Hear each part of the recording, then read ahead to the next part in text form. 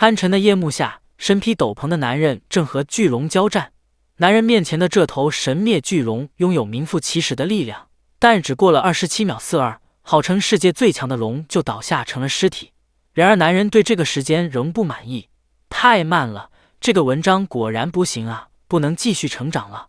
男人已将各种魔法和战术研究殆尽，到达了魔法战斗的极限。可在遥远的天空之上，被学者们称为宇宙的领域里，还有不少远超这家伙的魔物，连这种程度的魔物都要花27秒才能干掉，终究是无法和那些真正的怪物抗衡的。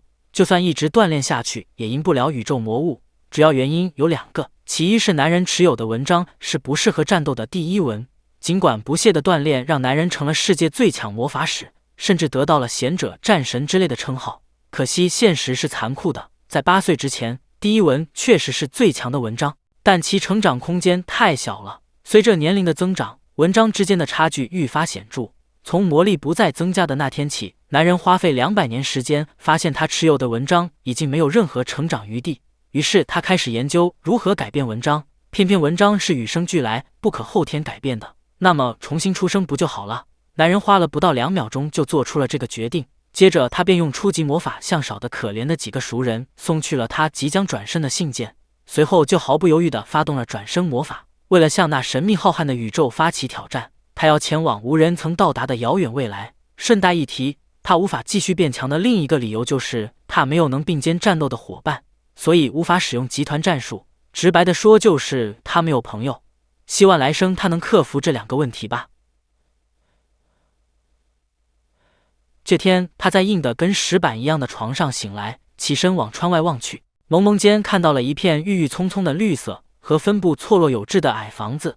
他虽然记忆有些缺陷，但意识很清晰，毫无疑问转生成功了。在察觉到这点之后，他看向左手手背，但上面不是前世熟悉的第1文，而是第4文，实在是太棒了，就像中奖了一样。他高兴地从床上跳下来。现在的他是马蒂亚斯·希尔德斯海曼。希尔德斯海曼准男结家的3男，今年6岁，正是适合学习和锻炼的年纪。但由于恢复记忆前一直悠哉的混日子，他对现实了解不多，所以当务之急是收集情报。于是马蒂来到了他父亲的书房，他蹲下身子，从最底下的架子上抽出一本厚重的书。这时身后传来了一阵脚步声，是亲切的长男雷克哥哥来找他搭话了。马蒂费力地抱着比自己上半身还大的书本，缓缓转身和哥哥打招呼：“我想读读书，魔法的书。”马蒂用平常的口吻回答了哥哥，尽管语气一如往常，但行为仍显反常。背对画面的雷克脸上随即浮现出微妙的表情，不过很快又恢复了平时和蔼可亲的模样。他还奇异把书念演马蒂听。马蒂很感谢雷克哥哥的好意，但他觉得自己可以看得懂，所以拒绝了哥哥的帮助。然而接下来发生的一幕是他始料未及的。虽然在和其他人的对话时使用的语言和前世相同，但纸上的文字他是一个都看不懂。马蒂颇受打击，脸上是藏不住的尴尬。他前世讨伐魔物时都没受过这么重的伤，要知道他可是一边战斗一边旅行了几百年，在这个过程中不知不觉精通了27国语言。可这本书上的文字他完全没见过。于是马蒂把书递给雷克，拜托哥哥念给他听。哥哥欣然接受了弟弟的请求，让他坐在自己怀里听书。雷克望着对魔法兴致勃勃的弟弟，不禁摸着他的头感叹，在他看来，弟弟可不是学习魔法的那块料，还是学习剑术比较合适。马蒂心生疑惑，他看向哥哥手上的第2文，思绪飘回前世。文章可以根据功能分为4类。第1文，生产类特化型文章，除此之外的文章无法从事生产，在不经训练的前提下，战斗魔法可谓最强，但之后的成长率和成长极限却是最低的，因此被称为最弱文章。第2文，威力特化型文章，一开始性能平平，但只要经过锻炼，魔法的威力可以无限提升，最终将能放出高火力的魔法。第3文，连射特化型文章，最初只能释放威力薄弱的魔法，但通过锻炼后就能提升火力与连射性能，在扫荡战中可以发挥极大的作用。第4文，近战特化型文章，由于它的魔法射程非常短，远距离战斗基本上是不可能的，但在近距离的条件下，它兼具了第2文的火力与第3文的连射性能和魔法发送速度，是最适合单独进行魔法战斗的文章。然而最强的文章使用起来也最为困难，这是因为不仅要接近敌人，还得同时使用剑术与魔法，当然，这种难度对于马蒂来说不算什么，产生一次就能随机到想要的第4文，真是太好了。想到这，马蒂喜极而泣，这一哭可吓坏了身后的雷克哥哥。这个故事让你感动成那样吗？哥哥的话让马蒂收回思绪。其实这本书写的是虚构的奇幻冒险故事，对了解现实状况没有丝毫帮助。不过通过雷克哥哥所念的内容与书中文字做对比后，马蒂多少能理解一些书本上的文字了。不过雷克不能一直待在这里，念完这本书他就得回田里耕作了。走之前，雷克不安再摸摸弟弟的头。活了几百年的马蒂一时间还真难习惯小孩子的身份。雷克哥哥走后，马蒂暂时搁置了收集情报的工作，但锻炼不能落下，体力和魔力的提升重在日积月累的努力。到吃晚饭还有一段时间，既然要开始锻炼，那就不能留在家里。于是马蒂走出了家门，他在村子里四处观察，逢人就热情地打招呼。不过村民注视他的眼神却很奇怪，总是带着些他看不懂的怜悯和惊讶。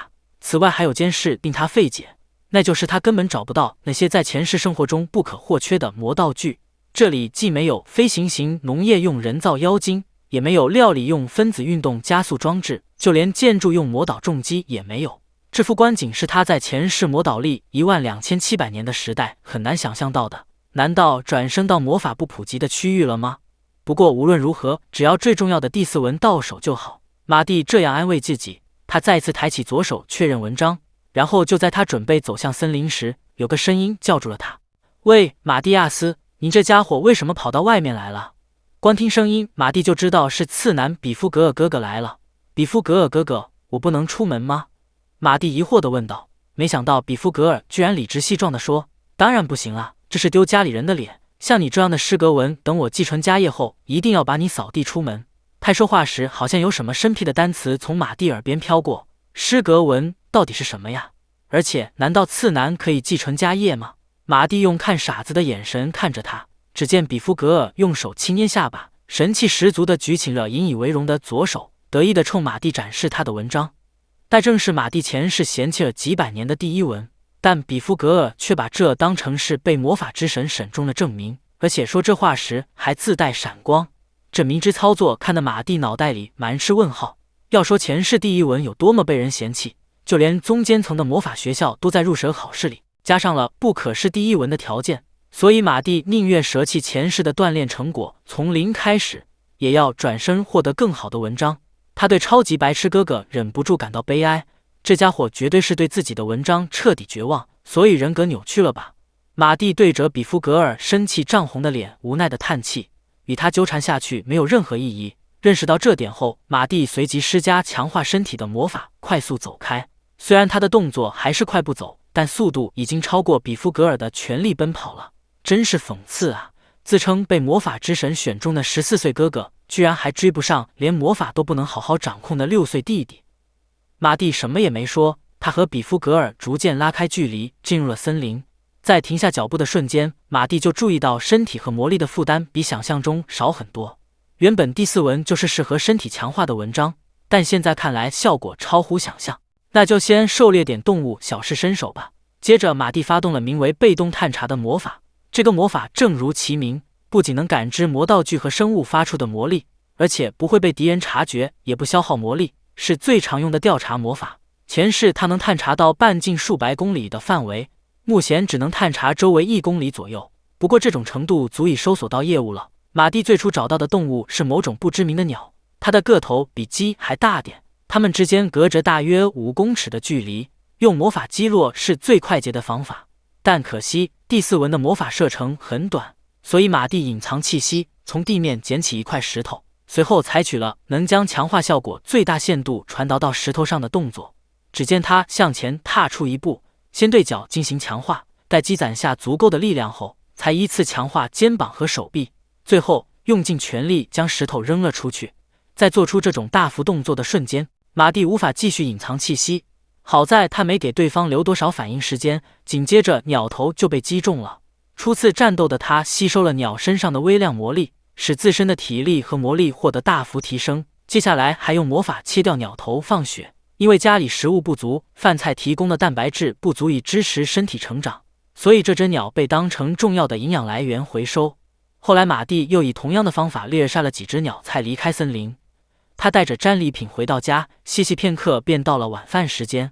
今晚餐桌上的肉类食物丰盛，每个人的盘子里都有只大烧鸟。要说今天是什么值得庆祝的特殊日子，雷克能想到的也就是马蒂的生日了。但这顿大餐似乎并不是为了庆祝这事儿才做的。马蒂在脑海里回忆，他们家上次吃到这么奢侈的大餐，还是在上次庆祝雷克成年的日子，而其他人的生日连庆祝都没有。比夫格尔一边狼吞虎咽，一边借题发挥。没错，伸出这家伙的生日根本不可能，那天应该是充满悲伤、诅咒命运的日子。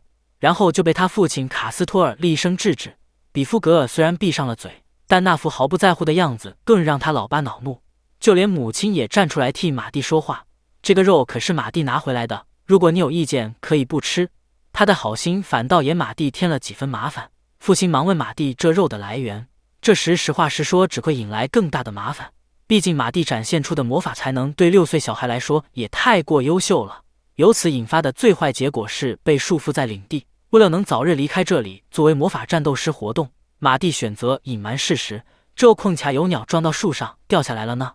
他试图卖萌以蒙混过关，然而谎言马上被母亲拆穿。那么利落的自己把头切断，然后流光了血才掉下来的吗？既然要装就装到底。马蒂给自己圆了谎，发水是我找来尖锐的石头自己弄的。幸亏母亲没在鸟身上找到被打落的痕迹，这种离谱的巧合才能被归类到异常行为。马蒂总算蒙混过关，松了口气。这件事刚告一段落，父亲就又想起了另一件大事。是什么大事呢？我们下个视频继续，关注我可以第一时间看到更新哦。在餐桌上，父亲突然想起今天马蒂就6岁了，是时候让他开始学习剑术了。在他看来，剑术对于要离开领地的马蒂而言是非常重要的。马蒂在听到离开领地4个字的瞬间两眼放光。父亲见他感兴趣，便继续解释，在这个村子只要过了11岁就会分到一块田地。按照这个规定，马蒂的2个哥哥都分得了田地，但马蒂是3男，等他年满11岁后，或许会因为土地不够而无法获得田地，所以如果他会剑术的话，就多了个外出闯荡的选择。作为3男居然还有这种好事，马蒂偷偷在心里欢呼。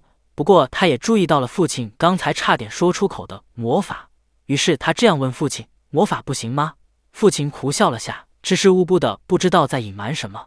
不管怎样，马蒂在今天的晚餐上收获不少，他真想快点长大，彻底发挥第4纹的力量。第二天早上，太阳刚升起，卡斯托尔和雷克就在进行挥剑练习了。马蒂跑向他们，他很期待今天的剑术练习。根据他的观察，父亲虽然没有使用尸体强化，但剑法很漂亮，速度也不慢，看起来就是个不错的剑术老师。他们简单聊了几句，训练就开始了。卡斯托尔递给马蒂一柄有些分量的木剑，并用同样的木剑指向他，放马过来吧，如果能用剑打到我，就算你赢。卡斯托尔的训练方式简单直接，一上来就是模拟战，这真的适合一个6岁小孩吗？卡斯托尔对困惑的马蒂继续叫喊，来呀，随便你用什么手段，只要击中我1次就可以了。马蒂在心里吐槽家里这过于先进的剑术教育，与此同时，他从父亲挥剑的动作上感受到了压力。卡斯托尔的实力绝对不容小觑，至少在技巧和身材上的优势很明显。但既然要交战，就放手一搏吧。马蒂暗下决心。父亲看到儿子干劲十足的样子，心里也燃起了战斗的激情。就这样，父子俩的首战开始啦。马蒂刻意没有使用身体强化，缓慢又笨拙地挥剑走向卡斯托尔。父亲看到儿子初次挥剑时这难堪的动作，仿佛看到了年轻时的自己，眼神里充满了鼓励。接着才准备做出格挡动作。马蒂见状，立刻强化腿部，并压低身体，斜踏向前。父亲挥出去用来格挡的一剑，扫过马蒂上方的空气，然后马蒂便顺势用剑刺向父亲的膝盖。这是他仔细考虑后的选择，毕竟刺击比斩击更难防御，也不会演变成互相比力气的局面，而且在对方放松警惕时刺激更有力。然而父亲防住了马蒂的这一招，他还不至于输得那么快。当然，这也在马蒂的预想之内，他没有就此停下，而是发动缩地绕到对方身后。卡斯托尔的视野里随即丢失了马蒂的身影。其实缩地不是瞬间移动魔法，他在对手的意识中制造死角，通过潜入那个死角，避开对手的认知，便瞬间在其视野里消失。如果是前世拥有的第1纹，使用这个魔法需要耗费现在魔力的10倍左右。然而近战特化型文章却不用这般消耗也能完美发动。想到这，马蒂不禁又感叹第四文的强大。他甚至觉得自己用不了100年就能超过前世的实力。当然，现在不是想这些的时候。只见马蒂抓住缩地制造的机会，漂亮的使用魔力机在剑上灌输力量，击飞了父亲用来格挡的剑，一口气抓住了胜利。雷克和卡斯托尔都愣在原地，他们虽然没看懂刚才的攻击，但大为震撼。马蒂不好意思地挠了挠头，他只是利用父亲放水露出的破绽打了他个措手不及而已。况且用木剑敲的那一下力度很轻，就算是真刀真枪的实战，也只能造成轻伤。所以在父亲问起刚才的招式时，马蒂诚实地告诉他，只是很普通的用了下身体强化和缩地，还有魔力机而已。马蒂在父亲和哥哥面前重新定义了普通，这次可就不能蒙混过关了。他们异口同声地发出吐槽，那根本不叫普通哦。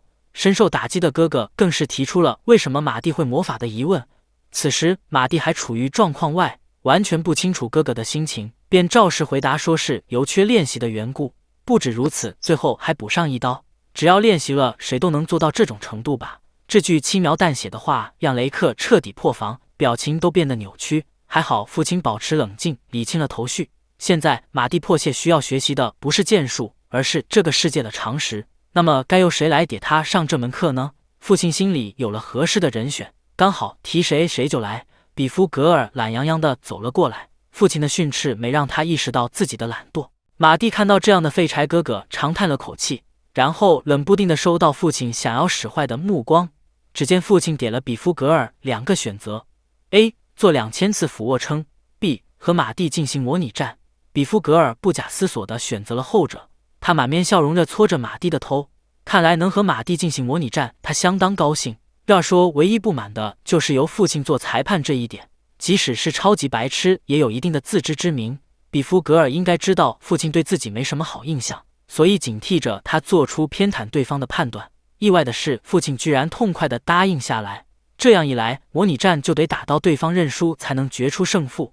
在马蒂琢磨父亲的意图时，比夫格尔已经假定了自己的胜利，甚至向父亲提出加赛到无产的要求。父亲不仅随口应下，还说互相都别手下留情。真是一个赶齐，一个赶硬。他们俩的表情逐渐变得邪恶狰狞，这到底是什么意思呢？马蒂浑然不知。对战双方遵从信号，各一就各位。比夫格尔单手持剑，摆出一副要放水的姿势，而马蒂则打算听父亲的话，全力以赴。随着父亲的一声令下，模拟战开始了。比夫格尔持剑朝马蒂疾跑而来，马蒂轻松接下了这一招。根据他的分析，对方的力量和剑法都比不上父亲，靠正面进攻应该能打倒他。不如先打乱他的平衡吧。于是他将比夫格尔的剑导向左方，结果比夫格尔马上失去了平衡。要是真这么容易得手，那他也太差劲了吧？难道说这是陷阱？他放出明显的破绽使人轻敌，然后再用魔法或别的什么来反击。这种可能在马蒂脑海中一闪而过，但他反而故意上钩。只见马蒂一边小心比夫格尔的出招，一边向他挥出木剑。离命中还有 0.3 秒时，比夫格尔没有行动。剩下 0.2 秒时，他也没有任何发动魔法的迹象。最后只有 0.1 秒时，比夫格尔居然对着马蒂的剑把眼睛闭上了，仿佛恐惧着马蒂接下来的攻击。究竟是为什么呢？难道自己看错了？马蒂抱着怀疑，以全身力量挥剑劈下，结果是没有任何陷阱，木剑直接打在对方额头上。比夫格尔随即痛苦的大叫，这疼痛反应明显异常，不是训练过的人会做出的行为。比夫格尔到底有什么策略？马蒂突然想起了胜利的条件是让对方投降，比夫格尔没有认输，就代表他尚未败北。他极有可能是装痛来拖延时间，准备魔法攻击。做出这个判断的瞬间，马蒂就摆出了追击动作。究竟是马蒂先让比夫格尔投降，还是比夫格尔先完成魔法呢？胜负的关键就在此刻。然而就在这时，卡斯托尔叫住了马蒂。虽然马蒂及时收手，但比夫格尔还是不受控制地往后倒去。马蒂看向父亲后，又回头注视着一嘴白沫的比夫格尔。他的110个脑细胞都不理解比夫格尔到底准备做什么，为什么故意露出那样的破绽。后来父亲告诉马蒂，比夫格尔才不是故意的，他真的只是普通的失去了平衡。父亲为了打消马蒂的疑惑，继续解释，其实比夫格尔在同龄人里并不弱，真正异常的是马蒂。未满15岁的人里没有能赢过马蒂的家伙。马蒂听完这些话，感到难以置信。就算拥有丰富的知识，他也只是个没经过训练的6岁孩子呀！难道这个时代不仅魔法，连剑术也大幅衰退了吗？我们下个视频继续，关注我可以第一时间看到更新哦。文章是所有人与生俱来决定魔法性质的最重要因素。在某个世界里，有个把魔法战斗练到极致，甚至被人称为贤者的男人。然而，他了解到身为第一文的自己已经无法再往上成长。为了变得更加强大，他把自己的灵魂封入魔法中，转身到遥远的未来，成功转生为马蒂亚斯·希尔德斯·韩曼的盖亚斯，得到了梦寐以求适合近身战斗的第4文。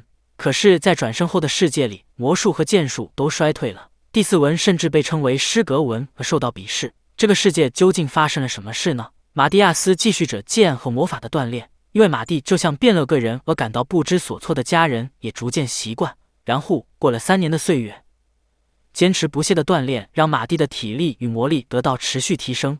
某天早上，他在书房看书时，受伤的李明带回了森林里出现魔物的消息。偏偏父亲今天不知道被谁叫走了，并不在家，该怎么办呢？这下可麻烦了。就在雷克为死犯难时，比夫格尔从后面拍了拍他的肩膀，就交给我这代理领主比夫格尔吧。胆敢踏入我的领地搞破坏的魔物，就用这双手来讨伐他。比夫格尔作为代理领主，自信地拦下了这个任务。马蒂笑了笑，本想趁机溜走，结果还是被比夫格尔发现了。他生怕功劳被抢走，便命令马蒂不许外出。紧接着，他就召集李明，气势十足地前往森林。如果是比夫格尔独自讨伐，马蒂不会对此事上心，但现在雷克和李明也要跟过去，以防万一。马蒂发动了名为被动探查的魔法，随后在平时探测不到的距离发现了魔物反应。之所以能发现它，可不能归功于每日努力锻炼的成果，其实是因为对方的尺寸特别大。当然，和马蒂前世看到的强大魔物相比，它还是小得多，只是它与最下级的魔物比起来要强很多。即使在最乐观的情况下，比夫格尔也撑不到10秒。感到大事不妙的马蒂抄上家伙，从窗户一跃而下。既然比夫格尔只是禁止他出门，那么翻窗也不算违反命令吧。没过多久，马蒂就找到了正往森林深处进发的讨伐部队。他跟在20米左右的后方，设法隐藏了自己的踪迹。却见比夫格尔带着部队抵达了李明目的到了魔物的现场。然而这时魔物早已不见踪影，几桌立功却扑空的比夫格尔生气地踹了报告消息的李明一脚。马蒂也是无语了，怎么有人连锁敌的概念都没有呢？他在心中默默吐槽比夫格尔这随意的行动计划。2个小时后，由于一直找不到魔物，有位李明提出了分头寻找的建议。可惜这个不错的主意遭到了比夫格尔的反对。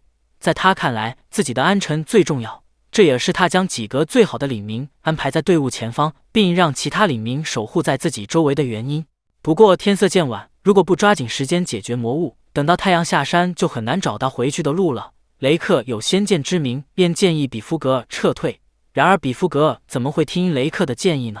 毕竟他觉得自己可是代理领主，谁能对他说3道4呀？于是他朝雷克大发脾气，还下了死命令：今天不击退魔物，不准回去。可怜的雷克被比夫格尔安排走在队伍的最后面，看来比夫格尔不仅要防止他抢功，还打算出师的话让他给自己擦屁股。马蒂暗中为雷克哥哥打抱不平，也不知道是什么偶然，比夫格尔现在走的方向正好就是魔物所在的方向。风吹过树叶，传来沙沙声，接踵而来的是一阵剧烈的地动山摇和嗷嗷的叫声，好像有什么庞然大物正在靠近。比夫格尔不顾他人的死活，唯有雷克嘱咐大家小心。几分钟后，一头萌放后的熊出现在众人面前，清冷的月光映照出他龇牙咧嘴的模样，眼泪的香味又使他迫不及待发起了进攻。原本和魔熊最先交战的应该是守护在比夫格尔周围的李明，但比夫格尔立功心切，一见到魔物出现就边走到前面边喊：不用你们出手，这家伙是我的猎物。他的大声喊叫自然吸引了魔熊的注意力，他转过身直冲比夫格尔而来。此时马蒂正踩在旁边的树枝上注视着讨伐队的一举一动。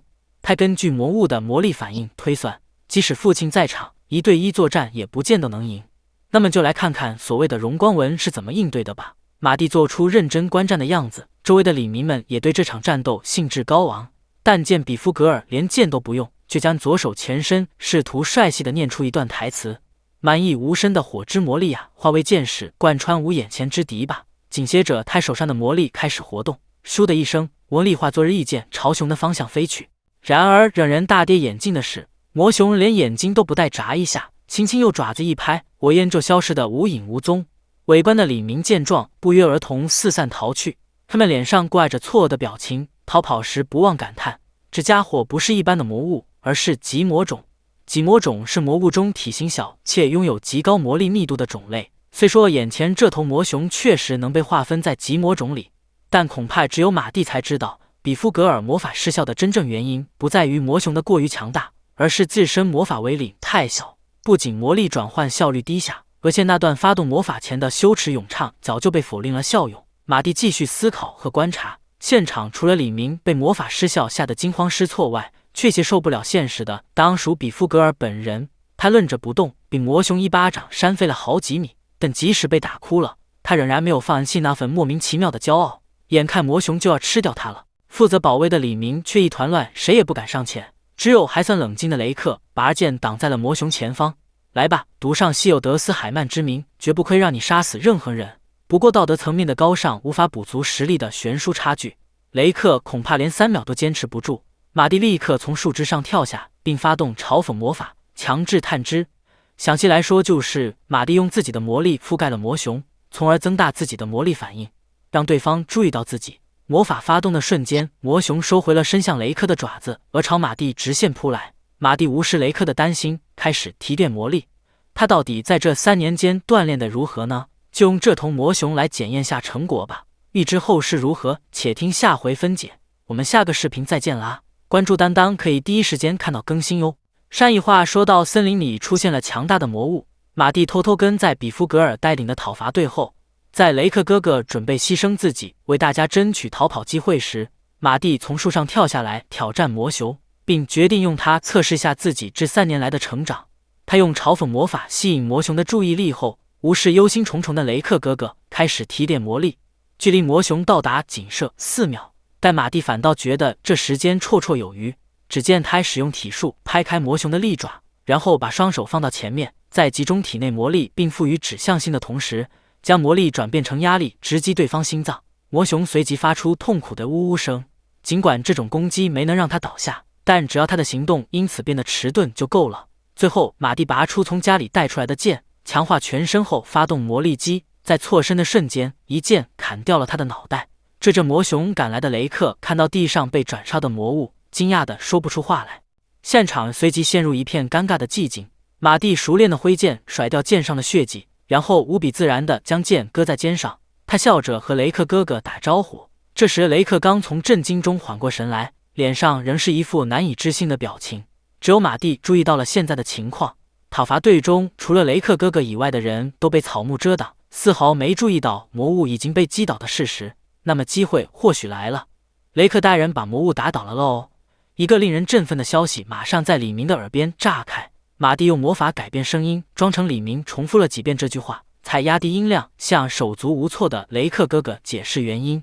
现下的状况是，马蒂如果被人知道偷偷出门会很麻烦，而且他也不需要打倒魔物的奖赏，反倒是雷克哥哥更需要这个功劳。毕竟比夫格尔这个超级白痴借此失逆成为下任领主的事情，真是稍微想想都让人觉得害怕。马蒂向哥哥解释的这会功夫，听到消息的李明纷纷朝这里赶来。马蒂麻溜地拉开距离，躲进草丛。撤之后，雷克按照马蒂的安排接下了打倒魔物的功劳。虽说表情不太自然，但好在没人看穿。至于比夫格尔则运气不错，在厚实防技的保护下，他只受了点轻伤。从森林里回来后，又过了几天，雷克突然找到马蒂，他提出一个小袋子，似乎是战利品。马蒂对此兴味索然，真是的，打倒魔物的是哥哥，所以全部由你收下就好了。不过雷克没有就这样离开，他从袋子里掏出一块石头拿在手上。雷克希望马蒂至少能收下这个。马蒂一眼认出这是魔石，它能用于魔道具上，磨碎后可成为魔法药的材料，还能换取金钱。虽然除地一文以外的人无法很好的将其加工，但先收下你没损失，等日后遇到不错的工匠再委托加工就好。话说回来，现在有个问题比魔石的使用更让马蒂在意，那就是为什么代理领主会是比夫格尔而不是长男雷克哥哥。雷克似乎早就料到马蒂会有此疑问，便马上抽出一卷有些年代感的纸张递给他。这是爱伊斯王国贵族下任当家选定基准。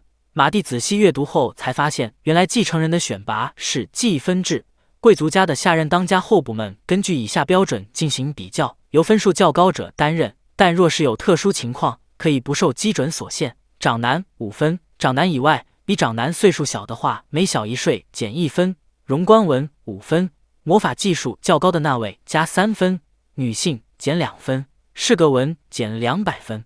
计分制听起来合理，但真按这个表格计分的话，某人一旦持有适格文，不和其他兄弟有200岁以上的差距，就当不了领主。暂且不提这条残酷的规则，先用这个基准来计算比富格尔和雷克的分数。雷克是长男加5分，而比富格尔是相差1岁的次拿，但由于是荣冠文，所以一共加4分。由此可见，逆转继承顺位的关键在于魔法技术的高低。提到这，雷克尴尬地笑了笑。魔法技术是比富格尔比较好，他早对自己的文章不抱希望。不过马蒂斩钉截铁地告诉他，只要进行扎实的训练，他马上就能超过比富格尔。而且他还教雷克如何更有效率地施展魔法，当然前提是雷克自身有意愿争夺继承权。听了弟弟的话，雷克陷入沉思。趁雷克沉默不语的这段时间，马蒂找到了赢过比富格尔的办法，只要进行无咏唱魔法，应该马上就能行。随后雷克在内心挣扎了一发，缓缓收紧了身侧的拳头，眼神也逐渐变得坚定。为了赢过比富格尔，守护这个领地，他向自己的弟弟90度鞠躬。马蒂，拜托了，请教我魔法吧。马蒂欣然接受。如果是雷克成为下任领主的话，领地说不定能变得富饶。1周后，雷克和比富格尔之间进行了一场模拟战。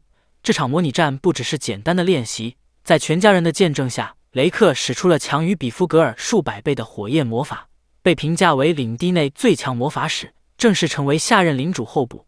模拟战结束后，马蒂回忆起教雷克魔法时的情形。吟唱魔法后，他明明没控制魔力，但魔力却可以自行集中于手部，那感觉就好像有人从外部强制干涉了吟唱者体内的魔力一样。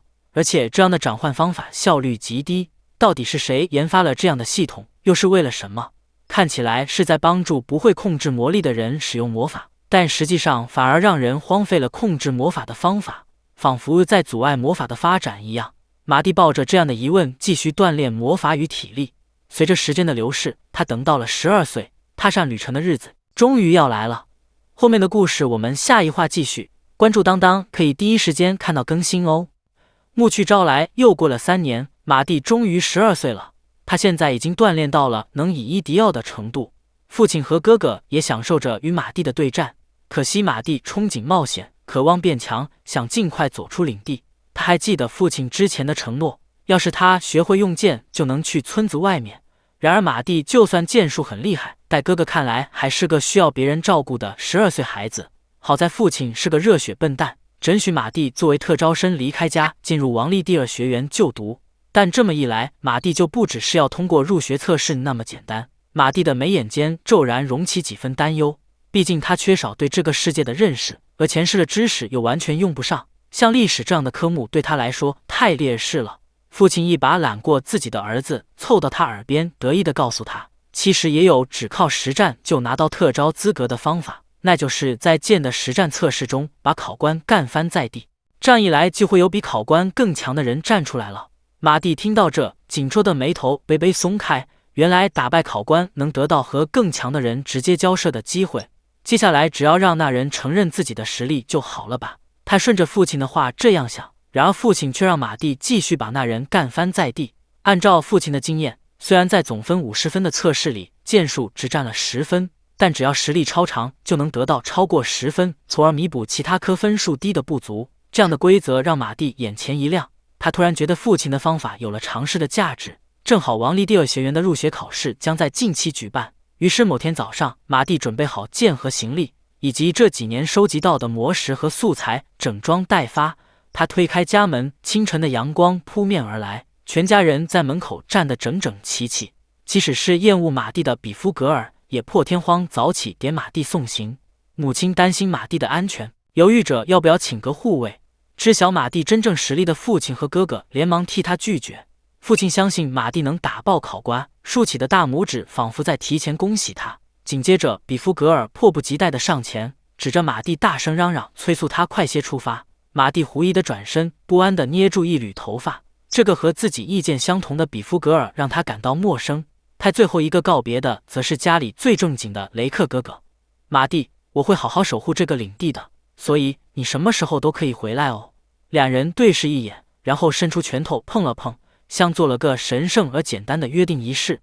就这样，马蒂带着对村外世界的憧憬，踏上了前往王都的旅途。他坐在行驶缓慢又颠簸的马车上，回顾过去那几百年的岁月。前世他为了追求最强而孤身一人浪迹天涯，转身后他仍然渴望力量，为了变得更强，他想方设法离开了领地。但他也十分珍惜这段有家人陪伴的日子。过了不知道多久，马车从平原驶进森林。马蒂敏锐地察觉到了某种魔物反应，他立刻告知驾车的大叔，前方3公里左右有魔物。然而大叔不以为然地笑了笑，一个12岁的小孩怎么能分辨出如此远距离的魔物呢？当然，马蒂不是普通小孩，他不仅探查出远方的魔力反应，而且还大致掌握了对方的模样。那是一只4米左右的魔物。马蒂的话又引来大叔的笑声。马车继续行驶，马蒂也放弃了劝说，所以结果自然是他们遇到了那个魔物，一头天灾级别的虎人，其实就是一头能用2只脚行走的老虎。马蒂用手丈量它的大小，才发现它的尺寸比预测的要大不少，看来锁敌能力还有待加强。马蒂淡定地观察着魔物的情况，但大叔却如临大敌，他浑身哆嗦，面色发白，蛮不讲理地质问马蒂为什么不早说。更糟糕的是，大叔和马蒂争执完，才打算趁虎人忙着吃入肉的这段时间驾车逃跑。可别小看了虎人的锁敌能力，其实他一早就注意到了马蒂和大叔，只不过他认定人不比鹿美味，又对自己毫无威胁，所以才准备稍后处理他们而已。不过虎人一旦发现猎物要逃跑，势必优先处理掉他们，所以大叔驾驶马车刚走出几米，那只鹿的2半身体就混着血水从天而降，堵住了去路。马受了惊，使劲往后仰，大叔也被吓出了泪水，但马蒂的嘴角却绽放出笑容。他从车厢上一跃而下，稳稳落地。到底谁是谁的猎物，现在还不好说呢。马蒂一边跑向虎人，一边听大叔在身后叫喊，但大叔的声音很快就被虎人兴奋的吼声淹没。随着距离的缩短，他们各自进入了对方的攻击范围。虎人对疾驶而来的马蒂挥下了他锋利的爪子，但这个简单的招式被马蒂一眼看穿，他漂亮地躲开了这一击，随后斜眼往刚才所站之处望去。待烟雾散尽之后，那里赫然出现了一个大坑。虎人可怕的攻击力于此可见一斑，然而只要他打不中就没什么大不了的，毕竟虎人的动作很容易看穿。于是马蒂游刃有余地躲开了虎人接下来的每一击。虎人越打不中越着急，身上的破绽也越来越多。但见马蒂挑衅般站到了虎人的右爪上，拔出利剑后发动身体强化和魔力击，沿着他粗壮的手臂向上跑去。在靠近头部时，马蒂又将魔力转变成魔法附在剑上，发动了第3种魔法斩铁。这是一种提升剑的锋利度和硬度的魔法，单独使用的效果不如魔力击，但和其他剑术强化魔法配合使用，就能发挥出极大的威力。只见被马蒂强化过的利剑径直插入虎人的印堂，虎人随即难受地发出低吼。可这还没结束，马蒂把剑往上一带，顺势划开了他的额头，鲜血顿时喷涌而出。马蒂再稍微用力一蹬，虎人便往后倒去，而他则平稳着地。他挥去剑上残留的血迹，转过身子收剑入鞘。而后虎人倒下产生的风吹起了他的斗篷。一切发生的这样突然，大叔不敢相信自己的眼睛。难道少爷您是剑术之神罗伊塔大人的转世？马蒂从大叔嘴里听到了一个熟悉的名字，这个世界的剑术之神居然和他前世认识的剑术白狮同名，难道这是偶然吗？马蒂暂且记下了这个疑问，接下来该怎么处理这个大块头的尸体呢？搬走会很麻烦，但放任不管也不行，那么拿走魔石后就直接烧掉吧。马蒂在掌心生出一团火焰，正准备放火，就被大叔制止了。他见价值高昂的素材要被烧掉，情绪激动，直到马蒂妥协才平静下来。话说回来，他的小马车可没办法装下这个庞然大物，最后还是马蒂使用收纳魔法把整头老虎全放了进去。大叔再次惊呆，前世马蒂习以为常的魔法在这里又成了不得了的东西。马车继续往前行驶，大叔在接受了马蒂的不同寻常后，开始为今天入手的高级素材而眉飞眼笑，甚至希望能再遇到一只天灾级别的魔物。马蒂坐在马车车顶上，暗自感叹大叔的现实，而后抬头望着远方的天空，像是想起了什么，紧接着便拜托大叔回城入过领地时，把这只虎人报酬的一半送到家里，以此感谢他们的照顾。大约1周后，他们安全抵达了王都。第二天便是入学考试，马蒂找了家旅店住下，放下行李后，他准备去买测试时用的剑。他现在使用的剑还是半练习用剑，并不适合实战。旅店老板或许是出于好心，热情地向马蒂提供了情报。王城下的城镇是这个国家最为繁荣的地方，特别是广场附近聚集了很多铁匠铺，所以又称断野之镇。但这里售卖的都是价格高、品质低的装备，黑心店家瞄准观光客谋取暴利，所以老板向马蒂推荐的是一家当地人才知道的好店。后来马蒂在一条不起眼的小巷里找到了这家装潢老旧的小店，店外的招牌很不起眼，店里的客人也不多，但这里武器的品质确实不错。马蒂忍不住拿起一把挂在墙上的剑细看，这是现在的他不靠工具就做不出来的品质，其他剑的整体品质也十分稳定，不会时好时坏。马蒂自以为到了一家不错的铁匠铺，直到他看见店里展出的一把魔剑，这附魔水平也太差了吧！马蒂在心里默默吐槽。不过他本就打算用质量一般的剑去考试，虽说现在的文章不适合加工，但也只能先靠自己附魔了。马蒂很快在心里盘算好，就在他认真选剑时，店门口传来麻烦的吵闹声。2个女孩正在恳求店主帮忙，但店主面露难色拒绝了他们，因为这2个女孩想要的是魔剑，店主实在没办法独自制造出来。然而明天就要入学考试了，如果没有剑的话，短发少女欲言又止。她和马蒂突然对上了视线，她大不留心地走过来，叫住了马蒂。这2位少女究竟是谁？又要找马蒂做什么呢？我们下个视频再聊吧。关注当当可以第一时间看到更新哦。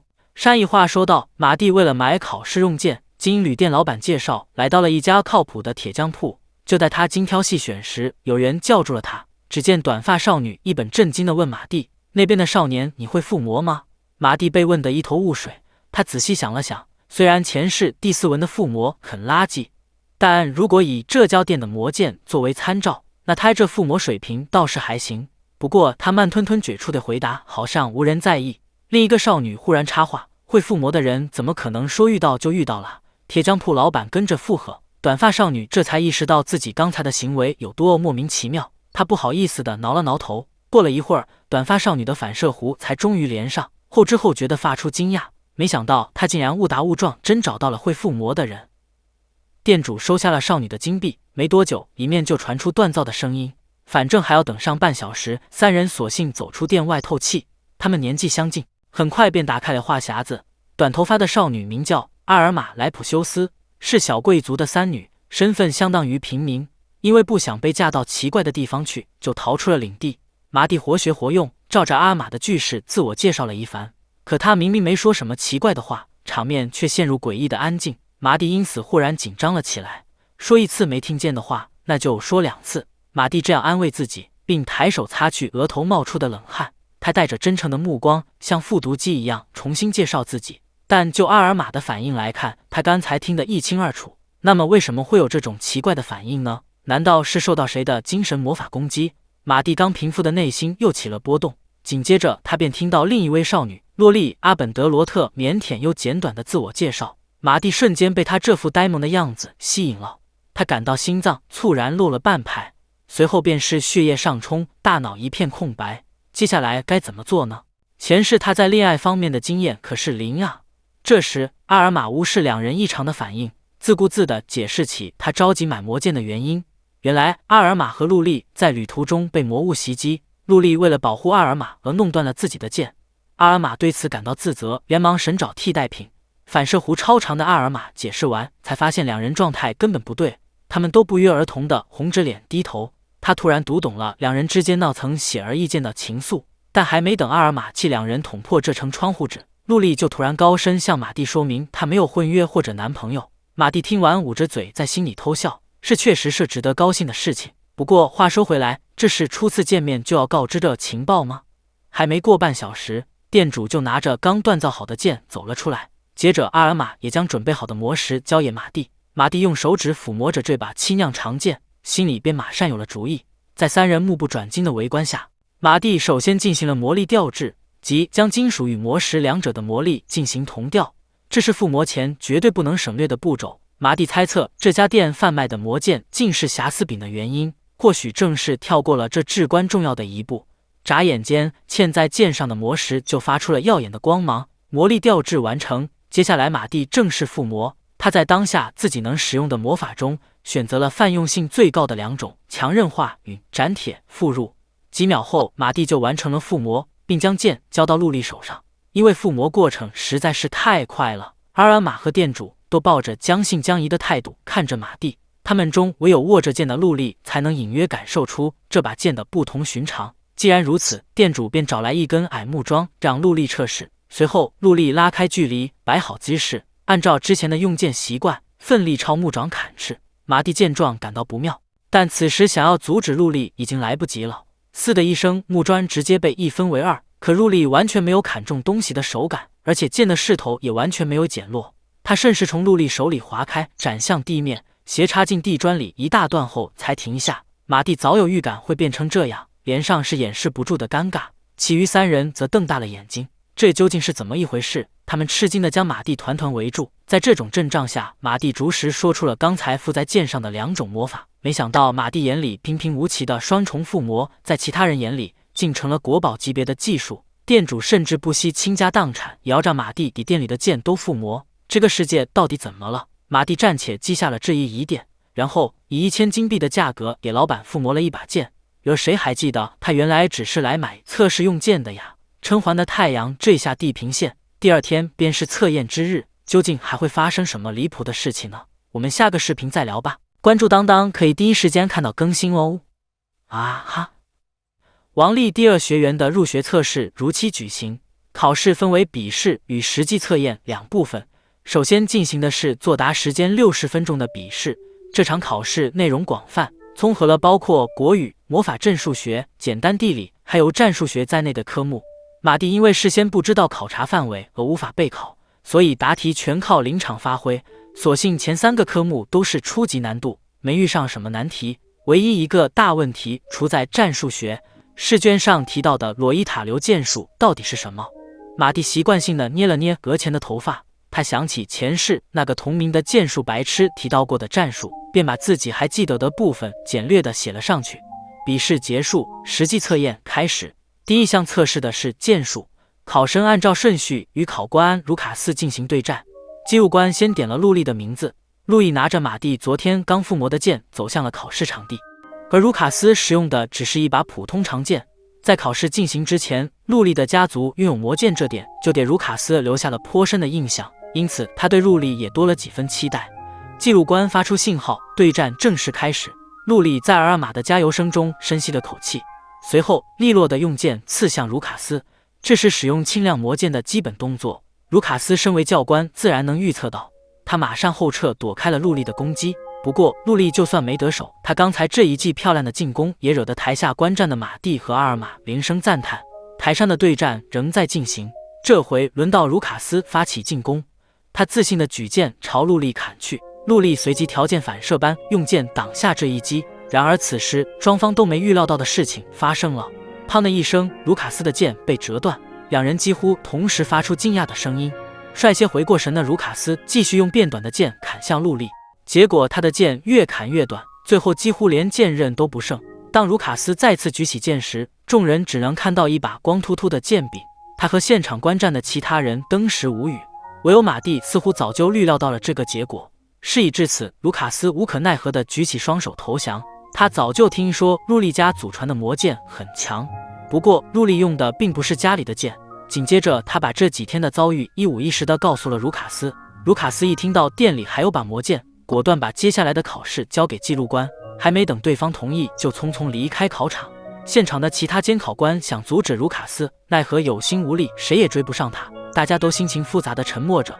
问题随即产生，记录官是位魔法使，无法代替卢卡斯进行剑术测试，因此更糟糕的事情发生了，一位体格强健的中年大叔从天而降，他自告奋勇接下了主考官的重任。安静的考生们突然交头接耳，小声议论起了什么。根据记录官的称呼，这位大叔名叫盖尔，似乎是位权力不小的大耳人物。然而马蒂初来乍到，谁也不认识，眼里充满了疑惑。只见盖尔翻开考生名单，中气十足地念到了马蒂的姓氏。巧的是，他居然认识马蒂的父亲。大叔摸了摸胡子，过去和卡斯托尔交战的画面浮现在眼前。他猜测马蒂也打算靠实战通过测验。在得到马蒂的肯定后，他脸上的笑容愈发灿烂。话音刚落，盖尔就朝马蒂急速冲来。马蒂发动身体强化和魔力机应战，两人招式之猛，速度之快，以至于旁人用肉眼根本看不清。在交战中，双方都发现对方的实力远在自己预料之外，特别是盖尔把马蒂当成了比他父亲还要跨战的怪物。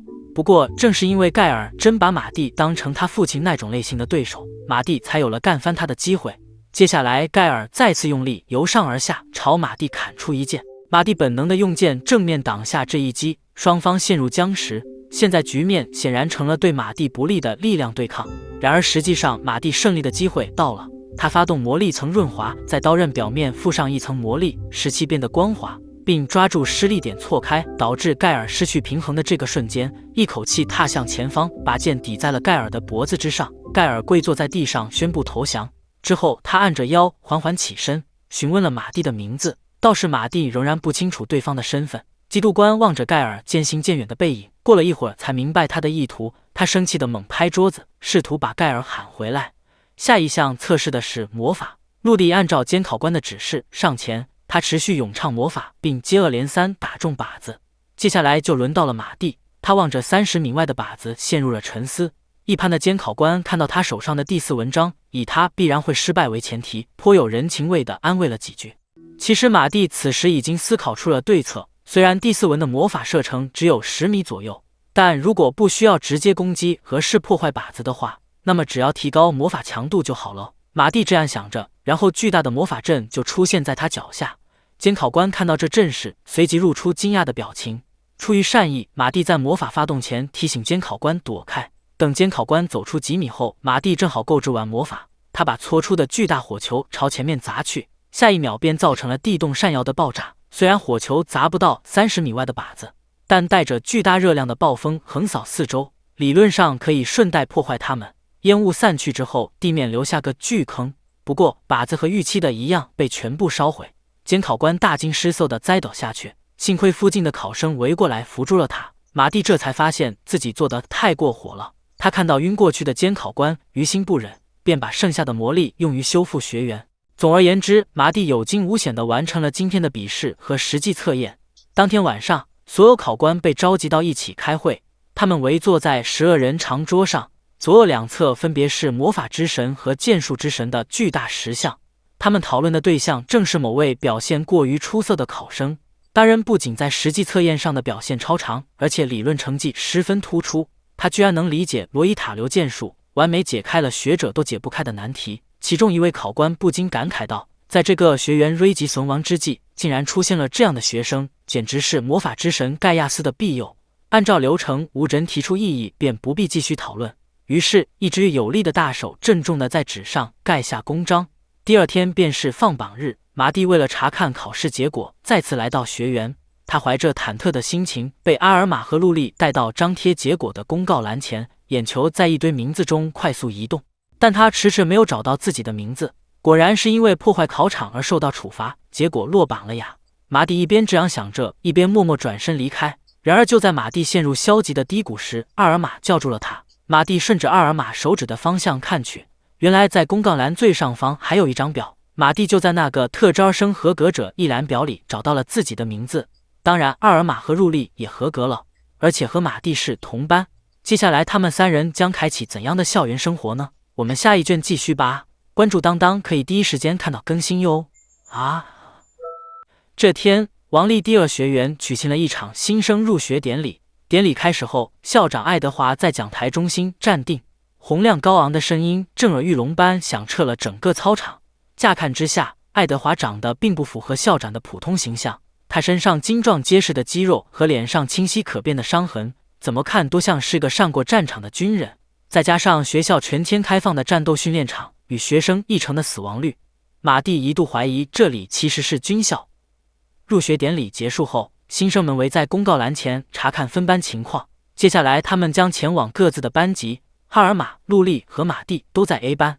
三个人站在一起说话时，哈尔玛总是把陆莉往马蒂身边推，摆明了要撮合他们。马蒂在脸红之余，听见了身后的议论声。人群因为奇怪的入学分数而出现了骚动。马蒂心中不由生出几分好奇。他根据阿尔玛的提示，再次朝公告栏看去，才发现小丑竟是他自己。他就是其他人口中那个得了奇怪分数的新生。马蒂亚斯·希尔德斯海曼，总分50分得257分，剑术10分得120分，魔法10分得75分，理论30分得62分，所有科目全都突破了满分界限。这难道是写错了？马蒂自己都不敢相信这个成绩。然而这时，陆莉迎着马蒂困惑的目光，肯定了他的剑术成绩。阿尔玛也连连点头。毕竟马蒂干翻的盖尔先生可是这个国家骑士团的团长。马蒂听到这解释，眼神里随即多了几分难以置信。比起他父亲，盖尔确实要强了不少。但如果骑士团长只有这种水平的话，那岂不是一头龙就能灭国了吗？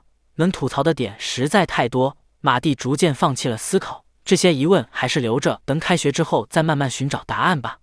随后，马蒂、陆莉还有阿尔玛一起来到 A 班教室。他们自然而然地坐在同一排。多亏了阿尔玛，马蒂第一次和女生挨得那么近，他们之间的气氛逐渐变得微妙。但在事情变得无法收拾前，教室门就突然被打开了。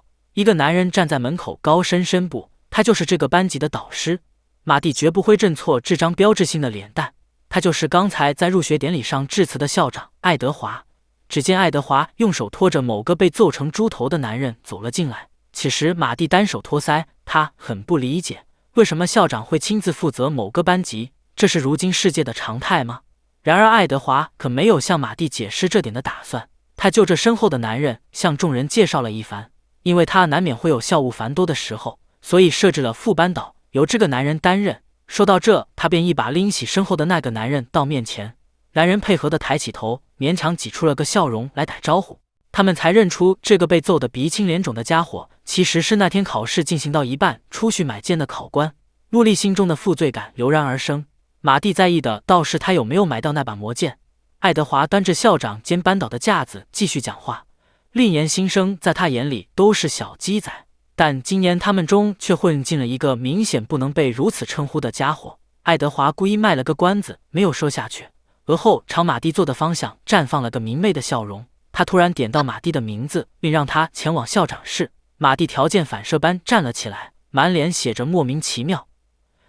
班会结束后，马蒂被带到了校长室。他踏进房间时，映入眼帘的就是眼前这幅场景。校长郑重其事地坐在主位上，身穿制服的大人们整齐地列队站在两边，有几个还是马蒂熟悉的面孔。他边听校长说话，边猜测这些人的身份，他们应该都是这个学园的教师。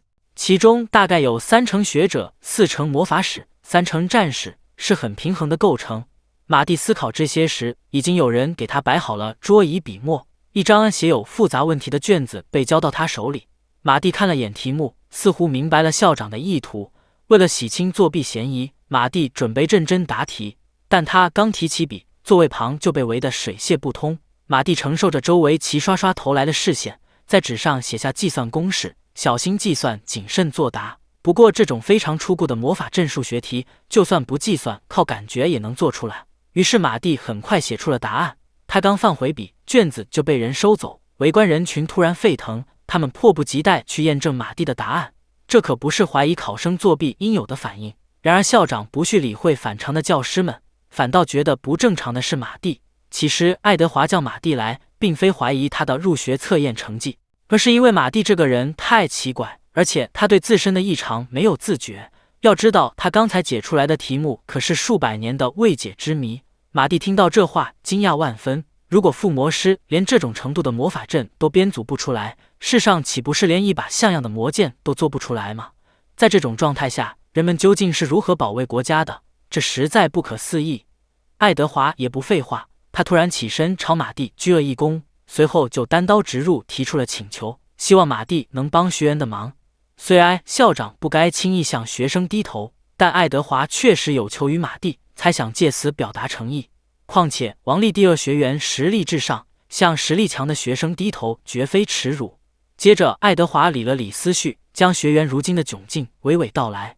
事情是这样的，这个国家有2个王立学园，贵族们看不惯第二学园的教育方针，准备强行让第二学园向第一学园看齐，采用和他们一致的教学方法。这是因为在贵族们眼中，第一学园的成绩优秀不少，但实际上他们对研究成果的评价标准出现了大问题。爱德华等卢卡斯搬来一堆书卷，随即示意马蒂翻阅，这是2校在各项研究上的成果。马蒂稍微扫了几眼，就发现了爱德华想让他看到的事实：第一学园全是咏唱魔法的研究，而第二学园进行的才是无咏唱魔法的研究。现今的学会将魔法研究与咏唱魔法画上了等号，丝毫不承认无咏唱魔法的研究。所以在贵族们看来，第二学园的研究成果为0。一想到潜心研究的成果不被承认，爱德华苦涩的表情便带上了几分不甘，而马蒂则愈发肯定，这个世界魔法的衰退绝对是人为的，故意传播错误的魔法知识，歪曲文章特性，打压第4文，这些无不在妨碍魔法的发展。这时校长洪亮的声音拉回了马蒂渐远的思绪。为了第二学园的未来，爱德华必须拿出成绩。马蒂在魔法实际测验中使用的魔法，正是第二学园所追求的无咏唱魔法，因此他无疑是第二学园的最佳代表。爱德华想起马蒂帮的忙，便是出战学园对抗赛，让贵族们见识下无咏唱魔法的真正力量。马蒂本就觉得这个比赛有趣，又想到还有机会逼上阻碍魔法发展的罪魁祸首，便对爱德华的请求提起了12分兴致。不过相应的，他也有条件。那么马蒂的条件是什么？他将怎么参加学园对抗赛呢？我们下个视频再说吧。关注当当可以第一时间看到更新哟。第2天，新手们迎来了第1节魔法课，原定的教学内容被更改为无咏唱魔法。马蒂被叫上台，当场示范无咏唱魔法。导师的话音刚落，现场就出现了一阵骚动，对施格文的质疑声此起彼伏。马蒂将这些声音抛诸脑后，他走上前，缓缓拔剑。前一天校长室里的情形重现于脑海，就算爱德华不为了学园的存亡而向他提出请求，马蒂也会努力挽回局面。毕竟他还没得到挑战宇宙魔物的机会，人类可不能就先灭亡了。答应帮忙后，马蒂列出的其中一个条件便是进行无咏唱魔法的授课。校长虽然同意了，但学园里能用好无咏唱魔法的人少之又少，因此才有了今天马蒂的示范表演。回顾结束，盛场的教师们也已准备就绪，他们3人围在马蒂面前，口中念念有词。原本插在地上的靶子随即升至空中，只见马蒂首先利用身体强化提升腿部力量向上跳去，然后用魔法制作落脚点再次跳跃。他不需咏唱，这使出帅气的魔法引起了众人的惊叹。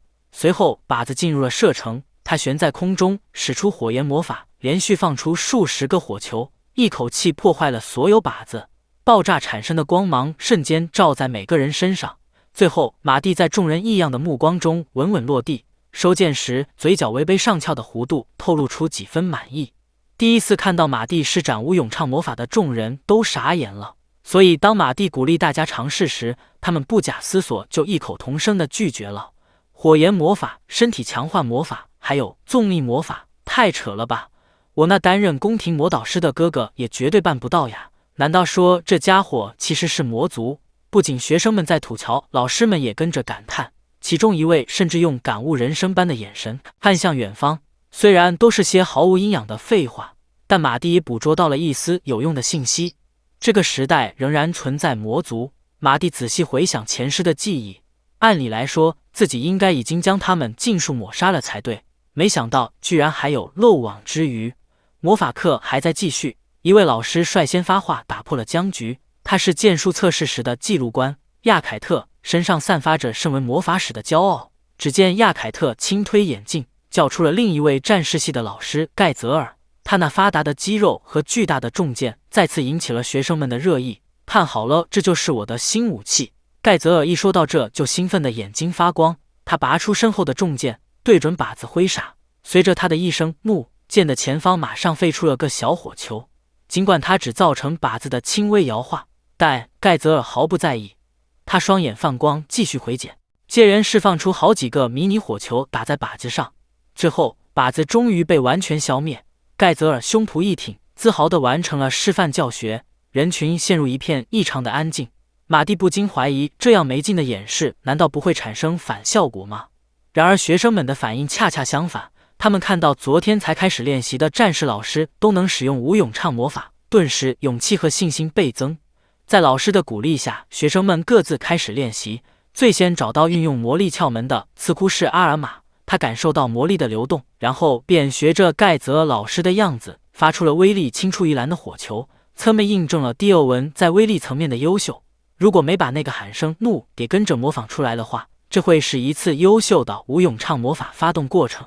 相比之下，陆力的进度则坎坷不少。阿尔玛悄悄给了马蒂个提示，原来日复一日的练习形成了根深蒂固的习惯，因此陆力一时半会儿很难去掉咏唱使用魔法。同样的道理也适用于其他人，所以战士学的普遍比魔法使要快。没过多久，陆力就因过度练习导致魔力耗尽而瘫坐在地上。细心的马蒂注意到了陆力的异常，他准备转让魔力给陆力。陆力轻轻握住马蒂伸出的左手，一股热流瞬间从马蒂手上传遍陆力全身。陆力恢复精神，缓缓站了起来，两人抿着唇，嘴角勾起微妙的弧度。魔力的传递当然不是非要牵手不可，它只是需要一定程度的肢体接触罢了。马蒂刚开始还担心接触面积不够，直到陆力谈及魔力流入的感受，他才放心。马蒂见他是第一次，就详细解释了一番。其实这是魔力调制的应用。魔力调制虽然是第一文最为得意的魔法之一，但它不需要很远的射程，所以马蒂现在就算是第4文也能使用。然而任谁也不可能完全迎合对方的魔力属性，因此转换时会造成浪费。魔力补充完毕，感受过魔力流动的陆力恍然大悟，他按照刚才的感觉使出了无咏唱魔法，搓出了一个比任何人都大的火球。这里面虽说有第一文前期强的缘故，但主要还是归功于陆力坚实锻炼累积的资本。这时马蒂突然感受到了身后如狼似虎般的目光，在见识了魔力转让的效果后，大家都嚷嚷着也要牵手手。按照陆力的说法，魔力转让确实能体验魔力流动，于是马蒂不得不答应了众人的请求。最后不少人在马蒂的帮助下感受了魔力流动，可以使用无咏唱魔法的学生逐渐增加，火球打中靶子的声音到处都能听到。马蒂完成这项辛苦的差事后，遇上了阿尔玛和陆力，他好像突然想起了什么事，以商量的口气叫住了他们。事情其实是这样的，马蒂夏校长提出的条件还有一个，那就是得到攻略学园地下迷宫的许可。初次来到第2学园时，马蒂就察觉到了地下城特有的魔力反应，这里多半有一个以弱小魔物为主的小规模迷宫，对现在的马蒂来说是个珍贵的狩猎点，不仅能强化寄生，而且还能得到魔石与素材。马蒂的猜测得到了爱德华的证实，学园地下确实有个迷宫，叫艾斯拉特中迷宫，是2年级实战训练的场所之一。按照规定，攻略迷宫至少需要组成5人以上的小队，死亡率极高的单刷是不被允许的。考虑到马蒂的实力，爱德华给出了特许，将马蒂所在的小队人数要求降低到了3人以上。因此马蒂找上了志哥班里他为恶认识的人阿尔玛和入利。那么他们3人究竟能不能组成小队前往迷宫，又将在迷宫遇到什么？我们下个视频再继续说吧。关注当当可以第一时间看到更新哦。善意话，马蒂解决了攻略迷宫周最难的那部分，召集队友。所谓迷宫，其实就是洞窟等特殊的地形聚集魔素后形成的易于出现魔物的场所。在这里既能获得魔石与珍贵的素材，又能通过实战锻炼自身，可谓是一石二鸟。为了和第1学园进行对抗战，也为了实现向宇宙深渊挑战的目标，马蒂决心锻炼队伍。这天，副班导领着他们去了迷宫。现在面前的金属门就是艾斯拉特中迷宫的入口。卢卡斯用钥匙开启大门，里面仍旧黑森森的，看不到半点光亮。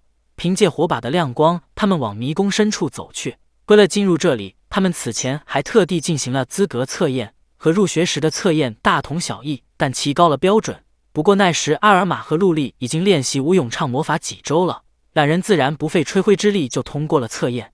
待轮到马蒂上场时，监考官连忙把他拦下，似乎认定了他一出手就会破坏校园。话说回来，阿尔玛和陆力尽管加入了马蒂的小队，但显然不理解马蒂找上他们的原因。在阿尔玛的认知里，持有荣光纹的人更强，更适合组队。陆力则更想学习附魔，而不是战斗。趁此机会，马蒂停下来，带着遗憾的口气向他们说明了真相。其实荣光纹不适合战斗，最为适合的还是附魔工作。听完这话，陆丽睁大了眼睛，激动地看着马蒂。这和马蒂预料之中的反应完全不同。陆丽很是兴奋，水汪汪的眼睛里闪烁着光芒，和刚才安静老实的状态判若两人。马蒂真没想到，他不惜转生都要舍弃的文章特性，居然被别人喜欢成这样。不过这对马蒂来说也是好事，反正为了确保得到想要的武器，本就是要找个荣光纹的附魔师传授技术。说到文章，阿尔玛是第二纹长魔纹，是比起剑更适合弓的文章。可惜在遇到马蒂之前，阿尔玛就放弃了原本擅长的弓箭，错误的理论引导他小瞧了弓箭的作用。马蒂压下心头的吐槽，耐心澄清误解。第二纹是威力特化型文章，因此在弓箭之类的载体上是以魔法射出，便能更进一步提升贯穿力与威力，刚好搭配近距离作战的第四纹。于是由马蒂担任前卫，阿尔玛负责远距离攻击，陆丽用第一纹辅助的小队就实现了良好的平衡。阿尔玛对马蒂的解释深信不疑，当事人现在就是十分后悔没带喜欢的弓箭过来。当然这难不倒马蒂，他语出惊人，竟然能现场用魔法把剑改造成弓。没过多久，一把弓和几支箭就被放到阿尔玛手里。抱着试试看的想法，阿尔玛拉弓射箭，正中前方一块岩石，扎实的弓底让马蒂露出满意的表情。然而背对马蒂的阿尔玛却一言不发。马蒂误以为自己弄巧成拙，后悔把弓箭弄成小型号。实际上阿尔玛只是愣住了才没说话，回神之后便忍不住感叹这把弓箭惊人的威力和可怕的精准度。马蒂再次认识到了这个时代制作水平的有限。接下来他们继续前进，这个学园丧命的学生有80%是因为这个迷宫。为了防止被魔物偷袭，卢卡斯提醒他们注意锁敌，不要放松警惕。可还没出现魔物，陆丽和阿尔玛就已经如临大敌。马蒂见到这架势，姑且用了下锁敌魔法，立刻在前方发现了魔物的反应。不过只有他一人探查到了这个反应。马蒂叹气，做出无奈的样子。看来在正式开始探索之前，有必要先教会他们被动探查。他索性自己过去，把寄居蟹形状的魔物扎了回来。虽然魔物的身体和爪子都被马蒂牢牢固定住，但它散发的气场和诡异的声音还是很可怕。卢卡斯适时提醒陆丽和阿尔玛，即使遇到再弱小的魔物，也不能掉以轻心。像马蒂这种徒手捕捉的行为是禁止模仿的。当然，卢卡斯的担心是多余的，他们就算想魔法也办不到。随后，马蒂把寄居蟹举到面前，示意阿尔玛把它当作练习对象。尽管阿尔玛有些担心，但马蒂仍将寄居蟹放到了远近合适的位置上。阿尔玛只好拈弓搭箭，咻的一声，放出的箭矢打在寄居蟹壳上。遗憾的是，这一箭虽射中，却被坚硬的外壳弹开而断在地上，只留下一处浅浅的伤痕。阿尔玛委屈地指着寄居蟹抱怨了几句，马蒂便让他注入魔力再尝试一次。阿尔玛不明所以，他照着马蒂的提示行动，先将魔力聚集在箭上，随后伴随一声有力的“嘿”，附上了魔力的箭矢朝目标快速飞去。这次箭矢干碎外壳，深深插入本体，寄居蟹一命呜呼。卢里高兴地跑过来抱住了阿尔玛。马蒂随即向他们解释说，刚才那个是附魔的一种，叫单纯魔力强化，是对箭矢使用的强化魔法中最基本的一种。陆丽那把富有强韧化与斩铁的剑，也可以轻松破坏寄居蟹的外壳，即使是荣光纹用附魔过的剑也能战斗。陆丽望着手里的剑，若有所思。接下来，马蒂突然构筑魔法，掏出数十支箭矢交给阿尔玛。阿尔玛吃惊地问他是怎么变出来的，马蒂如实回答是收纳魔法。随即引来阿尔玛毫不掩饰着震惊，在他眼里，空间系的收纳魔法可是传说里才存在的，现在不仅被马蒂随手用了出来，而且还因不便而遭嫌弃。为了说明魔力最大值会被减少的缺点，马蒂提到了那头来王都路上打倒的虎人，这又给阿尔玛一种不真实感。尤其是马蒂还语气坚定地告诉阿尔玛，他很快也能打倒天灾级的魔物了。阿尔玛将信将疑地跟在马蒂后面，他们继续往迷宫深处前进。没过多久，马蒂就探查到了一间怪物房，他眼上挂着一副中奖了的表情。反观卢丽和阿尔玛，他们光听到名字就已害怕的瑟瑟发抖。所谓怪物房，是指在迷宫中魔素浓度特别高，达到过饱和的地方，一旦有人踏入或者有物品魔法进入其中给予冲击，魔素便会一口气结晶化成魔石，并生出魔物。马蒂礼貌地向卢卡斯请示启动怪物房，卢卡斯深思熟虑后答应了马蒂的请求。毕竟只要有马蒂在，安全就有保障。在这种前提下，挑战怪物房还能积累不少经验。得到允许后，马蒂不等阿尔玛做好心理准备，就捡起一块石头朝里面扔了过去。石头哐当着地后，房间深处立即传来一阵骚动，黑暗中闪烁着好多双眼睛。就过了一会儿，地面上便出现了好几百只寄居蟹魔物，它们气势汹汹地朝小队所在涌来，数量之多，就连副班导也捏了把汗。阿尔玛在过度受惊之后，硬着头皮拉开了弓，很快射杀了其中一只，但一只只解决的话根本来不及，其余魔物已经涌到了他们面前。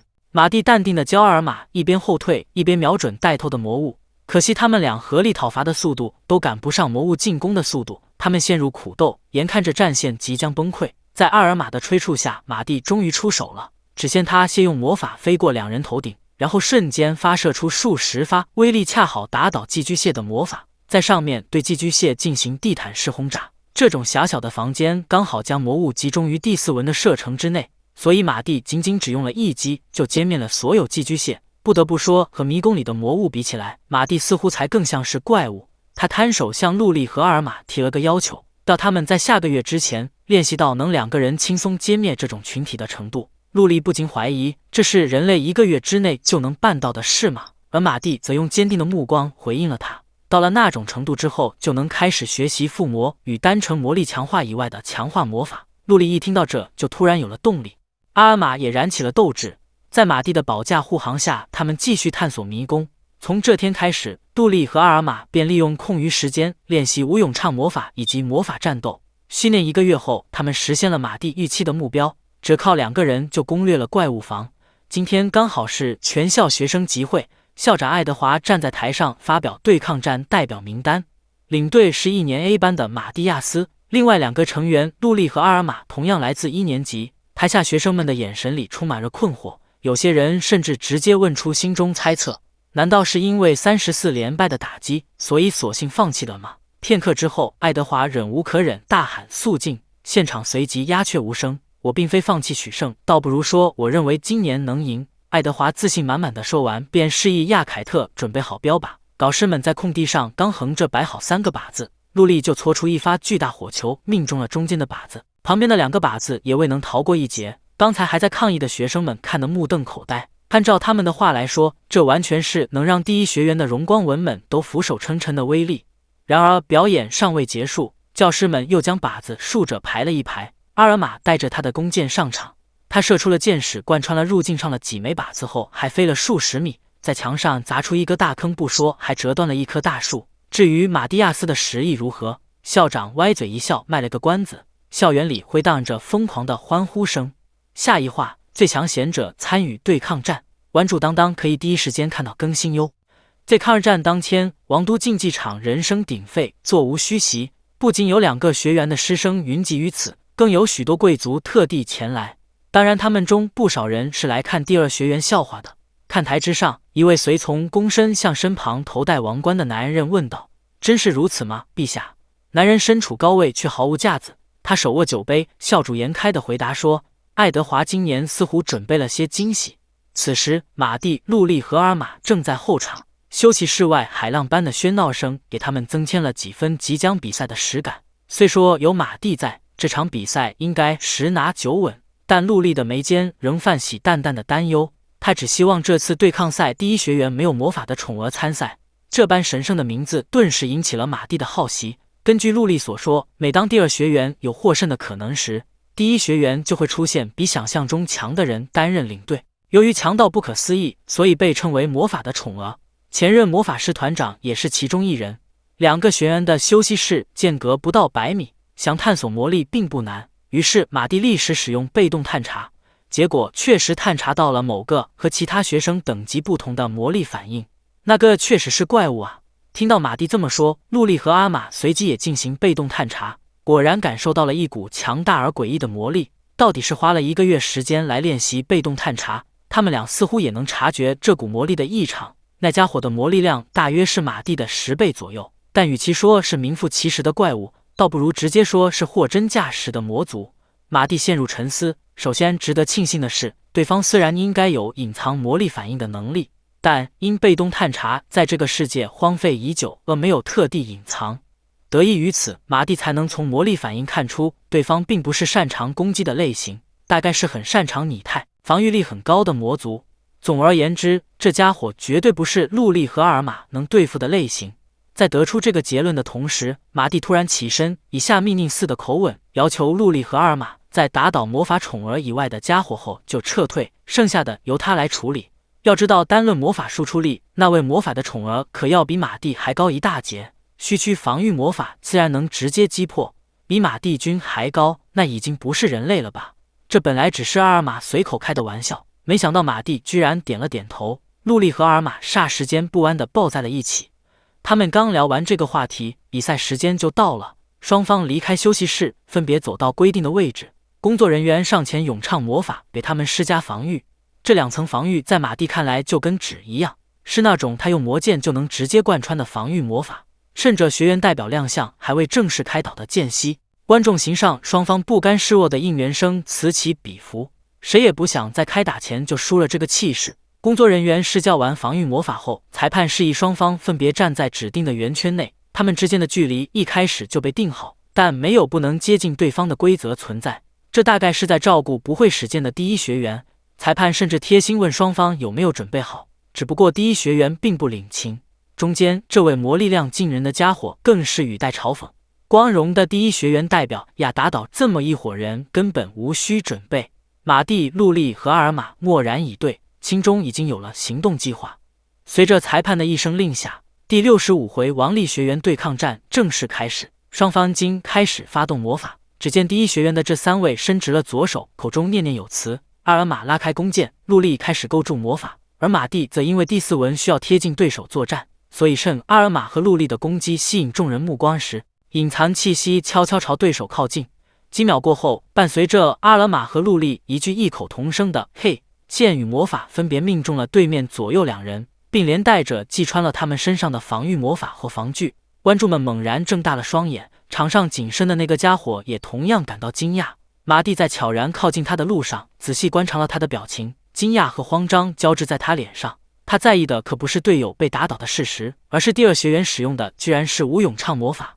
战斗开始5秒，第1学员便有2名学生退场。解说高昂的声音适时响起，将现场气氛推向高潮。现在愤怒占据了那个家伙的脸庞，他一副气急败坏的样子，倒不像是要为同伴报仇，而是单纯讨厌陆莉和阿尔玛的魔法。咏唱完毕，便朝陆莉和阿尔玛所在的方向放出2道魔法。这魔力量明显是想把防御魔法一起破坏，而造成意外死亡的假象。陆莉和阿尔玛丝毫不慌，通过魔法跳跃回避了攻击。伴随着一阵热风和巨大的响声，他们俩原先站着的位置上被轰出2个能埋人的大坑。观众席上讨论得十分起劲，那个家伙的名字和对他的夸耀声飘进3人的耳朵里，恰好印证了他们在开打前的猜测。这个家伙便是魔法的宠儿戴比利斯，也就是魔族。马蒂勾起嘴角的同时，陆莉和阿玛逃命似的跑进了休息室。第2学员陆莉、阿尔玛由于离开战斗区域而失去资格。解说的话音刚落，第1学员的方阵就爆发出震耳欲聋的欢呼声和嘲笑声。虽然逃跑不管彩，但陆莉和阿玛已经出色地完成了他们的任务。接下来就看马蒂如何对付魔族了。陆莉和阿玛退场后，戴比利斯在场上到处都找不到马蒂的身影。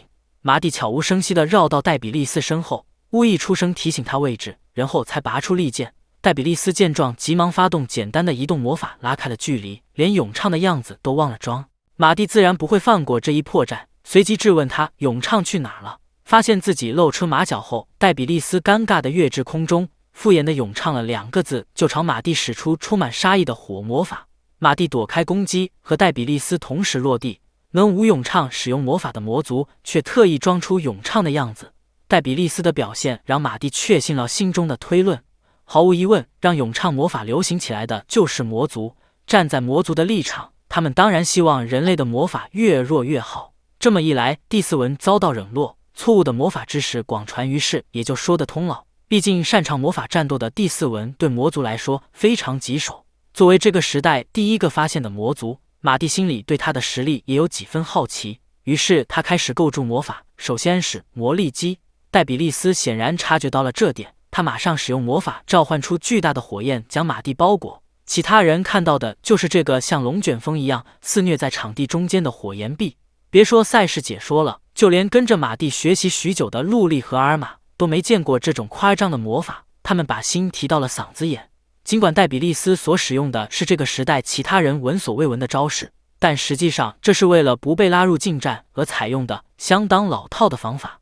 因此在前世破解方法层出不穷，马蒂选择了其中最简单直接的方法夺取控制权。只见他毫不犹豫地走入火焰之中，将自己的魔力混进戴比利斯的魔力里，靠着过人的魔力控制技术夺走了操控权。马蒂随即在火焰铸成的墙壁中开出一条道，持剑朝戴比利斯袭去。戴比利斯在吃惊的同时，本能地用防御魔法防住了马蒂那把注入魔力剂的长剑。然而戴比利斯的这些反应都在马蒂的预料之中，紧接着他就对毫无余力的戴比利斯使出了魔法破坏。伴随着支离破碎的声音，戴比利斯身上的2层防御魔法以及伪装成人类的魔法都被马蒂撕裂了。烟雾散尽之后，魔族显现出了真容。他仍然穿着戴比利斯的防具，但他头上的魔角、长而尖的耳朵、漆黑的双眼以及锐利的牙齿和指甲，无不再向人们昭示他的真实身份。现场的观众和工作人员都认出了他是魔族。戴比利斯对把自己打出原形的马蒂恨得咬牙切齿，但又无可奈何。他展开魔族特有的翅膀，集中魔力准备逃跑。从魔力的动向来看，他并非要用转移魔法，而是打算全力飞走。由此可见，这个时代的魔族也变弱了不少。当然，马蒂不会因为这样就让对方逃掉。根据他前世和魔族对战的丰富经验，这个等级的魔族从展翼到起飞大概需要1秒半，仅仅给他造成一些小伤远远不够。一旦升空，他就能依靠魔力量的差距甩开任何人。所以马蒂必须在1秒半之内完成击杀。于是他从收纳魔法中取出魔石，并将它安到剑上，随后对剑附上了提高斩击威力的魔法：斩铁、冲击刃、锐利化与刚性强化。在这么短的时间内附上4种魔法本来就是乱来，剑用不了2秒就会因承受不住而破碎。好在距离魔族起飞只剩下 0.7秒，完全不用担心剑会坏掉呢。马蒂对着寿命不多的魔剑用出魔力击斩铁锐利化。魔剑本身的魔法和使用者自身的魔法是单独计算的，对魔剑再注入魔法，就相当于直接野剑附上2重魔法。本来不足以将魔族一击致命的剑，在附上了5种7个魔法后，依然能发挥出不同寻常的威力。马蒂抱着这样的想法朝魔族砍去。戴比利斯用眼睛余光瞥见了这一幕，他眼睁睁看着马蒂将手里普通的剑变成恶虫附魔的魔剑，随即做出惊讶的表情，却无法挣脱起飞前摇来防御。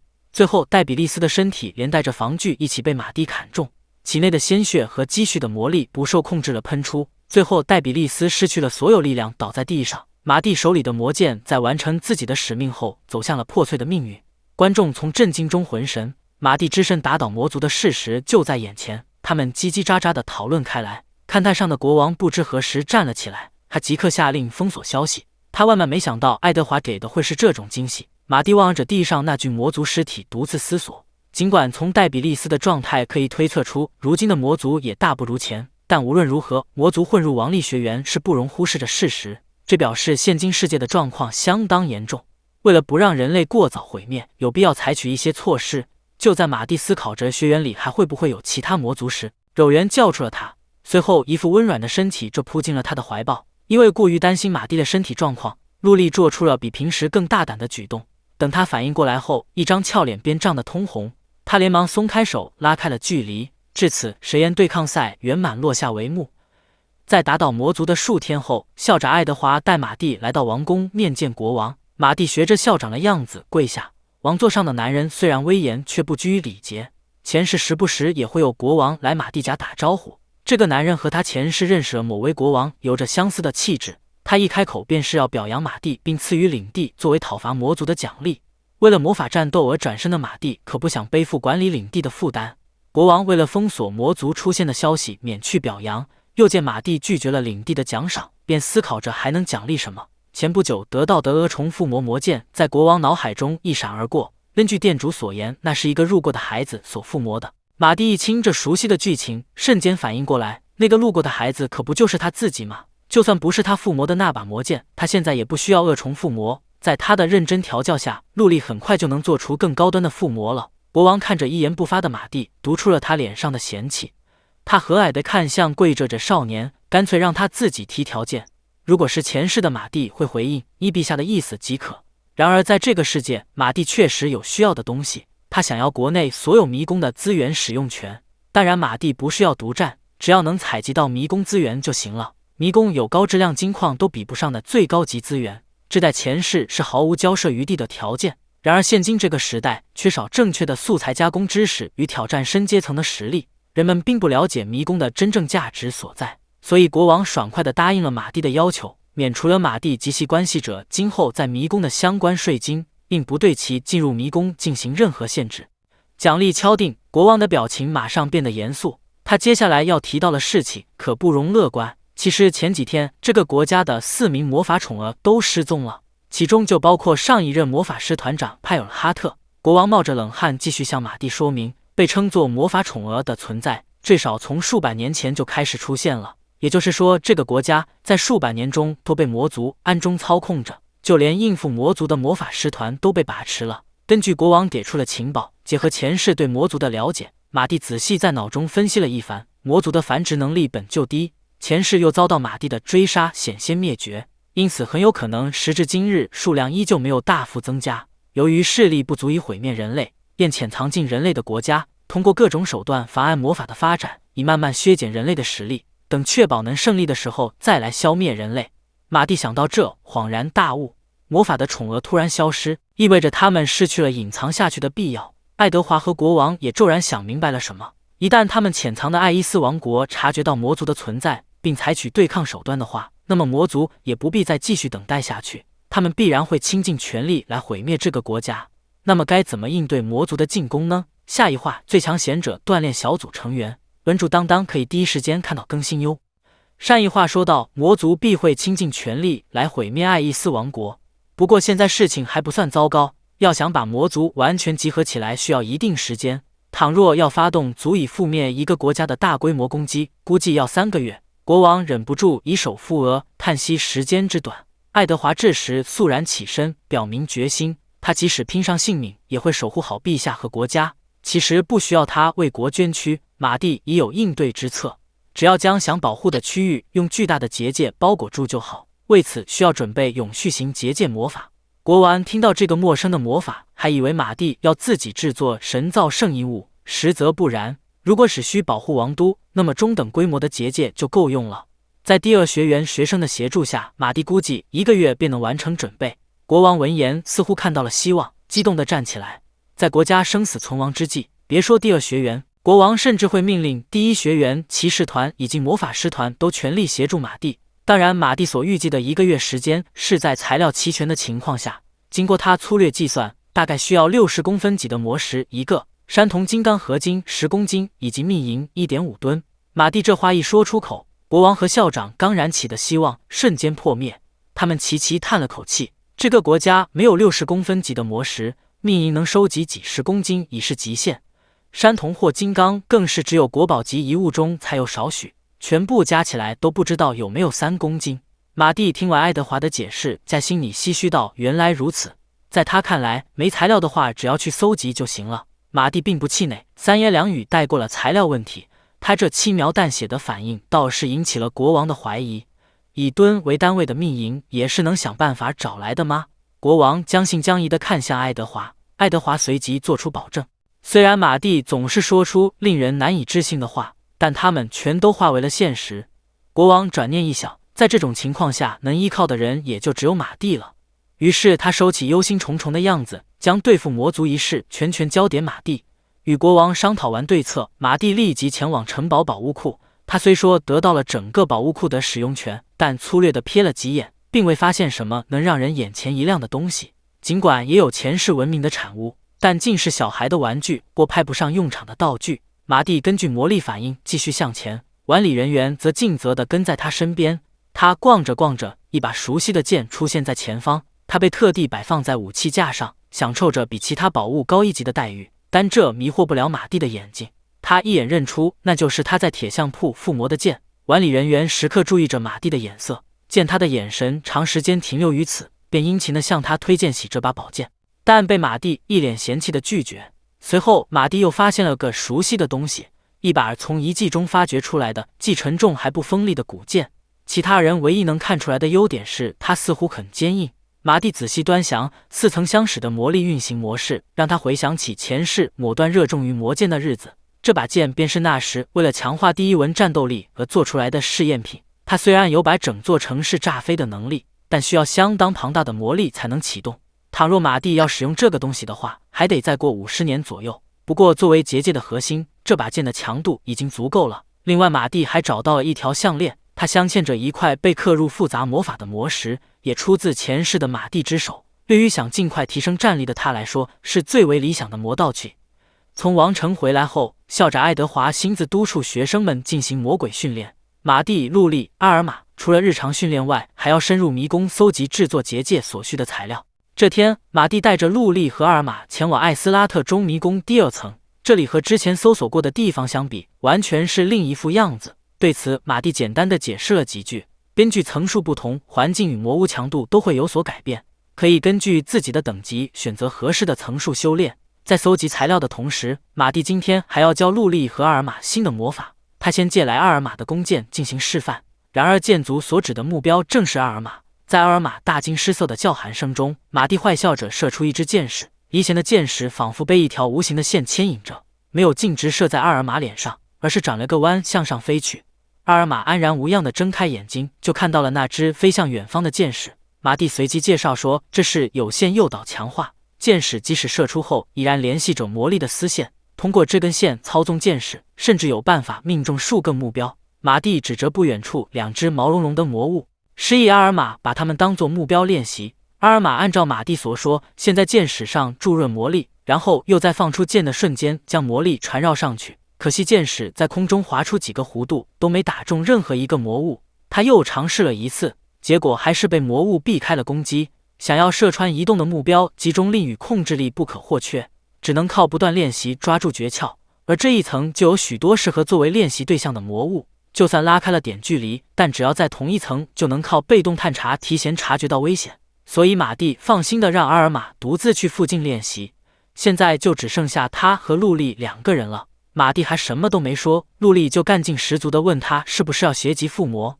但很遗憾，马蒂这次要教他的不是附魔。路利亮晶晶的眸子瞬间失去了神采。好在马蒂要教的是练习附魔前的必要准备，陆地才有提起兴致。接着马蒂边走边向陆地科普，要进行附魔的话，武器还是自己准备为好，因此要学会金属的精炼与加工，也就是冶炼。但冶炼技术不是要耗费数十年苦练吗？而且精炼还需要原石。陆地不禁产生了这样的疑问，他的担心不无道理。根据马蒂前世的经验，要完全掌握锻造至少需要数百年。但是如果以现今这个世界的水平做标准的话，并没有那么难。首先要让陆地学会的就是获取材料及精炼金属。马蒂带着陆地走到迷宫墙壁面前，这里便有原石的材料。马蒂说完就用脆性破坏击打墙壁，轰隆隆的声音连远处的阿尔玛都能听见。眨眼间，马蒂和陆地脚下就多出了好堆石块，这就是将迷宫墙壁打碎后得到的粗矿，里面蕴含的金属可以用魔法精炼出来。陆地望着面前明明厚实却被砸出大洞的墙壁，感到不可思议。迷宫的墙壁难道不是绝对无法破坏的吗？无需马蒂解释，学会附魔后，陆地自己就能做出足以破坏迷宫墙壁的武器。在此之前，他要先掌握精炼的方法。马蒂将五指微微并拢，附在陆地手上。他先是对一块迷宫粗矿注入魔力，使其融化，然后以水魔法冷却，使其结晶，最后用脆性破坏将它粉碎。再发动磁力魔法，就能搜集到想要的成分。只见碎块中混杂着黑色与蓝色的结晶，蓝色的是密银，黑色的是铁。这个阶层的迷宫壁中所蕴含的金属几乎都是这2种。之后只要反复进行上面的流程，就能提高纯度。大概过了30分钟，陆地成功做出了铁块和密银块。虽然纯度不是很高，但足够用来练习制造武器了。陆地接下来要学习的就是剑的制作方法，简单来说就是学习如何用魔力给金属块塑形。陆地按照马蒂的方法，试着将密银混入铁制成合金，再加工出剑的形状。初次制成的剑身稍微有点弯曲，但只要多加练习即可改进。趁此机会，马蒂打算顺便教会陆地附魔。他从收纳魔法中取出了2张画有魔法阵的纸张和一块魔石，他要教陆地脆性破化与强韧化双重附魔。机会难得，即使听上去不可能完成，陆地也想试试看。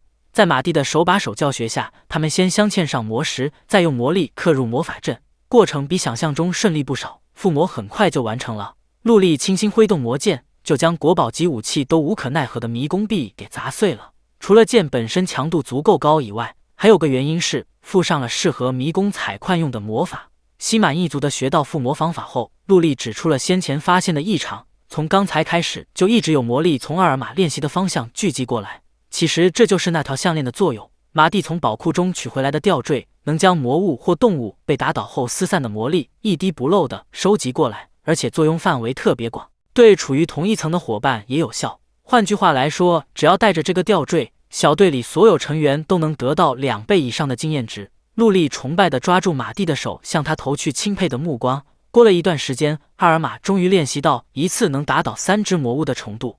他抱着大量寄居蟹魔石找到马蒂和陆莉，就看到迷宫的一角已经堆满了各式各样的长剑。他不禁发出困惑的声音：难道你们是要开武器店吗？在习得新魔法后，陆莉用迷宫找到的材料制作了许多武器和防具。他用密银制作的轻型防具，虽然对10层左右来说是根本没必要的装备，但为了不辜负他的心意，马蒂满怀感激地接受了他。于是3人穿着新防具再次来到迷宫。马蒂计划今天再继续往深处走，预期下到第10层，但这大大超过了陆莉和阿尔玛的心理预期。其实他们俩现在的力量已经能轻松打倒10层魔物了，欠缺的是实战经验。因此在接下来的战斗中，马蒂不会提供建议，更不会出手。虽然危险，但只要通过了这场试炼，他们的实力便能得到提升。那么陆莉和阿尔玛究竟能不能凭借自己的力量打倒第10层的魔物呢？我们下一卷继续，关注当当可以第一时间看到更新哟。上一卷说到，为了抵抗魔族入侵，马蒂决定制造结界包围王都。为了收集材料并锻炼同伴，马蒂带着陆莉和阿玛以迷宫第10层为目标前进。他们先下到第3层，马蒂还就真按照约定好的那样坐在一旁观战，毫无出手帮忙的打算。毕竟马蒂终有一日会去挑战宇宙魔物，他们俩必须能独当一面才行。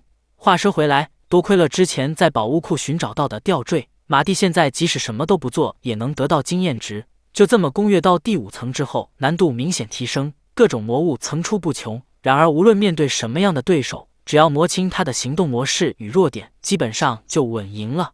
经过一番努力，他们终于来到艾斯拉特中迷宫的第10层。这里有一片茂密的丛林，他们虽然被稀奇古怪的果实吸引，但仍不敢放松警惕。陆莉和阿玛突然察觉到一股不一般的魔力反应，随即做出应战姿势。马蒂则灵巧地跳上一根结实的树枝，这魔物藏身于层层叠叠的灌木丛中，发出咕噜噜的嚎叫声。在被马蒂和阿尔玛看到模样前，他就发起了猛烈的袭击。他与迄今为止遇到过的魔物都不一样，速度之快让人难以看清。好不容易熬到一轮攻击结束，阿尔玛总算等到反击的机会，他朝视野里的残影射去一箭，结果射出去的箭矢被魔物一口咬住。两人均是第一次遇上反应速度如此之快的魔物，双双愣住。这头犬形魔物毫不胆怯地站在他们面前，那不可思议的第3只眼和嗜血凶狠的眼神让人不寒而栗。马蒂自然知道这是杀手犬，虽然不能称之为高级魔物，但其速度与攻击力和之前遇上的魔物有着天壤之别，并不好对付。马蒂刚起了出手帮忙的念头，常念一想，入作罢。只见杀手犬边发出狰狞的嚎叫，边朝阿尔玛袭来。阿尔玛张大了嘴巴，直到杀手犬冲到跟前都没反应过来，他就这样被杀手犬狠狠扇了一爪子。好在陆莉制作的轻型护甲能防住杀手犬这种程度的攻击，马蒂脸上紧张的神色缓和不少。然而杀手犬不仅没有就此作罢，反而越战越勇。他瞄准轻型护甲没有覆盖的区域，又一次朝阿尔玛扑来。阿尔玛明明知道杀手犬要攻击自己，奈何对方动作太快，他的身体无法跟上，眼看着下一击就要落到身上了。还好陆莉使出火魔法，用一面火墙堵住了杀手犬的攻击。阿尔玛一面感谢陆莉，一面冷静下来，利用杀手犬停止攻击的这段时间思考出了对策。而后熊熊火焰在陆莉的操控下肆无忌惮地扩张着，将杀手犬困于一个小圈之内。火势愈演愈烈，阿尔玛趁此机会从箭筒中抽出箭矢，紧接着使用被动探查锁定了被烈焰包围的目标。咻的一声，一支锋利的箭矢冲破火墙射了进去。然而敏锐的听觉帮助杀手犬判断出箭矢的位置，就见他一个转身躲开了阿尔玛的射击。当然就算这一下躲过了也不要紧，射出去的箭矢在有限诱导下拐了个弯，又朝杀手犬飞去。杀手犬显然也被吓了一跳，但他反应迅速，很快就用利齿死死咬住了这支箭。路易见状不禁替阿尔玛感到惋惜，但这其实只是虚假的攻击，就在杀手犬全力应对第一只剑时，真正要取他性命的剑士已经从他看不到的死角悄悄飞至面前。麻地从刚才开始就注意到了这一点。阿尔玛同时对2只剑士进行有限诱导，第一只只是佯攻，第2只才是关键。他击中杀手犬的头部，终结了他的生命。陆莉兴奋地跑过来抱住了阿尔玛，麻地脸上也挂着满意的笑容。他察觉到阿尔玛比想象中更具战斗天赋，随后麻地便从树枝上一跃而下，给予2人由衷的认可和毫不吝惜的赞美。除了阿尔玛的训练成果喜人外，都莉在金属经院上的进步速度也超乎预期。照这样下去，集齐结界所需的材料根本用不了3个月。在这之后，马蒂带着精疲力竭的2人去寻找适合野营休息的地方。前往深层需要耗费不少时间，如果中途不找个地方搭建安全的结界以休息的话，会撑不住。合适的地方不难找到，很快马蒂就顺着魔力反应找到了他满意的扎营地点。根据聚集于此的庞大魔力量以及这熟悉的魔力反应，陆莉和阿玛猜出这里其实就是杀手犬的怪物房。为什么要选在这里呢？这是因为怪物房在召唤魔物时会将周围的魔素吞噬殆尽，因此剿灭后的怪物房会比其他地方更加安全。根据马蒂的估计，刚才那样的怪物在这里还会出现17只。陆莉和阿玛闻言都被吓得战战兢兢，当然马蒂不会勉强他们处理，他本就打算一个人扫平这里。只见他十分帅气的一跃而下，用双脚落地的动静启动了怪物房，前方立刻传来一阵异响。在洛莉和阿尔玛心生担忧的同时，就已经有几只杀手犬诞生了。他们饥肠辘辘地看着马蒂，嘴馋得直流口水，好像等不及要把马蒂生吞了。马蒂面前的杀手犬越来越多，直到数量不多不少的对上马蒂的预色才停下增长。马蒂本想用自己的魔法将他们一网打尽，但是转念一想，这是个不错的示范教学的机会，正好让阿尔玛见识有限诱导强化的应用。于是他要来一整个箭筒，对剑士附上了单程魔力强化和有限诱导强化。此时马蒂和最前方的杀手犬正保持着用长枪就能够到的距离。通常来说，这可不是适合用弓箭作战的距离，但这样的距离对第4吻来说恰到好处，不需借助弓箭，只要把射出这一动作也用诱导完成就好了。马蒂一边解释，一边不断拔出剑矢。单程魔力强化与有限诱导强化都适合一次性附加在复数目标上。随着嗡嗡嗡的声音不断响起，剑矢从最初的几只逐渐增加，最后一共有17只剑士被马蒂附上魔法，正好对上了杀手犬的数量。虽然总威力不会提升，但在这种需要分散火力时却很好用。马蒂结束附魔的同时，这群杀手犬也纷纷冲到了他的攻击范围内。但见马蒂一口气对这些剑士进行有限诱导强化，剑矢在空中划出流畅的弧度，几乎同时命中杀手犬们。现场随即传出一阵痛苦的哀嚎声，仅仅过了几秒，这群杀手犬就倒地不起。马蒂仔细检查了一下战果，他瞄准的是杀手犬的弱点——眼睛，可惜有几只杀手犬被射偏了，因此他认为自己的能力还有待提升。总结完毕，马蒂回过头示意陆莉和阿玛下来设置营地。他这时才发现那2人已经石化在原地，可这一层也没有会精神控制的魔物。马蒂对陆莉和阿玛的反应十分不解，他们俩到底是怎么了？尤其是阿尔玛似乎深受打击的样子。他本以为自己能操纵2人之剑就已经很不错了，但见识了马蒂的杂技后，他才知道自己还差得远呢。其实阿尔玛的文章更适合弓箭，只要勤加练习，总有办法能达到马蒂的程度。接下来他们开始搭建营地，他们朝一个金属制的小桩子里注入魔力，启动了一个小房子型的结界。陆莉和阿玛将在这里休息，而马蒂则要去迷宫的更深处，以寻找结界所需的金刚。下一话，最强贤者穿过迷宫，关注当当可以第一时间看到更新哟。上一话说到，马蒂打算去迷宫更深处寻找结界所需的金刚，他打算独自探索到第25层。然而据阿尔玛所说，世界纪录也不过才到23层而已，而且实现这一纪录的还是传说中受到魔法之神盖亚斯庇佑的30人小队。马蒂又一次从别人口中听到了自己前世的名字盖亚斯，不知为何这个世界的魔法之神与自己同名，而且就连剑术之神也是他熟悉的名字，这大概是某种巧合吧，马蒂这么猜测。随后听到马蒂要只身前往第25层的陆莉脸上也露出担忧的神色。学园地下的这个迷宫过去只被探索到20层为止，没有人清楚马蒂想要探索的更深层是什么情况。阿尔玛适时安慰了几句，陆厉转念一想，既然无法阻止，只好祈祷他能平安归来。马蒂告别两人后，顺着魔力流向找到了第10层的出口，然后飞速赶往下一层。他在第11层看到了一群公牛型魔物，他们就是暴冲公牛，不过是比杀手犬略强的杂鱼而已。小心起见，马蒂仍打算以战斗来确认他们的实力。这时，为首的一头暴冲公牛直接撞了过来，刚好成了马蒂练手的对象。马蒂刻意将魔法的威力控制到能刚好将他一击毙命的程度。暴冲公牛如他所料被放倒，打倒过于弱小的魔物毫无意义。为了尽快前往更深层，马蒂根据魔力流向计算出最短路线，然后以移动强化魔法抵抗减轻，降低空气阻力与摩擦力，提高自身速度。眨眼间就穿过了暴冲公牛群，迅速到达下一层。15分钟后，马蒂以同样的方法轻松到达艾斯拉特州迷宫岛第20层。迷宫道路渐渐变得狭窄而曲折，按照之前的方法移动，速度反而不如将魔物打倒再通过快。所以马蒂从中途开始就边打倒魔物边前进。为了减少魔力与体力的消耗，马蒂只在剑身附上斩铁就斩弱了猪头。他轻轻叹息一声，这个世界的战斗力也太弱了。不得不说，魔族削弱人类力量的作战大获成功。说到底，这种猪形魔物本身并没有多强，一头只要聚集300个比夫格尔就能打倒。马蒂用这个奇妙的比喻成功恶心到了自己。说回正题，虽然从弱小魔物中能取得的素材有限，但好在迷宫墙壁中混有金刚。金刚是非常好的合金材料，即使只加入一点点，也能将合金的强度提高不少。就在马蒂积极开采资源时，前往下一层的洞口里出现了一股不同寻常的魔力反应。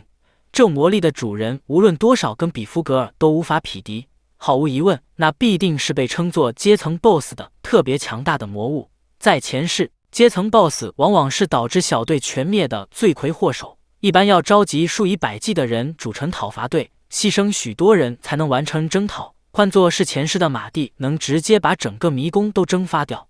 不过他现在的魔法能力比前世的普通魔法师还差，那么该如何弥补战斗力的不足呢？当然是直接忙上去，拼尽知识、经验与掌握的诀窍去战斗。于是马蒂消去气息，毫不犹豫地跳下深约10米的大洞。与此同时，他用被动探查了解到下面这层是意料之外的狭窄地形。尽管第4文是近战特化型文章，适合在狭窄的地方战斗，然而对上阶层 BOSS 需要有充足的闪躲空间。马蒂一边思考对策，一边寻找适合弱脚的垫子。在着地的同时，他踩住一只火焰蜥蜴的头部，并以剑刺其喉部，随即得到了一张非常安全的肉垫。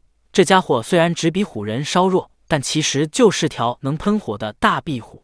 在这之后，马蒂集中精神，不仅顺利确定了阶层 BOSS 的位置，而且还在东北方找到了一个离他约80米左右适合战斗的开阔空间。他即刻前往那里，扫除外室的魔物，封住多余的道路，并破坏墙壁与柱子，以保障更宽阔的空间。之后，终于创造出一条被阶层 BOSS 量身定做的通道和一个适合他们战斗的宽广空间。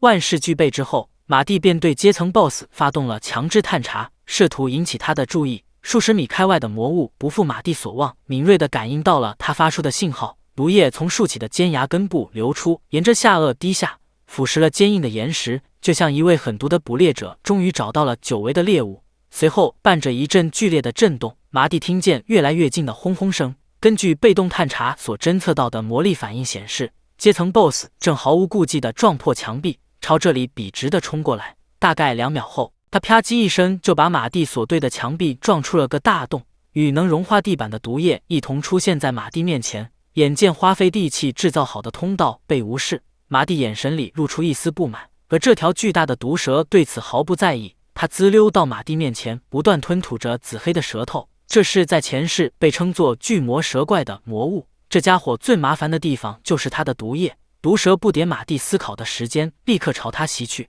马蒂一边躲开攻击，一边思考对策。这条毒蛇善于把握时机发起进攻，马蒂一旦被打中，必死无疑。它的毒液不仅具有强酸性，而且还有挥发性，既可以腐蚀地板，又能散发毒气。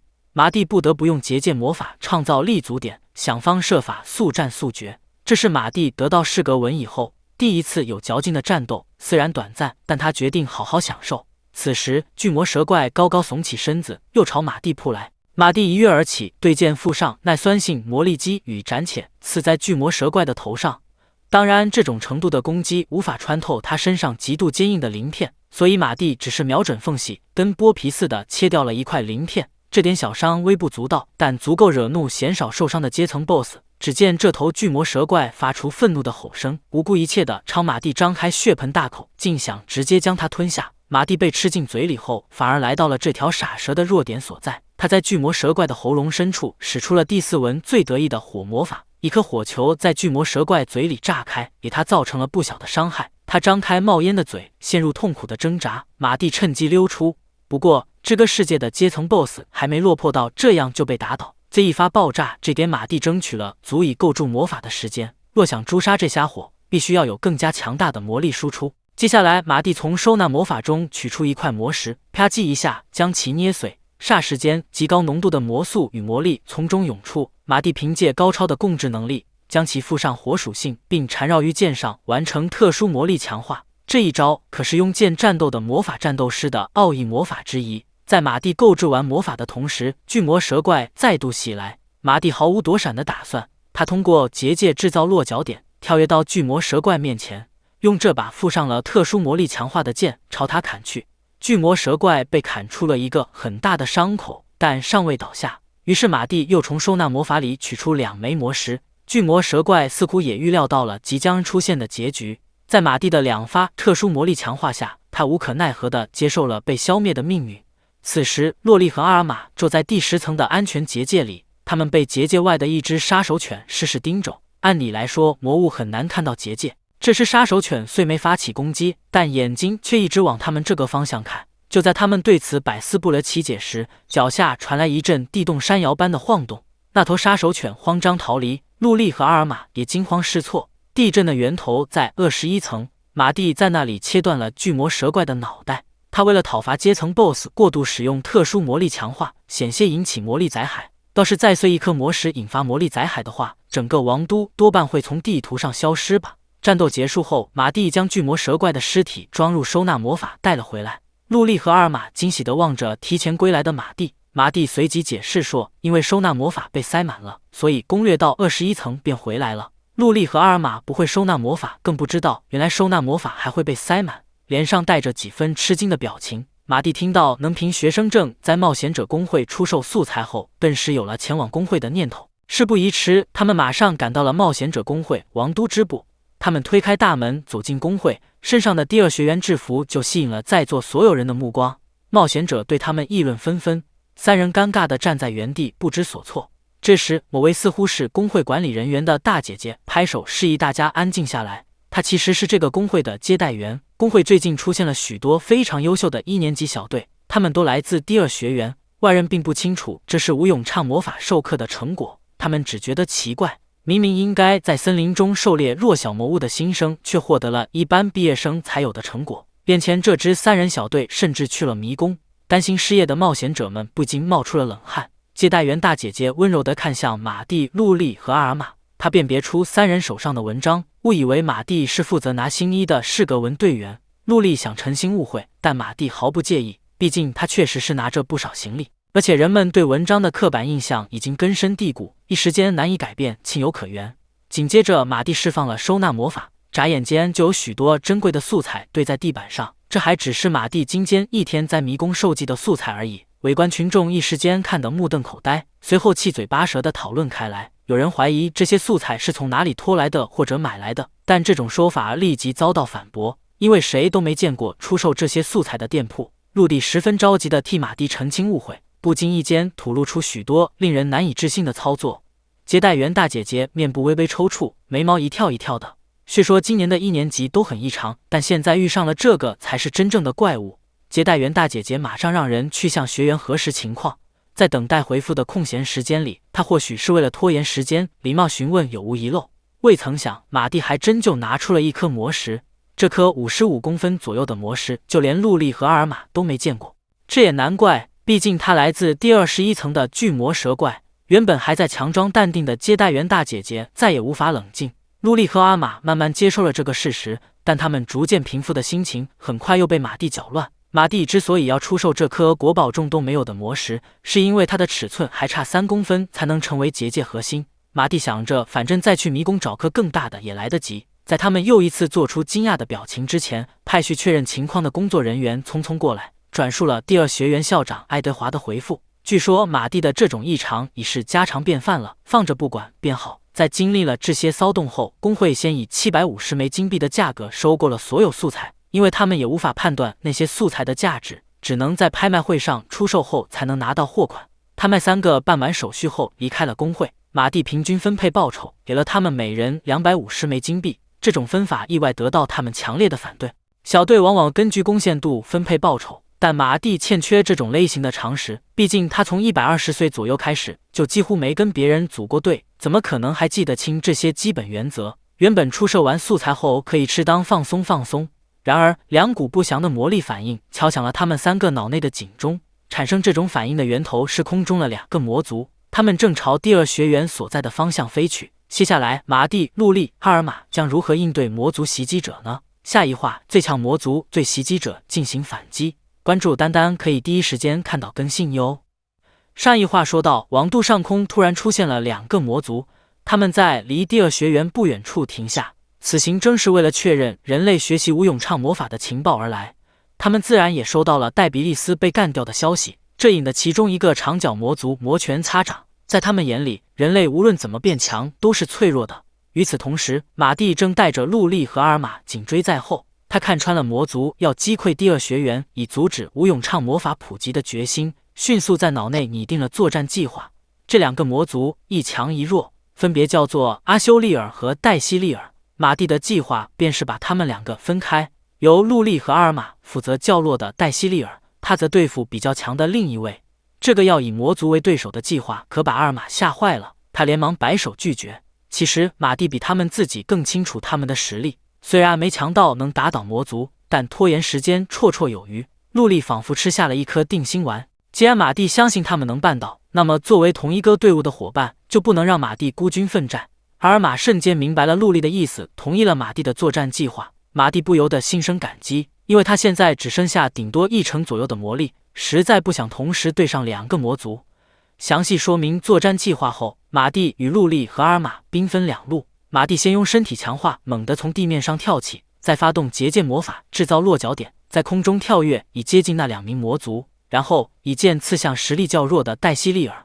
双方距离缩短到几米时，魔族才注意到马蒂，他们微微一惊。只可惜马蒂的剑并未附上魔法，黛西利尔接下这一剑毫发无伤，即使是再弱的魔族，未经强化的攻击也无法对其造成伤害。马蒂深知这一点，但即使刚才附上魔法，也无法造成多大的伤害。马蒂攻击完便在重力的影响下坠落。黛西利尔见状不免沾沾自喜，他对人类一如既往的轻视，正好对上了马蒂记忆里魔族那愚蠢的模样。阿修利尔则靠了过来，他猜测眼前这个不可思议的家伙就是那时打倒戴比利斯的人。马蒂可没有好好回话的打算，他故意用高傲的态度惹怒了对方。无论是与不是，阿修利尔都对马蒂起了杀心。他向马蒂使出相当正统的火焰魔法，威力了得的火焰化作张开血盆大口的怪兽朝马蒂扑去。马蒂尽管魔力不足，但对策还是有的。他迅速构筑起前世原创的魔法，能夺取对手魔法控制权的治愈球。周围出现的数个球体随即扭转了火焰的方向。倘若魔力不够的话，只要利用对方的魔力就行了。这便是马蒂的对策。阿修利尔淡定地望着朝自己飞来的火球，在闪躲之余，阴阳怪气地说了马蒂几句。他显然是把马蒂的魔法当成了普通的反射。卧鱼小瞧人类是魔族从前世到现在一直不变的弱点。马蒂通过治愈球再次控制火焰的方向，便见刚才那团火焰出其不意地回头，命中了毫无防备的阿修利尔。他之前释放的魔法威力越强，这时返还的伤害就越大。尽管没达到能杀死自己的程度，阿修利尔还是被气得表情扭曲。不过他稍微失去理智，克制着没再使用魔法。因为完成这次反击后，马蒂周围仍然漂浮着不少球体，这也是治愈球的强大之处。一旦发动，只要不被一次性耗光，就能持续存在。当然，这一招除了无法对付大型魔法外，还有其他弱点。阿修利尔应该已经察觉到了，所以才不敢轻易使用魔法。他们俩对迅速下落的马蒂发起了追击。治愈球的另一个弱点便是他对物理攻击不起效果。马蒂早就预料到了这种情况，有所准备。他剑指黛西利尔，高声宣告：“就是现在！”嗖的一下，一支箭射中了黛西利尔的锁骨，他突然停下，脸上带着困惑和吃惊的表情，然后一种哔哩哔哩的感觉瞬间袭遍他的身体。这支奇怪的箭矢让他突然使不上力气，其实这是阿尔玛和陆力合力射出的特殊箭矢。在分头行动前，马蒂交给陆力扰乱魔力的魔法阵，虽然伤害有限，却能起到相当大的妨碍作用。于是陆力事先给箭矢附上这个魔法阵，等马蒂将2个魔族诱至低空，阿尔玛便搭弓射箭，使用有限诱导强化攻击较弱的黛西利尔。正在追击马蒂的阿修利尔被迫跟着停下脚步。初步了解情况后，他认定黛西利尔能解决掉这2只杂鱼。黛西利尔接到命令后，刚恢复了点力气，就立刻朝陆力和阿玛追去。陆力和阿玛没有傻到坐以待毙，他们清洁地飞奔于屋顶之上。每当黛西利尔快要追上时，阿尔玛又抽出箭矢朝他射去。事情正按马蒂的预期一步步发展下去，他踩在结界魔法制造出的落脚点上，为顺利分开敌人而暗自高兴。可对方似乎反以为他识破了马蒂的小伎俩，在将马蒂和埃氏的杂鱼分开后，阿修利尔才决定认真对付马蒂。他偏偏等同伴不在了，才开始构筑某种大规模魔法，真是蠢得无可救药。通常来说，治愈球在取得大规模魔法控制权前就会被消灭，然而大规模魔法的构筑需要花费不少时间，现在没有同伴替他护法，马蒂怎能任凭他组建魔法阵呢？马蒂随即在指尖构筑了一个小型魔法，击入对方术士的薄弱之处，扰乱魔力的流动，使得阿修利尔正在构筑的大型魔法瞬间瓦解。他似乎是才知道会发生这种情况，脸上是掩饰不住的尴尬。马蒂抓住阿修利尔发愣的时机，将剑附上斩铁朝他砍上了一刀，然后迅速拉开距离。可惜这刀只造成了一点小伤。阿修利尔虽不是戴比利斯那种防御特化型的魔族，但就凭仅存的魔力，马蒂绝无直接打死他的可能。这点微不足道的小伤彻底激怒了阿修利尔，他朝马蒂发起疯狂的物理攻击。然而无论他怎么打，手中的利剑都跟马蒂擦肩而过。这不仅是因为他选择了第4文擅长的近战，还因为他这稚嫩的剑术根本无法与马蒂匹敌。随着身上大大小小的伤口渐渐增加，阿修利尔似乎预感到大事不妙，想要撤退。他突然拉开了一段距离，并开始将自身魔力集中于翅膀之上。他大概忘了治愈球的存在，在飞走前就被夺走了魔力控制权，身体不可抑制地往下坠去。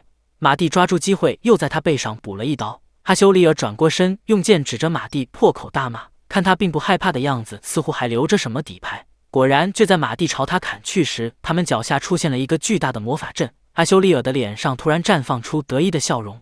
他在与马蒂近战的同时，构筑了足以对付预制球的隐蔽魔法。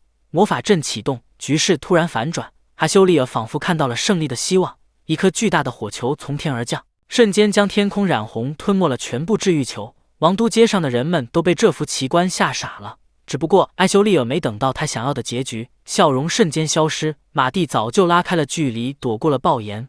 阿修利尔不知道马蒂的魔力即将见底，既然这么强大的魔法都拿他毫无办法，只想快些逃离此地。没得治愈球的制约，他自然选择张开翅膀飞走。然而就在这时，阿修利尔察觉到了身体的异常，他体内的魔力正逐渐失去控制。原来会隐藏魔法的可不只有阿修利尔。马蒂启动了交战时塞进他翅膀里的魔法闭塞球，这是一种能使魔力回路变得狭窄而让魔力流动变差的魔法。虽然只有如恶作剧般的程度，但遇上需凝聚庞大魔力的飞行魔法，效果出奇的好。只要稍微干扰一下，就能让聚集起来的魔力突然失去方向而暴走。马蒂不费吹灰之力，就让阿修利尔被自己的火焰包围，陷入痛苦的挣扎。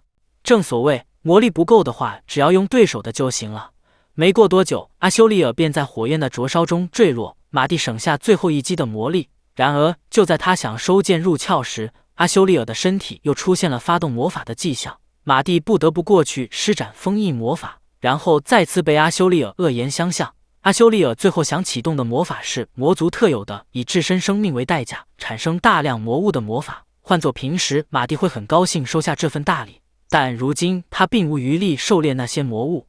马蒂落在一家餐馆的招牌之上，目光一直跟随着阿修利尔。阿修利尔的出现让人们躁动不安，连第二学园的吴咏唱魔法授课都停了。爱德华质问他要如何负责，阿修利尔留下谁管你啊这几个字就落到了地上，这便是他最后的遗言。第3卷到这里就结束了，那么陆力跟阿尔玛那边的追逐战又如何了？我们下一卷再继续。偷偷告诉你，关注当当可以第一时间看到更新哟。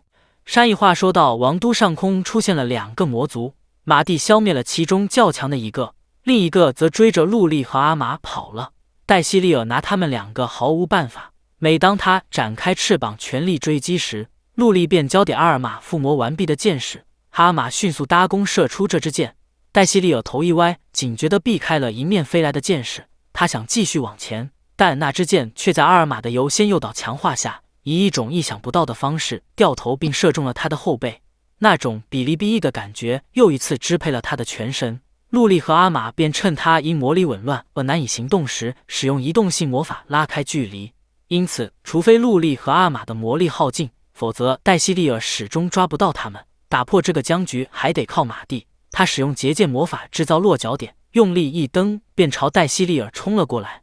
随后，马蒂就安然无恙地出现在3人面前。有人欢喜，就有人忧愁。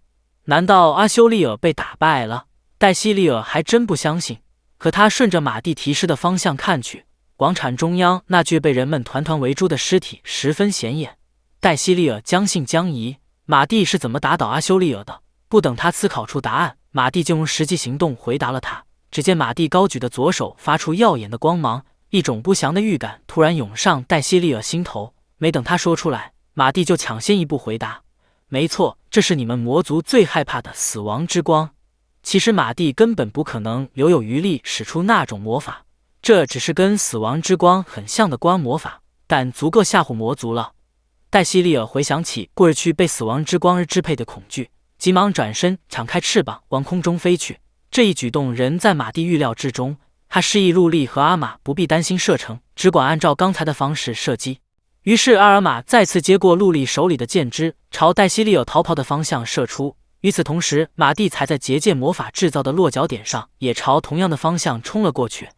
他在空中用眼角余光瞥见了那只阿尔玛射出的利箭，随即对它进行单纯魔力强化与有限诱导强化。这样一来，即使目标是全力飞行的魔族也能追上。果然，没过多久，这支箭就射中了黛西利尔的翅膀，就像那时用闭塞球解决阿修利尔一样。黛西利尔的魔法回路被箭上的妨碍魔法破坏，然后身体就不可抑制地从空中坠落。马蒂拔出剑，对剑附上斩铁和锐利化，给了黛西利尔最后一击。黛西利尔口吐鲜血，死前嘴里还念着阿修利尔的名字。至此，马蒂才算完成了对魔族袭击者的讨伐。他身后传来陆力和阿尔玛的叫喊声。就在他们为自己能跟魔族战斗而欣喜自豪时，周围不断有看热闹的人围了过来。他们马上被一片议论声包围。刚才他们和魔族在低空战斗的全过程引发了人们热烈的讨论。那些人不约而同露出了大为震撼的表情。为了逃离现场，马蒂一边启动移动魔法，一边寻找包围网的薄弱之处。可惜地面已无任何突破口，现在包围网唯一的薄弱点在空中。于是马蒂利用魔法辅助，抱起陆力和阿尔玛，于众目睽睽之下跳出了人墙。在回第2学院的路上，下人保持着奇怪的姿势，以近似飞行的状态沐浴在落日的余晖中。隔天，国王召见了这次讨伐魔族的功臣们，校长爱德华带着马蒂、陆力和阿玛赶到王宫。陆力和阿玛是第一次觐见国王，紧张的直发抖。国王单刀直入地问他们想要什么奖赏。对于马蒂来说，宝物库里没剩下什么他特别想要的东西，神院的经营权又毫无意义，那么他能要的就是迷宫了。国王赏快应下，随即命人整理国内迷宫情报，交给马蒂。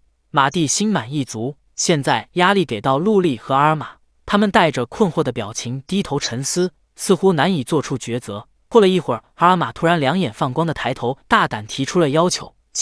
刚才的那种紧张感不知在何时得到了舒缓。马蒂轻轻叹了口气，没想到阿尔玛面对国王的口气，居然能与在铁匠铺让马蒂附魔时一样。见国王大方的同意了，陆力便也提出用钱作为报酬，于是3人的奖赏就这样安排完毕。接下来，国王准备和他们谈谈与魔族交战的话题，但他的话还没说完就被马蒂打断。马蒂突然察觉到了现场的某种异样，困扰众人许久的情报泄露之谜终于要解开了。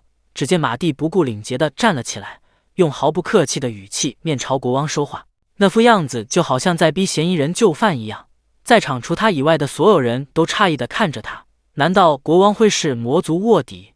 洛里和阿玛都在国王的方向感受到了魔力反应，这之后，马蒂迅速在手上构筑魔法，随着几声惨叫，国王面前一个隐藏的术士被破坏，真相随即浮出水面。这声音的主人正是前不久失踪的魔法储鳄之一，前任魔法师团长还有哈尔特。就是他在这里设置了定点型剪映魔法干涉，一种能传达影像及声音的魔法。术式简单，却能监视很远的距离。不过缺点也很明显，其中一个便是传达过去的情报需要施法者在脑部处理。横财马蒂就是利用这点，用魔法在情报中强行混入有害信息。可惜只对那个魔族的脑子造成了点伤害，并破坏了术士，没能打倒他。马蒂的这番分析找出了情报泄露的真正原因，众人都惊出了一身冷汗。但其实只要张开屏蔽通讯类的魔法结界，就足以在一定程度上防止机密被魔族窃取。现在马蒂更在意的是他反向侦查处的位置，由此往西348公里，往北4425公里。国王马上命人取来地图，结果他发现那里只有一个曾经被魔族毁灭的废弃村庄。马蒂推测此地便是魔族现在的藏身之处，声音有回音，这点也能印证魔族在建筑物里。马蒂强大的侦查能力引国王和校长都后怕，他们暗自庆幸没有成为马蒂的敌人。马蒂闻言心情有些复杂。话说回来，那个魔族居然使用如此粗糙的侦查魔法，简直就像敞开了门欢迎他们反向探查过去一般。既已查明位置，就必须去打个招呼才行。然而路途遥远，以一般的方式过去要花半年以上的时间。因为文章特性的缘故，就算马蒂使用转移魔法，能移动的距离也不远。马蒂思考对策时无意说出的魔法，又引起了大家的极度惊讶。他本人早就习以为常，直接无视了他们的反应。毕竟当务之急是找一个可靠的远距离移动手段。马蒂心里很快有了主意，顺利的话，只要1天的准备时间，就能在打倒魔族后的当天或隔天回来。难道还有什么更离谱的魔法吗？海德华惊讶地张大了嘴巴。然而马蒂并非用魔法，而是要借助一种古老的圣物。下一话，最强魔族，呸，最强贤者获得交通工具。关注汤当可以第一时间看到更新哟。觐见国王后，又过了数天，距离魔族袭击王都大约还剩下3个月的时间。为了尽早集齐结界所需的材料，第二学院校长海德华动员学生们深入迷宫采集资源。他们学着马蒂的方法砸碎迷宫壁，然后再对其进行精炼与加工，是要在1个月内准备好足够的秘银。与此同时，马蒂、陆莉和阿尔玛移开王都，为了前往魔族藏身处而踏上了寻找交通工具的路途。经过几个小时的跋涉，他们终于来到目的地。陆莉和阿玛这才看到交通工具的真实模样，一时语塞。尽管它比前世弱了不少，但还是能让普通人害怕的瑟瑟发抖。这魔力反应远远超过天灾级魔物的标志，陆地感觉它更像是传说中的生物。马蒂对此不以为然，因为在马蒂眼里，它就是速度快、机动力高，还能喷火的交通工具——暗黑龙伊利斯。怎么会成为神话中的灭国之龙呢？马蒂径直跳了下去。他与暗黑龙伊利斯相识于前世。伊利斯虽然找了马蒂的麻烦，但跟其他龙不一样，他自知不敌马蒂，便十分干脆的投降。由于不怎么瞧，马蒂就算打倒他也感受不到乐趣，所以马蒂最后没杀死他。考虑到事故有重逢，马蒂选择了温和的方式。他落到伊利斯面前，本想打个招呼，然而对方却没有认出马蒂来，把他当成了擅闯领地的入侵者，并用龙语警告。没得马蒂解释，就张大嘴巴准备发动大魔法龙之吐息。在陆莉和阿玛的尖叫声中，马蒂构筑魔法攻击术士的弱点，使龙之吐息在发动前就消失了。陆莉、阿尔玛还有伊利斯见状，异口同声地发出惊讶。鉴于伊利斯刚才使用的是龙语，马蒂便先用龙语跟他交流。伊利斯觉得眼前这人的魔力反应有一丝熟悉，不禁怀疑对方认识数千年前留言要去转生的盖亚斯。然而他万万没想到，马蒂就是盖亚斯的转生体。听到这话后，他蜷缩着身体，急忙道歉，将头和翅膀用力地砸向地面，在下跪的同时说着求饶之类的话。直到马蒂澄清误会，说明来意，伊利斯才半信半疑地抬起头。要说伊利斯为何如此害怕马蒂，原因恐怕要追溯到前世。那时马蒂单枪匹马就几乎将龙族灭杀殆尽，成了史上最凶暴的屠龙者。虽然马蒂已经记不清事情的起因，但可以确定是龙先来惹事的。听不懂两人对话的陆莉和阿玛终于忍不住问了下情况。马蒂安慰他们说已经确保了移动手段。见伊利斯面露难色，马蒂一边精炼出魔力，一边做出吓唬他的表情。伊利斯不敢违抗马蒂，可他残破的翅膀早已无法飞行。他哭着告诉马蒂，自己已经大约5000年不能飞了。在马蒂转身后，有个人类国家的魔力融合炉发生了爆炸，进而引发世界各地的魔力融合炉连锁爆炸，将整个文明给摧毁了。马蒂这才知道，从他转身到现在已经过去了如此长的一段时间，这个世界衰退的导火索竟是旧文明自取灭亡。话说回来，伊莉丝那伤口可不普通，龙族的翅膀十分特殊，只有生产系文章才有办法完全修复那上面受损的魔力回路。可惜现在的马蒂是第4文，而陆力技术不足，大概要等上20年方能胜任修复工作。马蒂只好先进行应急处理，把断掉的魔力回路适当连通到一根。在野陆力和阿玛说明情况前，马蒂特地嘱咐伊莉丝不要暴露他转身的事情，因为前世有一部分宗教将与灵魂相关的魔法视为禁忌。伊莉丝似乎明白马蒂的担忧，乖巧地用人类语向陆力和阿玛打了招呼。尽管很温柔，但他的突然开口还是吓坏了身为普通人的陆力和阿玛。时间紧迫，等不到伊莉丝的翅膀恢复如初，他们即刻出发前往魔族的藏身之处。伊莉丝对龙翼注入魔力，载着他们升至空中。时隔5000年的再度飞行令伊莉丝感动不已，坐在龙背上移动的不真实感在陆力心中油然而生。阿尔玛则因恐高而死死抓住了龙背后凸起的位置。因马蒂的缘故，伊莉丝看上去比他们自己更担心掉下去。这是出发前，马蒂指出前进方向，并要求伊莉丝以人类能承受的速度飞行。然而伊莉丝的理解存在偏差，她往翅膀里注入了大量魔力。好在马蒂察觉到异常，就迅速构筑魔法，及时制止了他。原来伊莉丝眼里人类能承受的速度是以罗伊塔作为标准的。要知道罗伊塔可是人类中实力仅次于马蒂的存在，万万不能以他为标准。坐在后面的陆力和阿尔玛听到他们的对话，愈发肯定这头龙就是神话中存在的生物。这种奇怪的巧合已经不能再用偶然来解释，就连马蒂也心生怀疑。最后马蒂要求伊莉丝将飞行速度维持在1速的80%左右，这样既能照顾陆力和阿尔玛的感受，又能避免伊莉丝的翅膀坏掉。不过就马蒂的观察来看，还得用魔法消除空气阻力才行。当然伊莉丝的身体过于庞大，马蒂只能用结界包裹住他们3个而已。数个小时后，他们顺利来到目的地附近。因为总有被人探查的感觉，伊莉丝放慢了速度。村庄入口确实有个魔族在用主动探查警戒着周围，他大概已经发现了伊莉丝的存在。虽然理论上可以用屏蔽魔法骗过对方，但马蒂可不是会退缩的男人。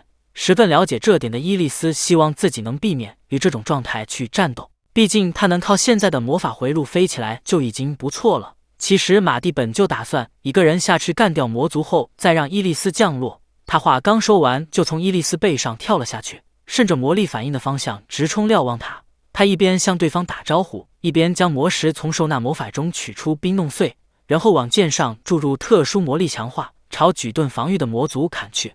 最后竟然一刀将魔族连同盾牌劈成2半。顺利解决完村口犯哨的魔族后，马蒂随即向伊莉丝发出降落的信号。陆力和阿尔玛在龙背上观看了战斗全程，不禁又开始怀疑马蒂是不是真的人类。伊莉丝也冒出了冷汗，庆幸没有成为马蒂的敌人。抱着这样的想法，伊莉丝降落在离村庄不远处。这里确实如情报显示的那样，废弃许久，不见一处人烟。马蒂带着陆力、阿尔玛还有伊莉丝来到了最可疑的地方，一个用土魔法制作的方形建筑物门前，门口刻着防御与隐蔽的魔法阵，一共有2个魔族在里面。根据魔力反应来看，其中一个是前任魔法师团长，还有哈尔特，他比逆向探查时更弱，哈兰纳时受的伤还没有恢复。另一个则要比阿修利尔强上不少。不过马蒂现在可是魔力全满的状态，不需要勉强伊莉丝帮忙也能轻松取胜。毕竟伊莉丝但凡来上一发龙之吐息，都要睡上几个月才能恢复，那时王国恐怕已经被魔族覆灭了。接着马蒂交野陆力一张画有新魔法阵的纸张，陆力马上领会了他的意思，届时他会把纸上的魔法附到剑上，再由沃尔玛射出此剑。伊莉丝只需要破坏墙壁到空中待机即可。这战计划受命完毕，行动开始。伊莉丝朝魔族的住处挥舞了下爪子，轻而易举地在墙壁上开了个大口子。马蒂、陆力和阿尔玛由此闯入魔族住处，可他们进去之后并没有看到魔族的身影，只有还在燃烧的蜡烛能证明有人来过。就在陆丽和阿玛因此纳闷时，他们的脑子里突然响起马蒂的声音。这种古怪的现象令陆丽和阿玛不知所措。其实这是防止窃听的近距离念话魔法，不需要发出声音回答，只要在脑袋里想着就行。陆丽和阿玛尝试了下新魔法，感到新鲜快乐。马蒂随后解释，看不到敌人是因为对方使用隐蔽魔法，弄成了普通被动探查无法找到的状态。不过魔族还没注意到这雕虫小技已被看穿，正好利用这点来打对方个措手不及。那么他们将如何讨伐这两个魔族呢？下一话最强贤者连战魔族，关注当当可以第一时间看到更新哟。上一话说到，马蒂、陆丽和阿玛乘着暗黑龙来到了两个魔族的藏身处，一个废弃许久的村庄。他们闯进可疑的方形建筑后，却没有看到魔族的身影。马蒂探查后发现，其中一个魔族，也就是前任魔法师团长埃尔哈尔特，启用隐蔽魔法藏在了房间角落的柱子后面。破除对方的隐蔽前，马蒂用通信魔法提醒陆丽和阿玛不要刻意看向那里。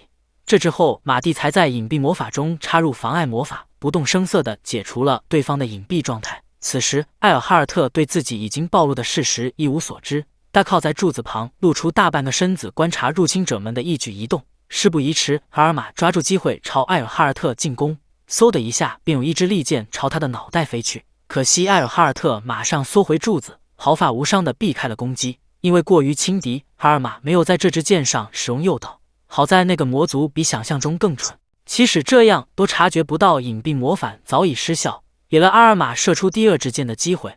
这次阿尔玛附上了有限诱导强化，箭支追着想要躲闪的埃尔哈尔特，在空中划出流畅的弧度，最后射中了他的右脸。居然能看穿我这完美的伪装，有毛病吗你？埃尔哈尔特又诧异又生气，魔族竟然派这样的家伙去人类社会卧底，难怪人类到现在也没被毁灭。三人十分无语，默默在心里回怼了一句。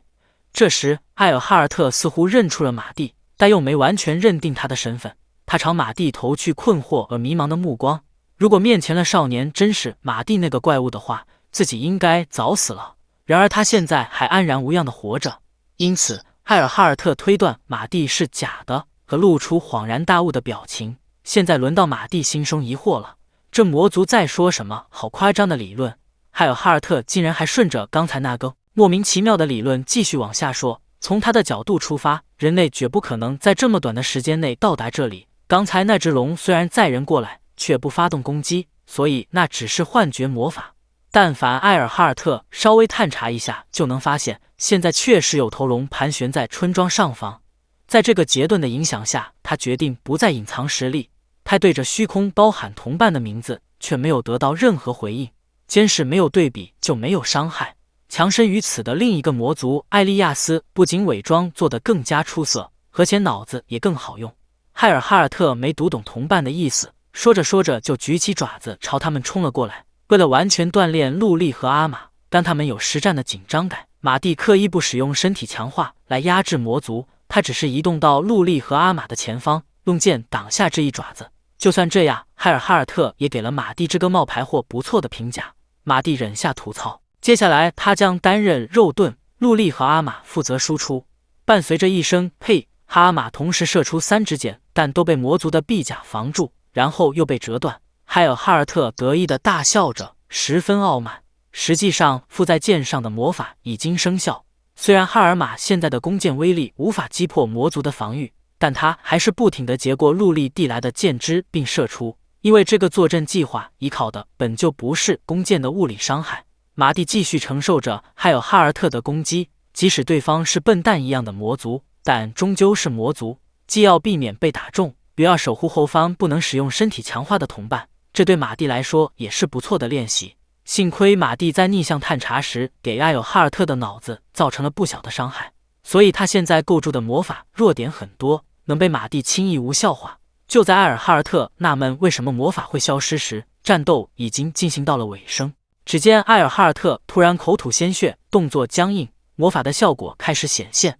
原来陆丽给剑之附上的是一种被称为魔毒的毒魔法，它的效果不是一步步显现的，可是在毒素累积超过一定量时一口气爆发的。埃尔哈尔特终于发现自己中毒了，可惜为时已晚，过不了多久他就会动弹不得。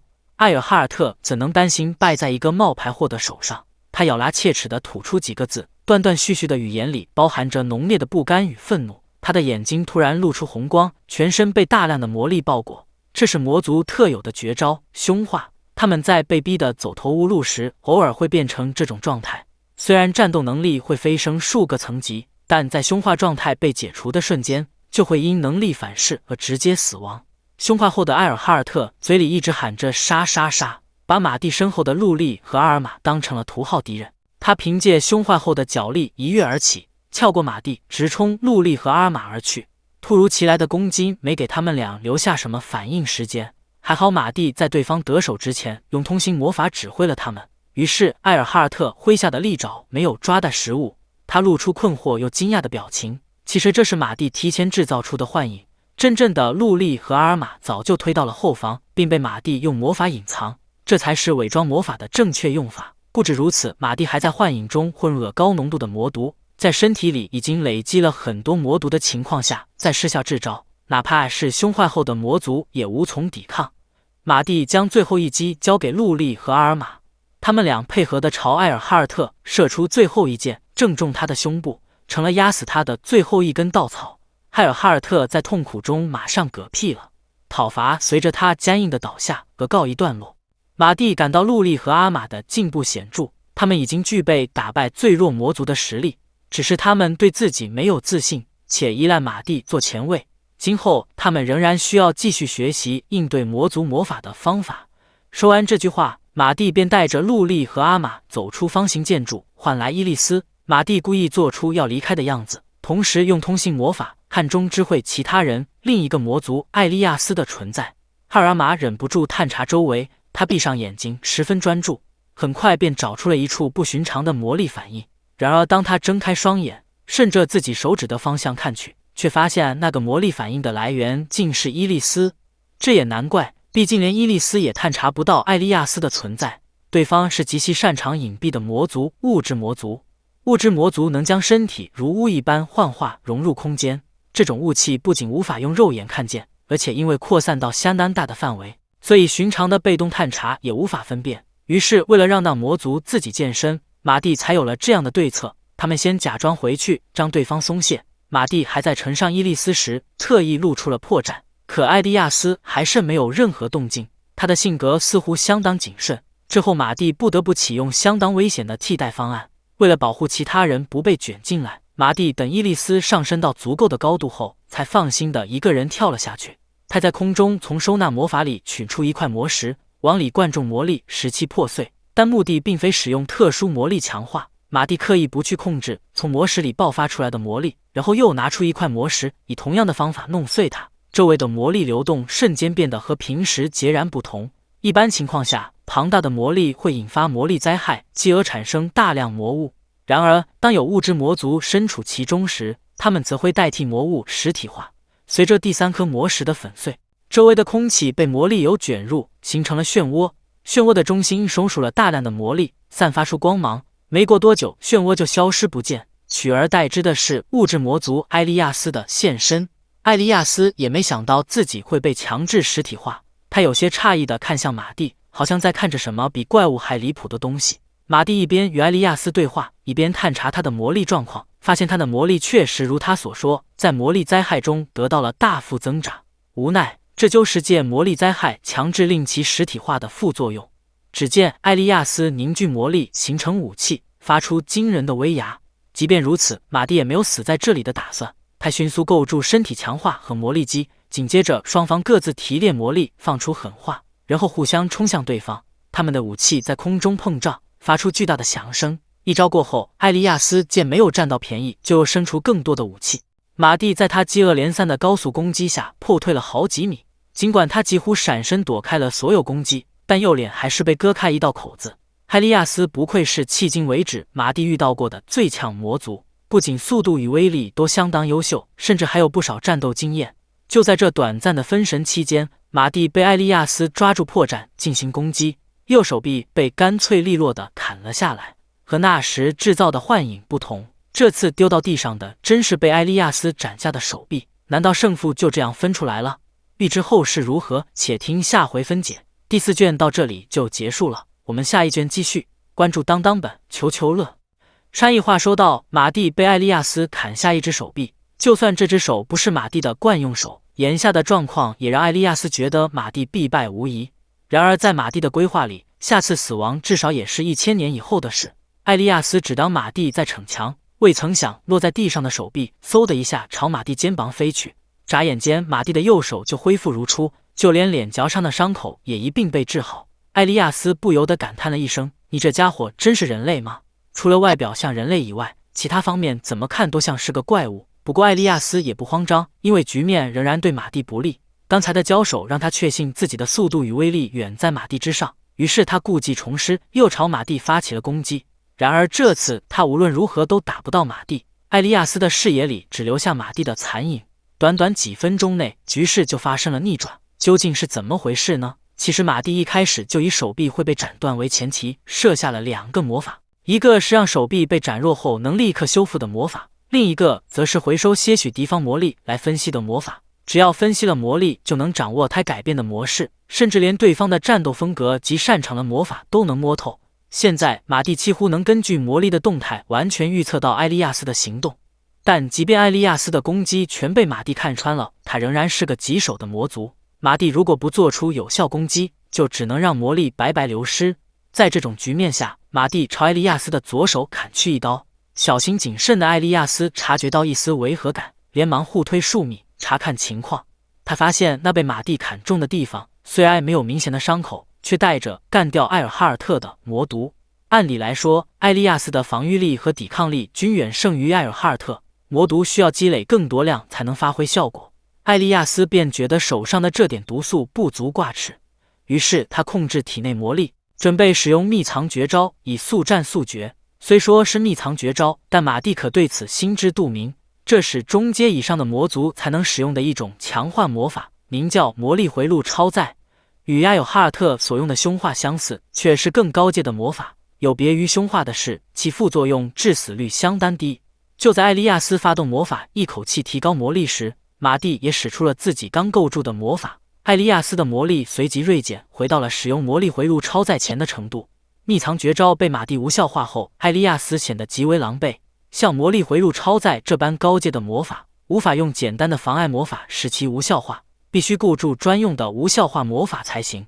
多亏了魔力分析，马蒂才能精准预测艾利亚斯的行动，提前构筑相应的无效化魔法。不明真相的艾利亚斯压缩手中的魔力，对马蒂放出魔族的另一个绝招魔力爆破。这个举动自然也在马蒂的预料内，他构筑魔法使之无效化。气急败坏的艾利亚斯再次集中体内魔力，散发出耀眼的光芒。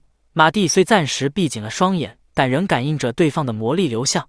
艾利亚斯趁机又发动了魔法，等马蒂再次睁开眼时，视野变成了一片白。艾利亚斯不知去向，而马蒂的周围则被魔雾笼罩。随后，艾利亚斯得意忘形的声音才在空中响起。他自以为获得了最后的胜利，竟然还向马蒂解说起来。艾利亚斯发动的是名为强制物化的魔法，被这个雾碰到的东西都会失去实体，化为雾气。对于无法使用实体化魔法的家伙而言，等同于立即死亡。就连物质魔族中都鲜有能掌握强制物化的，艾利亚斯会做出一副自命不凡的样子也不足为奇，但不见得马蒂就会对此束手无策。只见他悄悄构筑魔法，中断了艾利亚斯的强制物化。艾利亚斯瞪大双眼，用手指着马蒂惊呼，他不相信马蒂用的全是专用型无效化魔法。马蒂为了争取时间，特意亲切地解答了他的疑问。等艾利亚斯想继续追问时，马蒂施加在他身上的魔法生效了。艾利亚斯直觉不妙，周围的魔力正源源不断涌入他的身体里。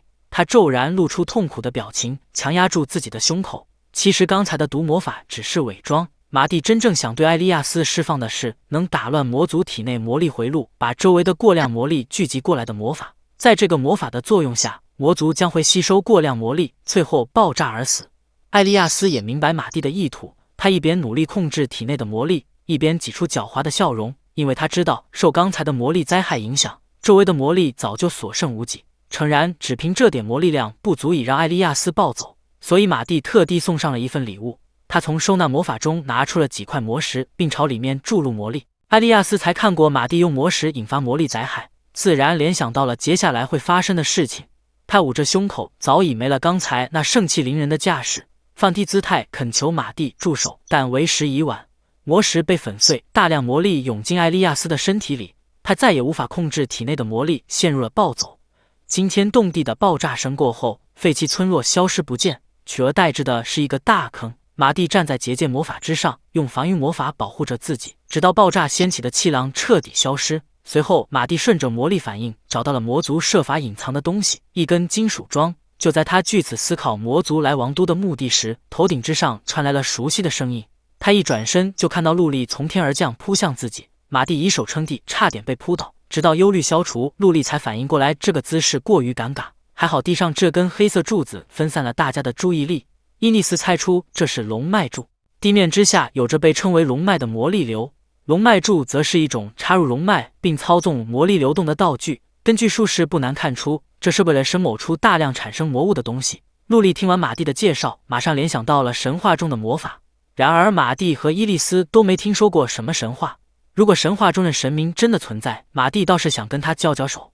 那么到底会产生多少只魔物呢？陆莉的提问拉回了马蒂渐远的思绪。马蒂估算了一下，大概有5000只迷宫第10层等级的魔物，外加几只 BOSS。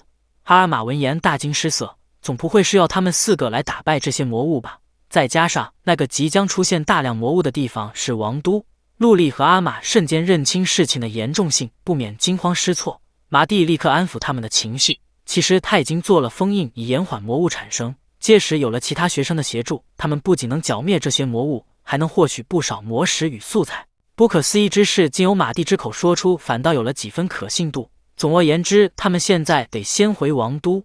伊利斯载着他们回到了自己的那座山头。陆莉和阿玛早已消除对伊利斯的畏惧，亲切地感谢他。每次有远行的需求时，都要来这座山上找伊利斯，实在很麻烦。把伊利斯留在身边，也方便治疗他的翅膀。只是他的出现绝对会引发大骚动。这时马蒂灵光一闪，突然想到了龙族变成人形的魔法，于是建议伊利斯假扮成人类一起行动。至于欠缺人类常识的问题，则可以用深山老林的出身来掩饰。得到伊利斯的同意后，马蒂暗自庆幸有了方便的交通工具。话说回来，缺少人类常识的人，学校里已经有了一个呢。只不过马蒂在这方面毫无自觉，还不知道说的就是他。事不宜迟，伊利斯开始了变身成人的魔法。他的身体迅速缩小，变出了女孩子的形态。虽然男女有别，但考虑到对方是龙，马蒂不敢掉以轻心，便上前查看有无保留非人类的部分。陆莉和阿玛意识到不妥之处，随即捂住马蒂的眼睛，并把他拉到一边转了过去。等伊利斯穿好衣服后，路易和阿玛才让马蒂转过身来。伊利斯穿着不知从哪里变出来的备用衣服，努力适应人类的身体。马蒂拉过他的左手，在上面画出纹章，虽然只是做样子，但足以让他的外表和常人一样。就这样，他们4个踏上了回王都的路途。隔天回到王都的马蒂、陆莉和阿玛带着伊利斯来到校长室。爱德华正要奖励他们打倒了数千公里外的魔族，马蒂及时打断了他。他今天来是想商量另一件事。他说着说着就把伊利斯推了出来。这件事便是让伊利斯入学第2学园。伊利斯用人类的方式在校长面前简单做了个自我介绍。爱德华微微皱着眉头，露出为难的表情。他可不会因为马蒂而放弃第2学园的准则，是立即一切。如果想成为第2学院的学生，就必须接受插班测验。它和入学测验的内容相同，但难度更高，必须取得47分以上才算及格。要知道满分才50分，如果除去马蒂，这个分数都能拿到入学考试的首席了。陆莉和阿玛不禁替伊利斯担心，然而马蒂却对伊利斯十分自信。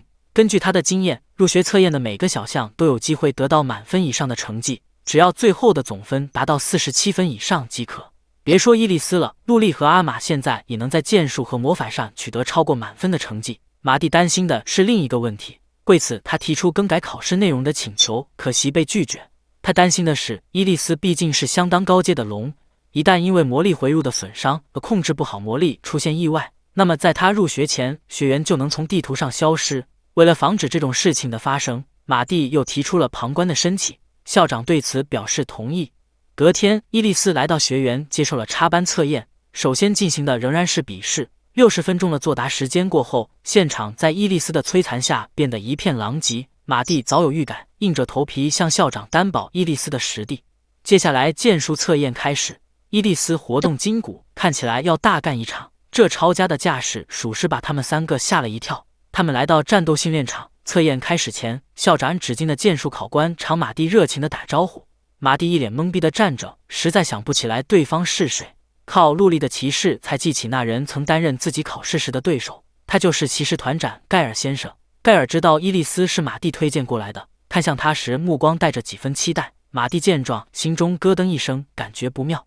随着校长的一声令下，剑术测验正式开始。盖尔单手持剑，严阵以待。伊利斯也摆好了姿势，不过因为还不怎么适应人类的身体，所以他总是不受控制地抖动着，甚至在取剑朝盖尔跑去的路上丢掉了剑。既是实战，盖尔就没有等他捡剑的打算，他直冲过去，朝伊利斯砍去一剑。不过剑在空中就被伊利斯徒手接下，毕竟是龙一般的剑，伤不了他分毫。更让众人惊讶的还在后头，只见伊利斯抓着盖尔的剑，把他高高举起，为了迎合剑术测验的要求，用剑打倒对方。伊利斯顺势挥剑，做出击打的动作，盖尔随即像球一样飞了出去。幸亏马蒂及时构筑防御魔法施加在盖尔身上，不然后果不堪设想。校长爱德华不禁怀疑，那真的是女孩子吗？随即得到马蒂的点头肯定，那确实是女孩子，不过并非是人类的女孩子就是了。总而言之，剑术测验有惊无险地完成了。下一项测试的是魔法，与入学测验时一样，只要破坏30米外的标靶即可。然而靶子太小了，伊利斯身为龙本就没有精准控制魔力的经验，因此这项测验也有着毁灭校园的危险。只见伊利斯在手中生成魔法，明明对着标靶释放，那个魔法却掉头直直地往马蒂他们所在的方向飞去。马蒂再次施展防御魔法，固住了身后的其他人。伊利斯边道歉边开始下一次尝试，然而这次魔法往上高高飞去，几秒后打中了空中的鸟群，数十只烧焦的鸟落在伊利斯周围的地上。此情此景，几乎叫爱德华怀疑伊利斯是千灾级别的魔物。不得不说，他的怀疑是对的。最后，伊利斯纠结了一会儿，决定采用马蒂教的方法。他不顾马蒂提醒，蹲了下来，准备对地面施加魔法。本来是利用高威力魔法爆炸引起暴风以破坏靶子的计划，结果伊利斯使出的魔法威力过于强大，马蒂不得不提前施教了防御魔法。随后，伊利斯抱着这次一定的念头放出了魔法。下个瞬间，一朵魔步晕就在训练场炸开。暴风过后，被卷入爆炸的伊利斯毫发无伤地出现在众人面前，训练场地和标靶一同被他破坏。尽管考试过程有些曲折，但伊利斯身上的能力货真价实。于是，爱德华给出了合格的成绩，让伊利斯通过了插班测验。之后，马蒂自觉揽下修复学院的工作。解决完伊利斯的入学问题，马蒂又遇到了一个新难题。他跟着校长深入迷宫查看材料收集的情况，发现如今的进度比预想的还要慢。这是因为第2学院的荣光文不足，这个国家的荣光文几乎都就读于第1学院。然而2个学员不和已久，要想解决人手不足的问题，还得请国王从中斡旋。当天晚上，校长室外传来一阵急促的脚步声，随后校长室的大门就被人砰的一下打开。马蒂陪在校长身边，接待了这位火气不小的来客。他就是第1学院校长菲伊卡斯。菲伊卡斯和爱德华一见面就爆发了激烈的争吵，如果不是国王的命令，菲伊卡斯绝不会屈尊来此。他那靠荣光文来决定地位高低的做法，令马蒂想起远在家乡的比夫格尔。还好爱德华及时掐断了无意义的争论，把话题带入正题。爱德华希望第1学院的荣光文也能帮忙精炼材料，可菲伊卡斯不能允许高贵的荣光文去做锻造师。施葛文在对抗战上的优异表现并没有改变他对文章的错误认知。菲伊卡斯蛮不讲理，以魔族介入为由，拒绝承认对抗战的结果。既然如此，马蒂便提出了重新举行一次对抗战的建议，参加人数没有限制，败者要对胜者言听计从。这个提议正合菲伊卡斯的心意，只不过他有个要求，那就是禁止马蒂和其他2只怪物参赛。马蒂头一次听到别人把陆莉和阿玛也称为怪物。他虽然为了大局考虑答应了菲伊卡斯的要求，但不代表他能大度的不去计较他粗鲁的言辞。于是马蒂暗中对菲伊卡斯发动了魔法毛根死灰，一个能让人毛根死绝变成秃头的魔法，而且今晚就能发挥效果。菲伊卡斯对此浑然不知，他满脑子想的都是对抗战，希望这次在条件明显有利于他的情况下，他能输得心服口服。第2次血缘对抗战于2天之后举行，马蒂没有让伊利斯上场，他用被动探查侦测了第1学员的所有参赛者，发现并没有魔族混入其中。因此也就没有龙参加的必要了。他们在观战席上静待对战的开始。倒是菲伊卡斯非要顶个光溜溜的脑袋过来挑事，马蒂明知那是毛根死灰的效果，却还是忍不住揶揄了他几句。菲伊卡斯只好将话题引到了对抗战本身。此时的战斗场地比以往更热闹，第一学员足足派了152人作为对抗战代表，全员都是菲伊卡斯引以为豪的荣光纹。反观第二学员，他们派出的是没有荣光纹的5人小队。这样的安排仿佛包含着对第一学员的轻视之意。菲伊卡斯当即恼怒，催着对战开始，以教训第二学员。稍后两校学生做好了准备，面对面站在斗技场中间。随着裁判的一声令下，对抗战正式开始。第一学员领头的男生立即下达攻击指示，可就在他们开始咏唱时，第二学员的学生们已经放出魔法，炸飞了一部分正在咏唱的第一学员学生。第一学员的作战计划被彻底打乱，菲伊卡斯毫无办法，只能在观战席上干着急。第二学员的代表不仅在攻击魔法上有更强的威力，就连防御魔法做得也更好。虽然这个魔法是马蒂刚教的，但那名施格文学生已经能运用自如。话说回来，他们并非是特别优秀的学生，然而就是这支勉强组成的小队，竟以压倒性的优势取得了胜利。显而易见的结果摆在面前，菲伊卡斯仍想耍赖。他不相信这5人是普通的第二学员学生，非要找个其他学生来证明爱德华所言不假。除了对抗战代表外，现场的第二学员学生就只有马蒂和打瞌睡刚醒的伊利斯。菲伊卡斯便点名要看外表柔弱的伊利斯实力如何。为了展示实力，马蒂打算递给伊利斯100剑。经过菲伊卡斯的仔细检查，这确实就是一把普通的剑。伊利斯接下剑后不满意它的强度，为了说明这点，他徒手将刀刃捏成了球。眼前的这一幕让菲伊卡斯感到恐惧。有备而来的爱德华继续向菲伊卡斯发难，质问他为何不按照国王的命令施行无咏唱魔法教育。菲伊卡斯随即露出目中无人的真面目。一个严肃的声音在头顶之上响起。国王坐在特别观科室，目睹了全程。菲伊卡斯自知惹祸了，急忙辩解。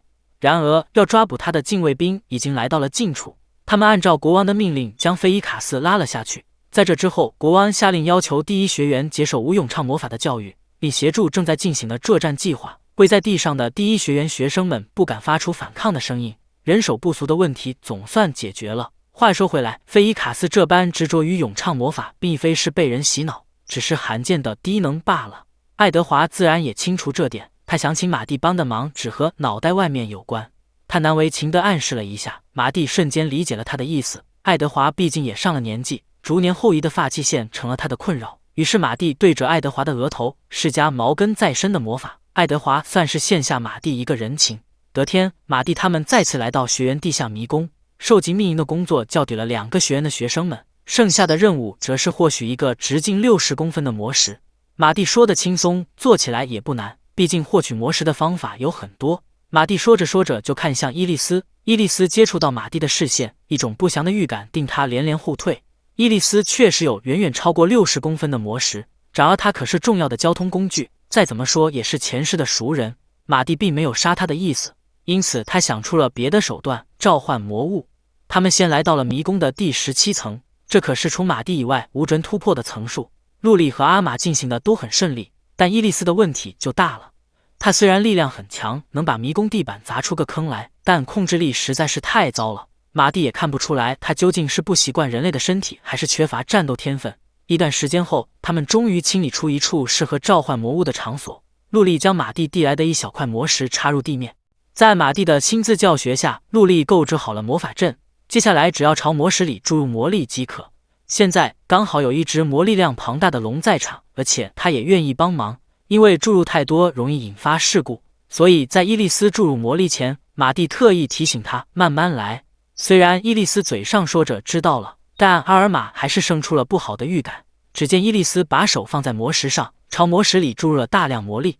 他虽然嘴里念叨着慢慢来，但注入的魔力量并没有变化。马蒂着急了，试图阻止，但他的话导致了更深的误解。伊利斯以为注入的魔力量不够，随即增大了注入量。等到马蒂终于制止了他的行为时，散发着黑色光芒的魔石里已经注入了远超预期的量，由此形成的魔物尺寸也远超预期，造成了天花板的坍塌。马蒂推测这一层容纳不了那么大的魔物，便趁着魔物诞生前的这段时间，带着其余2人跑到了相对安全的位置，巨大的轰鸣声伴随着强烈的震动传至迷宫上层，把正在收集材料的学生们吓了一跳。轰隆隆的崩塌逐渐平息后，一只体型巨大的龙出现在4人面前。这只龙的魔石直径不会小于80公分，虽然结果不错，但过程相当危险。伊莉丝为什么没有慢慢来的常识呢？马蒂不仅产生了这样的疑问，伊莉丝随即说出了2件熟人所做的更荒唐的事情。马蒂后知后觉地发现，他口中的熟人正是前世的自己，尴尬不已。话说回来，当务之急是打倒魔物，获取魔石。马蒂很快在脑海里拟定了作战计划，拜托伊莉丝担任先锋。伊莉丝斗志洋洋地朝龙冲去，但没靠近就被对方击飞。陆莉和阿玛担心地叫出声，马蒂则十分淡定地给陆莉一个魔法阵。陆莉和阿玛的任务就是将他打到魔物身上。马蒂刚安排好，伊莉丝就从空中掉了下来。到底是龙没受什么伤，稳稳落地。接着，马蒂提出了收服对方的建议，伊莉丝便不假思索地用浓语重复了马蒂说的话：“你个长着翅膀的大蜥蜴，给我乖乖受死吧！”说完，才从对方充满杀意的目光中意识到，这话根本不是要杀那事情，反而充满挑衅和嘲讽。这样一来，伊莉丝就成了吸引魔物注意力的诱饵，变相保护了陆莉和阿玛。趁此机会，陆莉迅速将附魔完毕的剑枝递给阿玛。哈尔玛对准龙的后颈射出一箭，虽然没有造成实质性的伤害，但箭留在了魔物身体的表面，这就达到了马蒂的要求。2人配合继续射出更多的箭枝，这些不疼不痒的攻击最终还是惹恼了龙。此时马蒂还在设置魔法阵，要打倒拥有直径80公分级魔石的魔物，需做的准备还很多。现在能保护陆莉和阿玛的只有伊莉丝。伊莉丝跳到魔物面前，给了他一拳。可惜他的魔力回路残破不堪，无法造成强有力的攻击。自从发现这家伙的攻击力不强后，伊莉丝变得更加主动，不再一味地被他追着跑，而是和对方展开了激烈的互殴。虽然伊莉丝作为高阶龙能承受住这家伙的攻击，包括这一脚，但支撑他的迷宫地板不堪一击。伊莉丝从被开了个洞的地面底下爬上来，吃了不少灰。还好有马蒂的干扰，才使那魔物一直没办法使用龙之吐息。就这样，上方维持着谁也打不死谁的僵局。与此同时，杜莉和阿玛继续着他们的任务。龙的身体既结实，耐性又高，对魔族有效的毒素无法用在他身上，且不受弓箭根本刺不进身体里，就算穿透了，也要积累庞大的魔力量才能使毒素发作。同样的，特殊魔力强化也需要惊人的魔力量，那足以引发魔力灾害。但伊莉丝使用龙之吐息不失为一种方法，可这对伊莉丝的负担太重，而且万一伊莉丝没控制好力道，让迷宫崩坏也不划算。所以马蒂最后选择了当下这个十分麻烦的方案，花了不少时间才准备完全。在魔法发动前，马蒂先让陆莉和阿玛后退到安全处，再让伊莉丝诱导魔物使出龙之吐息。只见伊莉丝写了个不远不近的位置，朝魔物放出狠话。那家伙看起来就不是很聪明，连这么拙劣的套路都上当了。他开始增幅自身魔力，果真要对着伊莉丝使出龙之吐息。马蒂见目的达到，提醒伊莉丝脱身，在那家伙的魔力即将喷涌而出的瞬间发动了术式。地面和其身体上提前设置好的魔法术式随即开始吸收他释放的魔力，并产生了强烈的共鸣。这次采用的魔法能逆转龙之吐息的方向和性质，使龙自灭，而且马蒂特意让作用在龙身上的效果增幅。此情此景，让同为龙的伊莉丝心情复杂。他一不注意就踩空，栽进了刚才被那魔物踩出来的地洞里。伊莉丝此时的位置正好处于噬龙魔法的攻击范围内，就算是伊莉丝也难以承受如此规模的魔法。尤其是马蒂还在术式中加入了对龙效果翻倍的魔法。马蒂迅速用身体强化、阻力减轻，来到伊莉丝身边，在她身上施加了一种防御魔法。虽不能完全抵消噬龙魔法的威力，但至少能把针对龙效果翻倍的部分无效化，剩下的威力则在伊莉丝的承受范围内。在这之后，马蒂已经没有时间给自己展开复杂的魔法了，只能用一些应急的小魔法来缓解冲击。魔法结束后，地面上留下了那家伙烧焦的尸体。伊莉丝安然无恙地勾举着魔石朝陆莉和阿玛走来。从他的状态可以看出，马蒂的防御魔法确实发挥了不错的功效，这下讨伐总算是结束了。陆莉焦急地在周围寻找马蒂的身影。之后，马蒂出现在旁边高耸的岩石之上，他没时间采取措施抵抗噬龙魔法的爆发所带来的冲击力，便顺着那股冲击波飞走100米左右的距离。途中利用魔法稍微调整了飞行的轨道，回避了正面撞上障碍物的可能，又捂住口鼻，避免吸入爆炸时产生的风。经过这番分析，马蒂觉得人类被吹飞100米存活也不是什么难事了。不过陆莉和阿玛还是不太能接受马蒂的观点，无论如何，魔石总算是到手了。今天的任务完成，他们4个踏上了返程。路上，马蒂向伊莉丝抛出了话题，问她是否愿意正式成为他们小队的一员。以前马蒂一直把伊莉丝当成一条龙来对待，但是发生了不少事情以后，再只是把她当成龙的话，稍微有些不妥。她在外表上与人无异，也能和这个世界的人们好好相处。在伊莉丝保持着人类状态的期间，马蒂觉得自己也应该待她如人类同伴才对。伊莉丝对此不但不反感，倒不如说有些不太相信。小队的另外2人欣然同意，马蒂的提议被全票通过。就这样，伊莉丝成了马蒂队伍里的一员。马蒂的嘴角突然勾起一抹坏笑，为了让伊莉丝尽早习惯人类的身体，接下来他会准备一些小小的训练。伊莉丝欢天喜地般接受了马蒂的安排，虽说是小小的训练，但阿尔玛总有种不好的预感。那么究竟会是怎样的训练呢？第5卷到这里就结束了，我们下一卷再见。关注当当可以第一时间看到更新哦。从迷宫带回魔石的当天下午，马蒂为了借训练用的场所而来到校长室。爱德华的头发比之前茂密了不少，因为欠马蒂不少人情，所以爱德华愿意冒着学员被破坏的风险借出场地。更何况马蒂答应会负责恢复原状。10分钟后，小队成员在学园中庭集合。除了使用许可之外，校长竟然还给出了附加条件的校园破坏许可。阿尔玛不免觉得这有些小题大做了，一个增强实力的训练而已，至于到破坏中庭的程度吗？很快马蒂就叫他大开眼界。等他们3个都推到安全区域后，马蒂开始凝聚大量魔力，用数个巨大的火球对学园中庭进行连续攻击，直到地面变得满目疮痍，几乎不存在平坦之处，才满意的停下。见他们仍不明白，马蒂随即做出解释，这是专门给伊莉丝准备的训练场地，用以让她适应人类的身体，尤其是注意脚边的情况。如果在这片废墟都能行动自如，那么其他场地自然也能应对。不过为了这点事就把学园中庭拆了，陆莉和阿尔玛只能对马蒂感叹一句：不愧是你。训练场地既已布置完毕，接下来就该替伊莉丝安排训练对手了。马蒂指定的人选是阿尔玛。一听到自己要和伊莉丝对战，阿尔玛的脑海中马上浮现出一些令人震撼的战斗画面。他突然想找个借口逃避训练。其实马蒂并非让阿尔玛和伊莉丝对战，他从收纳魔法中拿出一个寄居蟹魔物壳，让伊莉丝将蟹壳顶在头上，由阿尔玛负责向蟹壳射箭，伊莉丝来躲避攻击。听完训练的内容，阿尔玛终于松了口气，伊莉丝则跃跃欲试。但是现在天色已晚，阿尔玛不禁担心伊莉丝会因视野不佳而受伤。要知道伊莉丝平时就怕疼，然而马蒂却走过来安慰伊莉丝说没问题，因为人类的皮肤是性能相当好的感觉器官，所以就算伊莉丝完全看不到哈尔玛的剑枝，也不会对她构成威胁。得益于此，伊莉丝头一次发觉人类身体的好处。当然，只能办到这种事的人早就被排除在人类范围之外了。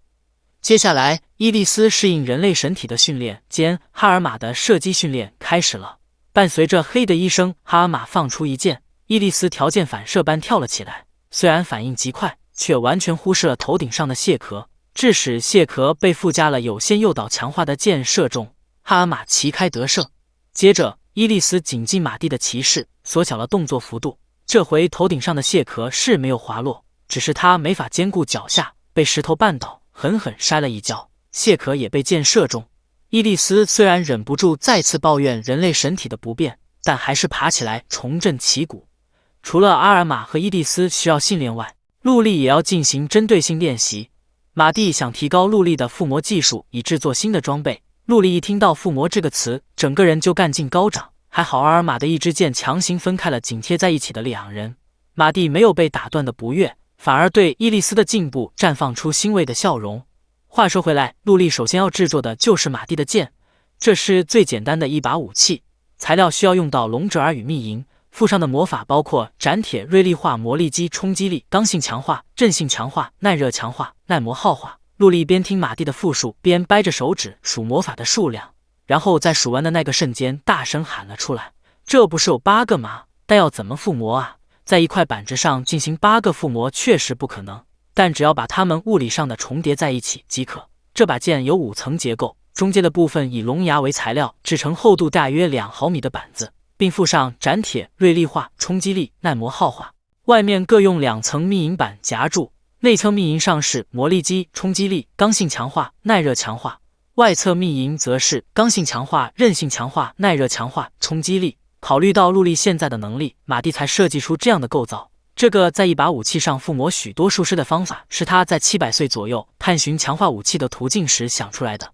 陆力总觉得马蒂在来到学园前的生活很了不得。话说回来，粘合5枚零件需要相当高的加工精度。马蒂取出一根龙牙作为示范，他首先用攻击魔法消除剑的大致形状，一块初级雏形的板子便出现在面前，然后展开结界，在形成的平面上倒出大量墨水，再把刚才的那块板子放上去，突出的部分便会沾上墨水，用底石把这些地方磨掉，就能让板子变得平整。陆力听完即刻投入了制作配件的工作。与此同时，伊利斯的训练取得了初步成效，他已经能控制好身体夺开阿尔玛的一剑了。只不过一松懈下来，蟹壳就被紧随其后的第2箭射中。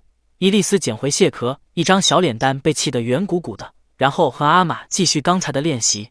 一段时间后，陆力加工并附魔了5块板子，他最后在剑柄附上拘束结合的魔法，将5块板子整合成一把剑，还程度比马蒂想象中要高了不少。看来陆力在这方面天赋过人。不过这时陆力对自己造出来的剑还没有把握，因为这把剑需要注入魔力才能发挥出真正的力量。马蒂说明到这又被陆力打断，他忙问马蒂：“这是魔枪盖博尔格那样的剑吗？”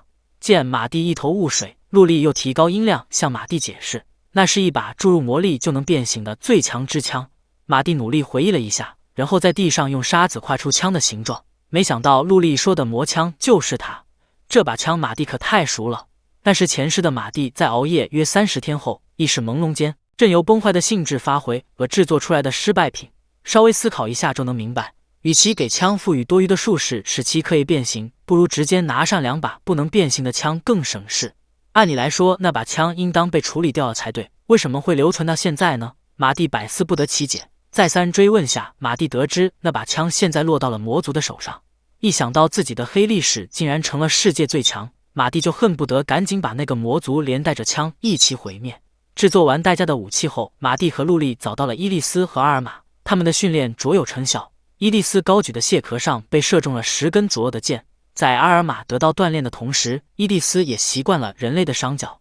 随后，马蒂修好了学园，他带着小队成员去迷宫对武器进行性能测试。他们来到了埃斯达特中迷宫的第22层，首先测试的是陆力的长剑。他试着挥剑斩向魔物，结果将魔物砍成了好几段。陆力惊讶地看着完好无损的刀刃，终于放下了对剑身太薄的担心。这么薄的东西确实不适合普通的附魔，因此马蒂特地创造了专用的新魔法，从陆力的剑专用附魔1号到陆力的剑专用附魔8号。陆力和阿尔玛再次发出感叹。接下来，马蒂从收纳魔法中取出弓箭，交到阿尔玛手上。陆力的剑注重轻量化与便携性，只是护身用的辅助武器罢了。和阿尔玛的剑合是小队的主要远距离输出，攻击性能自然远高于陆力的剑，速度和射程也优于普通弓箭，所以阿尔玛只放出1支箭，还来不及诱导，就射穿了路径上的所有魔物。伊利斯的专属武器则是一把枪头没有魔尖的长枪。考虑到伊利斯的力量，这把武器更注重耐久度。刚好他们身边出现了适合测试的魔物，伊利斯便提起枪刺向魔物，伴随着巨大的轰鸣声，魔物被他击飞了。身后的参天大树因被牵连而倒下，压死的附近的小魔物们。确实是把能让伊利斯全力挥舞的好枪。就这样，他们都拿到了心仪的专属武器。在一片哀嚎声中，他们开始了3对1的训练。数周之后，一切准备就绪。校长爱德华召集学生，宣告了王都大结界构筑作战的正式启动。下一话，最强贤者委任击退魔族。上一话说到，数周之后，他们终于完成了结界所需的全部装置，进入到构筑结界的阶段。魔族随时有可能发动袭击。守护王都本应是骑士团与冒险者的工作，但第2学园的学生们如今也是相当重要的战力，因此他们也被编组进王都防卫网中。这天，校长爱德华召集学生，宣告了王都大结界构筑作战的正式启动。在结界构筑作业中，王都最高战力马蒂无法抽身，所以当魔族与魔物来袭时，他们要靠自己的力量保护结界构筑班。随着校长的一声令下，全员按部就班地开始工作。整个作战的核心结界构筑班设在学园地下的迷宫之中。伊利斯和一些学生正点马蒂搬运设置结界的材料。这时，联络班的莉莉娅突然来到马蒂他们身边，神色凝重地报告了一则消息：第25号及26号魔力感知装置回传了异常动向。马蒂立刻在地图上找到对应的位置，为了预测敌袭并展开迎击，他们使用魔力感知装置布下魔力监视网。魔力感知装置一旦感应到异常，便会将测定的内容记录在纸上。马蒂接过莉莉娅递来的记录纸，仔细解读与分析后，得出了他想要的结论。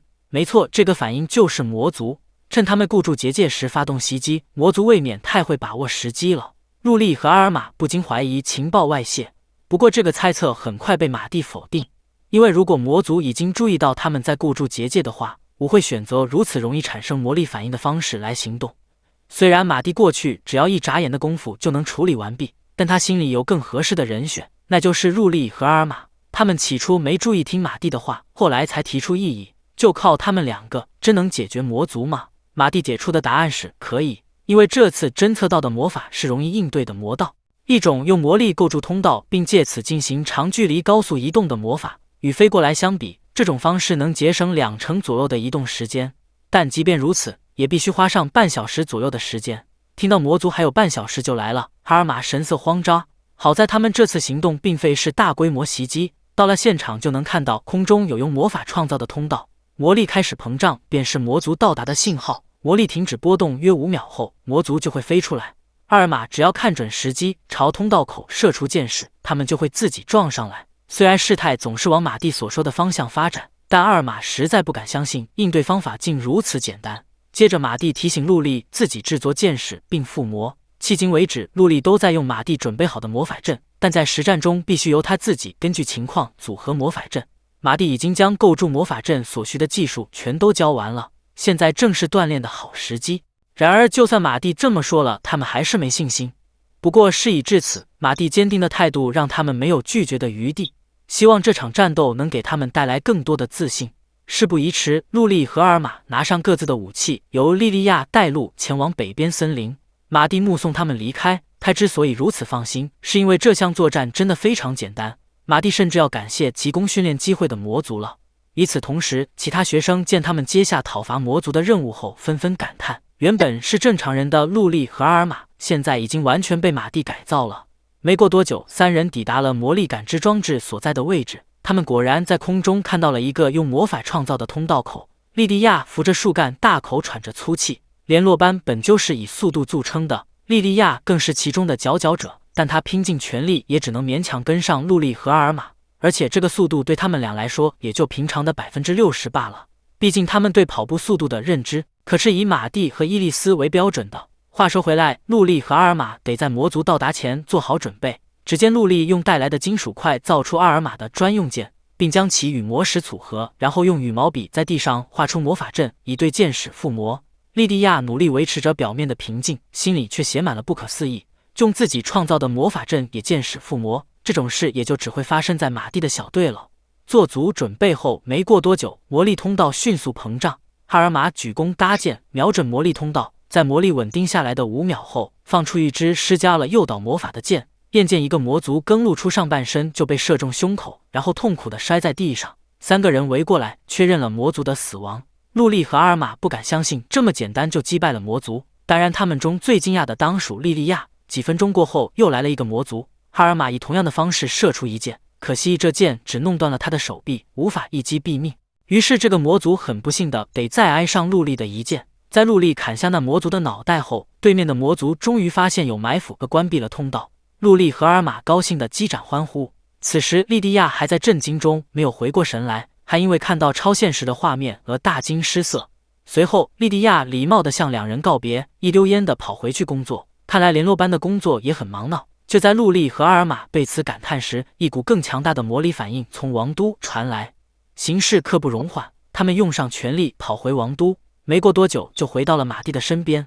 马蒂证实了他们的猜测，原来魔族用上了最终手段，一种以魔族的生命为代价方能使用的长距离移动魔法。由于魔族没有自我牺牲的精神，所以马蒂估计他们围殴了伙伴中最弱的那个，然后将其作为祭品发动了这种魔法。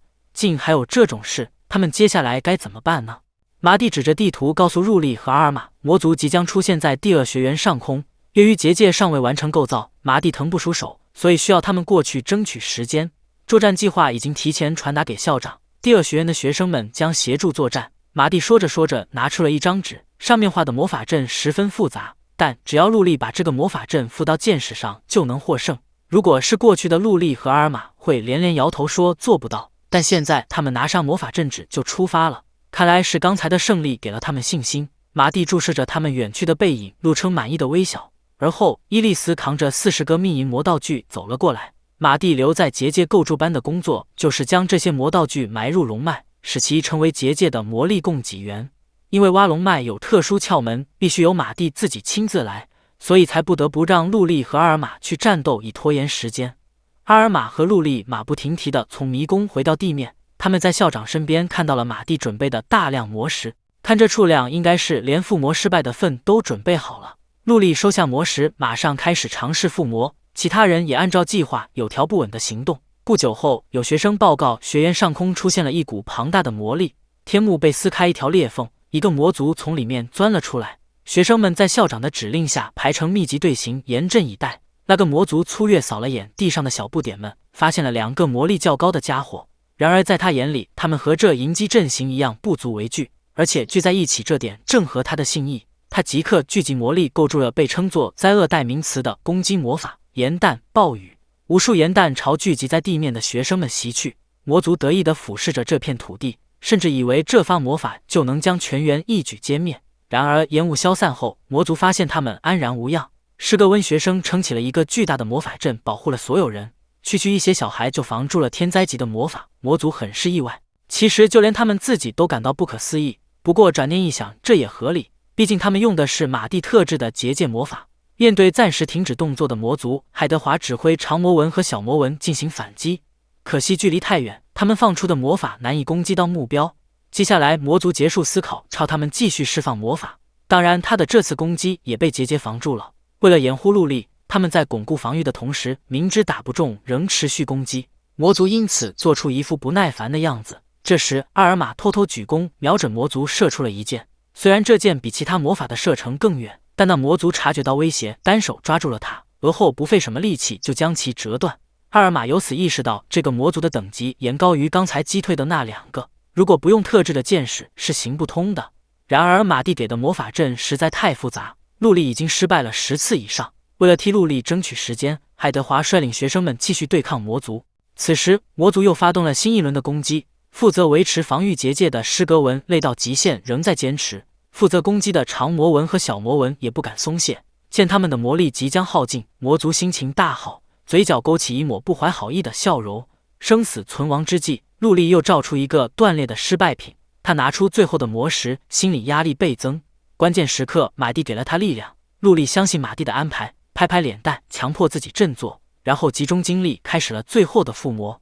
刚才失败的经验让他抓住了成功的感觉，终于完成了附魔。阿尔玛接下这支被特殊附魔过的箭，瞄准空中的魔族射出。刚才还觉得胜利在望的魔族突然敛起笑容，偏头躲开了迎面而来的箭矢，但没有直接用手抓住，这就给了阿尔玛使用诱导魔法的机会。只见那支箭矢转了180度回来，正中魔族背部。附在箭上的魔法随即生效，将魔族的伤翼连带着身体紧紧绑住。失去飞行能力的魔族随即从空中坠落，掉到了第2学院的包围网中。除了陆莉和阿尔玛，他们中的任何一人都难以对魔族造成有效伤害。然而同一种魔法累积数十发的话，效果就完全不同了。于是他们在魔族一声接一声的哀嚎中持续攻击，最终完成了讨伐。整个学园都回荡着他们激动的欢呼声，他们疲惫的脸上洋溢着喜悦。联友班忙去各处报告情况，陆莉和阿尔玛也急着要和马蒂分享胜利的消息。可惜好景不长，一个魔族被打倒了，还有更多的魔族出现在第2学园上空。仅仅是一个魔族都要出动全部战力方能打倒，现在同时出现了如此多的魔族，而且学生们的魔力几乎都耗尽了。接下来他们要如何应对呢？下一话，最强贤者歼灭。就在大家沉浸在胜利的喜悦中时，学园上空又出现了一群魔族，对付一个魔族就几乎耗尽了学生们的魔力，现在居然又来了14个。难怪学生们睁着惊恐的眸子，满脸写着绝望。魔族们也知自己处于上风，迫不及待地去展开一场杀戮派对，甚至要比赛决出杀人王。就在这时，他们的一个同伴被不知从哪冒出来的利剑从后面刺穿了胸膛，而后上半身就被砍成2半。当他们的目光都被死去的同伴所吸引时，旁边又有一个魔族被割下了脑袋。面对突发情况，学生们不知所措，尤其是魔族这触目惊心的死状，令他们更加混乱。这究竟是怎么回事？到底哪来的剑？剩下的魔族带着困惑的表情，茫然地环顾四周，寻找剑的踪影。他们还不相信有人攻击了他们，直到那把剑再度出现，叫魔族们认清了现实，然后又马上消失在他们的视线中。能瞬间干掉3个魔族的人，在王都有且只有一个。不管是魔族还是地面上的人们，都想到了答案。这把剑的主人正是马蒂。只见马蒂明目张胆地出现在魔族身后，魔族们循着声音惊讶地回头，随后陷入一片混乱。地上的人们则纷纷松了口气。当然，魔族中也有能保持冷静的，他应该是团队的指挥官，几句话便安抚好了他们的情绪。魔族们接到指令，正准备散开，马蒂就发动缩地，咻的一下消失在他们面前。等魔族再次捕捉到马蒂的身影时，他已经来到指挥官的面前。那魔族脸上淡定的表情瞬间崩塌，然后他就被马蒂一剑斩杀了。紧接着，马蒂又发动缩地消失了。其实只要能看穿魔力反应，就能轻松破解缩地。可这些魔族缺少战斗经验，一时难以看穿这个简单的魔法。不过，如果他们同时用全力飞翔来逃跑的话，马蒂也应付不来。此时能阻止魔族进出的王都大结界还没启动。为了避免出现漏网之鱼，马蒂用类似结界的魔法包围了所有魔族，然后又用缩地消失在他们面前，从而制造出他用控制型结界消除身影的假象。那些笨蛋们果然中计了。其中一个魔族立刻释放大量魔力，试图用内部破坏结界。在他发动后，周围就响起了东西破碎的声音。马蒂应声现身，当然这些都是他精心设计好的，要的就是魔族放松警惕，以趁其不备再度攻击。只见马蒂挥舞着附魔过的剑，杀杀杀，又解决了3个魔族。没想到剩下的魔族中，竟有个抓住马蒂攻击后停顿的瞬间，连自身气息都没隐藏，就朝马蒂兴奋地冲了过来，最后直接被马蒂反杀。而后马蒂又盯上附近的另一个魔族，他被吓出眼泪，几乎动都没动，完全没有闪避，就被马蒂斩下了头颅。此时空中还剩下5个魔族，他们虽然有逃跑之意，但都在马蒂的魔法射程内。他打算再用结界虚张声势，于是对展翼飞行的魔族施加了小小的魔法轻压。尽管是威力极低的魔法，却恰好能在这个时机发挥出奇效。企图逃跑的魔族误以为自己撞上了结界，从而镇定马蒂刚才设下的结界没有被破坏。在马蒂的刻意误导下，魔族们纷纷露出了无法逃离的绝望表情，他们不得不背水一战，一起朝马蒂发动了攻击。当然，这种程度的攻击对马蒂不起作用。最后，马蒂漂亮地送这5个魔族去了另一个世界。至此，对魔族的讨伐圆满结束。结束战斗后，马蒂降落到地面。在刚才的战斗中，就连校长也没看透马蒂消去身影的魔法，其实那不过是缩地的应用罢了。马蒂砍中敌人后，马上移动到其余魔族的视线死角里，然后再重复这个动作。因此，与其说是魔法，不如说是战斗技巧。过了一会儿，陆莉和阿尔玛也围了过来。陆莉见马蒂用自己制作的剑取得了胜利，高兴得快晕了过去。还好有阿尔玛扶着。这时马蒂察觉到了一股特殊的魔力反应，他随即安排陆莉和阿尔玛去给支撑结界的伊利斯帮忙，然后孤身一人去处理这件更麻烦的事。学园上空的魔族全灭，不代表战斗就此结束。马蒂说着说着便冲出了正在庆祝的人群。森林里2个魔族正在悄悄构筑某种魔法以对付马蒂。马蒂会被这个魔法所杀死吗？第6卷到这里就结束了，我们下一卷再见。关注当当可以第一时间看到更新哦。学园上空的魔族全灭，不代表战斗就此结束。虽然构筑结界刻不容缓，但马蒂必须去处理更麻烦的事。他朝森林跑去，在接近目标时隐藏身形。出现在他面前的是边说话边构筑着魔法的2个魔族，他们确实比那14个魔族强了一点，但都半斤8两，而且也有小看人类的老毛病。构筑者对付马蒂的魔法，却丝毫没发现马蒂已经来到身边。马蒂适时插入了他们之间的对话，是要用什么样的魔法来杀死我呢？马蒂的突然出现引起了他们的困惑与惊讶。他还特意提醒魔族构筑魔法时要隐藏魔力，但这2个魔族无论如何都不相信人类能探查到魔力，反倒觉得马蒂是为了动摇他们才故意这样说，于是摆出战斗姿势蓄势待发。马蒂有些不满，但现在更重要的是阻止他们的魔法。这个奇怪的魔法压根没有打倒马蒂的效果，不过会扰乱龙脉，影响结界的启动。见这两个家伙连自己构筑的魔法是什么都不清楚，马蒂也不多废话，直接用摩斯拘束，将他们束缚在原地，动弹不得，然后做出要将他们杀死的样子。为了引发其中一个魔族的危机感，马蒂特意使用华丽而夸张的魔法，打倒了他们中较弱的那个。同伴惨死的模样刺激着剩下的魔族，他带着惊恐与悔恨，放出大量的魔力，强化身体，挣脱了马蒂的束缚，并试图飞出森林。逃走之前，不忘回头给马蒂留下几句狠话。未曾想，马蒂也强化身体，轻松追了上来。为了甩开马蒂，他不得不使用全力飞翔，嗖的一下朝远处飞去。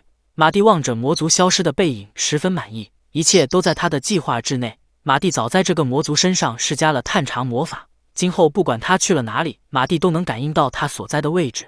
魔族虽然不喜欢群居，但会暂时集合形成据点。今后他四处奔波传递消息时，便会告诉马蒂魔族的据点所在。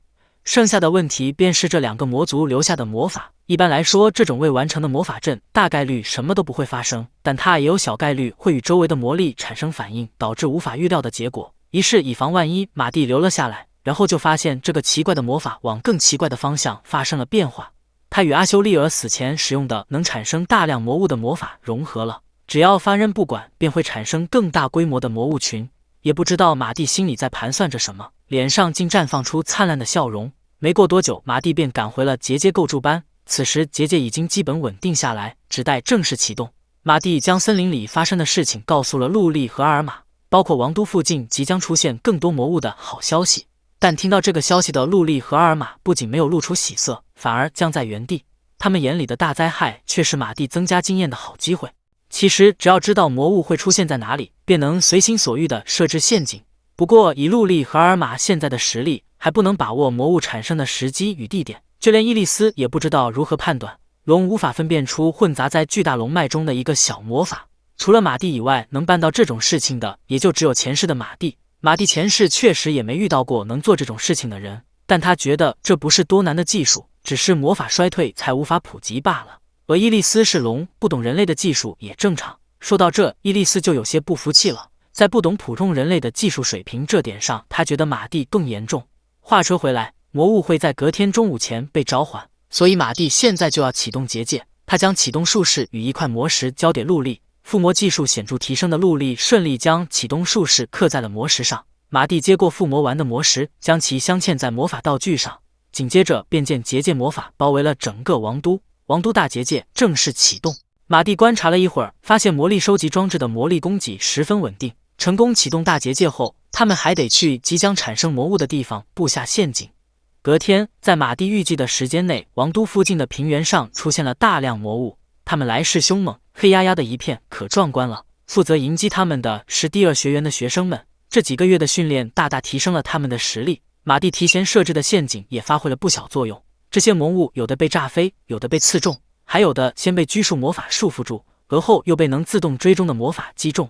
广阔的战场上，爆炸声和哀嚎声不绝于耳。此时，马蒂小队正抱着武器在城墙之上眺望着激烈的战况。马蒂拟下的作战计划进行得十分顺利。他们昨晚除了在战场上布置爆炸与拘束的陷阱外，还特别在旁边设置了能感应魔物魔力，让魔法进行自动追踪的装置。在大规模战斗中，它能避免魔法击中友军，并让战斗变得更加轻松。只要第二学院的学生们集中精神，国力全开，绝不会输给这种程度的魔物。尽管如此，马蒂仍不敢掉以轻心，这是因为根据龙脉的反应，平原上还会出现第二波魔物，而且后面这波魔物的威胁性远远高于第一波。果不其然，就在战场上魔物死的死，伤的伤时，更大更强的魔物接二连三从地底钻了出来。突然出现的魔物让学生们始料未及，他们保持冷静，在校长的指挥下有序撤离了战场。接下来便是马蒂、陆莉、阿尔玛以及伊利斯的表演时间。按照事先安排好的作战计划，马蒂将担任前卫的伊利斯直接投掷到魔物群中，附近没有队友，确实更方便伊利斯发挥全力。只见他插起一块沉重的岩石，横扫四方。趁伊利斯吸引敌人注意力的这段时间，陆莉和阿尔玛也进行了攻击。只见阿尔玛首先用被动探查锁定目标，然后搭弓射箭，一口气朝魔物群射出了数支箭矢。箭矢追着魔物，就像被吸过去一般，插进魔物的身体里。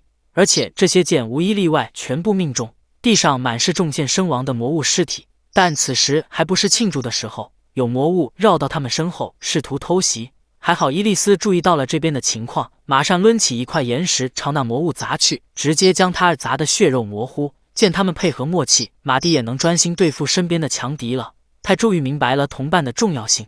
感慨完毕，马蒂回到了战斗之中。他现在的对手魔力量惊人，然而威力再强的魔法，只要打不中就什么都不是。马蒂不躲不闪，一剑化解了攻击，然后便见他踩着脚下张开的结界，以肉眼看不清的速度挥剑穿梭于魔物周围，在他身上留下数道深深的伤口。体型巨大的魔物还没来得及反抗，就栽倒在地上。这便是施格文能堂堂正正发挥实力的战斗。对于施格文而言，地面强度有限，不如自己施展的结界放心。而且这种作战方式大大降低了魔力消耗，最低限度的使用了攻击魔法，效率相当不错。不然马蒂也不会仅安排他们4个来挡下第2波魔物，因为接下来要对付的魔物数量可不是闹着玩的。连撤退到后方的学生们都在担心他们的体力和魔力。从地下涌出来的魔物好像源源不断，无穷无尽。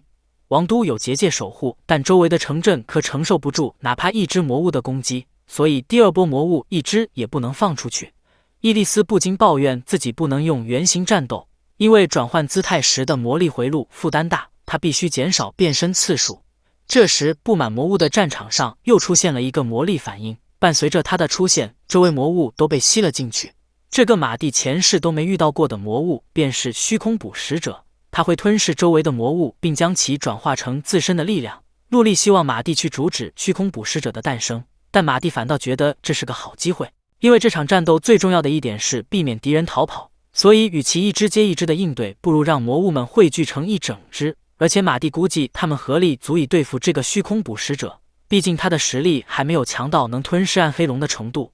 过了一会儿，等那个家伙吸收的差不多了，马蒂才打算动手。他从收纳魔法中取出一块魔石，与一张画着魔法阵的纸交给陆莉。为了获取满意的素材，必须避免虚空捕食者进化成莫名其妙的生物。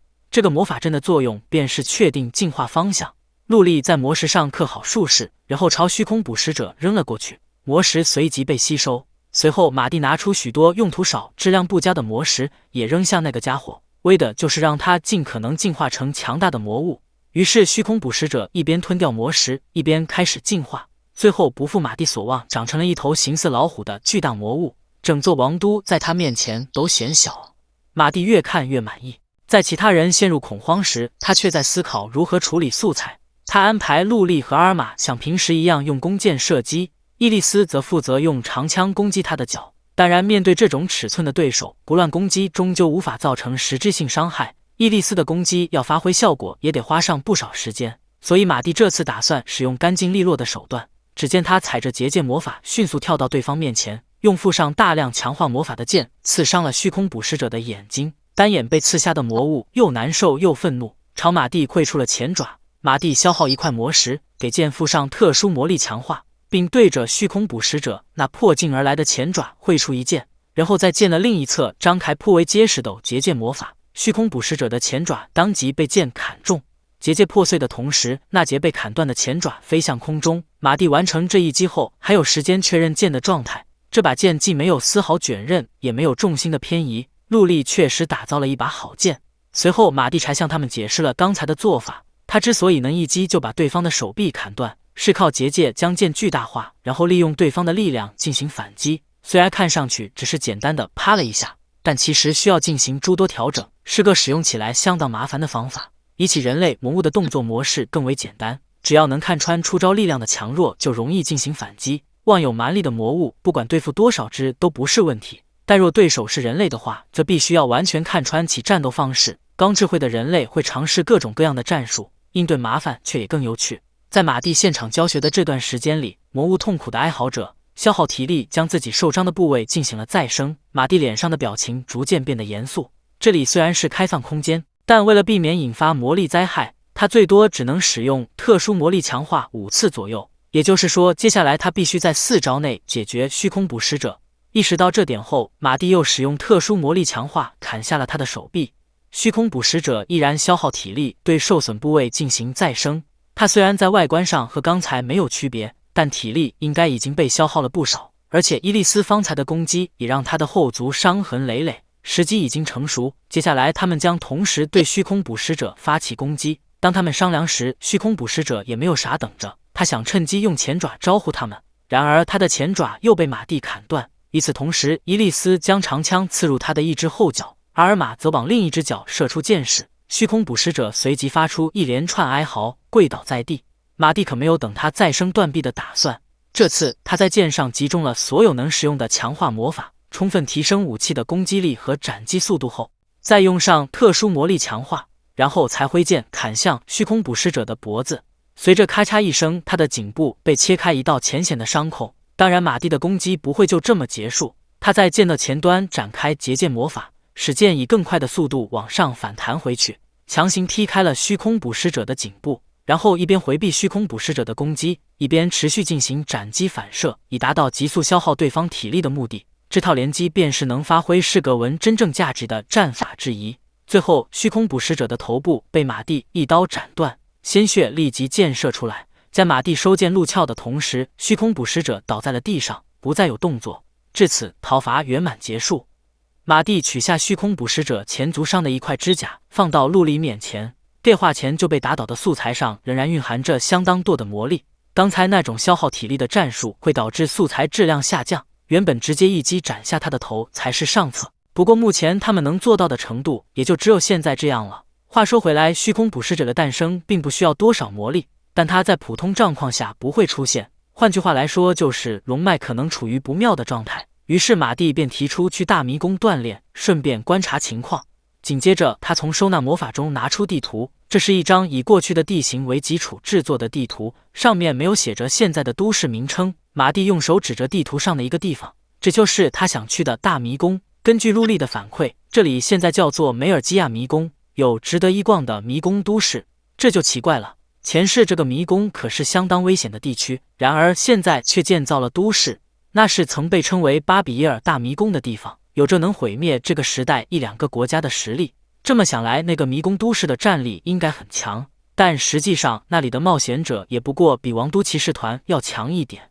马蒂的脑海中随即浮现出骑士团长的音容笑貌。如果真以骑士团为基准的话，那么那些冒险者的战斗力可基本为零。马蒂又多了一个非去大迷宫不可的理由，说不定那里的异常也是魔族搞的鬼。出发去大迷宫前，他们得先把击退魔物得到的大量素材处理掉。因此，时隔几个月，马蒂小队再次推开了冒险者工会的大门。现在，工会的冒险者以及工作人员都对第二学园的学生来此习以为常，不管他们拿出怎样的素材都不会吃惊。再没有人用奇怪的眼神看过来。原来，在这几个月里，为了能够处理第二学园学生们带来的素材，王都支部备齐了国内最优秀的鉴定人和最新的魔力测定器。以往不堪重负的收购机制，现在似乎得到了大幅提升。马蒂见状，放心地从收纳魔法中放出了部分素材。然而，看工作人员脸上惊讶的表情就知道，马蒂高估了他们的鉴定实力。工会的收购人员压根没见过这些素材，误以为是迷宫产出。经马蒂解释，才知道这些来自平原上出没的魔物。最好的素材早被马蒂留下，剩下这些品质较差的部分拿着也用不上，放在收纳魔法中又会压缩魔力。所以马蒂选择了将它们出售。鉴定人员忐忑地将虚空捕食者的部分骨头放到了魔力测定器上，然后望着仪器显示的数值，鉴定人员露出难以置信的表情。经过小心翼翼的反复测定，他们才敢做出判断。如果数值没错的话，这根骨头的硬度接近金刚，所蕴含的魔力值比迷宫20层的怪物素材还高上不少。对于下过22层测试武器威力的小队成员来说，这不算什么。但于工会而言，他们不仅无法评估素材的价值，也不知道如何加工。如此一来，马蒂为了出售素材，就只能进行加工。恰好第二学园生产系的学生几乎都能胜任这些素材的加工工作，所以最后马蒂将这些素材带回了第二学园，并以销售额的80%作为报酬，将加工及贩卖都托付给了学员。尽管按照惯例应该是30%，但校长坚持要给马蒂80%。隔天，马蒂小队来到第二学园校长室。爱德华尊称他们为大英雄马蒂亚斯大人及其同行者，这搞得杜利和阿尔玛相当不好意思。素材的加工正在飞速进行，听到风声前来咨询的商人们络绎不绝。不过，马蒂想和校长商谈的是另一件事。猎人无数的爱德华一眼看穿马蒂想退学的念头，要知道马蒂的这个打算，就连陆莉都没听说过。其实马蒂本就不是为了取得毕业证书才来帝俄学园的，他计划完成结界后便离开学园去调查没有基亚，这些都在爱德华的预料之内。毕竟教师们总是单方面被马蒂教授知识，却不能给他任何回馈。说到这，爱德华不禁惭愧地叹了口气。虽然校长所说皆是事实，但马蒂觉得校园生活还是相当有意义的。比如老师们教会了他丰富的常识，但就马蒂的实际表现来说，他仍然是学园里最缺少常识的那个。校长忍不住掩面再次惭愧地感叹，然后严肃地拍了一下桌子，拒绝了马蒂的退学请求。马蒂对这个情况颇为意外，他实在不想因为退学而闹僵了关系。好在爱德华的本意只是让马蒂保留学籍罢了，如此一来，学园就能以马蒂的实际为后盾，自由运作并推行有效的教育。而马蒂在遇到困难时，也可凭第二学园的学籍获得学园甚至国家的援助。这个互惠互利的方案马上得到了马蒂的同意，于是爱德华递给马蒂一份特殊招生文件，只要在这上面签名盖章，马蒂便能以特殊特招生的身份免于出席学校的课程，便能升至下个年级直至毕业。而且同样的文件，爱德华还额外准备了3份。陆莉和阿尔玛马上回应校长，他们一个想继续学习附魔，一个想继续挖掘弓箭的可能性。就连刚入学的伊丽丝都更愿意待在马蒂身边。于是校长爱德华在文件上写下他们的名字，并盖上学园的印章。即刻起，马蒂、陆莉、阿尔玛、伊丽丝便是王都第二学园的特殊特招生。虽然不必出席学园的课程，但爱德华欢迎他们随时回来。之后，马蒂小队收拾好行李，在大家的欢送中离开学园，前往迷宫。他们这次选择的移动方式是徒步，虽然骑着伊丽丝很快就能到达，但龙形态太过显眼，而且马蒂根据地图估计，步行到没有基尔也就1天不到的路程，所以完全没必要用显眼的移动方式来引人注目。但聊着聊着，马蒂就发现了情况不对。据陆莉和阿尔玛所说，他们得花上1周时间才能走到没有基亚，只有伊丽丝同意马蒂的观点，认为1天足矣。明明是去同一个地方，时间怎会相差如此之多？马蒂摊开地图寻找问题所在，既然目的地一致，那么原因只能是路线不同。原来陆莉和阿尔玛并不打算直接穿过奇基利斯维亚森林。提起这片森林，他们脸上便是一副惊恐的表情。那里的魔物力量强大，有的甚至拥有智慧，但这话一说出口，他们就马上后悔了。一旦知道那里有这样的魔物，马蒂更不可能绕开了。于是他们走进了令人毛骨悚然的奇基利斯维亚森林。马蒂边走边探查周围情况，虽然能和拥有智慧的魔物战斗很开心，但是对实力不明的敌人出手就是莽撞。马蒂在渴望战斗的同时，也确保了紧要关头的退路。在这种情况下，他们继续朝森林深处进发。那么他们接下来会遇到什么呢？我们下一卷再见吧！关注当当可以第一时间看到更新哦。为了调查流淌在地面下的巨大魔力流龙脉，马蒂小队正朝着迷宫都市梅尔基亚前进。他们正处于被称为魔物巢穴的森林，一路上却完全没有遇到魔物。走着走着，马蒂突然注意到被动探查传来了微弱的魔力反应，他满怀期待，独自顺着魔力反应摸索了过去。当他抵达那个魔力反应所在时，高达数米的巨大猿猴魔物从头顶之上直袭而来，但他还没来得及挥下爪子，就被马蒂一击斩首了。死前惨叫声之大，连在远处待命的其他成员都隐约听到了。随后，阿尔玛的耳边出现了一阵沙沙声，他循着声音望去，便见到一张狰狞的魔物脸出现在面前，当即尖叫，和后面无血色的晕了过去。马蒂提着一颗尚在滴血的脑袋，向他们解释了一番。他眼前的这只杂鱼其实是威斯母猴，是传闻中整片森林最强大且拥有统领魔物智慧的存在。没想到是个连话都不会说的家伙，马蒂的期待落空。不过这趟也不是一无所获，马蒂确认魔物是有意避开他们的，准确的说是为了避开伊丽丝。伊技农的魔力量本就高于人类，为了不吓跑魔物，伊丽丝打算抑制下自身魔力。虽然伊丽丝嘴上说这不是什么难事，但根据过去的记录来看，他的魔力控制技术足以引起毁灭性的灾害。陆莉和阿尔玛察觉到危险，早早躲到了远处。马蒂为了保护他们，也跟了过去。准备就绪后，伊丽丝嘟着嘴，气鼓鼓地开始了抑制魔力的尝试。只见他刚开始压缩魔力就获得了显著的效果，可惜没维持多久，被强行压缩的魔力就像触底反弹般突然爆炸。马蒂早有预感，及时展开防御结界，布住了身后的2人。但这爆炸把周围的魔物全都吓跑了。伊丽丝无奈地叹了口气，她自知帮了倒忙，双手合十放在胸前，不停向马蒂道歉。麻地没打算追究伊利斯的责任，毕竟会被伊利斯吓跑的魔物，就算打倒了也是浪费时间，值得一战的魔物反倒可能因此送上门来，也算因祸得福。想到这，马蒂心里一阵窃喜。不过就魔力反应来看，伊利斯暂时没引来什么强大的魔物，马蒂不抱什么期望，继续前进。现在缺少魔物的森林变得异常和平，可煦的阳光透过枝叶缝隙洒满林间，逃走的魔物不会轻易离开自己的地盘而去袭击城镇。在马蒂小队通过后，他们就又回到了原来的地方。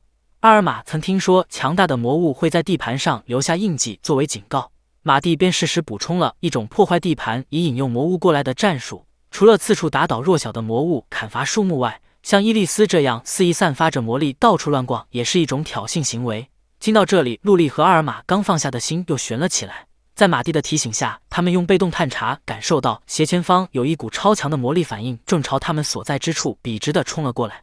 没过多久，一头高约5米、长得像猪的魔物就赫然出现在他们面前。奇怪的是，他的目标明明是伊利斯，却忽视他，朝其他地方冲了过去。之所以会这样，是因为马蒂施将魔法将伊利斯的魔力诱导至别处，只要靠魔力来感知对手存在的魔物，就会往那个方向跑去。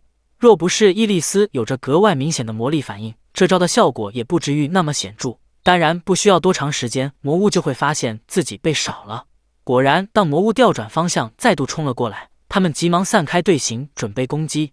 马蒂和伊利斯作为可靠的前排挡在前面，本来对付这头猪形魔物就不难，只要缩短距离，令其无法加速，就封住了他的最强招式猛撞。再仔细观察动作，就能读出他的攻击目标，并掌握他的动向。马蒂刚教完这些，那头猪形魔物就把攻击目标转移到陆莉和阿尔玛身上。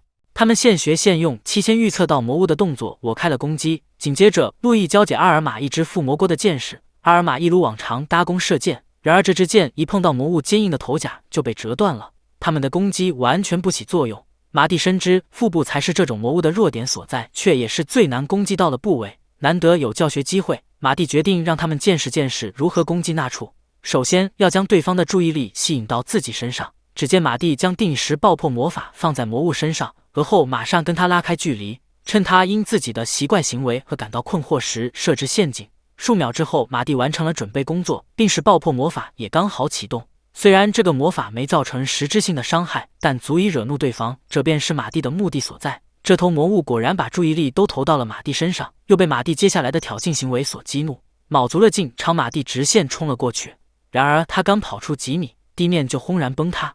这头猪形魔物掉进了马蒂提前布下的漏斗状洞穴里，与此同时，马蒂也跳了进去。在他到达洞穴底部之时，魔物恰好在下落途中被越来越狭窄的墙壁卡住，于是马蒂朝上高举着剑，轻松划开了他毫无防备的柔软肚皮。陆莉、雅尔玛、伊利斯也从上方攻击，再强的魔物被卡着无法自由活动，也只能任人宰割，最终死于他们4个手下。马蒂在战斗中做出的大陷阱引起了陆莉的注意。对施格文来说，能做出这种规模的洞穴已是极限，而荣光文只要经过练习就能做出更大的洞穴，还能填入魔道具，这可是荣光文的强力搜弱战术。马蒂前世年轻时就时常在洞穴底部填上魔道具，制成急死陷阱，爆破性魔法的效果尤其好，注视对会飞的魔物不太好使。之后，魔物身上可利用的素材被马蒂回收，能食用的部分则被做成了美味的料理。他们在接下来的旅途中再没有见过什么厉害的魔物，顺利抵达了迷宫都市，没有积压。这里明明是相当大的城市，却鲜少能看到人影，更别说冒险者了。不仅治安不好，而且冷冷清清，缺少活力。马蒂环顾四周，突然在路边看到一个模糊的发光体，瞬间警铃大作。魔道具一般以普通魔石作为动力源，可它却被人用粗糙的方法直接连上了迷宫的魔力流，容易爆炸。就在他们观察魔法灯时，街边商贩出声提醒他们远离。好家伙，原来光是今年路灯引起的爆炸就导致了10人死亡。马蒂也被这个数据吓了一跳，他实在不理解为什么不用魔石作为动力。后来他们才从商贩口中得知，这是领主的命令。新领主上任后，不仅为了避免浪费魔石和强行改变路灯的动力源，还增加了各种重税。这里人少冷清也是新领主干的好事。为了讨伐迷宫第10层出现的强大魔物，他几乎动员了所有冒险者。然而魔法战斗能力不足的杂鱼们越聚越多，只会碍手碍脚，不相拖后腿。据马蒂刚才的观察，迷宫都市冒险者们的实力以及附近店里所售卖的武器都没达到应有的水平，更糟糕的是，被赶过去参加讨伐的人选完全是掷骰子决定的。马蒂不禁担心，这领主是比夫格尔还要无能的家伙。离开前，马蒂买下一些商品以答谢提供情报的商贩。马蒂隐约觉得无能的领主会让他们陷入麻烦中。虽然目前为止还没有出现与魔族有关的迹象，但马蒂还是决定先潜入迷宫观察情况。于是他们前往冒险者公会梅尔基亚支部申请探索许可。马蒂推开门，走进空荡荡的大厅，来到接待窗口。接待员听了来意后，面带忧愁地劝说他们打消探索的念头，因为这座城市有领主大人发行迷宫探索许可证，许可证持有者必须接受领主大人的特殊委托。换句话来说，就是要想取得许可证，就必须听令于无能的领主。虽说去执行危险任务时有上级冒险者的援助，死亡率只有几%，但因为参教人数众多，所以实际死亡人数一点也不少。虽说他们可以使用从国王那里拿到的许可证，但马蒂认为现阶段还是不要暴露与国王的关系为妙，所以征得其他成员同意后，马蒂决定按照流程申请许可证。他们出示了各自的工会卡，接待员一眼就看到了那上面的学员徽章。他刚反应过来，眼前这些人就是传说中第2学员的学生，工会大门就被急忙跑来的员工推开了。他气喘吁吁地传达了一个紧急任务，因为领主委托讨伐的强大魔物造成了大量伤者，所以现在无上限募集能使用治愈魔法的人。事态紧急，工作人员顾不上给他们办理许可证，就匆忙去召集治愈魔法师了。马蒂无法放任不管，便带着小队成员追了上去。他们4个中只有马蒂会使用治愈魔法，陆莉虽然不会，但只要将治愈魔法刻在魔石上，即使不曾使用过的魔法，陆地也能顺利发动，只是速度会变慢。没过多久，马蒂小队和其他目的到的治愈魔法师就被带到迷宫附近的一栋建筑物里。现场的情况远比他们想象的更糟糕，一共有大约200名伤患，重伤的还不少。可会用治愈魔法的，包括马蒂和陆莉在内，也就6人。之所以会出现人手严重不足的情况，完全是领主为了降低开支，大幅削减治愈魔法师雇佣数量所致。这领主无能的程度真是远超比夫格尔。不过现在不是吐槽领主的时候，当务之急是救治现场的所有冒险者们。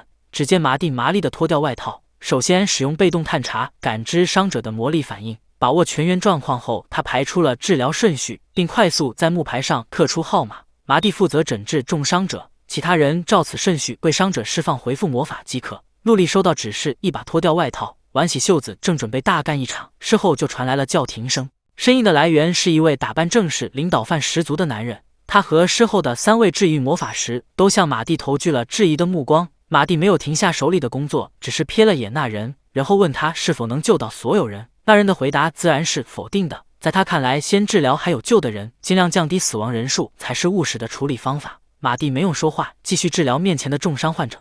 这个患者的伤口非常深，直接释放治愈魔法的效率会很差，所以马蒂首先用魔法封住血管止血，然后用魔力做成的线缝合伤口。完成这些步骤后，才使用治愈魔法将皮肤组织愈合。整个治疗过程也就花了30秒左右的时间。身后围观的4名治愈魔法师皆发出了惊讶的声音。马蒂早已习惯别人的大惊小怪，他们有这时间不如去治疗其他伤者。马蒂边在心里吐槽，边替其他伤员止血。治疗结束后，他擦了擦脸上的汗珠，再次拜托他们按照木牌上的顺序给伤患施加治愈魔法。这回治愈魔法师们总算按照马蒂的指示去分头行动了。在他们忙得不可开交时，伊蒂丝和阿尔玛也没闲着，他们搬来大量的医疗物资。大约1小时后，在大家的齐心协力下，所有伤员都得到了救治。之前提出过质疑的男人来向马蒂搭话，他怀疑马蒂其实是位有迷的治愈魔法师。当然，实际上马蒂并没有以那样的称号活动过，他能给所有人准确的指示，主要靠被动探查观测魔力的习惯。话说回来，既然遇到了这座城市正规的治愈魔法师，马蒂便想顺便了解下前任领主去世时的状况。他谎称自己听说领主因罕见疾病去世，为了不被人怀疑而装作对疾病感兴趣的样子，最后套出了相当有用的情报。实际上，前任领主大人是因为魔物造成的伤势才去世的。治愈魔法师们竭尽全力，也只能维持他1周的生命，确实也出现了无法发出声音的罕见症状。正因如此，他连遗言都没能留下就去世了。遗民有意识却说不出话来，也无法通过书写进行交流，因为每当他想写遗嘱时，手就会突然动不了，就好像被什么家伙彻底封了口一样。马蒂从这低劣的魔法操作猜出凶手应该是想要弱化迷宫的低级魔族。若现任领主与魔物联手，说不定逼问领主就能找到魔族的所在。当天晚上，马蒂小队聚集在旅馆的一间房间里，陆莉和阿尔玛正在吐槽领主的所作所为，伊莉丝则抱着枕头昏昏欲睡。马蒂边听他们说话，边从收纳魔法中拿出纸笔，他准备写信将这里的情况传达给校长和国王。然而信件的内容却让陆莉和阿尔玛一头雾水。其实他们看到的只是用于伪装的假信，真信被马蒂藏在双重底板的下方。这么做自然是为了应付审查，将信顺利送出。虽说可以直接回王都一趟，但往返也要不少时间。而且刚拿到许可证，马蒂非常想去迷宫一探究竟。陆莉和阿尔玛也想讨伐那个造成大量伤员的魔物，所以在等待国王回应的这段时间里，他们将潜入迷宫。为此，他们今晚得好好休息。第二天，他们来到梅尔基亚大迷宫的入口，装在入口上的大门比学园迷宫的还要大，然而再大也只是涂有其表的普通铁门，这种强度根本无法阻挡魔物涌出。万一发生紧急状况，后果不堪设想。抱着这样的担忧，马蒂小队走进了迷宫第一层。梅尔基亚大迷宫内部也比学园迷宫要宽阔很多，但很普通，仔细查看便能找到许多冒险者曾在此狩猎的痕迹。这时，一位冒险者骑着猎物来到马蒂小队面前，好心提醒他们离开，因为那个讨伐失败的魔物可能会跑到上层来。他最后一次出现是在迷宫第11层，但没有人能摸清他的行动轨迹。他的担心不无道理，迷宫中也会出现在阶层之间移动的特殊魔物。马蒂拍拍胸膛，向他保证，今天只会在较浅的阶层内狩猎。于是，这位冒险者放心地离开了。他万万想不到，第11层在马蒂眼里也是很浅的阶层。数十分钟后，马蒂小队来到了第8层。到此为止，他们完全感觉不到像样的魔物气息。如果那根魔物一直不出现，他们就要一直往迷宫深层前进。对此，阿尔玛的内心是拒绝的。他比任何时候都更希望那家伙赶紧出现。后来，他们从容战斗到了第11层，也未探测出强大的魔物。虽然理论上会有魔物往上跑，但往下跑的案例却不多，所以那个魔物大概率在第10层或第11层。就在这时，陆莉有了意外发现，斜前方传来一个非常强的魔力反应，那是这层最强的魔物，不过还没有强大到需要大规模讨伐队的程度。尽管看起来不像是他们这次的目标，不过也能作为训练对象。于是，马蒂带着小队成员悄悄摸到附近。在那里等待他们的是一只鸟形魔物，配有着小型龙一样的体型，比同层魔物还要大上2圈，可论实力还承受不住马蒂的一击，强度也就刚好适合充当3个队员的协力作战练习罢了。虽然训练来得突然，但他们没有拒绝马蒂。3人随即展开了作战会议。考虑到鸟形魔物在空中难以攻击这点，他们至少得半毁单侧翅膀才能阻止它自由飞翔。于是他们计划由陆莉和阿尔玛先攻击魔物翅膀，使其坠落，然后再派伊莉丝去牵制它。马蒂在一旁默不作声地听着他们讨论，这本身是个好作战，如果补充上失败时的撤退计划会更好。当然，异常情况下随机应变的能力也同样重要。几分钟后，他们拟好作战计划便出发了。考虑到这家伙的强度，陆莉给剑附上了提高威力的魔法，阿尔玛接过剑枝搭弓射箭，第一箭就射中了魔物的翅膀。可惜魔物不仅没有受到多少伤害，反而从高空中俯冲下来，也算是给了伊莉丝一个攻击机会。遗憾的是，他的长枪只切下了魔物的几块指甲，如果枪再长点，就能击中魔物，砍下他的脚。此时，陆莉意识到破坏翅膀的难度太大，调整了一下魔法阵的结构。以他们的实力，用妨碍类魔法会比强化魔法更合适。马蒂满怀期待地看向陆莉，好奇他接下来会使用哪种魔法。能发挥效果的战术有无数种，重要的是分析推导出最有效的战术。虽然过程不够完善，但陆莉会根据成效调整魔法阵，而且他们之间的配合也越来越默契。哈尔玛接过陆莉附魔完毕的箭矢，不停射出，证明积攒了足够的量，妨碍魔法发挥效果，使魔物坠落。陆莉见状，立即强化脚下的地面，让伊莉丝能全力攻击。于是伊莉丝一跃而起，在魔物的身体里刺入长枪，然后高速朝迷宫墙壁冲了过去。在撞上墙壁的瞬间，伊莉丝被反弹，以更快的速度飞了出去。还好这种程度的碰撞对于暗黑龙来说微不足道。要说有什么遗憾的地方，那就是魔物已经变成了一堆肉泥，几乎没剩下什么能用的素材。马蒂虽然有些郁闷，但也高兴他们完成了训练。他将唯一完好的头盖骨放进了收纳魔法中，然后带着其他人继续往迷宫更深处前进。然而直到最后也没有找到目标魔物，或许那家伙突然消失了，偶尔也会出现这种情况。既然如此，他们只好先去工会卖掉今天的战利品。冒险者工会梅尔基亚支部就在附近，工作人员见他们去了危险的迷宫，心里暗暗吃惊。不过他们这趟去迷宫没有遇到强大的魔物，也没能从打倒的魔物身上得到多少素材。接待员微笑看向两手空空的小队成员，想着他们应该不会有多少收获。但下一秒，马蒂就从收纳魔法中放出了一个头骨和一些零散的素材。光是会用收纳魔法这点，就让接待员愣住了，更别说那堆素材里面还有个大型头骨。接待员一眼认出这属于领主要讨伐的那个魔物，赶紧喊支部长过来。慌张跑来的支部长虽然早就听说了他们抢救受伤冒险者的事情，也曾听过第二学园学生的优秀事迹，但他还是不太相信，便带着怀疑问起获得素材的相关细节。他越听越觉得不可思议，众多冒险者一起挑战都无法对抗的魔物，竟然被他们4个轻松打倒。直到这时，马蒂才知道那只鸟就是特别委托要打败的魔物，露出难以置信的表情。经过反复确认，支部长搞清楚了情况，实际上打倒那只魔物的是除了马蒂以外的3个小队成员。无论事实多么离谱，成功讨伐的证据都已摆在面前，他们可以马上交易素材，但讨伐报酬得向领主报告后才能拿到。支部长随即转身拿出纸笔，按照自己的理解写下报告。尽管存在一些误会，但马蒂没有放在心上。晚上，他们用出收素材所得饱餐一顿。在回旅馆的路上，马蒂探查到了可疑的迹象。为了确认情况，他带着其他成员走入无人经过的小巷，身后可疑的气息马上跟了过来。至此，马蒂可以确认他们被2组人马跟踪了。其中一方准备了抓捕道具，明显带着敌意；另一方人数不多，目的不明，但似乎不是敌对方。因此，马蒂想优先接触这组人马，就算他们有谋害之心，马蒂也做好了立即反击的准备。马蒂解释完，便马上发动了隐蔽魔法。2组人马见他们消失不见，立刻慌了阵脚。这时，马蒂则带着其他人沿屋顶绕到后面，随后解开隐蔽魔法，出现在那组目的不明的跟踪者面前。从装备和服饰来判断，他们应该是从事隐秘工作的冒险者。便马蒂不仅没有敌意，还很礼貌地声明了身份。他们接受工会的秘密委托而来，之所以偷偷摸摸跟在后面，是为了传递消息。领主已经下达了捉拿他们4人的命令，空口无凭，无法定罪。领主便想秘密拿下他们，而且优先捉拿马蒂。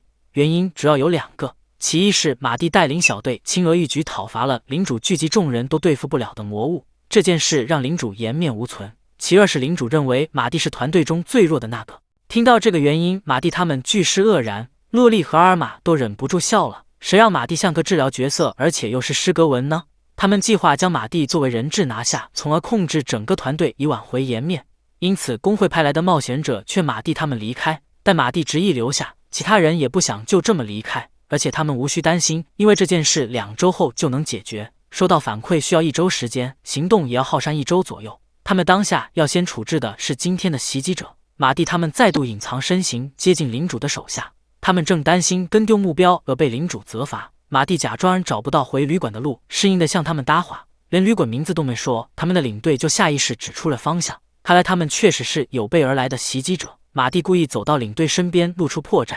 领队见有机可乘，便把握机会抓住马蒂。他将剑架在马蒂脖子上，以此作为威胁，希望剩下3人能乖乖就范。然而他们无动于衷，阿尔玛甚至捂嘴偷笑。马蒂体验了下被歹徒挟持的感觉，决定任由他们误会下去。在伊莉丝动手前，马蒂特意嘱咐他下手轻点。旁边一个小喽啰看不惯他们这无所谓的态度，抡起锤子就朝伊莉丝砸了过去。他不但没得手，武器还被折断。伊莉丝提起拳头回向袭击者。为了避免闹出人命，马蒂提前给袭击者们施加了防御魔法。他们在昏迷中被马蒂用拘束魔法牢牢绑住。因为无法排除这些人勾结魔族的可能，所以马蒂还在他们身上施加了探查魔法，以便定位。做完这些事情后，他们回到了旅馆。在那之后，过了1周，国王派来的使者终于抵达。按照要求，马蒂带着其他人急速赶到梅尔基亚迷宫的第2层，然后在迷宫墙壁附近发现了国王派来的使者艾克。小心起见，他刚才一直隐藏魔力，甚至瞒过了陆莉和阿尔玛，将会面场所定在迷宫里，也是为了避免被灵族发现。简要说明完情况，艾克开始传达国王的口谕。国王调查后确认了马蒂汇报的情况，判定领主多吉尔梅尔基亚死罪，只允许马蒂一行在王室代理人艾克的见证下将其逮捕。如果马蒂认为有必要，可将其直接当场处决。马蒂立刻接下国王的任务，并从艾克手上拿到了王室代理执行人的证明。他婉拒骑士团的协助，决定直接正面突破领主馆。他们在这1周里看尽了迷宫都市的残酷现状，以至于变更领主之事，他们一刻也不想等。于是他们带着对领主的好奇走出迷宫，不久便来到了领主馆附近。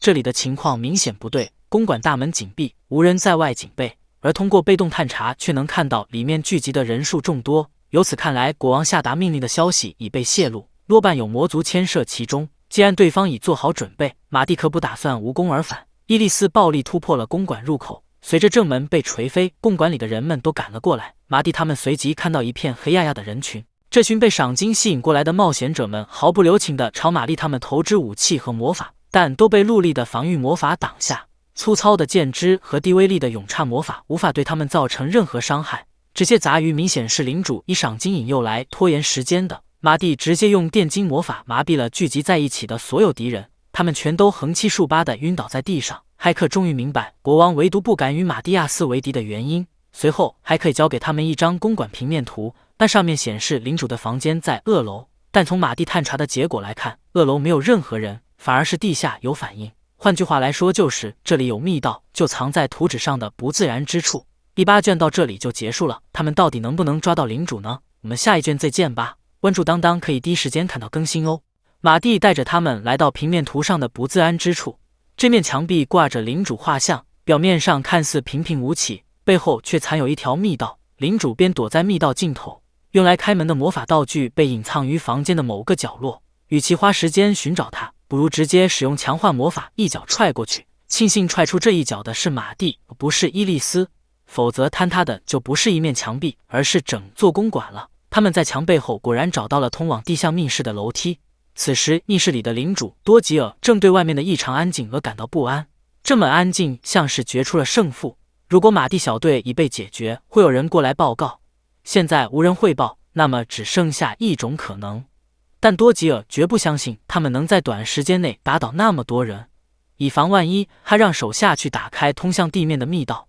就在这时，一个陌生的声音飘进了他的耳朵里。马蒂出现在门口，他嘴唇微勾，斜倚在门边。多吉尔和他的手下随即困惑地看向他，这小孩子是怎么回事？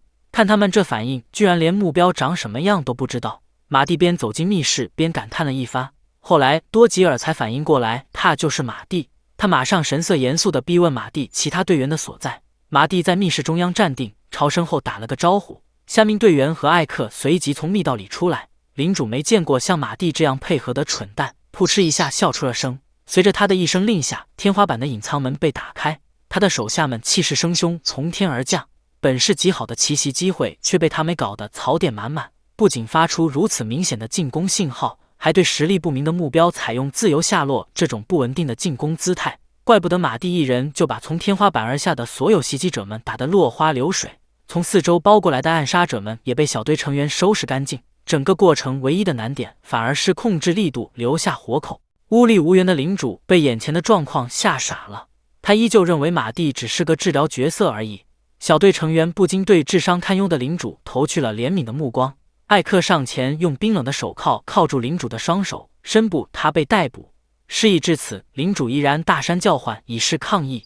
就算艾克向他出示文书，他也不相信国王会派小孩担任代理执行人。不过他显然提前得知了代理执行人将来逮捕他的消息，马蒂由此可以肯定他知晓书信内容。得出这个结论后，马蒂抬手打晕了吵闹的领主。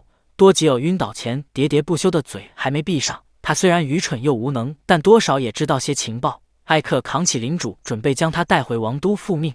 马蒂一边嘱咐艾克路上小心，一边用剑在壁炉里翻找着。就在陆莉和阿尔玛讨论领主如何得知情报时，马蒂找出了一封边角有些焦痕的信，上面写着国王下令处刑领主，以及负责执行命令的杀手会在2天内到达。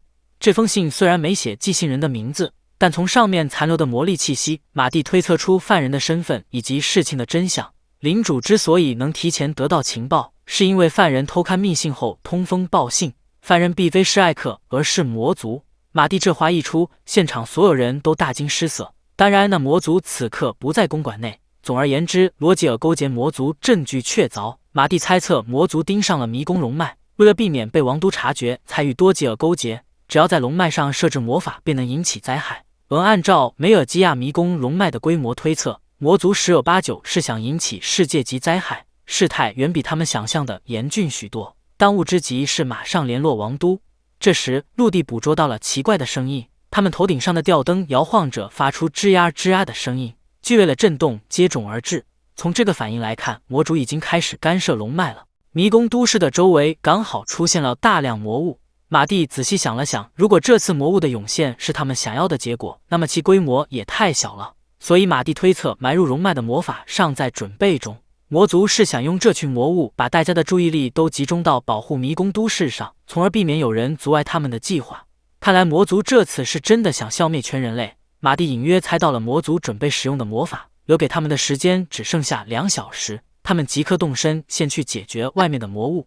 此时，面对突然出现的魔物，守在城墙上的士兵们正竭尽全力阻止他们进城。可间之一直是减少，魔物却没有明显变少，地面上的士兵们也只能勉强顶住城门，不被魔物撞开。不过怎么看他们都坚持不了多久。更糟糕的是，就如马蒂预想的那样，又一轮地震到来。伊蒂斯猝不及防地摔了一跤，阿尔玛靠着弓箭艰难稳住身形，陆莉则由马蒂扶住。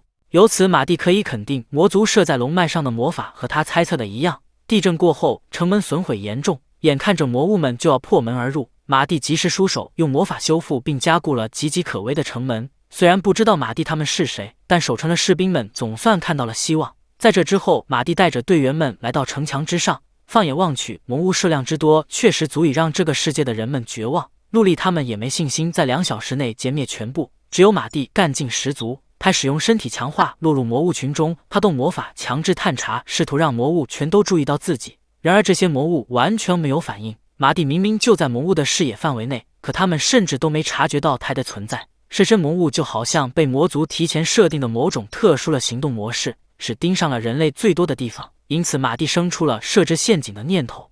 马蒂带着陆莉他们向东跑去，在一块适合100人聚集起来的地方停下脚步。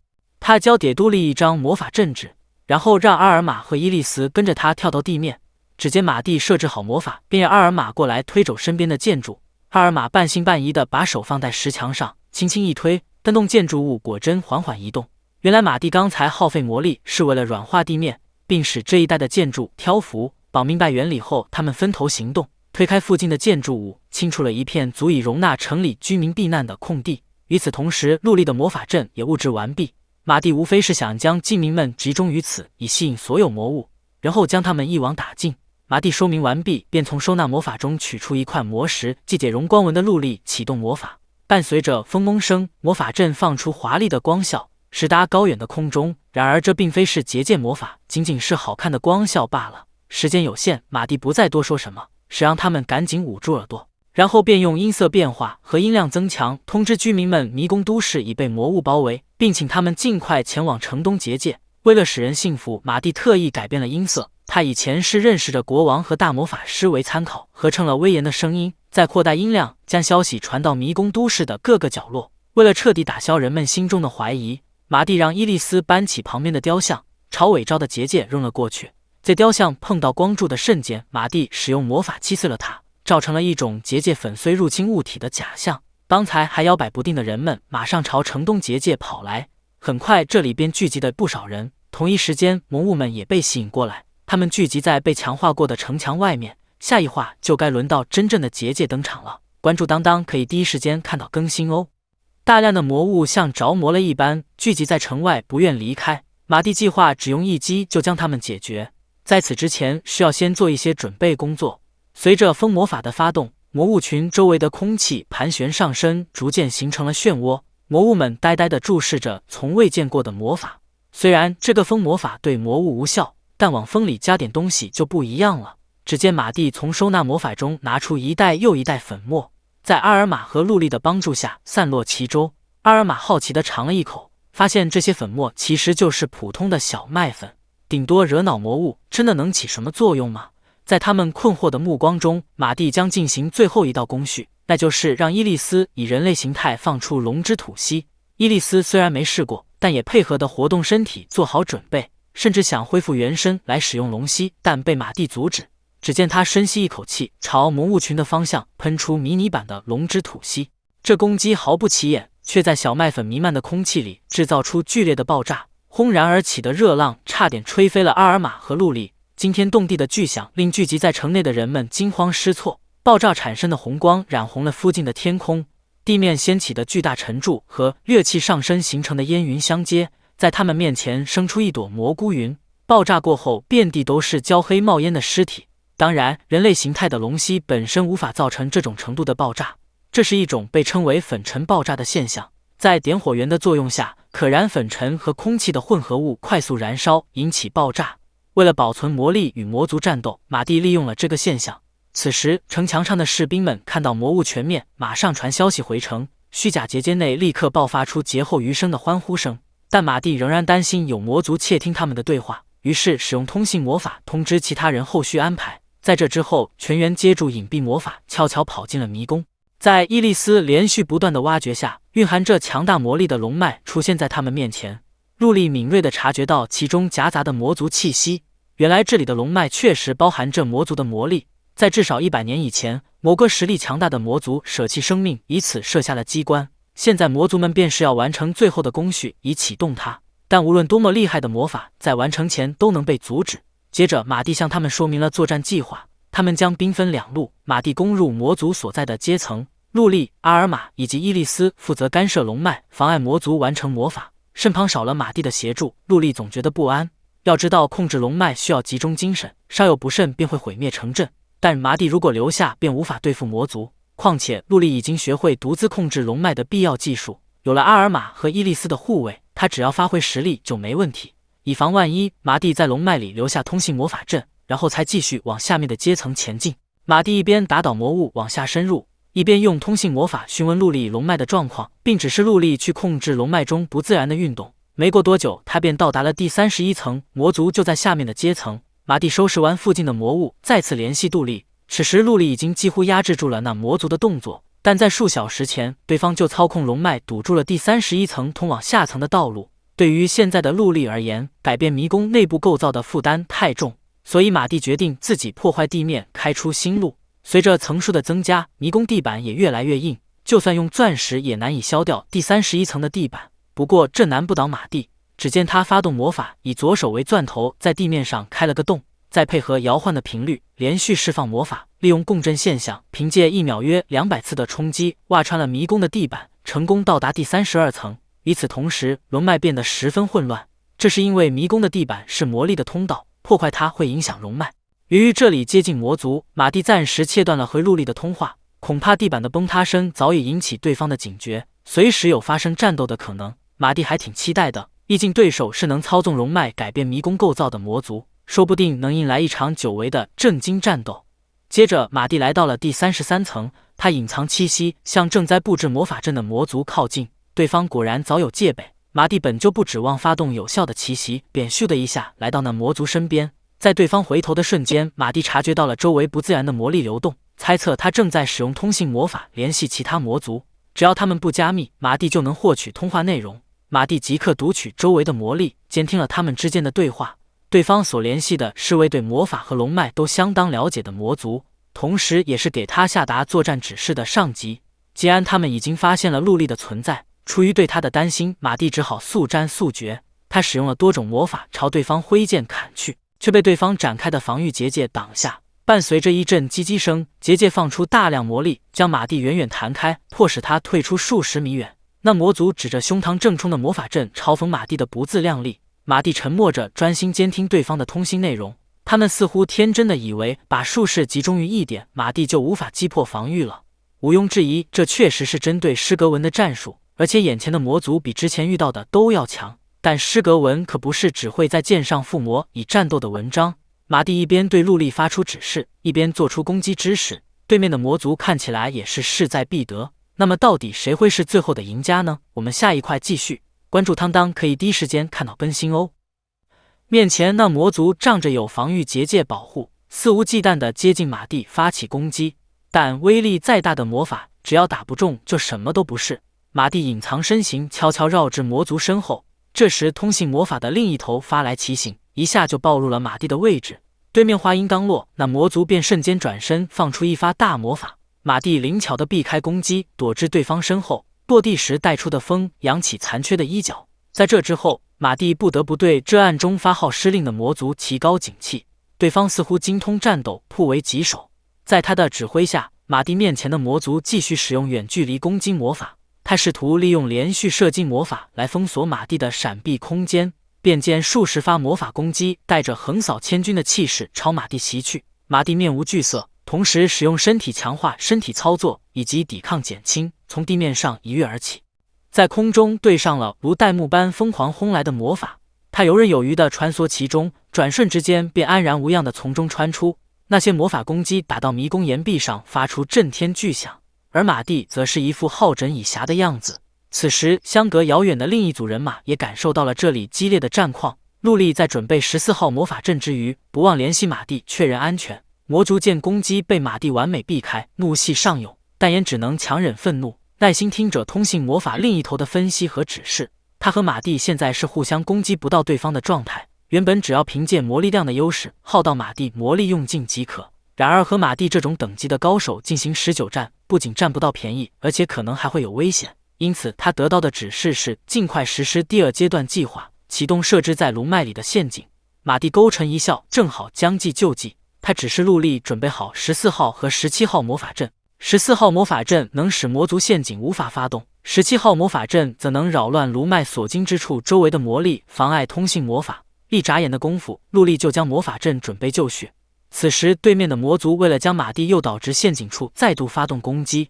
剑与魔法在空中相互碰撞，穿透耳膜的声音连续响起。马蒂见魔族做出不自然的动作，便清楚时机已到，接连通知陆力发动2个魔法阵，然后故意朝魔族设下陷阱的地方跑去。魔族眼见马蒂踏入陷阱却平安无事，脸上的表情由得意转至困惑，眼睁睁看着马蒂腾空跃起朝自己而来。在这个关键时刻，通信魔法还失效了。正如马蒂预料的那样，求助无果的魔族一时间变得不知所措。他也不回避攻击，完全依靠防御结界这根救命稻草来自保，自以为万无一失，便没注意到马蒂提前发动的小规模攻击魔法。紧接着，结界上攻击魔法命中之处发生爆炸。魔族按照之前的经验判断，攻击已被弹开，却没想到驶进而来的马蒂已在咫尺。魔族面色惨白，由着利剑刺入胸前的魔法阵。趁这间隙，马蒂含笑解说了一番：这繁育结界是通过爆炸魔法拔剑推回去来实现繁育的。爆炸魔法发动后会有半秒的空窗期，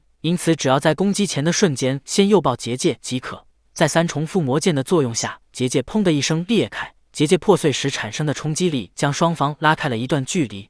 遗憾的是，虽然马蒂的魔法战斗才能堪称怪物，但他的身体依旧是普通人类少年的身体，输出能力不足，无法在击碎结界的同时给魔族造成伤害。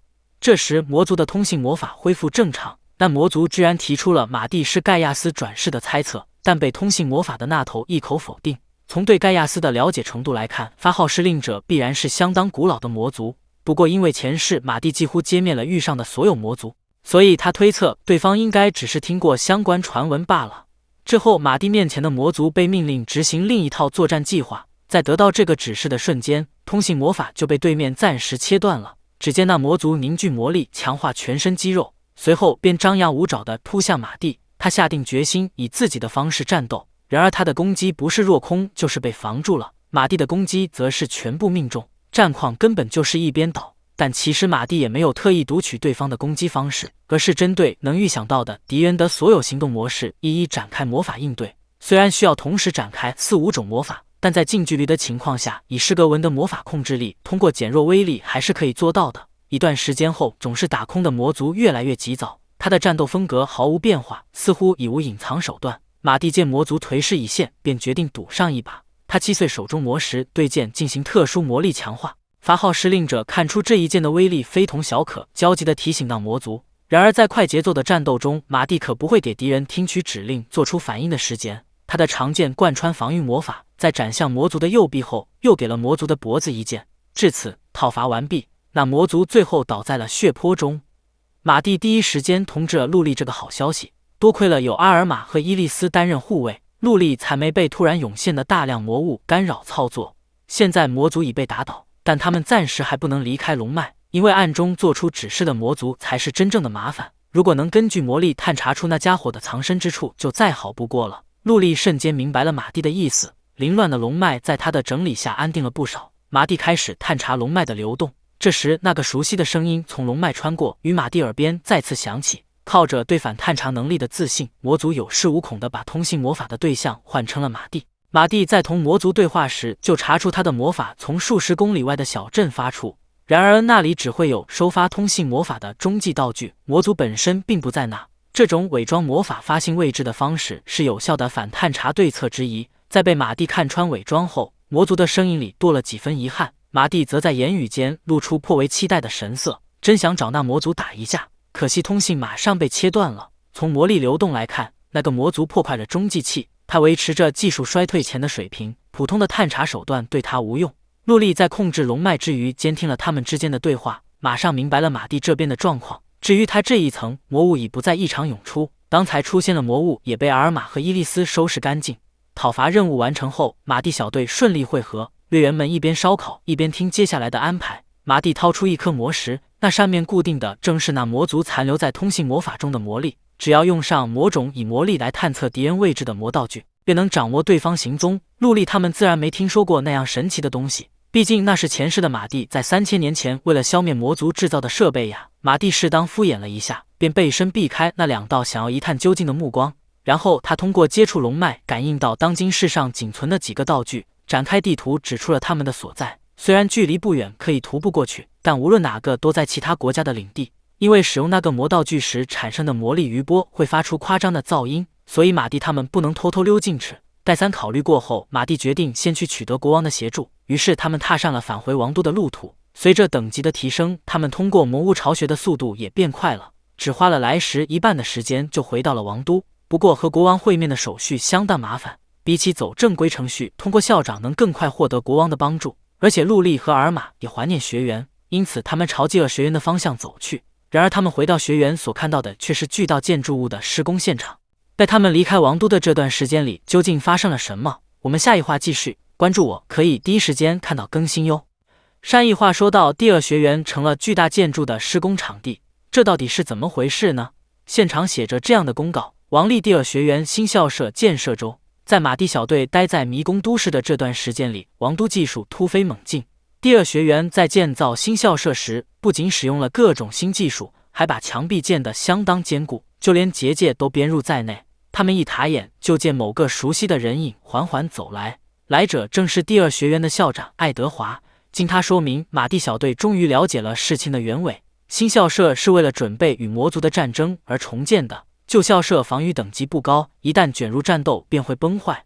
施工期间，第二学园的教学活动在第一学园进行。不止如此，第一学园的学生还要来工地帮忙，毕竟他们有大量适合施工的荣光纹，而且在帮忙建设的同时还能锻炼魔法。校长对这一石而鸟的安排可谓是相当满意。接下来，马蒂小队被爱德华带去第一学园校长室。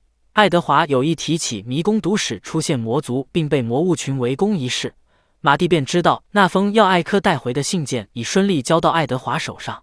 无事不登三宝殿，迷眼人爱德华直接询问马蒂为何事回来，马蒂便开门见山表明来意。为了找出幕后指挥的魔族，他们4个必须出国一趟。他在摊开的地图上指出目的地有邻拉吉尼亚联合国的蒙多拉岭。爱德华随即答应向国王进言，为马蒂小队提供方便。只不过蒙多拉岭并非有方，马蒂他们仍需多加小心，而且这些准备工作就算加急处理，也需要大约5天时间。在等待时间里，马蒂小队则留在第二学园帮忙施工。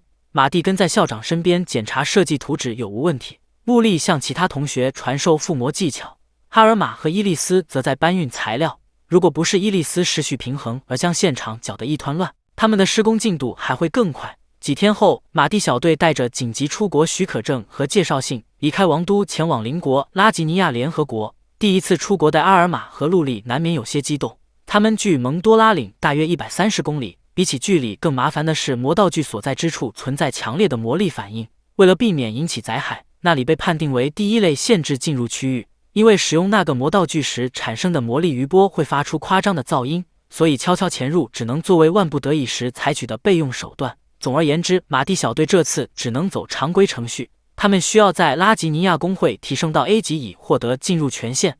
幸运的是，只要完成特定数量的委托任务就能升级，集中完成讨伐委托，等级便会迅速上升。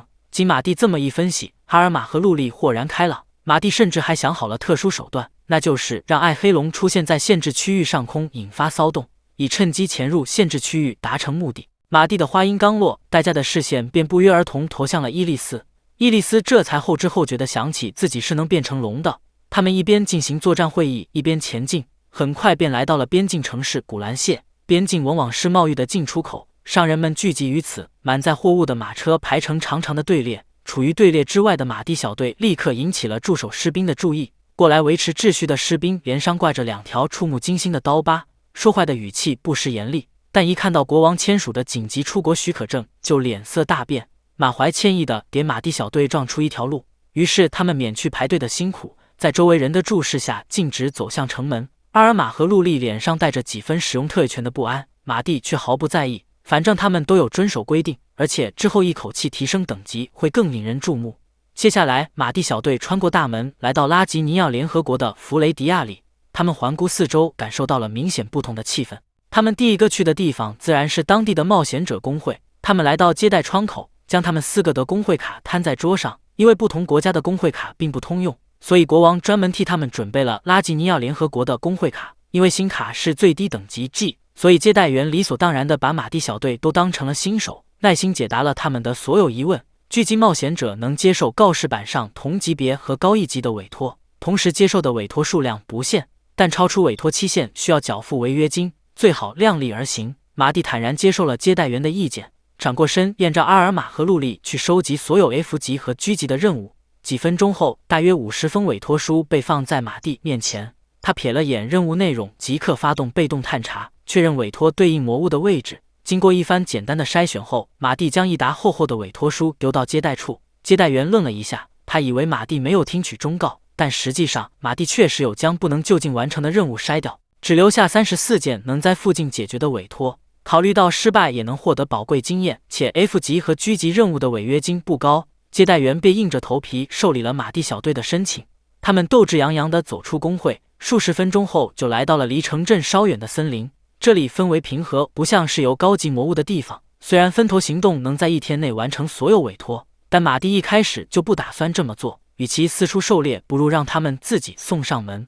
马蒂这样说着，然后就向周围发动了强制探查。陆莉他们马上感受到不计其数的魔力反应正朝这里聚集过来，这是因为马蒂刚才使用的并非是针对特定魔物的一般方法，而是肆意散发敌意、诱导周围魔物的粗暴做法。这样做的结果便是森林附近的魔物蜂拥而至。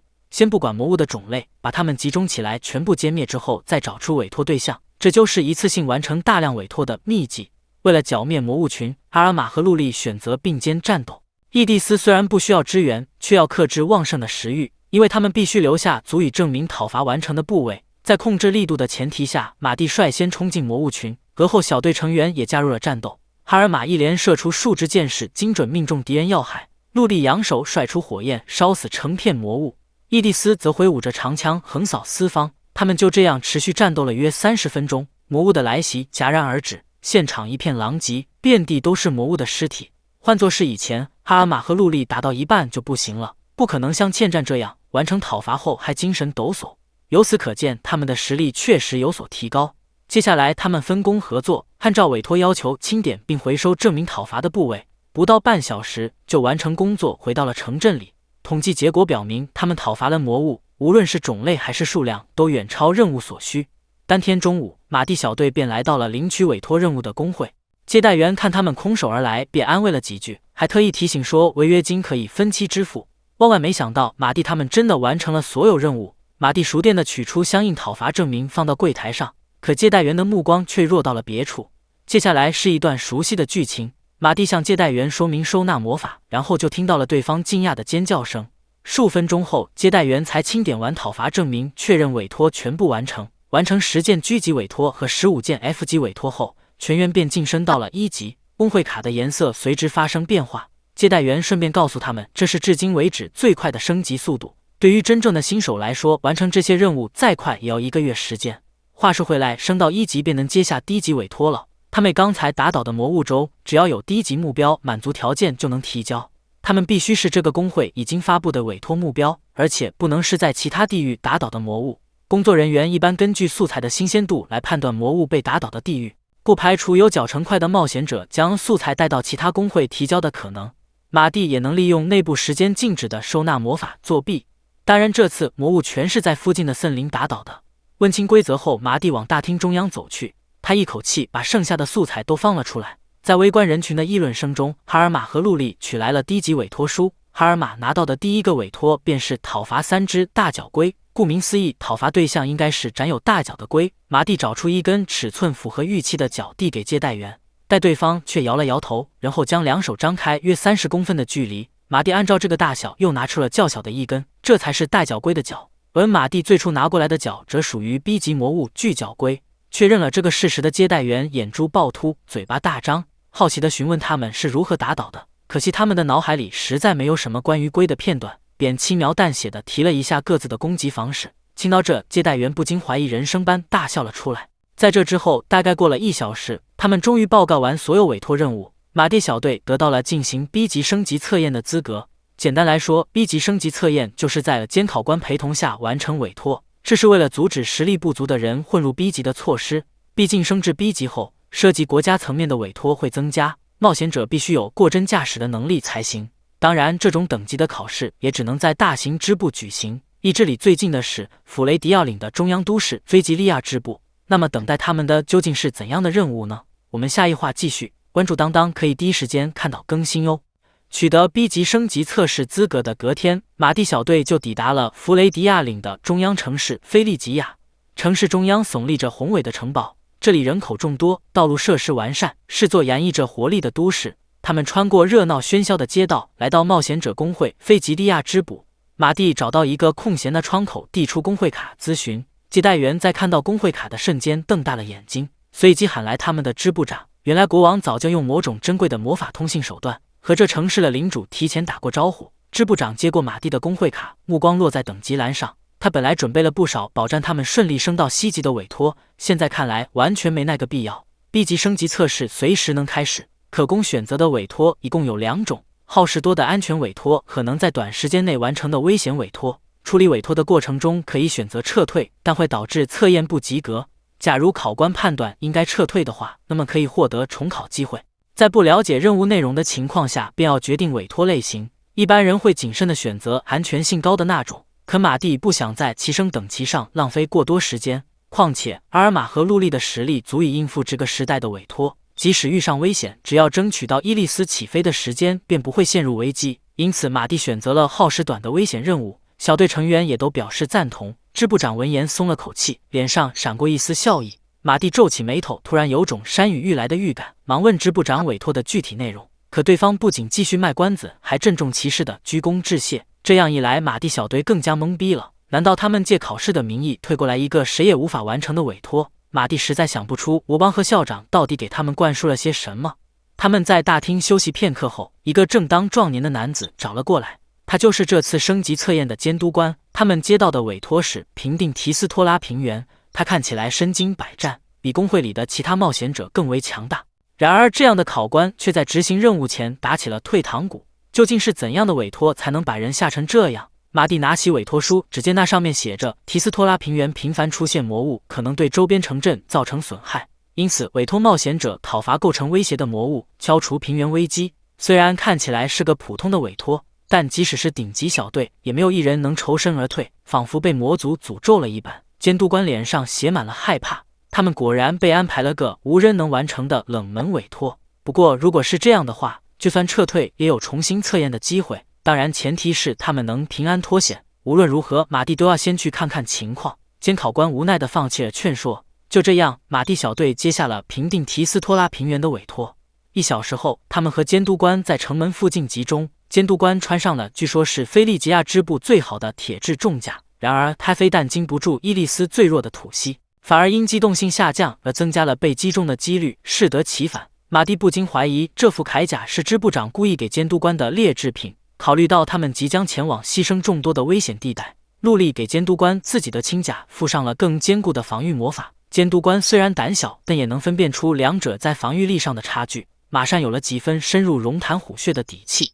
然而到达提斯托拉平原后，监督官还是被寂静肃杀的气氛吓得直冒冷汗。他认出地上的一把密音断剑属于某个未能平安归来的冒险者。他的小队在约2周前接受了委托，四周散落的估计就是其他冒险者的装备。虽然没有留下尸骸，但肯定是全军覆没了。他们似乎在不知不觉中闯入了魔物的地盘。监督官不安地观察着周围，平原提供了良好的视野，似乎只需戒备4周就不容易遭到偷袭。然而这样的想法正是讨伐小队团灭的原因。见阿尔玛和陆莉都已察觉来自地下的魔力反应，马蒂便在附近发动了强制探查。随着地底下传来的震动逐渐增强，地面被不明力量震得皲裂，而后便冒出了一条身长超过6米的大蛇。马蒂一跃而起，躲开了他的突袭。他看起来十分不悦，朝马蒂怒吼一声。没人能想到，平静的原野下竟然潜伏着这种蛇形魔物，而且人们在开阔场所警戒四周时，往往会忽略脚下。因此，这种带下的魔物只要从死角偷袭，就能一举歼灭所有人。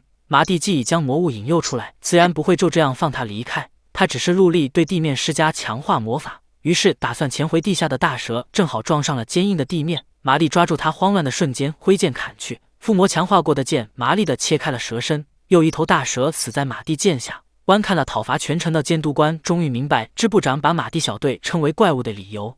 他现在甚至想直接给出合格的测验成绩，可惜马蒂小队必须完成委托，打倒其他魔物。马蒂望着大蛇的尸体陷入了沉思，哈尔玛和陆莉也意识到他身上的异常。据监督官所说，这一带以前从未出现过像他这样的魔物，就连马蒂活了2辈子也是第一次见到他。即便是这样，马蒂也从他的魔力气息中猜出一二。有一种叫猛毒蛇怪的蛇形魔物，与它类似，但体型较小，也不会钻入地下。特点是牙齿上的毒素能对魔物起效。于是马蒂从大蛇尸体上拔出一颗带唾液的牙齿，并利用强制探查引诱了附近的一头狼形魔物过来，然后就将牙齿扔了过去。牙齿在被弹开时，于狼的前爪上划出浅浅的伤口，但对萌物来说不过是微不足道的伤势。然而那匹狼却当场口出白沫，全身痉挛，出现了中蛇毒后的典型症状。由此看来，那大蛇其实就是猛毒蛇怪，而且是被强化了的猛毒蛇怪。魔物之中存在着能强化其他魔物的家伙，被强化的魔物除了体型会增大外，姿态、战斗方式等也有可能产生变化。马蒂说着说着，就从大蛇体内取出一块小魔石，这尺寸明显不符合他庞大的身躯，而且魔石之上浮现出一个天然的魔法阵，它能强化魔物并改变其行动模式。这就是猛毒蛇怪变大还潜入地底的原因。将魔法阵刻上去的是某种寄生型魔物，它寄生在强大的魔物身上，通过强化宿主和周围魔物来确保自己的安全。魔法阵的强化效果会使魔物不堪重负，这只猛毒蛇怪即使没被马蒂打倒，也命不久矣。听完解释，哈尔玛才知道这只迷宫 BOSS 级别的魔物由杂鱼强化而来。监督官果断做出了撤退的决定。在这种情况下，没有掌握被动探查的冒险者想要逃跑实属正常。可马蒂还要完成任务，提升等级，不能撤退，所以马蒂试着用对方能接受的方式说服了监督官。马蒂既不能对平原上巨大化的魔物放任不管，也不想错过和强大宿主战斗的机会，于是他们继续向平原深处进发。被强化过的魔物当然不只有潜伏在地下的蛇，原本毫不起眼的史莱姆也被巨大化了。平时熟悉的魔物一下变了样，连马蒂都得重新适应他们在战斗方式上的不同。监督官则因不会被动探查而尴尬地站在原地。他悲观地认为只有自己找不到敌人，但其实保不清魔物位置的还有异地4。他被一条地下窜出的蛇形魔物从背后偷袭，因为魔力回路受损，异地4的探查能力变弱。但那蛇就算被寄生魔物强化了，也与龙有着云壤之别。监督官观看着这样非人类的战斗画面，不由感叹这个队伍里的成员都是怪物。他们一边战斗一边前进，在接近平原中央时，魔物的袭击戛然而止，周围的魔力反应几乎都消失了。实际上，魔物为了不泄露魔力而张开了一个结界，他的伪装能力之强，以至于前世的马蒂花了30年才能察觉到违和之处。宿主就潜伏在他们面前的岩山附近。那么他们究竟能不能打倒最终 BOSS 呢？我们下一话继续，关注当当可以第一时间看到更新哟。上一话说到，寄生型魔物就在马蒂小队面前的岩山里，这个岩山是结界伪装而成的，里面的魔物大约有5000只，是个能让人瞠目结舌的数量。伊利斯和马蒂却兴致高涨，但这时监督官紧急叫停了任务，直接判定马蒂小队通过 B 级考试。他们的委托是平定提斯托拉平原，只要讨伐完成具有威胁性的魔物即可。监督官认为或在结界里的魔物不会构成威胁，因此即使放任不管也算完成委托。然而实际上被关在里面的魔物能穿过未被结界覆盖的地下，从平原出来，大约2周后便会去袭击周边城镇。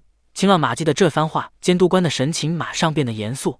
他低头拜托马蒂小队歼灭魔物的样子，简直跟刚才判若两人，似乎就做好了牺牲性命保护城镇的决定。看来监督官也并非是贪生怕死之人。其实马蒂一开始就有歼灭这个寄生型魔物的打算，更何况两国交好，马蒂不可能坐视不理。马蒂姑且询问了一下其他队员的意见，他们和马蒂不谋而合，全都同意讨伐寄生型魔物。监督官对此满怀感激。话说回来，马蒂还有一件事需要确认，那就是晋升 A 级的条件。监督官仔细回想了一下，给出了答复。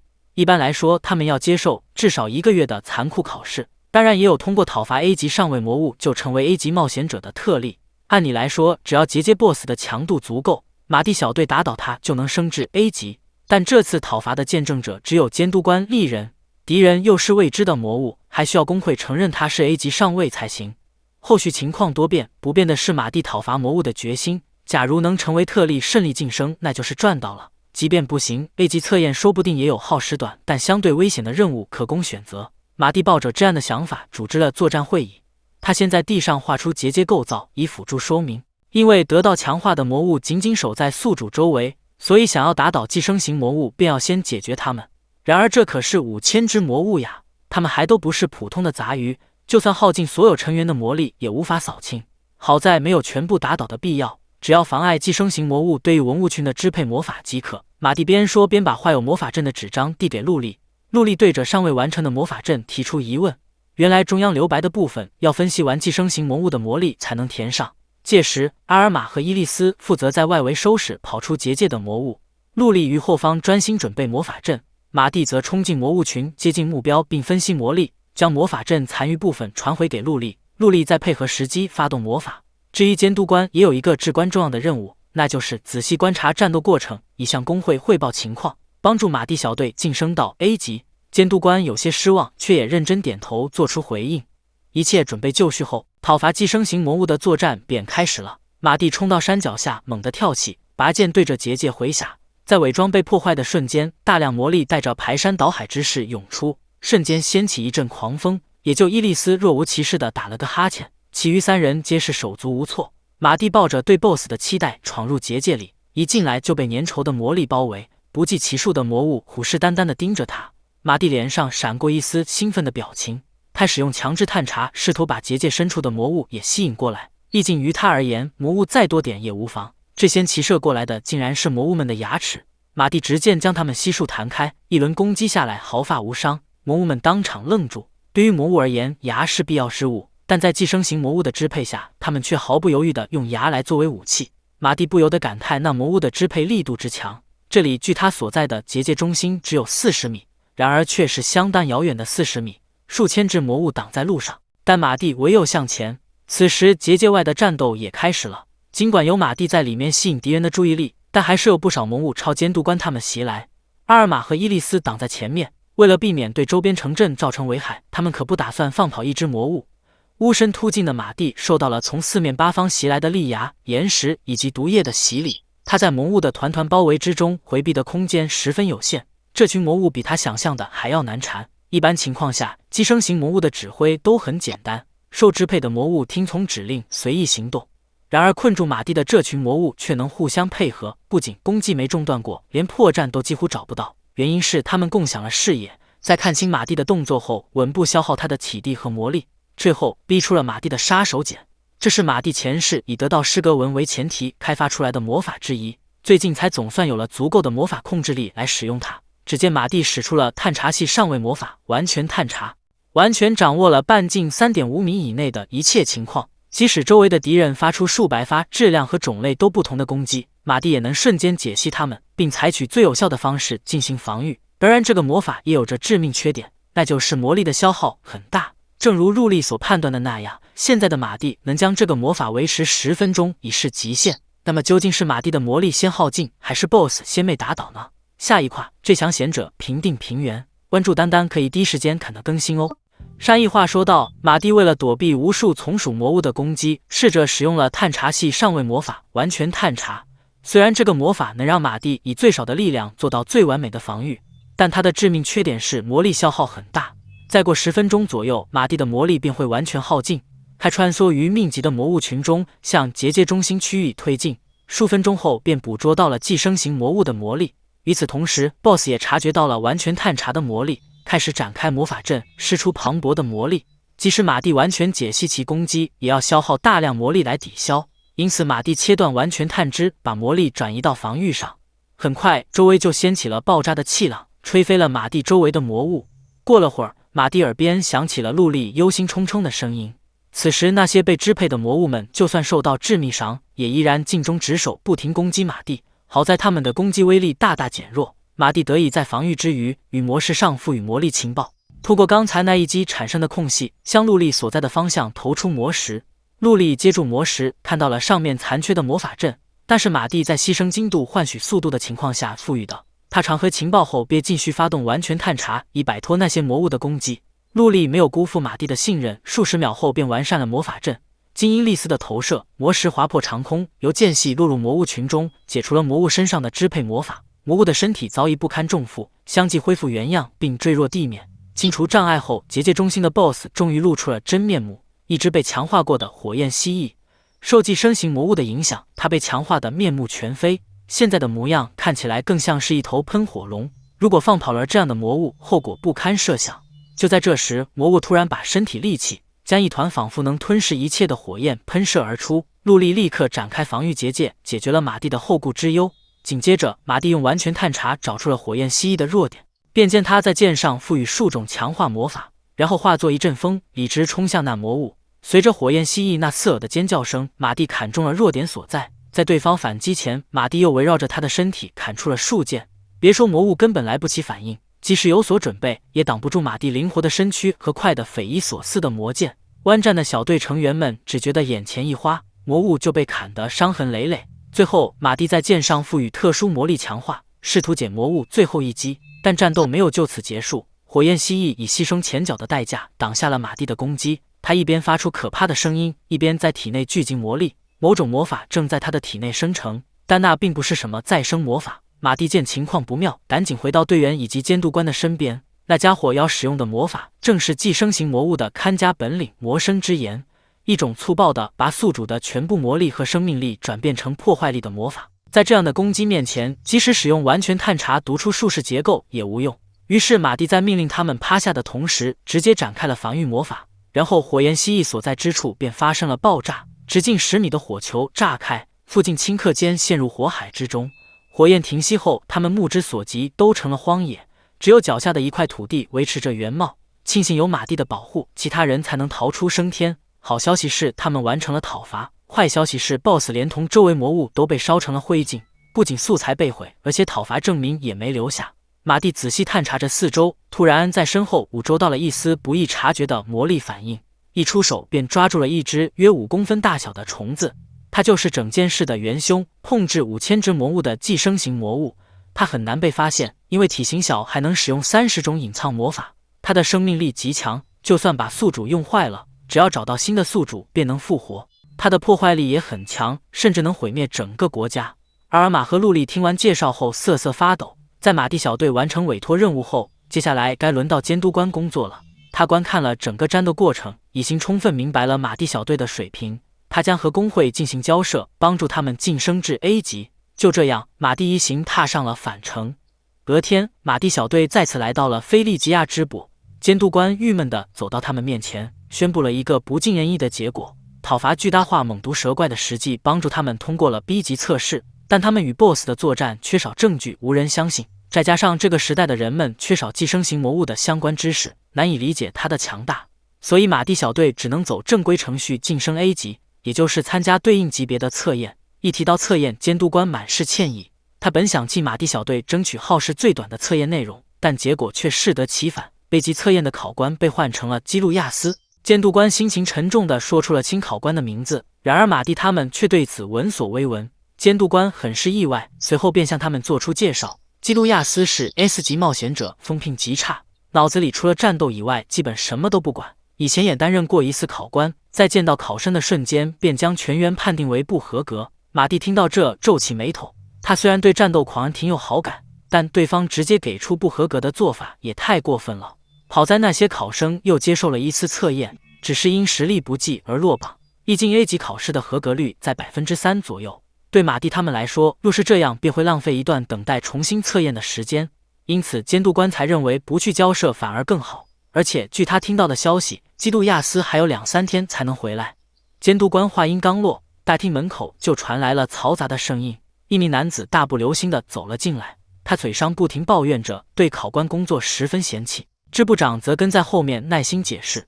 众人的目光追随着男子从门口来到中央，但男子旁若无人，自顾自地说要省事地将考生判定为不及格。看这人的恶劣程度，便知他是 S 级冒险者基路亚斯。根据马蒂的观察，他的魔力反应强大，就像是魔族一样，但他毫无疑问是人类，而且是这个时代的顶尖战力。马蒂结合基路亚斯刚才的话推测，他或许是使用了某种探长魔法，探查到了平原上的寄生型魔物才来此。马蒂逐渐认可了他作为 S 级冒险者的实力。随后，支部长将基路亚斯领到马蒂小队的面前，在视线交汇的瞬间，基路亚斯先是一愣，然后对马蒂燃起了兴趣。他对测验的兴致越发浓烈，甚至要求自己决定测验的方法。马蒂猜不出个中缘由，支部长也只能委婉地提醒他保证测验的安全。得到许可后，便见基路亚斯点到陆莉、阿尔玛以及伊丽丝三人，在他们困惑的目光中，直接给出了及格的成绩。突然听到这个好消息的队员们既喜出望外，又莫名其妙。至于马蒂，基路亚斯则仔细打量了一番，然后指着马蒂提出了决斗的要求。原来他听到了一些马蒂在爱伊斯王国屠魔的传闻，因此才迫不及待地想和马蒂一决高下。确实是名副其实的战斗狂。马蒂心灵也认同用拳头说话的沟通方式。那么他们将展开一场怎样的对决呢？我们下一话继续，关注担当可以第一时间看到更新哟。上一话说到 A 级测验出现了新的考官 S 级冒险者基路亚斯，他直接判定3名队员合格，却要求马蒂来比试一场，以对战结果决定马蒂是否合格。刚好马蒂也想见识下 S 级的实力，于是众人来到菲利吉亚支部的训练场，马蒂和基路亚斯将在支部长的主持下展开对决。基路亚斯拔出长刀跃跃欲试，虽然马蒂很强，但基路亚斯也不弱。他在之前的对人战斗中可谓是战无不胜。规则是其中一方失去意识或认输就结束比试。开打前，基路亚斯告诉马蒂，他在对战中将不使用魔法，但从魔力反应来看，他毫无疑问是和马蒂一样的魔法战斗师。马蒂自然产生了基路亚斯想保留实力的猜测，但马上被对方否定。基路亚斯声称自己从未使用过魔法，所依赖的只有手中紧握的武器。可基路亚斯却在回答马蒂的同时，发动了身体强化魔法，看他的样子又不像在撒谎。那么究竟是怎么回事呢？就在马蒂寻找答案时，基路亚斯已经提刀冲至面前，刀剑相碰的清脆声回荡在训练场上。见马蒂往后退了几米，一旁观战的陆莉心里一惊。接过一招后，马蒂的思考有了肯定的结果。基路亚斯是在无意识中使用了魔法，单凭感觉来操纵魔力。他不只强化了肉身，就连刀也携着魔力而来。当然，一般人不投翻意识的话是无法使出魔法的。马蒂不禁感叹，基路亚斯真是名副其实的天才。只见马蒂躲开刀的轨迹，一剑反击回去，而基路亚斯也毫不示弱，攻击愈发猛烈。他们你来我往，打得十分激烈，两人的眼里都透露出对战斗的享受。但过了没一会儿，基路亚斯就不悦地蹙起了眉。他直觉马蒂在故意放水，如他所怀疑的那样，马蒂确实一直在小心翼翼地控制力度。但既然被对方敏锐地发现了，他也就不再藏着掖着了。马蒂一边朝基路亚斯喊话，一边蹬着展开的结界跳至高空，以不至于结束比试的力度向他砍去。基路亚斯吃力地接住马蒂的这一剑，他咬牙承受着马蒂造成的冲击，膝盖差点跪到地上，脚下的地板没扛住，轰然爆裂开来。然而马蒂对基路亚斯的压制不仅没能击垮他，反倒激发了他的潜力。基路亚斯进一步加强身体强化，竟然弹开了马蒂。马蒂眼前一亮，他还是第一次看到进步如此神速的家伙。紧接着，基路亚斯就嗖的一下消失在原地。马蒂回头便看到了向上跳起的基路亚斯，失望的在心里叹了口气，因为不使用魔法就单纯跳起的行动满是破绽。然而基路亚斯却自信满满的高喊着，随后自足底向空中放出魔力，魔法马蒂踩踏结界的样子在空中移动。在大家都看得有些恍惚时，基路亚斯出其不意地向马蒂挥剑斩下汇聚力量的一击。这一刀附上了身体强化，再加上两者的高度差，可谓是理想的以力制敌的战斗方式，看得众人提心吊胆。可惜基路亚斯运用魔法的熟练度不足，马蒂只使用了身体强化魔法，不费吹灰之力就单手接效了他全力的一击。在这之后，马蒂挥剑一扫就将他击飞。只见基路亚斯毫无防备地摔在墙上，马蒂走过来，把剑抵在他的脖子之上，事已至此，基路亚斯只好狼狈的投降。支部长宣布马蒂胜出，通过 A 级升级测验。他们之间的战斗观赏性十足，以至于决出胜负后，监督官依然心潮澎湃。但更激动的显然是当事人。基路亚斯主动向马蒂请教如何变强。要知道，这可是他出生以来第一次输给对手，而且他由始至终都没觉得自己有胜算。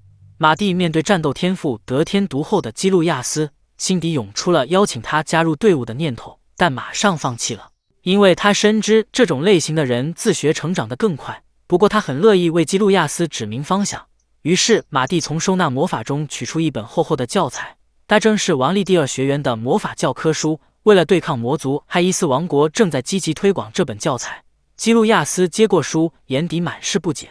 他认为在战斗中咏唱魔法只会露出破绽，更何况他也没见马蒂刚才咏唱过魔法。马蒂便在指尖点了团火焰，向他解释无咏唱魔法，顺便说出了基路亚斯不曾注意到的事实。其实他有在无意识中使用强化自身的魔法，如果有意识地加以控制的话，那么会变得更厉害。听到有变强的方法，基路亚斯就心血来潮地翻开了书页。但对他而言，书中的文字深奥复杂，他看得头都快炸开了，还想不明白。基路亚斯满怀期待地询问马蒂有无让人变得擅长读书的魔法，却只得到了抑制头痛的回复魔法。依照现在的情况来看，基路亚斯读完这本教材需要花上不少时间，但他毫无疑问会变得更强。1小时后，马蒂小队的工会卡都顺利改写成了 A 级。他们准备启程离开菲利吉亚。临走前，马蒂拒绝了基路亚斯的好意。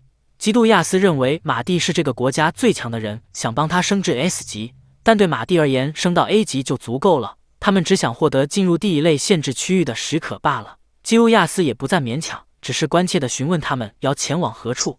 马蒂指着地图上的某一处，告诉他目的地是伏尔吉亚岭的艾奇利斯大草原。修到伏尔吉亚，基路亚斯当即面露难色。让基路亚斯发愁的不是从菲利吉亚到伏尔吉亚的5日时间，而是那里突然改变的气氛，以及附近道路上严格的盘查。如果马蒂他们的进入申请被驳回，基路亚斯倒是能帮上忙。只见他右手握拳重重打在左手上，面带笑容地说出威胁上层的办法。这种交涉方式简单粗暴，但立竿见影。他们分别时，基路亚斯掐腰挺直身体，严肃认真地向马蒂保证他会变得更强。马蒂对他投去期待的目光。和基路亚斯告别后，马蒂小队离开了城镇。他们在离伏尔吉亚约50公里处停下脚步。路里推测他们再走20公里左右就会遇到盘查，盘查时很有可能要检查行李。慎重起见，马蒂打开了收纳魔法，想将行李全部放进去。他们的目光随即落在伊利斯装满食物的背包上。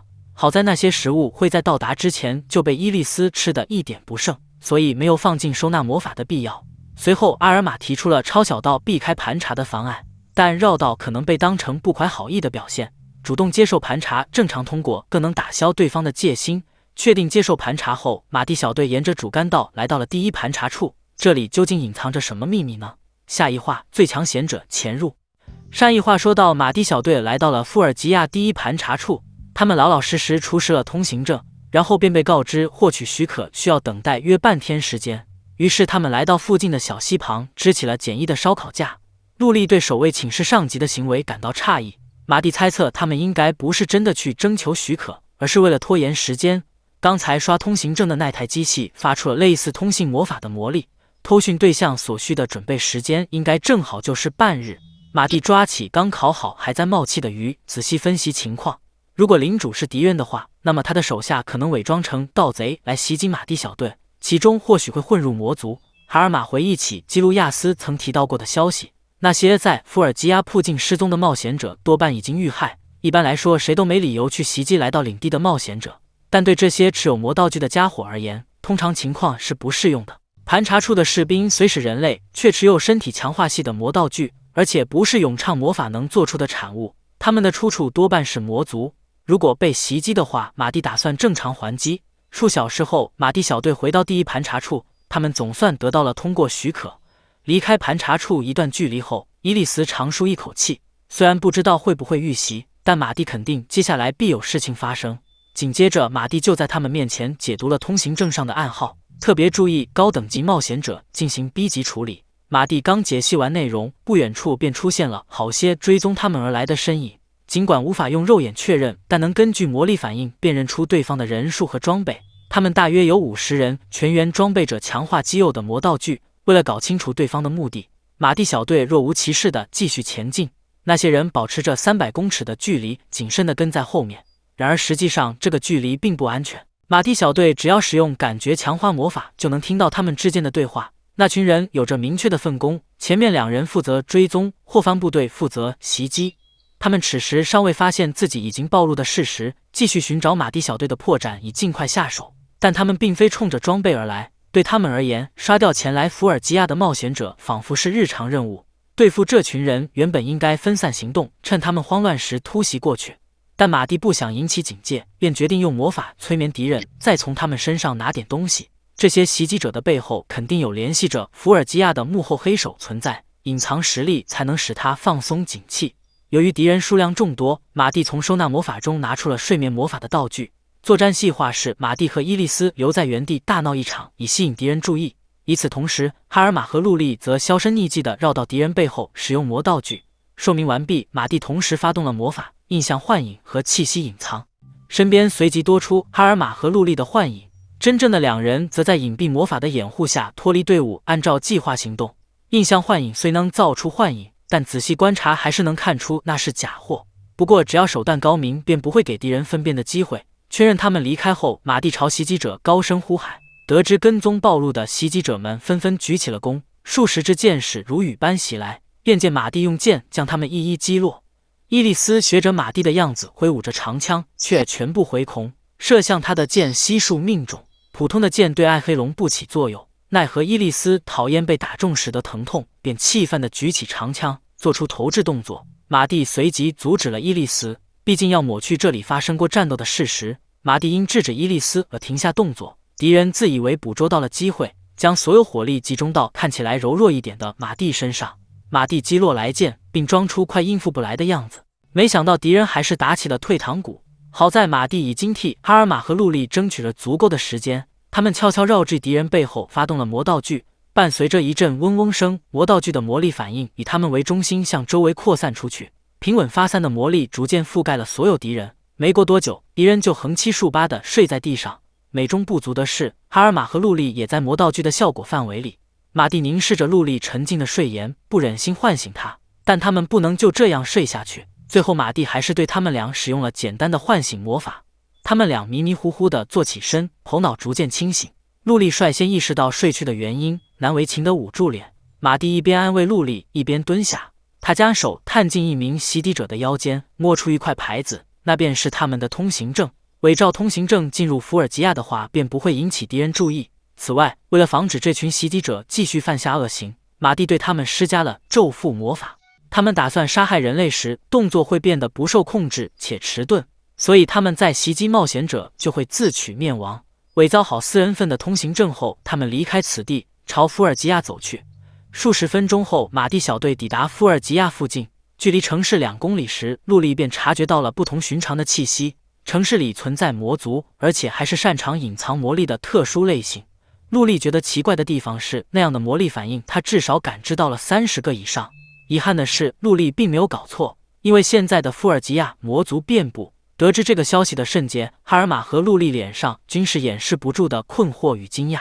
面对他们的迫切追问，马蒂耐心解答：一般而言，魔族不会聚集成群，但这里的魔族是特殊的亚种，不仅很难被探查到，还善于合作。只是单一个体的实力比普通魔族弱，在前世他们被称作亚魔族，就算比普通魔族弱，放到现在的这个时代也依旧强大。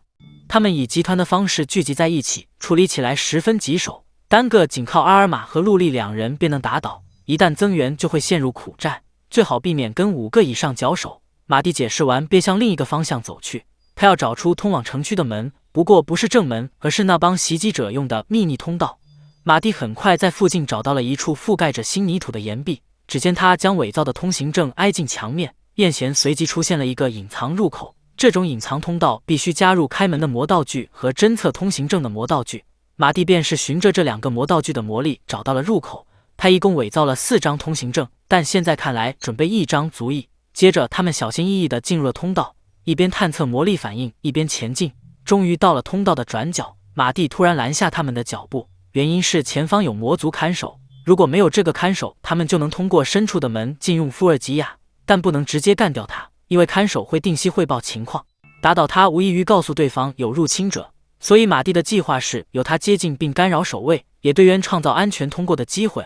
马蒂先用结界隐藏身形和魔力，整个人就像潜入墙里一样，然后在魔族守卫浑然不觉的情况下来到他的背后，发动名为干扰的魔法，使其知觉暂时变得迟钝。得手后便用通信魔法通知队员过来。就这样，全员在不被魔族发现的情况下穿出通道，来到富尔基亚的一条普通街道。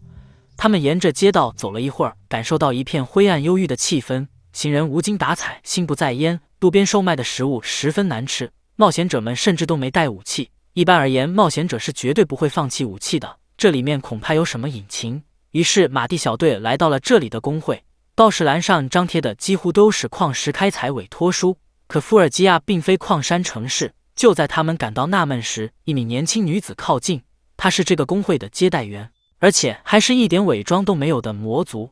一见面，她便发动无咏唱魔法思考钝化来招待马蒂他们这些新面孔。这是一种怎样的魔法？这座城市究竟发生了什么？下一话假装中了魔法。上一话说到，马蒂小队来到了富尔吉亚，这里已经成了遍地魔族的城市，就连冒险者工会的接待员也是魔族。他们被施以魔法思考钝化，马上变成了一副呆头呆脑的样子。接待员随手接下一份矿石经验的委托书递给马蒂，马蒂的乖巧回应令接待员露出满意的笑容。他转身走回工会内部，看起来真把马蒂他们当成了低等级的冒险者。马蒂小队走出工会，就像几具丢了魂的躯体游荡在大街上，但实际上他们并没有中招，魔法因马蒂的妨碍而失效。思考钝化是一种可以降低对象判断力的魔法，整座城市的居民都被施教了这个魔法。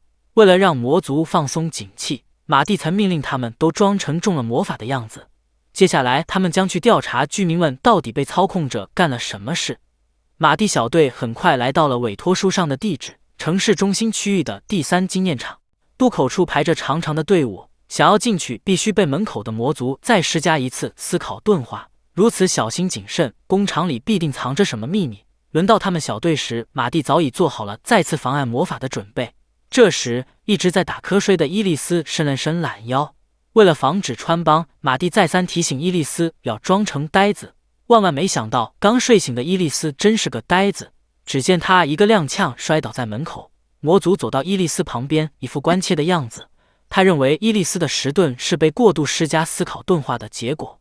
他不想降低工作效率，便直接将马蒂小队放行。尽管过程和预想中的不同，但能顺利通行就算达成了目的。踏入经验场后，眼前的景象带给他们强烈的震撼。单从精炼矿石的设施数量来看，这里的规模就已超出马蒂的预期。这些魔道具构造复杂，不像是这个时代的亚魔族能设计出来的东西。或许是他们挖出了过去的经验机器，又或许是他们得到了魔法技术精湛的高位魔族的指导。马蒂随即联想到那个暗中指示魔族的家伙，眼前堆积如山的矿石也有种似曾相识的感觉，他们都是乱金魔矿石。马蒂豁然开朗，魔族特意找人类来工作的目的浮出水面。这种魔矿石极其特殊，只要不是由人类进行精炼，就会被污染而无法使用，而且用途只有一个，由它精炼而成的魔结晶能成为高威力的魔力炸弹材料，在纯度100%的情况下，只要1吨就足以毁灭整个国家，这让阿尔玛和陆莉惊恐不已。好在精炼困难，就算忽视纯度，凑齐1吨都不容易。不远处有个男子突然出声打断了马蒂，他胸前的工牌写着工厂长，身上却散发着魔族的气息。他们感受到的其实是思考操作类魔法的魔力，底层劳动者靠思考钝化足以驱使，领导职位则需要魔族直接操控。在工厂长的带领下，马蒂小队来到了作业区域。马蒂和阿尔玛负责填充经验装置的香气，体力较差的杜丽负责拉下按钮，伊丽丝则在旁边百无聊赖地啃着魔矿石。他们就这样在经验设施的轰隆隆声中工作到了晚上。这份单调又无聊的工作是提供了和 F 级委托任务相当的报酬。好在侦查结果丰硕，不仅探明了目的，还摸清了他们的大致分布。考虑到长时间的思考钝化会对大脑造成不可逆的损伤，所以歼灭魔族解放城市迫在眉睫。作战开始前，马蒂先在地图上标出32个亚魔族的位置，他们几乎都分布在城市的中心区域。于是阿尔玛提议等他们分散些再下手。然而不管等待多久，亚魔族们都不会离开市中心，因为这里集中了大量需要保护和管理的精炼设施，和他们感觉共享的有效范围只有50米。在亚魔族互相保持联络的情况下，即使只打倒他们中的一个，情报也会立即扩散。不过他们未必需要同时对付全部魔族，因为即使是距离最近的魔族之间传递消息也需要10秒。对于马蒂而言，这点时间绰绰有余。第一阶段的作战计划是由伊利斯吸引亚魔族们过来，哈尔玛和陆力埋伏在路上设置陷阱，马蒂则用隐蔽魔法趁乱将他们一个个干掉。顺便一提，由暗黑龙来当诱饵总是更让人放心的。分工完毕，作战开始。马蒂解除了抑制伊利斯魔力的魔法，城市中央的亚魔族们瞬间感应到了伊利斯的存在，很快就会有魔族过来确认情况。马蒂窃听了他们之间的通信魔法，然后隐蔽魔力藏到柱子后魔族不易察觉的位置，立刻有2个魔族进入了视野，另有5个保持距离观望。摸清情况后，马蒂挥剑砍去，只见其中一名魔族跑着跑着便身首异处，鲜血飞溅而出。这名魔族的同伴也是被砍断脖子而死，街道上回荡着他死前最后的惨叫声。那5名分散在远处观望的亚魔族全都沉不住气，他们同时朝伊利斯袭去，是要将他包围。这个战术正中马蒂下怀，他立即通知阿尔玛和陆力做好准备。哈尔玛掐准时机扔出陆力附魔过的魔石，魔石在他的有仙诱导强化下误偏不倚地落在亚魔族脚下，然后魔石上的魔法阵启动，产生了小规模的爆炸。单纯的爆炸魔法无法打倒亚魔族，但马蒂却能趁对方慌乱的这个瞬间，在隐蔽魔法的掩护下利落地将其斩杀。这样一来，其他亚魔族便会误以为他是中了陷阱而死。他们3人配合默契，以同样的方法又击杀了1名亚魔族，2名同伴在短时间内接连遇害。附近的亚魔族不得不怀疑市区存在同样的陷阱，假情报立即在其他亚魔族中传播开来。他们纷纷停下脚步，使用探查魔法排查异常情况。在马蒂的指示下，哈尔玛和陆力隐藏自身魔力，装作中了思考钝化的样子混入人群。敌人的探查工作自然是一无所获。他们排查完一个区域，便往下一个区域移动。马蒂、哈尔玛和陆力也盯上了下一个目标。城市中央区域不断响起爆炸声，马蒂小队就这样按照预先安排好的方案作战，用默契的配合、完美的协同压制了本就擅长合作的亚魔族。不过好景不长，很快便有亚魔族发现了陷阱的古怪之处。他在被干掉的同伴身上找到了2种魔力反应，从而确认他们其实是被某个暗中行动的家伙所害。因此，剩下的14名亚魔族改变了行动模式，他们现在正往城市中心赶去。马蒂见状，随即命令其他队员原地待机，作战马上进入下一阶段。下一话，解放城市。上一话说到，亚魔族已经减少到了14个，但对马蒂而言，这个数量还要再削减一些。市区设有陷阱的骗局已被敌人识破，剩下的亚魔族无视伊利斯往城市中心赶去，抱着能解决几个是几个的想法。马蒂埋伏在敌人的必经之路上，手起刀落，瞬间解决掉1名亚魔族。他将身影和魔力隐藏得极好，附近的其他亚魔族是感受到同伴的魔力反应消失，却始终找不出马蒂的位置。在这种情况下，马蒂一共暗杀了4名亚魔族，剩下的则已经汇合，躲在暗处将他们各个击破的战术只能到此为止。接下来，马蒂将正面对上这10名亚魔族。在城市中心汇合后，领头的亚魔族迅速整合情报，很快便看穿了马蒂小队的实际情况。其实他们只有1人拥有打倒亚魔族的实力，因此得出了这样的结论：只要他们联手作战，定能赢过对方。扫清笼罩在心头的疑云后，亚魔族士气大涨，主动出击。他们所不知道的是，作战计划全都落入马蒂的耳中。虽然马蒂能同时对上10个亚魔族，但阿尔玛和陆力一旦被发现，后果不堪设想。于是马蒂要求他们暂时待在安全的地方，维持现状，然后便陷入了沉思。伊利斯这个诱饵已被亚魔族忽视，用阿尔玛和陆力来引诱他们上钩又存在风险，暂且躲起来等待敌人疏忽大意时再出手是最安全的方法。但这群家伙的警戒状态恐怕还会持续很长的一段时间，因此马蒂倾向于让伊利斯冲进敌群大闹一场，他则伺机而动。就在马蒂这么想时，敌人突然找到了一处魔力反应，他们朝相反的方向迅速移动，似乎把那人当成了马蒂的队友。虽然马蒂不清楚发生了什么，但这种情况毫无疑问正中下怀。马蒂追上去甚至都不需要隐蔽，因为亚魔族们此刻的注意力和火力全都集中到了另一边。马蒂果断拔剑冲了过去，他的动作迅捷无比，不过眨眼便斩下3名敌人的头颅。前方的亚魔族们刚反应过来后面有人突袭，伊利斯的一杆长枪便以急如闪电的速度朝他们所在之处飞来，落地时掀起的气浪吹飞了周遭的一切，有效打乱了亚魔族的阵型。马蒂虽对伊利斯的控制力颇有微词，但对他制造的绝妙机会十分满意。马蒂随即闯入崩坏的阵型之中，接二连三打倒了好几个亚魔族。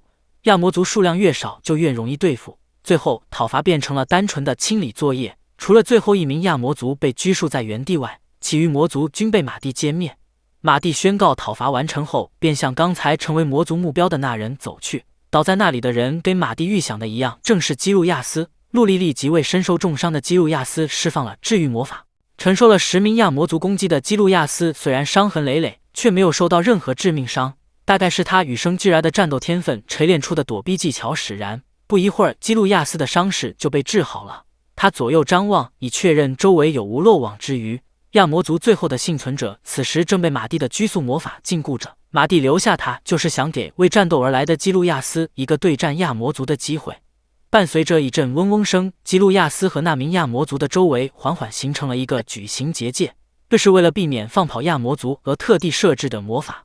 在结界完成的瞬间，马蒂便解开了拘束魔法。那名亚魔族一边咬牙切齿地放出狠话，一边拔出双刀朝对面砍去。基路亚斯不甘示弱，予以还击。双方势均力敌，亚魔族在力量和技巧上更具优势，但基路亚斯也能凭借得天独厚的天分，下意识做出绝妙的攻击。马蒂在一旁看得津津有味，哈尔玛和路里连连发出感叹，只有伊利斯在担心自己瘪下去的肚子。战斗中期，基路亚斯的动作忽然加快，显然使用了身体强化。身体强化尤其适合待对手习惯了自己的动作模式后突然发动，以此引发对手的迟疑，制造攻击机会。马蒂讲解基路亚斯的教材上便有提到这点。亚魔族果然无法应付对面忽然加速的动作，基路亚斯的长剑划过他的胸膛。然而亚魔族毕竟也是魔族，还没弱到会被这种程度的攻击打倒。于是基路亚斯在挥下下一剑时，对剑附上了一个令对面意想不到的魔法——反噬斩铁。基路亚斯竟然真的斩伤了亚魔族。反噬斩铁是斩铁的衍生魔法，能更大幅度提升剑的斩击威力，但代价是产生的反作用力会对使用者的身体造成难以忍受的损伤，即使是习惯战斗的家伙，动上3次也会动弹不得。不仅如此，在疼痛的干扰下，攻击的准度必然降低，因此马蒂几乎不会使用这个魔法。那本教科书刚好有略微提及到它。由此看来，不善阅读的基路亚斯确实有战胜困难研读教材。对于本就不靠剑法精准度取胜的基路亚斯而言，只要承受住反作用力，反噬斩铁便会成为他最具威力的魔法。亚魔族受伤后恼羞成怒，魁砍基路亚斯2刀，瞬间加重了结界里的血腥味。基路亚斯强撑着不让任何人插手，他按住抖动的右手，对剑再次附上反噬斩铁，在亚魔族的上半身划出2道深深的伤口，结界里的血腥味愈发浓重。到现在为止，基路亚斯已经使用了3次反噬斩铁，换作是其他人早就动弹不得了，他却还没倒下。亚魔族被逼出了舍生的绝招魔击，那是只有魔族才能使用的反噬斩铁的强化版，它将足以粉身碎骨的反作用作为代价，赋予剑惊人的威力和速度。与此同时，基路亚斯也对剑附上了反噬斩铁，紧握缠绕着大量魔力的武器向亚魔族袭去。双方皆释放出所有魔力，将这场战斗的胜负压在最后一击上。结果是耗尽力量的亚魔族被基路亚斯的剑贯穿了身体。亚魔族绝命的同时，基路亚斯也以剑撑地跪到地上，直到喊完平地惊雷般的胜利宣言，基路亚斯才松了口气，缓缓倒下。马蒂上前解开了结界魔法，双方在千钧一发之际的身姿还印在他的脑海里。基路亚斯不仅以毫厘之差避开致命伤，而且完美击中对方的要害，就连阿尔玛也看得毛骨悚然。路易随即对基路亚斯施加治愈魔法。此时，一只被饿瘪的伊利斯飘过，基路亚斯在强行使用4次反噬斩铁后，终于扛不住了。在接下来的3天内，他的身体都无法动弹。治疗完基路亚斯，附近就传来了喊声。马蒂他们身处城市中心区域，惨烈的现场自然引起了不少民众的围观。好在魔族头上的角足以证明他们的身份，无需马蒂多做解释。思考钝化已被解开，市民们认出被基路亚斯打败的亚魔族正是领主，其他被消灭的亚魔族也几乎都是管理层。那么这之后该由谁来治理这座城市？进入限制区域的许可又该向谁申请？马蒂考虑解决方案时，躺在地上的基路亚斯开口了。他询问马蒂是否有让身体动起来的方法。遗憾的是，反噬作用无法用回复魔法消除，只能通过延长持续时间来减轻症状。于是马蒂在基路亚斯身上使用了反噬稀释，本来持续3天的症状被延长到了6天。一般来说，使用4次反噬斩铁的副作用，即使被稀释了，也依旧能让人无法动弹。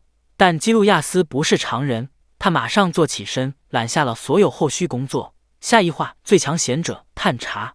上一话说到，基路亚斯揽下了后续工作，只见他高举着工会卡，向聚集在附近的市民说明了身份。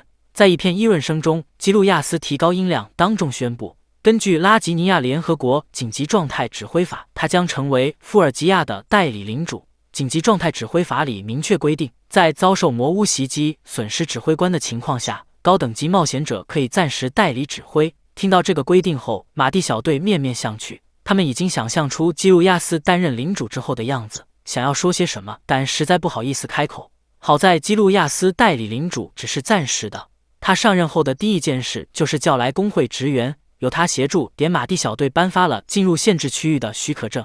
接着，基路亚斯又在围观市民的推荐下，找到了擅长管理之人精炼厂厂长，任命他为新的代理领主，负责将这里的情况上报国家。基路亚斯仿佛就是为了点马蒂小队行方便，才暂时担任领主的。他如释重负地将后续工作托付出去，然后爽快地带马蒂小队走向饭馆。虽然过程有些离谱，但总算达成目标。在第2天前往限制区域前，马蒂小队特意向基路亚斯表达感谢。他们闲谈几句，聊起了基路亚斯飞快的进步速度。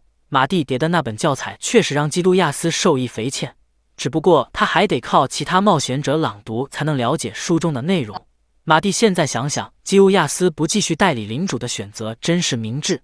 当然，分别时马蒂仍然对他接下来的成长抱有期待。数小时后，马蒂小队步行来到了限制区域的古代遗迹面前。这座壮观的灵锥形建筑里边放着探查用的魔道具。哈尔玛不禁感叹超古代的魔法文明之强。马蒂看着1000年前自己建造的东西被称作遗迹，心情复杂。现在遗迹只有一半露出地面，另一半被埋在地下。马蒂当年建造它的时候，大部分都埋在地下，只不过1000年后周边地形改变，露出部分增加，和遗迹的墙壁仍在各种魔法的保护下完好如初。此外，墙壁为极其坚固的素材打造而成，就算伊利斯变回原形全力冲撞，也只能在墙体上留下细微刮痕，因此无法使用蛮力进入遗迹。入口也没有特定的位置，只见马蒂把手贴近墙壁，往里面注入特殊波长的魔力，便造出了一个入口。遗迹的正常运作令马蒂稍稍放心。这时他身后响起了陆力赞赏的掌声。过于了解遗迹，免不了引来怀疑，马蒂心里随即敲响了警钟。与此同时，伊利斯不合时宜地记起过去曾来过者，幸亏他在说漏嘴之前就被马蒂堵住了嘴。伊利斯尴尬地改口，马蒂也刻意掩盖了一番。随后马蒂便从容地跳了下去。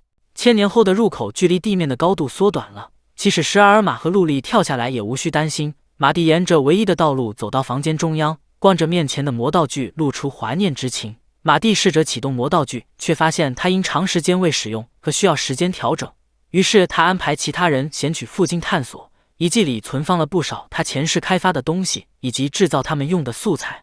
虽然马蒂也不记得放置了些什么，但这里很安全，他便放心地让其余队员分头探索。马蒂埋头工作后，没过多久，陆力就拿着一把魔剑回来了。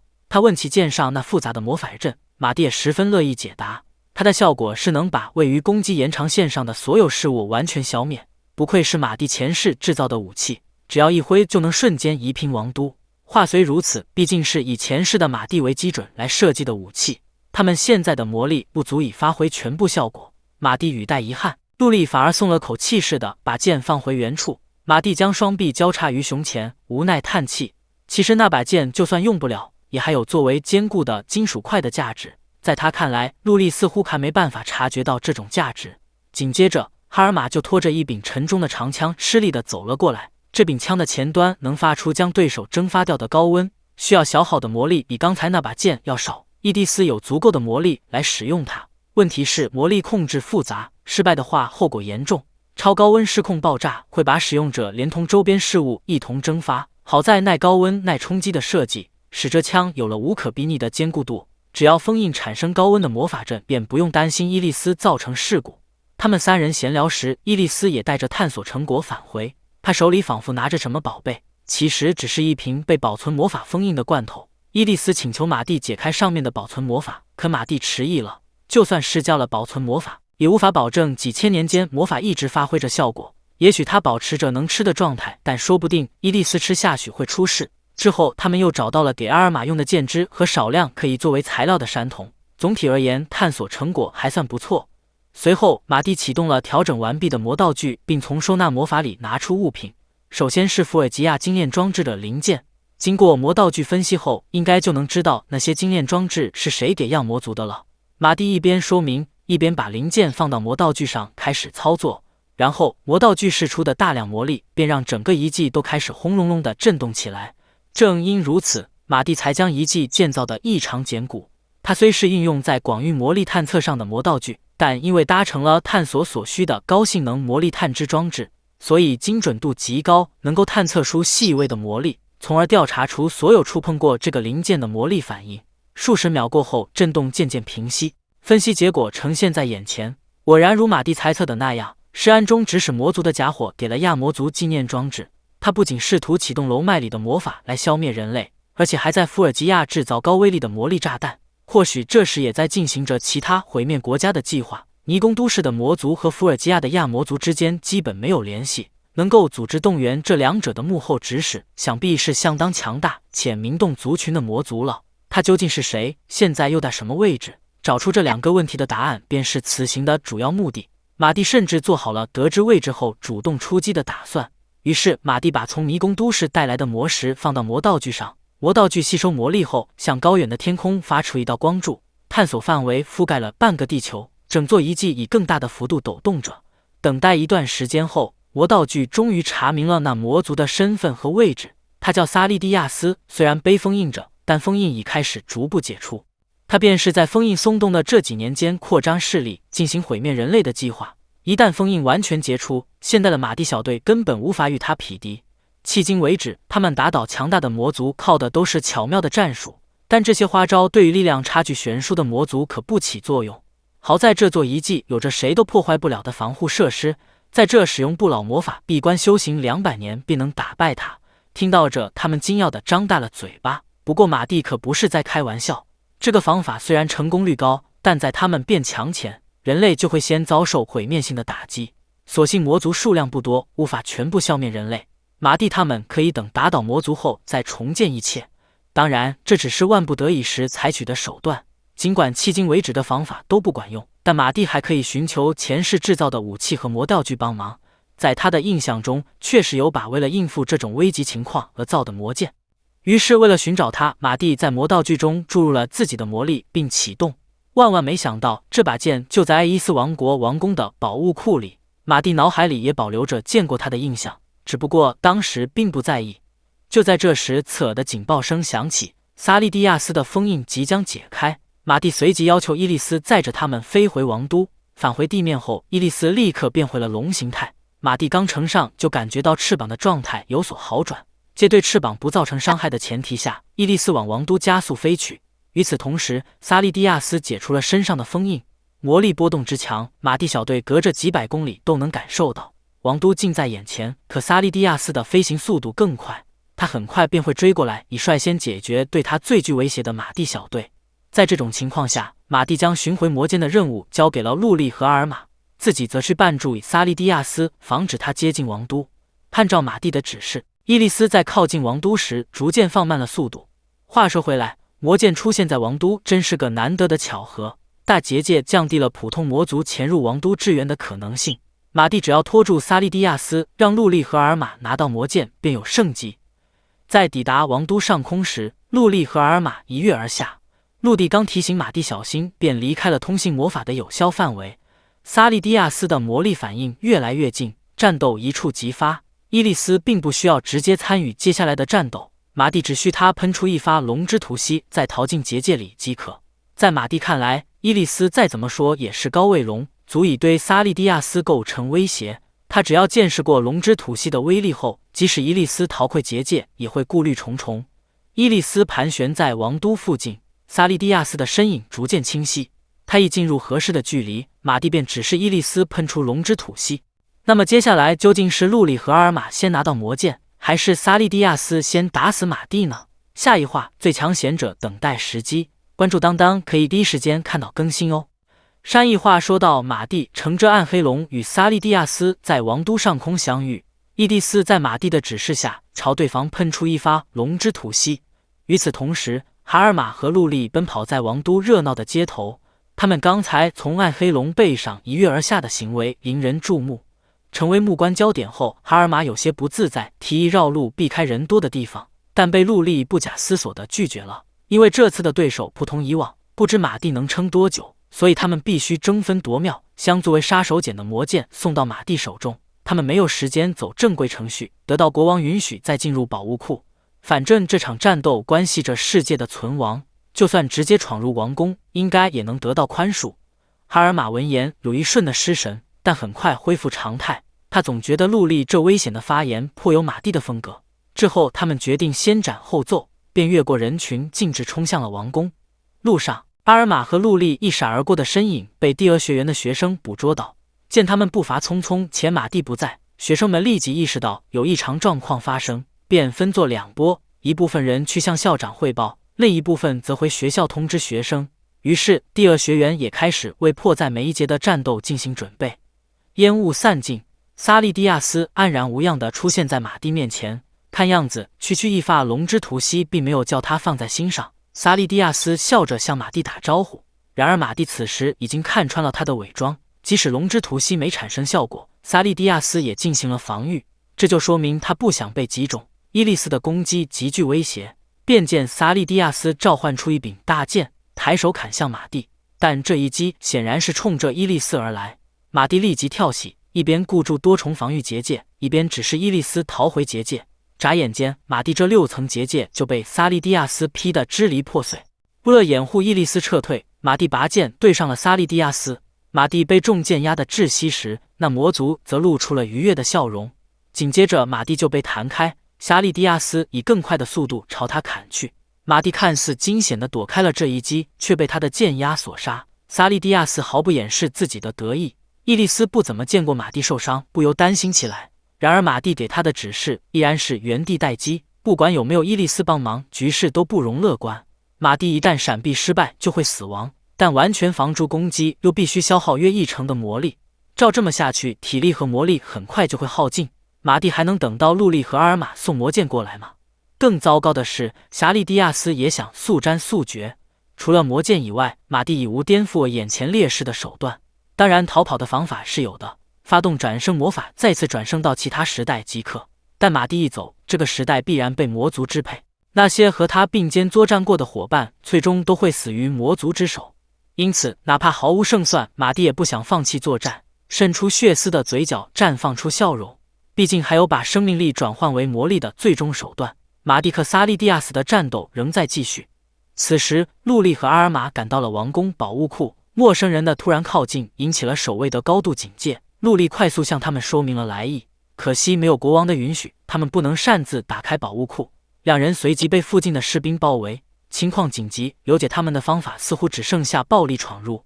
就在这时，头顶之上响起了权杖响亮的敲击声，一个浑厚的声音叫停了双方手里的动作。他们不约而同地抬头望去，然后发现国王正庄严肃穆地站在城墙之上。陆离立刻说明魔族入侵马蒂急需宝物库武器的情况。话音刚落，一位随从大臣便厉声问责他们。好在国王开明，马上命令守卫打开了宝物库的大门。陆离和阿尔玛拿着存有马蒂魔力的魔石，顺利找到了那把魔剑。这个时候，马蒂还在王都上空与敌人厮杀，他们激烈的交锋中包含了数十道魔法的纠缠。即使动用最终手段，马蒂的魔力也快见底了。他只希望魔剑能尽快送到自己手上。然而陆离和阿尔玛又遇上了拦路虎，一名年轻的魔族挡在道路中央，一步不让。这很有可能是夏利蒂亚斯派来阻止他们的手下，也不知对方穿过大结界用了什么方法。现在马蒂的魔力反应正急速减弱，他们可没有时间浪费在战斗上。陆力和阿尔玛正愁无法甩开他，一支利箭嗖的一下射在魔族脚边，并非魔族才有支援，陆力和阿尔玛也有。只见爱德华带着第二学园的学生们声势浩大地出现在旁边，他们摆好阵型，一起发起了攻击。那魔族只能全力防守，压根顾不上其他。哈尔玛和陆力得以溜走。网舵上空，马蒂的生命力正迅速消逝，剑和魔法也渐渐变得无力。就在他快到极限时，耳边响起了熟悉的声音。马蒂垂下头，便看到陆力和阿尔玛带着魔剑赶到了附近。魔剑被阿尔玛用有仙诱导强化，投出大结界。马蒂加速飞向投来的魔剑，萨利蒂亚斯紧追在后。为了不让魔剑落入敌手，马蒂呼唤伊利斯帮忙。伊利斯从结界探出身子，他张嘴蓄力，却无法真的放出第二发龙之楚息。马蒂不过是想虚张声势，影响萨利蒂亚斯的追击速度罢了。然而就在马蒂握住魔剑的瞬间，萨利蒂亚斯的剑贯穿了马蒂的胸膛。原来他最初的目的就不是夺走魔剑，他盯上的是马蒂拿到魔剑放松警惕的瞬间。正如他所说，背对敌人简直就是找死。那么马蒂究竟有没有被杀死？魔剑又有何用途？我们下一话继续。关注当当可以第一时间收到更新哟。上一话说到，马蒂被古代魔族萨利蒂亚斯一剑穿心，然而这就是他想要的。当萨利蒂亚斯抽出剑时，马蒂手里的魔剑发出耀眼的光芒，随之而来的是马蒂身上强大的魔力反应。萨利蒂亚斯惊讶地望向如获新生的马蒂，托他的福，马蒂在被刺死的瞬间成功启动了魔剑。魔剑不但复活了马蒂，还给予他庞大的魔力，不愧是灌注了顶尖技术的魔剑。趁萨利蒂亚斯发愣的瞬间，马蒂快速发出了至今为止最高威力的攻击。突然变快的动作令萨利蒂亚斯猝不及防，他一连被马蒂砍中了好几刀，局势被彻底颠覆。马蒂反而苦恼于如何控制并挥霍完这足以炸飞王都的魔力。原本不听使唤的身体被他用魔力强制驱动着，看起来就像没受过伤一样。见识了马蒂这非人的战斗方式后，萨利蒂亚斯打算撤退，但马蒂绝不会让敌人逃走。他把从魔剑上获得的惊人魔力转换到对萨利蒂亚斯的攻击上，一击贯穿胸膛。萨利蒂亚斯自知命不久矣，留下了遗言，将打败马蒂的希望寄托于这个世界剩下的其他混沌魔族。随着魔族的身体被燃烧殆尽，战斗画上了句号。马蒂降落到地面，阿尔玛和陆力立即向他奔来，陆力直接扑进了他的怀里。马蒂被紧紧抱着，心跳不受控制的加速，然后胸前的伤口便裂开了，鲜血飞溅到陆力脸上。陆力惊呆了，身体僵成一座石像。马蒂连忙找了个借口搪塞过去，再用治愈魔法处理好伤口。这下陆力和阿尔玛脸上担忧的神色总算消散了不少。马蒂注视着陆力，发自内心的感激他和阿尔玛的帮助。这时他们突然听到砰的一声，伊利斯从天而降，砸在阿尔玛身边。当然他们能及时赶回王都，伊利斯功不可没。至于马蒂手里的这把魔剑，并不需要交回王宫，因为它是一次性的，只要将魔力用尽，避免失控即可。马蒂说完，便用剩余的魔力向远处发出了一道攻击魔法，瞬间百山一分为二。那庞大的魔力量令陆力和阿尔玛大吃一惊，马蒂却十分遗憾没能将那座山夷为平地。他握着已经失去光泽、开始碎裂的魔剑，感慨万分。如果不是这把魔剑，马蒂大概会输给萨利蒂亚斯。对方死前提到的混沌魔族应该都有着相当的实力。马蒂心中再次燃起了与他们一较高下的欲望。接下来，马蒂他们忧心街道上出现的魔族，便原路返回，见到了爱德华与第20园的学生们。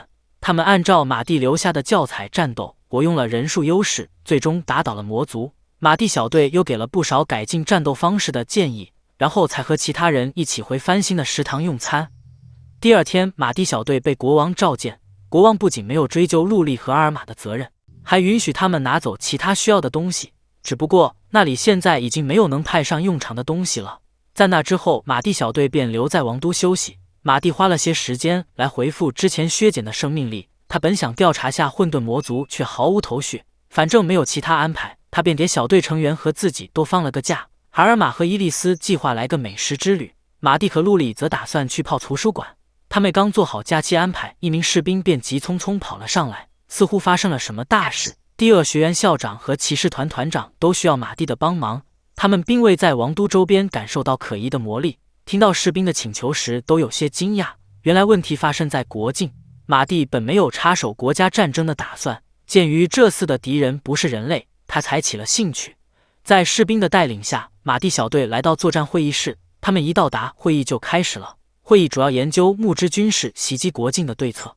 被喊来参加讨论的还有第二学园的老师以及王国骑士团的高层。负责主持会议的骑士团团长向所有人说明了情况。2天前，他们接到了与萨伊西尔帝国国境接壤的雷拉亚南卷岭遭受攻击的报告。报告提到，他们受到了大约300个人偶的攻击，其中一个人偶被运到了王都，也就是放在桌子中央的这个东西。所幸他们在事态恶化前得到了邻近领主的协助。希尔德斯海曼父子的贡献杰出，父亲和大哥的身影随即浮现在马蒂的脑海之中。马蒂为他们成为重要战力而感到自豪。可惜人偶未被悉数消灭，袭击远未结束。马蒂的哥哥主张打倒的只是敌人全体的极小一部分而已。就汇报的情况来看，他们目前仍能捕捉到单独行动的人偶，他们或许只是和大部队走散，又或许是敌方的侦察兵。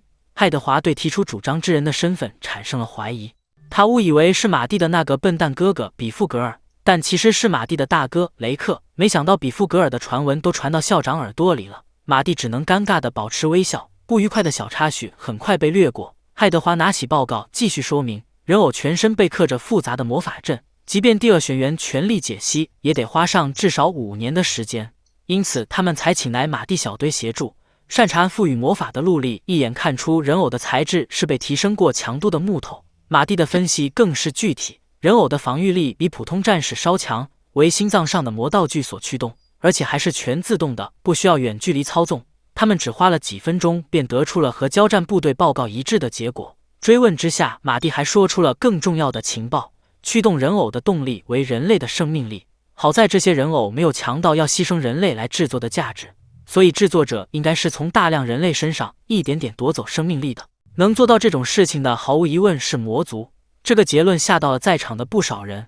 那他们为什么要特地做出这种事情呢？马蒂也不清楚具体原因，但让人类自相残杀是魔族削弱人类力量的惯用手段。整个会议室瞬间安静。爱德华最先反应过来，萨伊希尔帝国很有可能已被魔族操控，事态严重。骑士团团长恳求马蒂帮忙，马蒂一口应下。陆莉和阿尔玛也没有退缩，于是他们做出了前往国境的决定。跟他们一起出发的还有骑士团的雷基德调查小队。为了避免引发战争，马蒂只要了骑士团的少数精锐一同探查情况。出发前，雷基德郑重地交给马蒂一封文书，上面写着国王颁发给马蒂临时男爵之位。他们几个无不感到意外，国王这么做也是深思熟虑的结果。虽然马蒂在王都无人不晓，但其他地区对他支持甚少。这次的任务可能会受到地方领主的刁难，拥有爵位更方便行事。马蒂反复研读公文，他倒是对这种无需履行义务的爵位并不反感，但接受爵位相当于跟爱伊斯王国缔结关系，这个立场或许会在今后导致事与愿违的状况发生。后来马蒂转念一想，国王应该只是提供帮助而已，便先收下了临时爵位。紧接着他们启程出发，目的地是雷拉亚南绝岭。从王都骑马过去要花大约4天时间，使用身体强化跑去则能缩短好几天。出发至今已经过了几个小时。马蒂观察了一下调查小队的情况，惊喜地发现他们不仅能以自己的方式使用强化魔法，而且居然能一直保持这样的行军速度。在那之后又过了数小时，他们顺利抵达了雷拉亚南绝岭的中心城区雷拉亚尔。入口处戒备森严，如同战时。马蒂如今也是贵族，进入他人领地必须提前通报，通报工作自然交给了雷基德。雷基德离开后，他们身后走来一个年轻的男子。马蒂耳边随即响起熟悉的声音：“该来的还是来了。下一话，最强贤者，再会。”上一话说到，马蒂小队站在雷拉亚尔城门外时，逼上了比夫格尔。他依旧仗着荣光文的身份对马蒂出言不逊。雷基德回来时撞上的就是这一幕。比夫格尔对没认出自己身份的雷基德非常不满，便带着莫名的优越感自我介绍了一番。马蒂一行顿时露出了尴尬的神情。布利和阿尔玛忍不住吐槽，比夫格尔绝不承认他们所说的事实，再度将矛头对准了马蒂。马蒂懒得反驳，还是雷基德清了清嗓子，严肃认真地说明了情况。比夫格尔听到马蒂竟然是国王派来的，气得表情扭曲，但又无可奈何。他抛下狠话后就一溜烟地逃跑了。他真是一如既往地沉浸于荣光文最强说，一般情况下，平民钝男爵口吐恶言是可以处死的，但马蒂实在不想在笨蛋哥哥身上浪费时间，毕竟他们此行的任务是寻找幕后黑手的线索。在这之后，马蒂他们来到了领主会馆，雷拉亚男爵恭候在门口，他们才从领主的称呼中发现，平易近人的雷基德原来是子爵。虽然爵位更高，但如今身在战场，雷基德更尊重强者。寒暄过后，作战会议正好也要开始了。领主伸手示意他们前往身后的会议室，推开大门，马蒂便见到了这场作战的总司令和副司令，他的父亲卡斯托尔和大哥雷克。这场作战没有遵循常规，由当地领主担任司令。对此，雷拉亚男爵微笑着展开了说明，他们俩是因为在战斗中的卓越贡献才被众人选为了司令。提到这，卡斯托尔不好意思地笑了笑，毕竟和马蒂的功绩相比，他们做出的成绩不值一提。马蒂听了父亲和大哥的称赞，深感荣幸，然后就看到父亲意味深长的目光落在他处，只夸马蒂有他年轻时的风采。卡斯托尔将3名队员都当成了马蒂的恋人。陆力想解释些什么，却不知如何开口。和后，马蒂一本正经地反驳了他的父亲，特意强调他们只是小队成员。陆力不得不将想说的话吞回肚子里，像受了极重的内伤，朝阿尔玛倒去。雷克不知为何放心地松了口气。闲聊完毕，作战会议正式开始。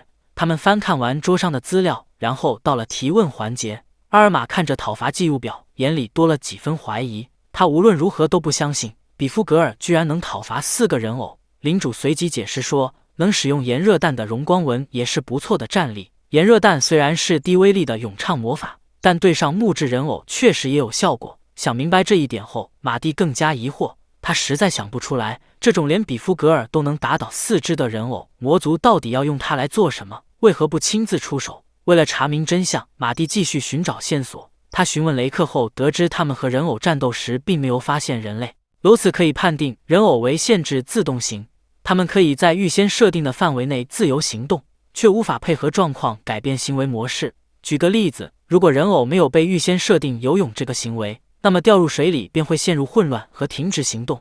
卡斯托尔听到这，眼前一亮，脑子里突然就多了个对付人偶的方法。当然，马蒂的初衷是说明这些人偶的背后存在发指令的人偶使，想要解决人偶，就必须揪出幕后的家伙。那么他们该怎么做呢？马蒂心里早有计划，那就是潜入撒伊希尔帝国，而且只有马蒂小队潜入，不需要其他帮手。于是总司令拍板决定了其余人的分工，他和雷克继续在前线抵御人偶的袭击，雷基德带着骑士团去修复被破坏之处。领主尽管没有被安排任务，但也表示会全力齐攻协助。至于即将冒险潜入帝国揭发黑幕的马蒂小队，卡斯托尔的脸上闪过一丝担忧，他嘱咐马蒂他们务必小心行事。作战会议至此结束。第二天黎明，马蒂小队在敌人最松懈的时段展开了潜入行动，带着些许紧张和兴奋，他们来到了国境森林。他们站在开阔的高处，一条蜿蜒曲折的大河映入眼帘。此河是两国国界，这附近可谓是国境线上防备最薄弱之处。因为咏唱魔法里没有用来渡河的魔法，所以人们忽略了在这构筑警戒网。不过他们就算被发现了，马蒂也有对策。更何况马蒂并没有探测到附近有通讯设备，再加上大多数人还在睡梦之中，因此渡河穿越国界的方法极为安全。于是马蒂小队使用魔法踏入河中，哈尔玛一边前进一边探查周围。虽然他小心谨慎，但发现异常的还是马蒂。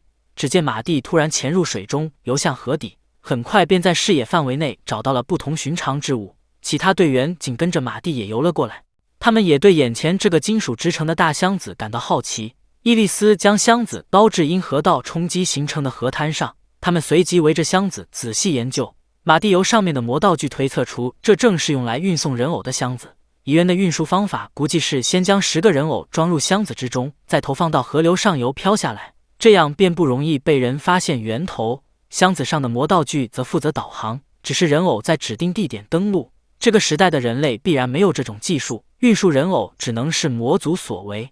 杜利奇去河流上游搜索，然而这条河的分支众多，搜索范围广，而且其实将人偶装箱的工作不需要人偶使在场，所以马蒂打算按照原定计划先潜入帝国。人偶的动力源是人类的生命力，找到并捣毁制作人偶的据点，无疑是更高效的方法。接下来，马蒂小队来到了萨伊希尔帝国的一个边境小镇嗨斯亚尔。他们使用隐蔽魔法悄悄潜入时，街道安静冷清。苹果摊的老大爷正打着瞌睡，伊丽丝刚拿起一颗苹果便被马蒂制止。他情绪低落地叹了口气。逛了一会儿，他们发现这里悠然闲适，似乎没必要继续使用隐蔽魔法。但这时，陆莉发现了公告栏上疑点重重的告示，那上面写着：小镇周边发现聚集的魔物，骑士团已前往讨伐，一般市民应避免离开城镇，特别禁止市民靠近爱伊斯王国附近。然而，马蒂小队一路走来，几乎没见到什么魔物，这或许是敌人的刻意安排，对方接下来大概率会有其他行动。因此，马蒂打消了解除隐蔽魔法的念头。他们在街头巷尾没发现任何异常，却从镇外的某个仓库里感受到了奇怪的魔力。由于对方没有发动魔力探查的迹象，所以马蒂他们靠近时只隐藏了身形。门旁边写着除相关人士外禁止进入的牌子，署名上水道管理局。阿尔玛曾听说过萨伊希有帝国水道网络发达，猜测这里是负责管理的设施。为了摸清里面的情况，马蒂发动了被动探查，然后有了意外收获。他感应到大量人偶和某个人类的魔力反应，那个人类多半就是人偶使了。敌人倒也不是什么防护手段都没采用，一旦有人强行推门进入，门口的魔道具便会引发爆炸，威力能炸掉整座仓库，连同里面的人和东西一起摧毁。照这么看来，里面的人偶使似乎也成了魔族的弃子。马蒂他们如果要进入仓库，只要不从正门进去即可。眼见马蒂用魔法在墙壁上锯开足以通过一人的大洞，尸身一人进入仓库，留下其他队员在外戒备。就跟探查的结果一样，马蒂一进去就看到了大量人偶和一名男子。男子听到声响，转过身便见一个少年从暗处走出来，身体立刻做出反应，但还没来得及出手，武器就被马蒂打落。紧接着，马蒂对他施加拘束魔法，将他牢牢绑在原地。然而就在这时，男人突然痛苦地望向天花板。原来在马蒂使用拘束魔法的瞬间，男人身上维持生命的魔法就被解除了。将魔法阵设计成这样，明显是为了不让情报流出。马蒂试着自己发动生命维持魔法，却发现对方算无一策，早就做好了妨碍他人施加这个魔法的手脚。既然如此，这人身上也不可能问出更多重要情报。马蒂选择使用魔法审讯来确认自己的推测。这种魔法可以直接干涉脑部逼问情报，但副作用极大，对这家伙使用一次就是极限了。而后马蒂的猜想得到印证，只是这家伙的人确实来自上水道管理局。此外，马蒂还在他死之前感受到了富有经验的杀气，这意味着他之前应该是个死囚。从选人上不难看出魔族对手的精明，马蒂不由对幕后黑手生出了几分兴趣。他走出仓库，引爆了门口的魔道具，仓库应该会在火光中被烧得面目全非，将马蒂曾经进去的痕迹也一同抹去。然后马蒂又带着他们来到了小镇工会的供水点，取了一瓶水。这时冒险者们都忙着救火，他们极力避开碰撞，以免屏蔽被解除。最后来到了小镇附近的郊区，马蒂总觉得魔族的计划和这里的水道密切相关，便取来样品试着分析了一番，结果不负所望，果然找出了魔族收集生命力的方法，那就是在萨伊希尔帝国自豪的水道王中下毒。为了揪出幕后黑手，马蒂他们也得喝下毒水。下一话，最强贤者被说服。上一话说到，马蒂小队为了寻找幕后黑手而潜入萨伊希尔帝国，马蒂的父亲和哥哥则在前线抵御人偶的袭击。他们在清理人偶之余，不忘担忧深入帝国的马蒂小队。此时，马蒂已经查出魔族收集生命力的方法，便是在萨伊希尔帝国的水道网络里投下特殊毒物，借此吸收全体国民的生命力。为了更好的潜入，马蒂他们也得把这水喝了。陆莉和阿尔玛听到这话后，脑袋上缓缓冒出个问号和感叹号。即使水里没什么其他杂质，他们俩也是一副惶惶不安的样子。毕竟他们害怕的是里面能夺走生命力的毒物。为了打消他们的顾虑，马蒂继续解释，敌人可能设有侦测未中毒者的装置，所以为了不被对方察觉，他们必须喝下毒水。知晓这么做的必要性后，阿尔玛依然担心毒性造成的不良影响，他的忧虑自然是多余的，因为实际吸收的生命力微乎其微，即使遇上紧急情况要解毒也很容易。最后，阿尔玛还是带着些抵触情绪，像其他人那样饮进了试管里的毒水。他们喝下这水后，包括伊丽丝在内，都有种生命力被轻微抽离体内的感觉。接下来，根据人偶使提供的情报，他们来到了上水道管理局。这里戒备森严，防守的密不透风。马蒂边走边向他们介绍，撒伊希尔帝国水道是古代文明的遗迹，因为古代技术已经失传，所以一旦被破坏就无法复原。前世马蒂尽管参与了设计和建造，但也只是大致把握了其构造而已。他们现在虽然能用隐蔽魔法来到上水道管理局的门口，却无法接近被设置了探查魔法的建筑物，更别说在不暴露的情况下打开门上的魔法锁了。想要进去，只能去寻找其他入口。就在马蒂思考如何潜入管理局时，他们探查到毒变浓了。随后他们就跟着感觉来到了水道管理局的材料仓库，因为那里也被设置了魔法锁，所以马蒂他们只能远远眺望。只见一辆载着货物的马车缓缓驶来，仔细查看货物上的标志，便能知道那是300千克的曼陀罗粉末。曼陀罗是毒草，它应该是制毒的原料之一。敌人或许是将原材料运送至一处，然后再调和制毒。值得注意的一点是，那种毒不是这个时代的人类能做出来的东西，因此那个仓库若是制毒场所，应有魔族的反应才对。然而无论马蒂如何探查，那里都不存在魔族的气息。货物进入仓库后，大门砰的一声重新关上，随后里面便涌出了异常的魔力反应。他们发动的是马蒂前世制作的设置型传送用魔法阵，魔法阵本身被施加了高度伪装，不可能被这个时代的人们察觉。难道除了马蒂以外，还有那个时代的转生者存在？幸亏还有其他传送魔法阵可用。马蒂带着他们找到了另一处所在，他将特殊魔力注入地下，地面随即冒出一个魔法阵。马蒂解释说，这是他通过探查找到的其中一个传送魔法阵。然而实际上，它是马蒂前世以防万一偷偷设置的，无人知晓这个魔法阵的存在，它也没有被启动过的痕迹。在传送前，马蒂特意让陆力将毒耐性魔法阵附在大家的衣服上，而后他才将全员传送到了水源设施里。这里到处都有探查魔法，他们只能小心翼翼地沿着通道往前走。通道的出口被人用铁链封锁，上面挂的牌子写着无关人士禁止进入。他们停在通道口往外望去，便看到了一个大型蓄水池，这里就是整个帝国的供水源头。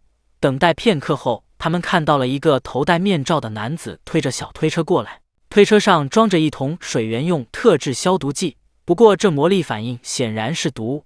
只见他蹲下身子，打开桶盖，将桶里的液体缓缓倒入蓄水池中。如果再不制止，毒液便会从源头流入分支，继续危害国民的生命。于是马蒂果断冲出来，打倒了男子。面具飞落，露出男子病态的面容，他看起来十分憔悴，晕倒前嘴里还嘀咕着要守护水道，将这消毒剂投进去以治好国民的疫症。他为了处理毒液，被吸取了相当多的生命力。陆里当即为他施加回复魔法，就算只是应急处理，也要花上不少时间。他所佩戴的防毒面具对这种毒液根本不管用。马蒂推测幕后黑手投毒的方法就是蒙骗上水道管理局的职员，让他们把毒液当成消毒剂投入水源。可怜的职员还以为自己在为了守护水道而努力。当务之急是寻找敌人调制毒液的地方，因为有人运送原料进来，所以地点必然在水道网的某个地方。这里广阔复杂，马蒂能感觉到隐藏房间跟隐蔽魔法的痕迹，但为避免被敌人发现，他们不能发动魔法探查。好在水道设备的魔力有汇集之处，去那里说不定就能掌握水道网的概况。其实马蒂提议去的是他前世偷偷制造的隐藏房间，那里有监视用的魔道具。过了一会儿，马蒂便找到一处施加了隐蔽魔法的墙壁，解除屏蔽后，一个漆黑的房间便出现在面前。马蒂推动魔道具，周围瞬间明亮起来，监视装置随之打开。马蒂装出一副果然如此的样子，就好像古代遗迹都会设置这种房间，而这里也不例外。然而陆力和阿尔玛也不是好糊弄的，他们马上发现了可疑之处。如果前人真的设置了监视房间，藏起来不使用实在不合理。马蒂只好解释说，魔道具构造精密，这么做是防止它被人弄坏。好在陆力和阿尔玛也没打算寻根究底，他们利用监控很快找到了一个可疑的房间。3名魔族围着炉子忙活，有负责添加原料的，有负责搅拌的。这毫无疑问就是调制毒液的场所。马蒂打量着显示器上魔族的身影，心生疑惑。这些魔族原本不该出现在这，他们属于土之魔族，身体强壮且逃跑迅速，有群居倾向，但应该早就灭绝了才对。前世挑起战争的土之魔族被联军杀得一个不剩，当时马蒂就已经确认了他们的灭亡。在他研究的魔法里也不存在复活魔法，此外，对水道网柳如指掌的要么是国家元首，要么是大魔法师，马蒂不禁怀疑有除魔族以外的人牵涉其中。无论如何，他们都得先阻止魔族调制毒液。于是，马蒂小队离开监控室，来到土之魔族所在的隐藏房间外。这里的墙壁被施加了屏蔽探查的魔法，所以里面无法感应到外面的情况。鉴于土之魔族逃跑速度极快，因此为了团灭他们，马蒂让伊利斯和阿尔玛守在门口对付漏网之鱼，并且负责警戒的陆力一颗魔石以及一张魔法阵纸，要求陆力在出现魔石继任的魔力反应时用魔法阵进行妨碍。务使完毕，作战随即开始。马蒂按向门口的机关，墙壁轰然打开，3名魔族警戒地望向马蒂。为了套话，马蒂先友好地打了个招呼，然后就从魔族的对话中得到了想要的情报。原来他们被一个叫古尼威尔的人差遣着。马蒂依稀记得前世艾伊基斯国王的名字就是这个。那个国家的国土涵盖了这附近的区域，他们把水道网设施作为国家视野。身为国王的古尼威尔自然知道隐藏房间的所在，他是位有才干而备受国民敬仰的国王。在与魔族的战斗中，他将伤亡降到最低，内政也十分稳定，不像是会勾结魔族的人。机会难得，马蒂姑且把魔族口中的古尼威尔当成艾伊基斯国王来套话。他假装自己因古尼威尔的命令前来传达雷利亚基的口信。雷利亚基是阿伊基斯王国的首相，被称为古尼威尔的左右手。马蒂这么一说，立刻得到了意想不到的反应。魔族不仅知道雷利亚基的存在，而且提到了复活，这就说明他们口中的古尼威尔跟马蒂认识的国王是同一个人。难道在马蒂转生之后的那段时间，复活魔法被开发出来了？马蒂顺着刚才的话往下说，告诉魔族是古尼威尔把雷利亚基复活的。听到这话的魔族脸上露出困惑的表情，因为他们其实是被从天而降的星星复活的。对于马蒂来说，这可真是意料之外的收获。毕竟他不惜转生也要寻求的强大，都是为了和宇宙魔物抗衡。那种超越了常理的力量，能做到令死者复生也不足为奇。马蒂想套出更多情报，可惜有个魔族意识到了一丝不对劲。现在他们都把马蒂当成了敌人，在他们出手前，马蒂就以更快的速度拔出了手里的长剑，他砍向其中一个土之魔族的脖子，却没造成预想中的伤害。那些魔族在交战时听到马蒂指出他们的种族，十分好奇，但马蒂将精力集中于战斗之上，没做解释。只见土之魔族不断挥舞武器，却怎么也打不中马蒂，而马蒂的攻击则悉数命中。就算土之魔族的防御力高，马蒂无法一击对他们造成致命伤，他的剑也能一点点削减他们的体力。这时，其中一个魔族突然看出马蒂的势力足以匹敌他们那个时代的魔法战斗师，场上马上发生了微妙的变化。另一个魔族高举武器朝马蒂砸来，马蒂抓住破绽，干脆利落地将其斩杀。其余2个魔族则打算趁机逃走，这是土之魔族逼到紧急状况时的惯用手段。其中一个魔族疯狂地敲击着墙壁上的魔石，紧急脱离装置却没有启动，因为陆力按照马蒂的指示阻止了魔法的生效。土之魔族寄予希望的紧急脱离装置其实就是转移魔法，既然如此，他们只好放弃使用紧急脱离装置，同时朝隐藏房间的门口冲去。他们没想到的是，马蒂并非一个人在战斗。冲出隐藏房间的土之魔族被阿尔玛的剑枝射中，那是具有魔力阻碍效果的一剑，他僵硬地倒在地上，任人宰割。最后，这3名土之魔族死在了马蒂小队的协同作战下。完成讨伐后，预装在隐藏房间里的通信诱魔道具启动了，一个男人的身影缓缓浮现于房间之中。这个男人究竟是谁？隐藏在萨伊希尔帝国背后的真相到底是什么？我们下一话继续，关注当当可以第一时间看到更新哦。上一话说到，马蒂从土之魔族口中套取了不少情报，他们之所以能复活，靠的是来自宇宙魔物的力量。策划这一切的主谋也浮出水面，他就是马蒂前世所熟知的埃伊基斯国王古尼威尔。在他们讨伐完土之魔族后，预设的通信魔道具就启动了。古尼威尔的身影出现在房间里，他并未因同伴被打倒而感到惋惜，脸上甚至还带着点喜悦。无论是相貌还是声音，这家伙都和马蒂认识的埃伊基斯国王一模一样。他显然没有察觉到马蒂就是盖亚斯，那么又为什么特地跟马蒂通信呢？而且他的通信魔法毫无伪装，就像是要别人找出他的所在一样。在确认马蒂知道他的位置后，古尼威尔心满意足地向马蒂小队申告了他将在3个月后消灭人类的计划。没等马蒂得出更多有用的情报，通信就被切断了。古尼威尔为什么特意给出3个月的时间呢？马蒂他们暂时无从得知，眼下还有水道网的问题需要处理。他们刚走出隐藏房间就被马蒂叫了回来。原来马蒂通过被动探查找到了隐藏于地板之下的暗格，出乎意料的是，那里面装的全是书。马蒂翻开书页，陆莉和阿尔玛也凑了过来。当他们发现上面尽是看不懂的文字时，害怕地往后退去，因为他们深信解读古代文字会遭受诅咒而死的传言。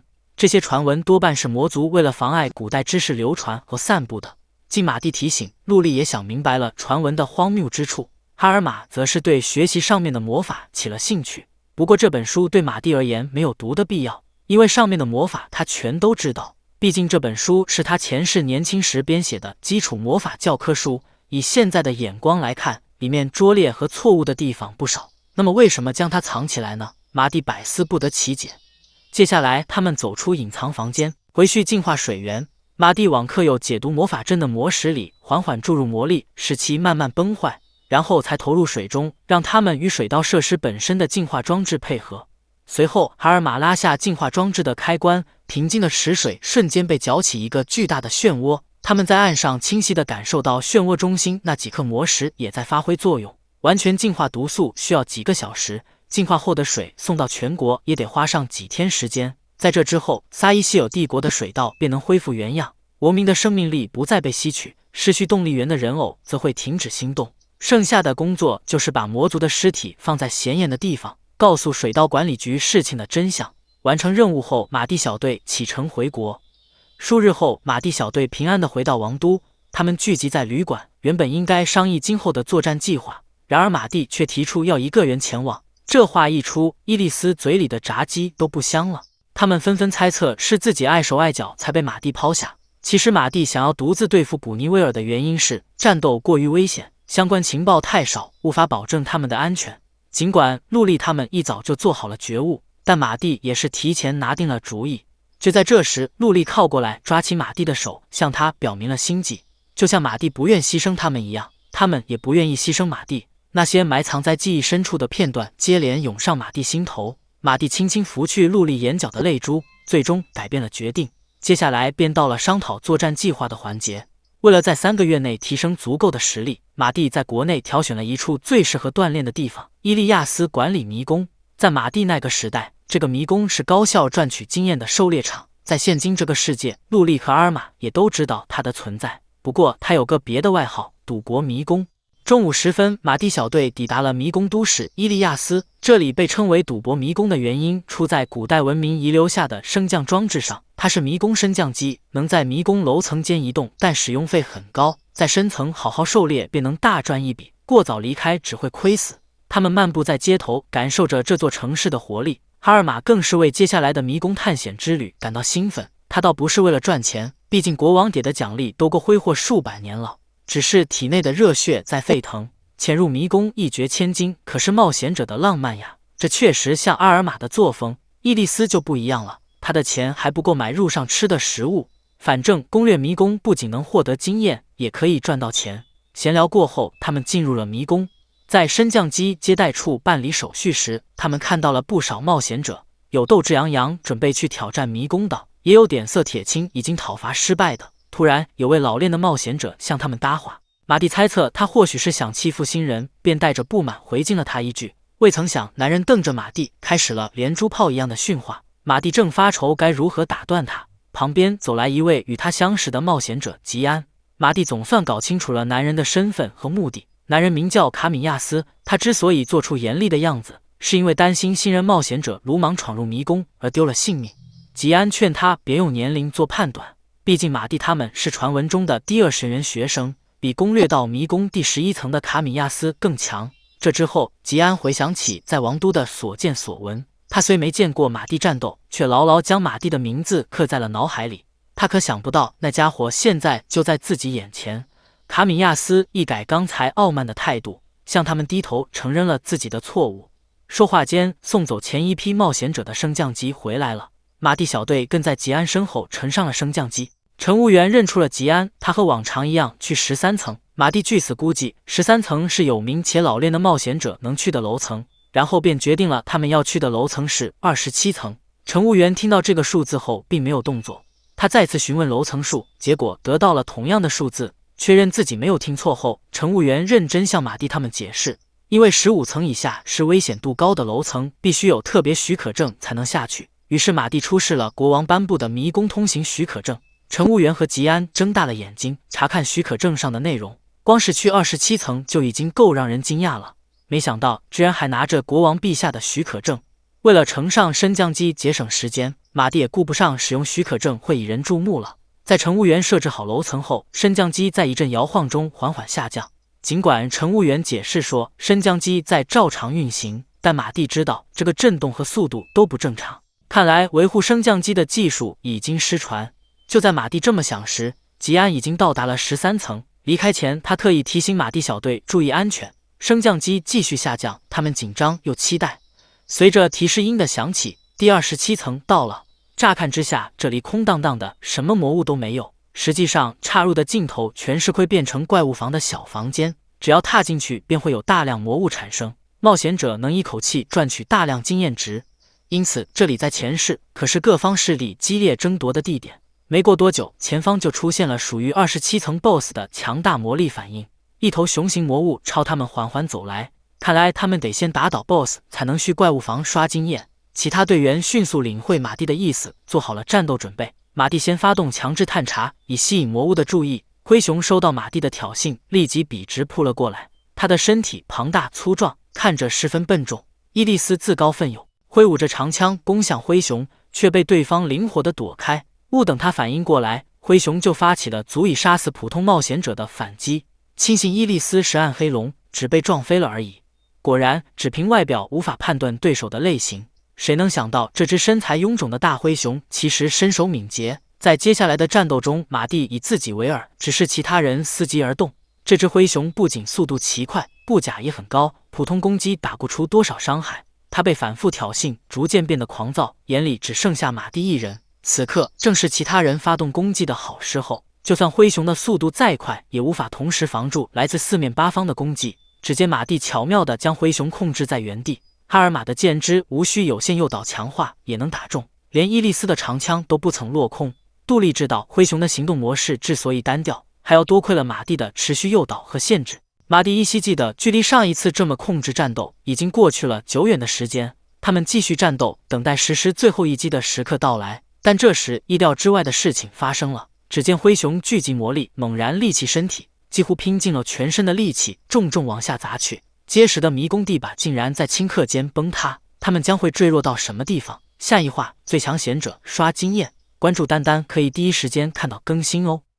上一话说到，发狂的 BOSS 打穿了迷宫第27层的地板，但一般来说，这种程度的攻击是无法击穿迷宫地板的。此时离地面还有一小段距离，马蒂先在空中抱住了陆力，然后通过观察坠落的石块，发现地板是由魔法硬化合金制成的，这是马蒂那个时代普遍使用的材料。结合这里突然出现的几百只魔物，马蒂终于看穿了这个房间的真面目。它其实是第27层地板下的人造怪物房。想明白这点后，马蒂立刻用结界魔法制造了一个落脚点。阿尔玛举起弓箭，正想对脚下的魔物群发起攻击，马蒂就打断了他，因为有比逐个击破更高效的方法。于是他们借助魔法先回到了地面。只见马蒂凝聚魔力，手上随即捧起一团跃动的魔法火焰。他接下来要使用的是怪物房专用魔法——怪物房歼灭之炎，一种重视效率的魔法。随后，马蒂就把这团魔法火焰丢入了人造怪物房里。它闪动着奇异的光芒，在黑压压的魔物群中尤为亮眼。马蒂见魔法顺利发动，示意其他成员往后退去。过了一会儿，凶星火焰从洞口冲天而起。马蒂望着眼前壮观的景象，向其他队员介绍了这个攻略怪物房的高效方法，其实就是把这个魔法放进去，再封住入口，等待片刻，里面的魔物便会全灭。刚才掉下去的 BOSS 也被连带着消灭了。虽然威力强大，但在平时的战斗中毫无作用。毕竟这个专用魔法是牺牲弹速和扩散速度来追求威力的魔法。如果在宽阔的地方使用，敌人极易逃出有效范围，但在怪物房这样狭窄密闭的房间里，魔物便无处可逃，最后被活活烧死。魔物死后释放出的魔力化作经验值聚集在他们体内，大家都清楚地感受到了自己的成长。除了伊莉丝以外，全员都在闪闪发光。伊莉丝本身就有着远超马蒂他们的魔力，因而这种程度的经验值对他的提升微乎其微，几乎看不到效果。收拾完楼层 BOSS 之后，本该一鼓作气歼灭其他怪物房赚取经验，但安全起见，他们必须在增长魔力后测试控制魔力的水平。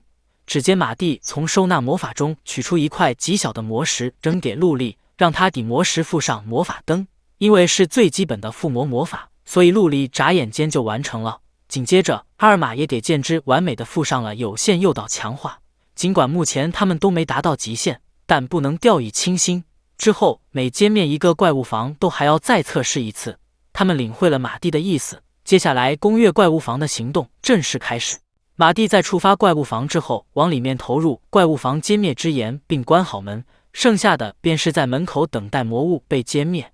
多亏了之前在宝物库找到的吊坠，他们现在即使什么都不做也能得到经验值。吸收完毕，又是一轮控制力测试。好在之前的战斗充分锻炼了他们的控制力，因此他们现在仍能游刃有余地控制好体内的魔力。他们继续利用怪物房占取经验。一段时间后，阿尔玛达到了自己的上限，他的剑枝不受控制地窜到伊莉丝头上。伊莉丝利用阿尔玛的内疚讹了一顿饭。此时阿尔玛还没意识到事情的严重性。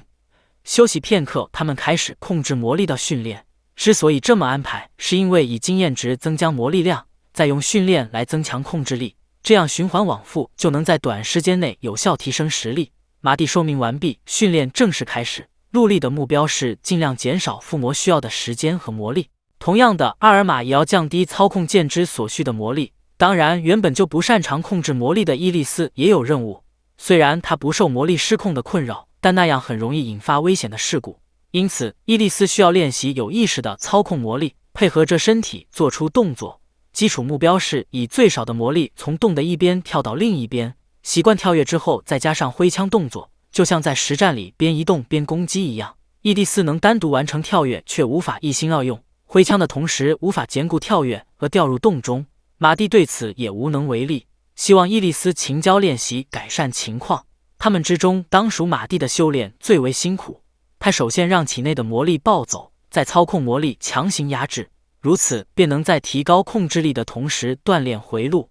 不过魔力在身体深处横冲直撞的痛苦，非一般人能承受。他们反复锻炼了一天，直到晚上才离开迷宫。在工会出售完素材后，哈尔玛实现了一掷千金的梦想。然而这笔钱马上就被伊莉丝在夜市上挥霍一空。就这样，他们度过了一个美妙的夜晚，在伊利亚斯的第一天便结束了。第二天，马蒂小队再次出现在工会时，引发了一阵骚动。他们顺利搭上了升降机，乘务员记住了他们的脸和要去的楼层。此外，马蒂小队还在里边遇上了熟人吉安和卡米亚斯，他们也听说了马蒂小队刷新攻略记录，并一晚上挥霍完赏金的事迹。闲聊过后，乘务员照常启动了升降机。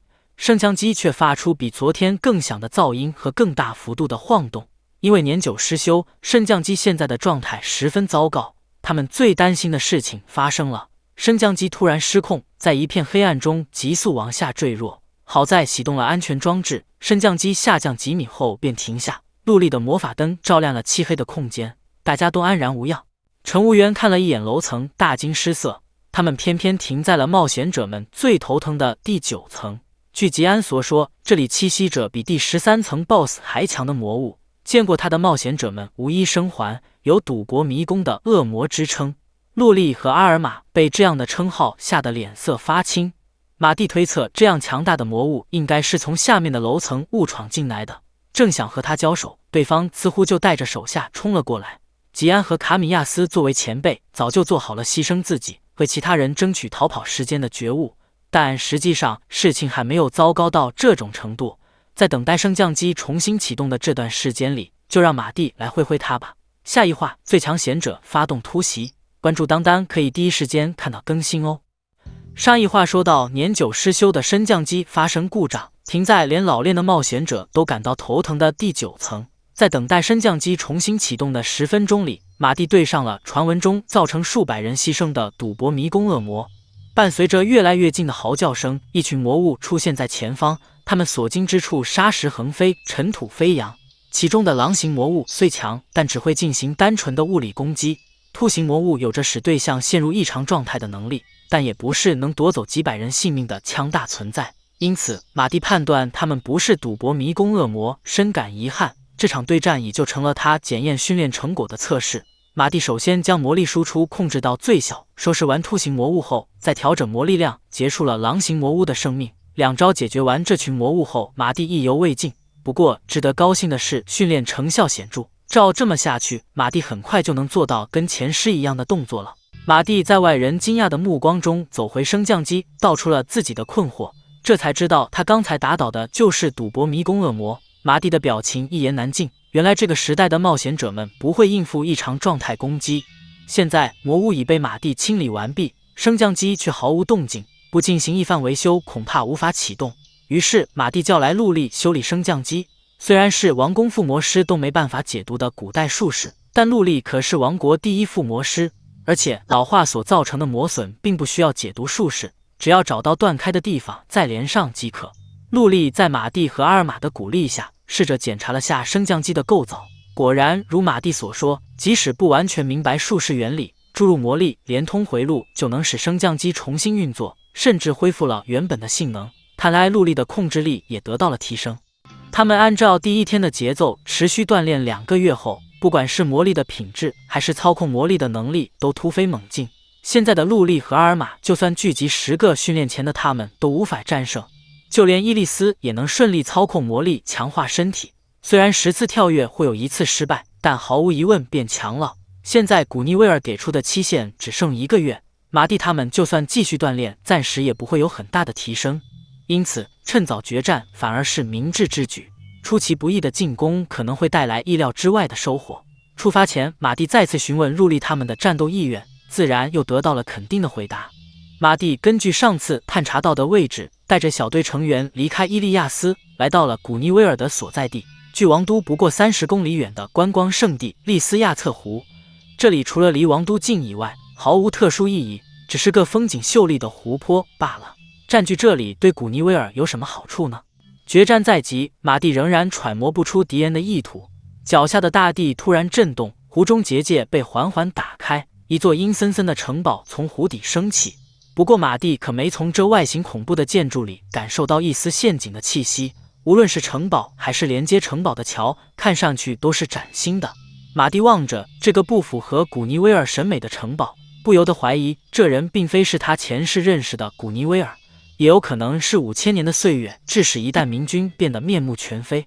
伴随着清朗的男声响起，古尼威尔的身影浮现在他们面前。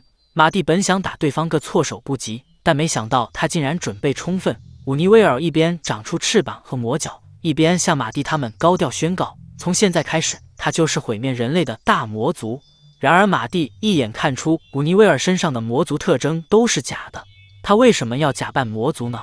更奇怪的是，他发动的第一根魔法不是攻击魔法，而是广域通讯魔法。古尼威尔将自己的模样投放到王都上空，向王都居民重复着自己将消灭人类的宣言。为了展示身为世纪大魔族的力量，他决定破坏王都大结界。他的话音刚落，一束白色射线就从城堡上方射向王都，刚好打在王都大结界上。强大的能量冲击着结界，在王都外卷起一股强劲的风。此时王都内的人们还不知道接下来会发生什么，不一会儿结界便承受不住冲击而变得支离破碎。古尼威尔声称自己使用的是古代兵器破坏之光，只要再打中一次，王都便会从世界上消失。其实按照刚才的威力，他只要对准王都便能造成不少伤亡，但他似乎就真的只想打破大结界一样，甚至还给了人类挑战自己的机会。之光灯打在马蒂小队身上，光幕上随即出现了他们的身影。古尼威尔肩负起现场解说员的工作，尽职地为观众介绍4名勇者的身份。在他的机型解说下，广场上聚集的围观群众越来越多，古尼威尔的行为越来越古怪，马蒂怎么也看不出他的真实意图。在他宣布挑战开始的同时，骑士团团长劝谏国王撤离王都，然而国王早已下定决心和国民生死与共，并见证马蒂他们的战斗，直到最后。第二学院的校长和学生们也紧紧盯着光幕。事已至此，马蒂他们只能速战速决，争取在破坏之光下次发射之前解决敌人。只见马蒂小队全力奔跑在桥上，摄像头和补光灯紧跟在后，他们的一举一动都被转播到王都上空的光幕上。等在前方的魔族见他们跑了过来，放出狠话。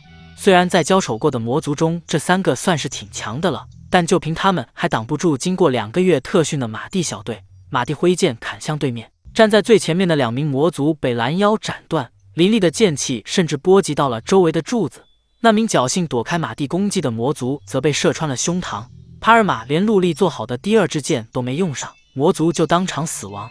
从魔力量来看，他们还以为对方是善于战斗的魔族，没想到如此不堪一击。他们此时还不知道，观众正为他们应有的身姿拍手叫好。然而这只是第1关，接下来他们会遇上怎样的魔族？马蒂究竟能不能战胜古尼维尔？我们下一话继续，关注当当可以第一时间看到更新哦。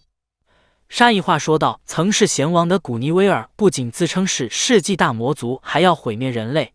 为了阻止他，马蒂小队正往他的城堡赶去，路上自然免不了遭遇魔族阻拦。他们之间的战斗被古尼维尔转播到王都上空。在放倒第1关的3个魔族后，他们遇上了5名更强的魔族。他们虽然比不上萨利蒂亚斯，但都是高位魔族。如果是2个月前的马蒂小队，恐怕连10分钟都撑不到便会全灭。但是马蒂相信，现在经过特训的他们能赢。与此同时，对面的魔族也信心十足地杀了过来。为了争夺主导权，马蒂突然加速冲到了最前面。魔族精准预测了马蒂的动向，将他围住，然后他们脚下便出现了一个5芒星魔法阵。为首的魔族得意地启动了魔法，魔法阵中央随即发生爆炸，现场火光冲天，碎石横飞，影像传至王都，观众的内心更是紧张的要炸开。然而漫天的烟尘消散后，马蒂安然无恙地落至地面。马蒂比魔族想象中的要更敏捷，这5个魔族也并非马蒂想的那般简单，他们只能等待机会，破坏魔族完美的阵型后再逐个击破。于是马蒂故意装出脚步不稳的样子，魔族果然以为刚才的攻击产生了效果。只见为首的魔族快速靠近马蒂，他抬起强化过的手臂，对着马蒂挥下一拳。此时马蒂的姿势无法做出有效反击，但若是往后撤退避开这一拳，亦会被其他魔族的攻击打中。他们一个正面压制，一个控住退路，配合默契。因此马蒂选择了往敌人来的方向闪避，他们俩来不及做出调整，攻击全落空了。紧接着又有一个魔族从旁边杀出。纵使魔族擅长合作，马蒂也不是孤军奋战，魔族的注意力全在马蒂身上，对阿尔玛的剑质毫无防备。可惜这一剑没能贯穿包围魔族的身体，中间的魔族脸色大变，忍痛拔出了剑枝，手臂上的伤口流血不止。过去的战斗中，他们曾在剑上用过魔毒，但那是在无法造成有效伤害的前提下。像现在这种情况，野剑枝附上单纯的攻击性魔法即可。因为只要能造成伤害，敌人就无法放任不管。领会了马蒂的意思后，穆里卡尔玛不停朝魔族射出剑枝。在魔族疲于躲闪之际，马蒂找到了突破口，他马上对剑进行附魔，刺向其中一名魔族的翅膀。那一处虽不是什么要害，却能大大降低其机动性。魔族们要么配合受伤的同伴降低速度，要么放弃阵型。就这样，他们陷入了被动，而马蒂则掌控了战局。在这种情况下，马蒂乘胜追击，放出了魔力直枪，在那翅膀受伤的魔族腰间开了个大洞。这招之所以能贯穿包围魔族坚硬的躯体，离不开文章特性、高品质魔力以及被强化的魔力回路。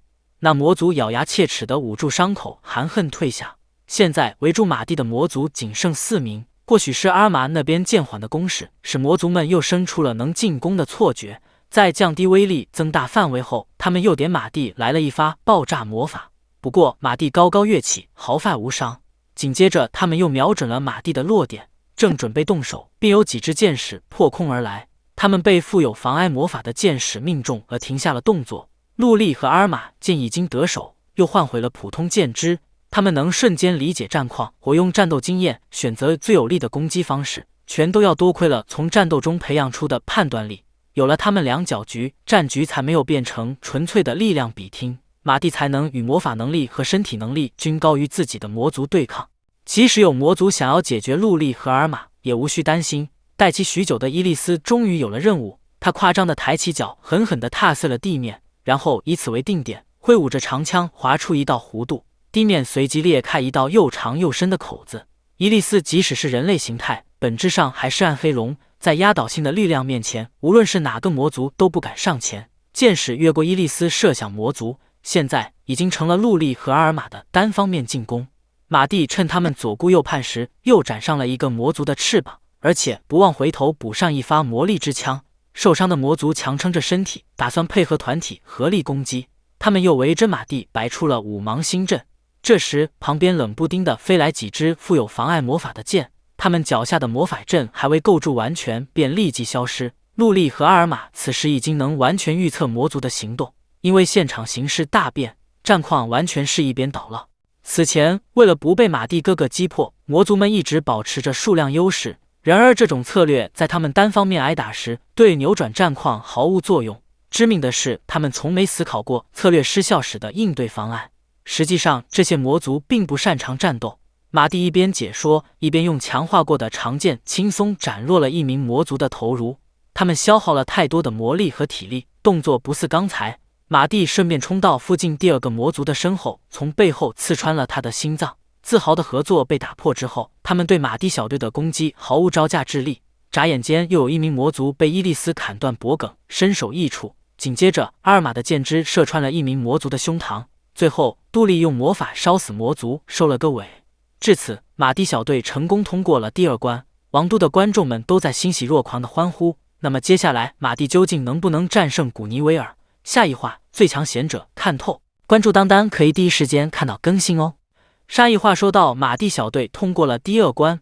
马蒂走在通往城堡的路上，前世和古尼维尔练剑时的回忆涌上心头。他怎么都不相信那个认真又诚实的古尼维尔会与魔族勾结，他必须见到本人，然后问个明白。想着想着，眼前的大门就把他拉回了现实，不需要借助暴力，门吱呀一声就开了。古尼维尔独自站在房间里，身后广运行通讯魔法道具仍在运行。他毫不吝啬地在王都观众面前称赞了马蒂小队，但对马蒂的疑问含糊其辞，并不打算说明意图。这场所谓的世纪之战就此拉开了帷幕。古尼维尔拔出了带着恶趣味装饰的大剑，这把剑可是马蒂前世为他量身定做的。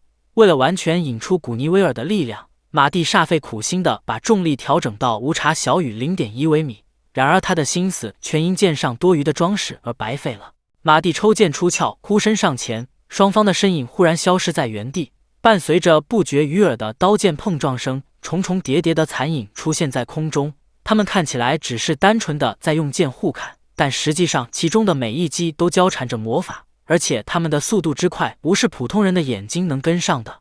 热山过后，古尼维尔挥出了认真的一击，砰的一声，马蒂的剑被弹开，露出了破绽。古尼维尔趁机挥剑砍去，万幸的是马蒂躲开了这一击，不过他仍处于下风。那被古尼维尔用魔法技术强化过的一剑，远比第二关那些高位魔族的进攻要有力。马蒂应付的颇为吃力，脸上冒出了滴滴汗珠。如果只是体力和魔力上的差距，马蒂尚有办法弥补，但对方的预判精准，马蒂的攻击难以奏效，便失去了打败他的可能。一旁观战的陆力和阿尔玛也在着急，然而他们不仅无法跟上战斗节奏，而且发来的通讯魔法还可能被对方窃听。马蒂刚提到这点，他们的脑海中随即响起了古尼维尔的声音。对于古尼维尔这种经验老道的魔法师来说，窃听通讯魔法是轻而易举的小事。哈尔玛和陆力却将这当成了高明的手段而发出惊讶的声音。实际上，他们眼中的强敌被前世的人们认定为毫无才能。出乎预料的是，古尼维尔并没有感叹自身的无能，反而在遗憾和担忧陷进人类的弱小。这时，马蒂脑海里浮现出记忆里古尼维尔的身影。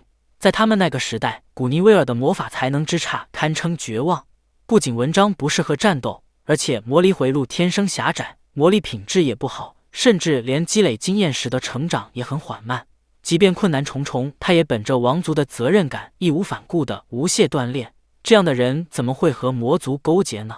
马蒂心里突然生出了一个猜测。为了验证它，马蒂接下来将进行一场豪赌，赢了海阔天空，输了万劫不复。就在古尼维尔高高跃起，朝马蒂砍来时，马蒂却放下剑，毫无防备地站在原地。其他队员顿时愣住了，就连古尼威尔也露出了困惑的表情。只见古尼威尔竭尽全力控制着本该对马蒂挥下的剑偏向一边，最后他的剑轰隆一声砸在了地上。毫发无伤的马蒂则将自己的剑抵在古尼威尔的脖子上。马蒂赌赢了，古尼威尔根本没打算杀死他。被马蒂看穿心思后，古尼威尔猛地后退，试图继续刚才的表演。然而马蒂早在战斗开始时就破坏了他的广域型通讯魔法，在转播已经停止的情况下，马蒂希望他能道出真实意图。事已至此，古尼威尔彻底失去了表演的必要。他卸下伪装，坦白了一切。古尼威尔的目的是推广真正的魔法技术——无咏唱魔法。为此，他想故意疏解使用无咏唱魔法的马蒂小队，将他们塑造成英雄，以促使人们学习无咏唱魔法。无论目的如何，古尼威尔都为自己擅自利用马蒂他们而感到抱歉。听到真相的队员们惊讶万分，马蒂则微微皱起了眉头，因为这确实不是什么好方法。本来无咏唱魔法就会跟随王立第二学园名扬天下，可是按照古尼威尔的做法，一旦无咏唱魔法被大众认定为英雄专用的技术，反倒会打击普通人学习的热情，从而减缓传播速度。不过这种做法确实像马蒂记忆中那个古尼威尔的风格。马蒂释然地勾起唇角，前世的古尼威尔经常考虑怎么做才能令国家变得更好。换位思考后，马蒂逐渐理解了古尼威尔的做法。可这时古尼威尔反而将勾结魔族和破坏大结界的罪责揽了下来。在以死谢罪之前，古尼威尔想把真正的魔法技术传授给他们。马蒂还记得在隐藏房间里找到的那几本一般魔法教科书，心中顿时有了不好的预感。果然如他猜测的那样，古尼威尔从收纳魔法中取出厚厚的书本，这是由他翻译的那些教科书的现代语版本。马蒂连忙摆手拒绝古尼威尔的好意。古尼威尔着急地阐述了学习无咏唱魔法的必要性，甚至为了吸引他们的兴趣，提到这本书的作者是魔法之神盖亚斯。盖亚斯这个名字果然对陆莉和阿尔玛非常管用。无奈之下，马蒂只好避开其他人，单独对古尼威尔使用了加密的通讯魔法，告诉他自己其实就是盖亚斯。听到这个惊天的秘密后，古尼威尔旋即愣住了。在他短暂失神过后，马蒂继续解释，种种细节一一对上了古尼威尔的记忆。他逐渐接受了这个令人难以置信的事实，僵硬的脸上突然绽放了笑容，然后笑着笑着便忍不住跪在马蒂面前，流下了眼泪。不止马蒂感到困扰，其他人也露出了困惑的表情。陆莉和阿尔玛都以为古尼威尔因被拒绝和痛哭不止。为了避免造成其他误会，马蒂解开了两人之间的通讯魔法，将话题带回到赎罪上。没想到古尼威尔竟毫不犹豫地要举剑自刎，好在马蒂及时制止，这并不是他想要的赎罪方式。如今教授无咏唱魔法的人手不足，古尼威尔正适合去担任老师。马蒂边说边从收纳魔法中取出一本教科书，它是王立第二学园教科书的魔法篇完全版。古尼威尔接过书，粗略翻看了一下，随即被这本书的精妙所折服，惊叹于世界上居然有这么完美的教科书，心甘情愿地将生命奉献给无咏唱魔法教育。后来其他队员都接受了古尼威尔是独立魔法研究者的解释。在马蒂和古尼威尔的世纪之战结束后，过了2周，王都带结界修复完毕，古尼威尔在第二学园就任魔法教师。因为马蒂提前和校长跟国王打过招呼，所以古尼威尔就职仪式进行得还算顺利。他那压倒性的魔法知识和细心的解说渐渐消除了学园里的反对声，相信他很快就能取得老师和学生的信任，进一步提升学园的实力。前世古尼威尔曾是受人爱戴的国王，几千年后他也没有改变这一特质，成了受学生们喜爱的教师。又过了几天，马蒂小队被叫到古尼威尔的房间，这里张着近100层高质量结界，戒备之严，马蒂看了都感到吃惊。究竟是怎样的家伙能让古尼威尔防备到这种程度？如果是普通魔族，古尼威尔应该可以自行解决，或使他特地叫来马蒂商量对策的魔族不可小觑。因此马蒂推测土之魔族的复活并不简单，就由他和古尼威尔先讨论一番，之后再向其他队员解释。接下来古尼威尔向马蒂提起了坏心，在马蒂记忆里，那是宇宙魔物的碎片，具体来说就是宇宙魔物尸体的碎片。在大约5000年前，2只宇宙魔物之间爆发了战斗。那虽然是场远在1光年之外的战斗，但仅仅是余波就让当时的文明遭受了巨大损害，被吹飞的陨石掉落到地球表面，几乎毁灭了一个国家。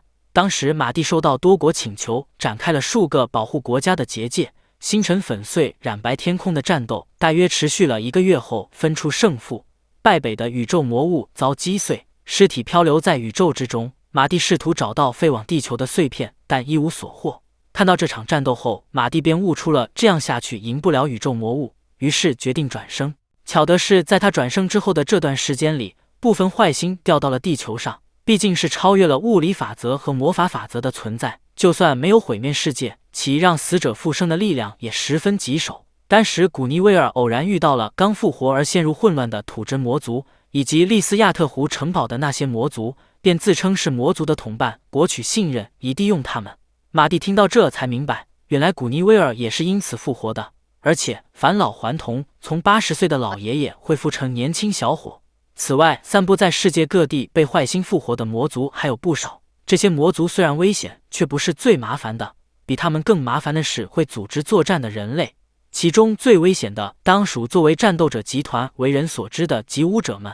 这个名字唤起了马蒂尘封已久的记忆。前世他们是为了寻求强大而战的食人集团，虽然和马蒂有着相似的战斗理由，却有一点在根本上不同，那就是他们不会挑选战斗的对手，不管遇上魔法战斗师还是一般人，都会发起挑战，赢了就杀掉对方。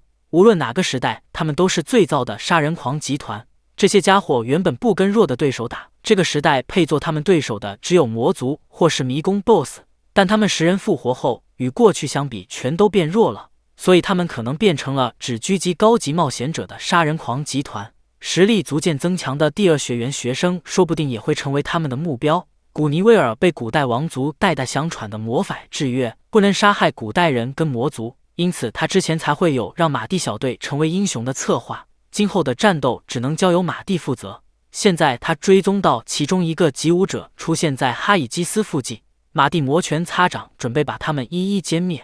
那么接下来他们将会遇到什么样的极武者呢？下一话最强贤者接受挑战，关注当当可以第一时间看到更新哟。马蒂小队来到了冒险都市哈伊基斯，这里冒险者众多，就算使用被动探查也没有找到特别的反应。况且他们要寻找的极武者习惯魔法战斗，应付魔力探查不在话下。既然那帮家伙的目的是与强大的对手战斗，那么只要前往强大冒险者的聚集之处冒险者公会即可。于是他们来到了冒险者公会哈伊基斯分部。从魔力反应来看，这里也不存在强大到引人注目的冒险者，因此马蒂只好从别处下功夫。他很快在告示板上发现了一个可疑的 A 级委托，委托的报酬足有12万艾路米之多。委托的内容是讨伐西里西亚平原上的魔物巨型基伊斯石头。明明是 A 级委托，却只要求讨伐 B 级魔物，这任务也配不上这么高的报酬。然而这些都不是关键。哈尔玛和陆莉纳闷地看向马蒂，马蒂揭晓了答案。其实疑点在于委托人。他们得到提示后，茫然地盯着委托人纳兰，直到马蒂做出解释，才恍然大悟，明白问题出现在皮卡斯的平民身份上。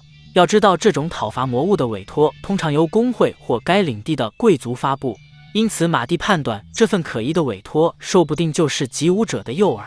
于是他将工会卡和委托书一并放到接待员面前，尝试接下这个委托。接待员将只有1级的工会卡款点马蒂，并拒绝了申请。不同国家的工会卡并不通用，只有 A 级以上的冒险者才能接下这个委托。一想到要从头开始提升冒险者等级，哈尔玛就头疼不已。幸亏马蒂早有对策，他胸有成竹地把工会卡再次递给接待员，那上面记录着他们讨伐过的魔物。按照规定，提升到 A 级是绰绰有余的。接待员不抱期待地接过工会卡，结果那上面记录的经历令他瞪大了眼睛。他惊讶的尖叫声拥有极强的穿透力，甚至传到了工会大楼外。马蒂小队顺利接下委托，并抵达西里西艾平原。踏上这片土地的瞬间，阿尔玛就握紧了手中的弓。这是因为那个可疑的委托人说不定已经盯上了他们。为了让委托人出现，马蒂他们得先打倒委托里提到的魔物。最省事的办法自然还是等他们自己送上门来。马蒂这样说着，然后就往某个方向发动了强制探查。地面传来的震动逐渐增强，叫人莫名胆寒。他们的视线投向远处那群迅速靠近的魔物。对他们来说，这种事情应该驾轻就熟。可阿尔玛总有种说不清道不明的奇怪感觉。马蒂恰好知道这股不祥预感的来源，那便是坐在领头魔物之上和他们一起赶来的委托人。对方也嗅到了强敌的气息，满心期待接下来的战斗。等魔物大军行至近处时，那人解除屏蔽魔法，并报上名号吉武的米兰。突然出现在面前的家伙，毫无疑问就是吉武者集团的一员。难得遇上合适的对手，米兰拿定主意，先解决碍事的魔物，再来享受战斗。只见他拔剑出鞘，一跃而起，在半空中豁然转身后，对着魔物的头部砍下。魔物的身体随即被分作两半，鲜血飞溅而出。这一击干净利落，没有多余的动作。解决完领头的这只魔物后，其他魔物也蜂拥而至。他便向马蒂提议，清理完魔物后再一决高下。马蒂欣然同意，随即抽剑迎战。米兰在和魔物战斗之余，不忘观察马蒂的动作。他身法利落，出招轻快，魔力消耗拿捏得恰到好处。米兰看了都不禁感叹几句。在这种情况下，马蒂反而不需要担心对方偷袭，毕竟像自己这样的对手可遇不可求。陆莉和阿尔玛听完马蒂的解释，依旧一脸困惑。或许这是只有为战斗而活的人才能理解的感觉吧。只不过米兰遵从的战斗原则有些极端，他认为败者的结局只能是死亡。在击退几只魔物后，米兰突然停在原地，他重重咳出一口血，望向马蒂的双眼布满了红丝，结合他那明明没受伤却破破烂烂的身体，马蒂不难看出他被复活后的状态十分糟糕。但没想到居然能在对战前就从他口中得到重要情报。由坏心引起的复活现象被称为法外之术，但米兰却说自己被魔法所复活。而且当他详细解释时，说出口的话就像被加密了一样，似乎被人为的限制了，所以无法谈及相关事项。如果只是宇宙魔物导致的复活，没特意封口的必要。因此马蒂猜测他的低品质复活应该不是由坏心的力量直接引发的，或许有人利用坏心制作了术士。他们就这样一边合作处理魔物，一边像老友般闲聊。这幅情景落在陆莉和阿尔玛眼里，变得匪夷所思。他们只能归因于两人身上散发的相似气质。大约1个小时后，他们对魔物的讨伐结束了。米兰迫不及待地要和马蒂展开生死对决。马蒂愿意接受挑战，但有一个附加条件。米兰还以为马蒂想要说些求饶之类的话。他非但不会放弃败者只有死亡的原则，而且这个原则也同样适用于他自己。马蒂没有干涉他的想法，只是提出了自己的条件。他要求米兰战败后说出其他击武者的情报，明面上给出的理由是喜欢和强者较量。马蒂的话音刚落，两人之间随即陷入了片刻的安静，耳边只有平原上的风声和衣袍摆动的响声。那之后，米兰的双眼便再次充血，话语里带着遇见同类的激动。尽管他们都是战斗狂，但马蒂不会滥杀无辜。米兰对此不屑一顾，答应要求并立刻开始战斗。他边说边摆出了马蒂熟悉的架势，只见他左右摇摆着，向马蒂快速袭来。马蒂闪身躲开了第一击。米兰所使的正是前世的剑术——伊亚斯流剑术。这种剑术虽然动作独特，第一次遇见时很难应付，但也因为这些多余的动作和效率低下，在与罗伊塔流剑术竞争失败后渐渐没落。尽管他不是马蒂战斗时的首选，但难得遇到会前世剑术的人，马蒂便也摆出了伊亚斯流剑术的架势。两人以同种剑术你来我往，一时间难分高下。不属于这个时代的剑术让陆莉和阿尔玛看得云里雾里。米兰罕逢敌手，暗暗佩服，嘴里聊着伊亚斯流剑术，手上却变了路数。他不再穿插多余的动作，而是直接挥出剑砍向马蒂的脖子。马蒂旋即反应过来，这是罗伊塔流剑术的动作，能漂亮地将两种剑术融合于实战中。米兰前世的实力于此可见一斑，可惜他对上的是同样精通两种剑术的马蒂。看穿了攻击的马蒂毫不留情地挑落了他的剑，在米兰还没反应过来的瞬间，马蒂的长剑就指在了他的面前。一旁观战的陆莉和阿尔玛不明觉厉。米兰愣了一下，随后理解了他们之间的实力差距，不得不认输并履行刚才的承诺。他发动了和平时有所不同的通讯魔法，陌生的声音随即从指尖的球上流出。陆莉和阿尔玛立刻意识到他在和其他击武者联系。通讯魔法另一头的击武者们刚刚结束战斗，为了寻找更强的对手，他们正打算前往第二学园。还好马蒂提前赶来，不然第二学员马上就会陷入危险之中。紧接着，米兰就向他们介绍了马蒂的存在。外表虽是小孩，剑术却在自己之上。通讯魔法的另一头随即炸开了锅，他们争先恐后的要过来和马蒂对战。明明同伴因为战败马上要自尽了，他们却漠不关心，反而因出现了强敌而兴致勃勃。他们就是这样一群眼里只有战斗的人。米南做出最后的告别，紧接着他体内魔力暴走，烧断了脑神经。不过眨眼的功夫，他的身体就轰然倒下。这么干脆利落的自我了断方式，陆莉和阿尔玛还是第一次见到。然而，并没有留给他们多少感叹的时间。另一个强大的魔力反应正从空中而来。下一话，最强贤者被取悦，关注当当可以第一时间看到更新哦。沙溢话说到，马蒂打败了其中一个击武者，他在死前召集了同伴过来，为了避免演变成多对一的局面，马蒂决定速战速决，击武者来一个，马蒂解决一个。一段时间后，地上已经横七竖八的躺着9具尸体。最后，击武者集团只剩下一人，尼伊亚尔。他不仅没有为死去的同伴感到难过，反而在幸灾乐祸。平原上的风徐徐吹过，两人之间的气氛早已剑拔弩张。尼伊亚尔手持长枪与马蒂相对而战，身上不断涌出魔力。这人不愧是击武者中最强的一个，尽管肉体劣化程度与其他人相当，但魔法战斗的手段却出类拔萃，而且文章也是第4文，是与马蒂相似的战斗风格。战斗开始后，两人互相冲向对方，他们刚进入对方的攻击范围，马蒂就听见尼伊亚尔冷哼一声，开始施展魔法。出乎所有人意料的是，尼伊亚尔身后发生了爆炸，他居然将爆炸魔法打在自己身上，借助冲击力获得的速度向马蒂冲去。速度虽快，直线前进的动作却容易预判。马蒂闪身躲开了这一击，扑了个空的尼伊亚尔趁贴近马蒂的这个机会，转身又给马蒂来了一发爆炸魔法，仿佛刚才只是虚晃一枪，接近马蒂之后的这发攻击才是他的目的所在。换作是别人，这种近距离下的大范围爆炸魔法确实避无可避。然而马蒂早就预判到了这一点，随即施展了范围冻结魔法，炙热的火焰瞬间被冻住，附近温度骤降。马蒂固然厉害，但敌人也同样了不得，用爆炸魔法加速接近后发起攻击，一旦被躲开就马上发动下一个魔法。这就是马蒂熟悉的第4文战斗方法。尼伊亚尔的身影消失在被阴气化出的白雾中，就连气息也探查不到。马蒂在茫茫白雾中搜寻着尼伊亚尔的踪迹，身后猝不及防地飞来一支长枪，马蒂的身体本能反应过来，旋即做出格挡并拉开距离。到目前为止，马蒂都在被尼伊亚尔牵着鼻子走，是时候展开反击了。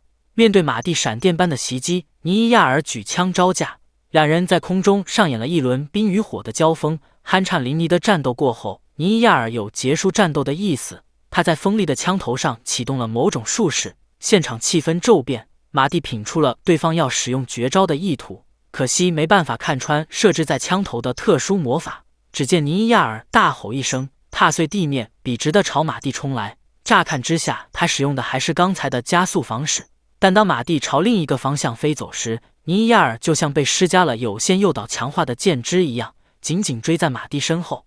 他追踪着马蒂的魔力波长，每当要转弯时就改变方向，用爆炸加速。只要马蒂还在使用魔法，就逃不掉他的追踪。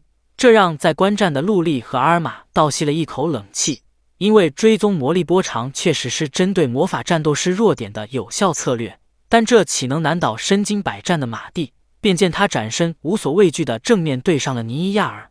在这种速度下，尼伊亚尔来不及改变方向，马蒂便能轻松预判他的行进轨道，从而避开。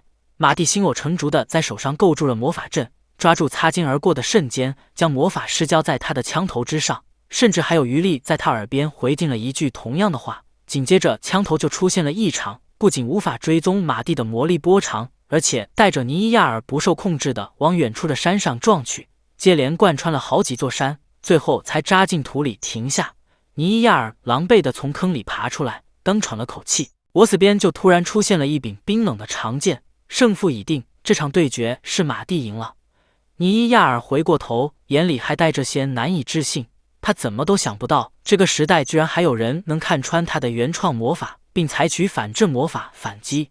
可在马蒂看来，分析对手的魔力模式不过是件稀松平常之事。他反倒觉得尼伊亚尔因为来到魔法衰退的时代而掉以轻心了。尼伊亚尔认为马蒂的实力足以匹敌他们那个时代最强的魔法战斗师，就算输了能与马蒂战斗也让他十分满足，就像死去的那些同伴一样。尼伊亚尔受完遗言后就打算用枪刺死自己，马蒂及时阻止，询问复活他们的家伙是谁。同样的，尼伊亚尔身上也被下了禁止谈及此事的限制。就在马蒂思考对策时，两个陌生的声音突然出现。尼伊亚尔难受地掀开袖子，右臂上不知何时长出了2个嘴巴。哈尔玛被吓得浑身战栗，马蒂也有被这奇怪的术士恶心到。那2张嘴巴倒是有问必答，很快解释了一切。击舞者是他们的实验体，而这个术士则是为了观察才预先准备的。将击舞者复活的就是他们2个，自称世界第一的魔法研究者兄弟，哥哥萨以基亚埃摩尔和弟弟卜纳多埃摩尔。马蒂曾在前世经过这对兄弟的名字，他们是那个时代的疯狂科学家。实验的第1阶段是复活击舞者，现在即将开始实验的第2阶段。他的话音刚落，意料之外的状况便发生了。尼伊亚尔浑身闪耀着光芒，魔力不断膨胀。由于情况不明，马蒂也不敢贸然出手打断魔法术士的启动，就连其他9具击舞者的尸体也在闪耀光芒，散发魔力。他们的身体被先分解，然后再次聚集，最后形成了一个丑陋至极的庞然大物。科学家兄弟正为成功融合强大战士的知识与经验，造出最强战士而沾沾自喜。击舞者的不完整状态，恐怕正是因为编入了合体术士。想到这，马蒂不由得骂了几句这对玩弄他人生命的科学家兄弟。接下来他便听到自己成了合成实验体的最初战斗实验对手。那对科学家兄弟似乎已经认定了合成实验体的成功，把马蒂看作为魔法研究献身的战士。只能说他们完全没搞清楚现在的状况。这种粗制滥造的东西不仅不会让马蒂产生献身的想法，反而比合成前更弱。他们颇不服气，指挥合成实验体朝马蒂攻击。结果是他们引以为傲的实验体被马蒂一剑砍手，败得比刚才那10个击舞者还要干脆。那对科学家兄弟急忙检查实验数据，他们只着眼于提升实验体的力量和魔力，却忽视了赋予它活用力量和魔力的技巧。经马蒂提醒，科学家兄弟才知道失败原因在于合成体的智力下降了。2人心态乐观，立刻重振旗鼓。要是放任他们继续进行丧心病狂的实验，恐怕会给这个时代带来灾难。可惜他们准备万全，马蒂无法利用通信魔法反向探查到他们的位置。这对科学家兄弟在魔法研究方面确实相当了不起。为了不放跑他们，马蒂使出了另一招，那就是成为他们下一个实验体的对手。下一话，最强贤者被挑选。善意话说道，马蒂为了不让线索中断，建议埃摩尔兄弟把自己当作下一个实验体的战斗对手。通讯魔法的另一头马上陷入片刻的寂静。马蒂试图说服安摩尔兄弟，他们为了对照研究数据，按理来说应该会上钩。然而马蒂却先听到了鲁纳多的反对声，理由是马蒂没有对魔法的崇高探求心，不可能协助实验。马蒂被说中心思，顿觉尴尬。还没等马蒂想出应对方法，安摩尔兄弟就开始了自我攻略。他们毫无顾忌地讨论着，似乎难以割舍马蒂这个合适的战斗对手。之后他们采纳了马蒂的建议，将在36小时后通知他实验场所。在结束通讯魔法前，目中无人的埃摩尔兄弟还不忘叮嘱马蒂调整好状态，以方便他们证明下一个实验体才是最强的战士。马蒂自然不会辜负他们所望，他将在这段时间内做好万全的准备。陆莉和阿尔玛如临大敌般回应了马蒂，没想到马蒂语带轻松的解释说，这次的对手虽然比古尼维尔更强大，却更容易对付。他凝视着实验体1号的尸体，仿佛方法就写在上面。原来下一个实验体会采用同样的魔法技术系统，只要设法解析实验体1号，便能做出通用的对抗术式，将其附在阿尔玛的剑上射出就能生效。这样看来，接下来的战斗似乎比以往任何一次都要简单。因为安摩尔兄弟并非魔法战斗师，而是技术人员。他们如果真想赢过马蒂，就不该把实验体留在这。现在这样反而像是给马蒂展示开发过程，并让他准备对策一样。晚上，陆莉正给剑之附魔，科学家兄弟的声音就突然响起。他们利用通信魔法邀请马蒂小队前往实验室，入口就在之前战斗过的地方，往东约500米附近。于是马蒂小队花费了些时间回到平原。顺利找到了被隐蔽魔法藏起来的入口。在这之后，马蒂和埃摩尔兄弟都决定禁止通讯魔法。这么做既能防止被埃摩尔兄弟偷听通话内容，也能避免对方混入多余的情报，导致战斗混乱。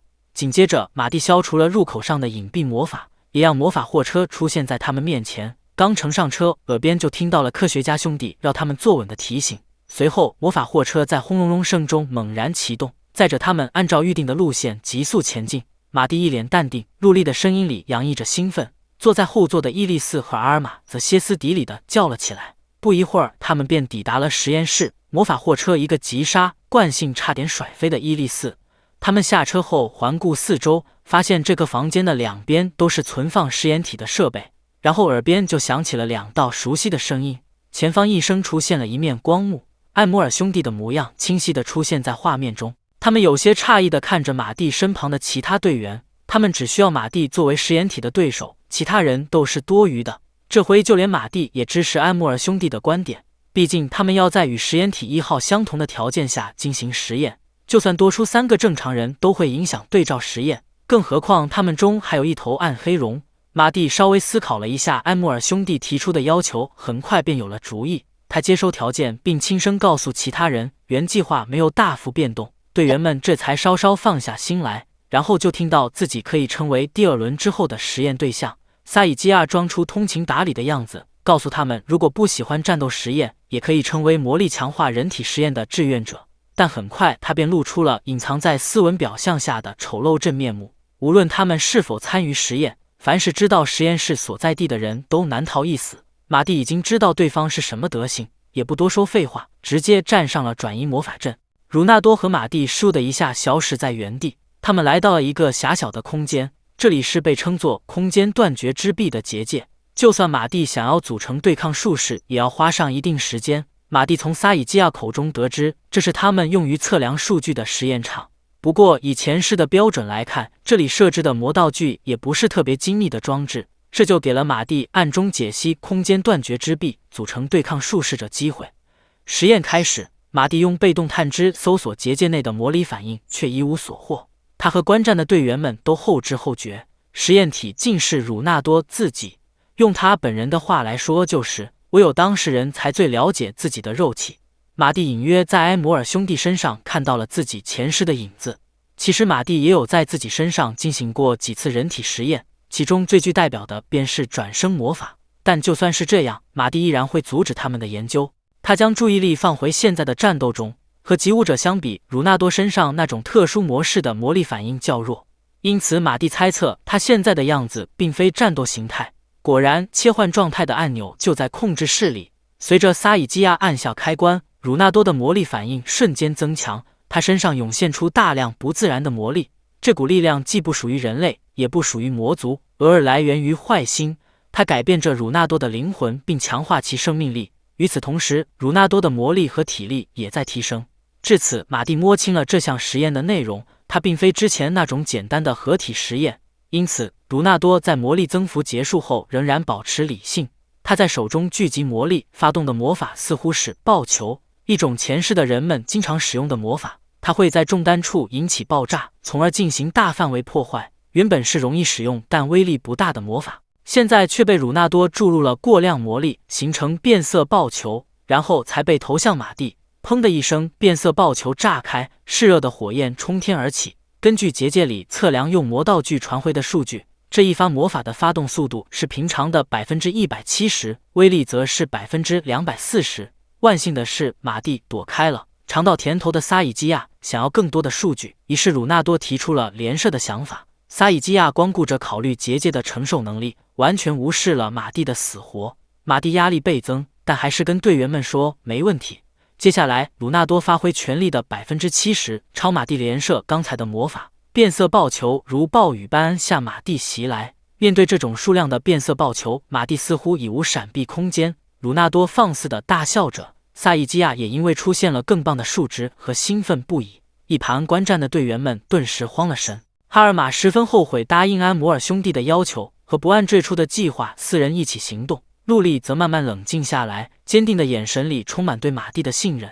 哈尔玛愣了一下，很快读懂了陆莉的意思，他干脆放松地坐在地上，毕竟马蒂本人多说了没问题。结界内变色爆球引起的爆炸仍在继续，实验尚未结束。马蒂使用加速魔法不停移动到威力弱的地方，然后再用防御魔法减轻爆炸带来的伤害。若以同样魔力量的熟练魔法战斗师为对手，马蒂可不会有丝毫逃脱的机会。幸亏这对兄弟都是战斗方面的门外汉。见马蒂朝鲁纳多袭来，萨伊基亚顺势改变了测试内容，由测试攻击威力改为测试防御性能。这对尚未完成结界对抗舒适的马丁来说再好不过。只见他朝鲁纳多连射出魔法冲击刃，数十道锋利的冲击之刃朝鲁纳多飞去。鲁纳多不慌不忙地展开防御结界，挡下了全部攻击。新一轮数据传来，萨伊基亚更加自豪，因为马蒂对防御结界的耐久度消耗只有 0.2%。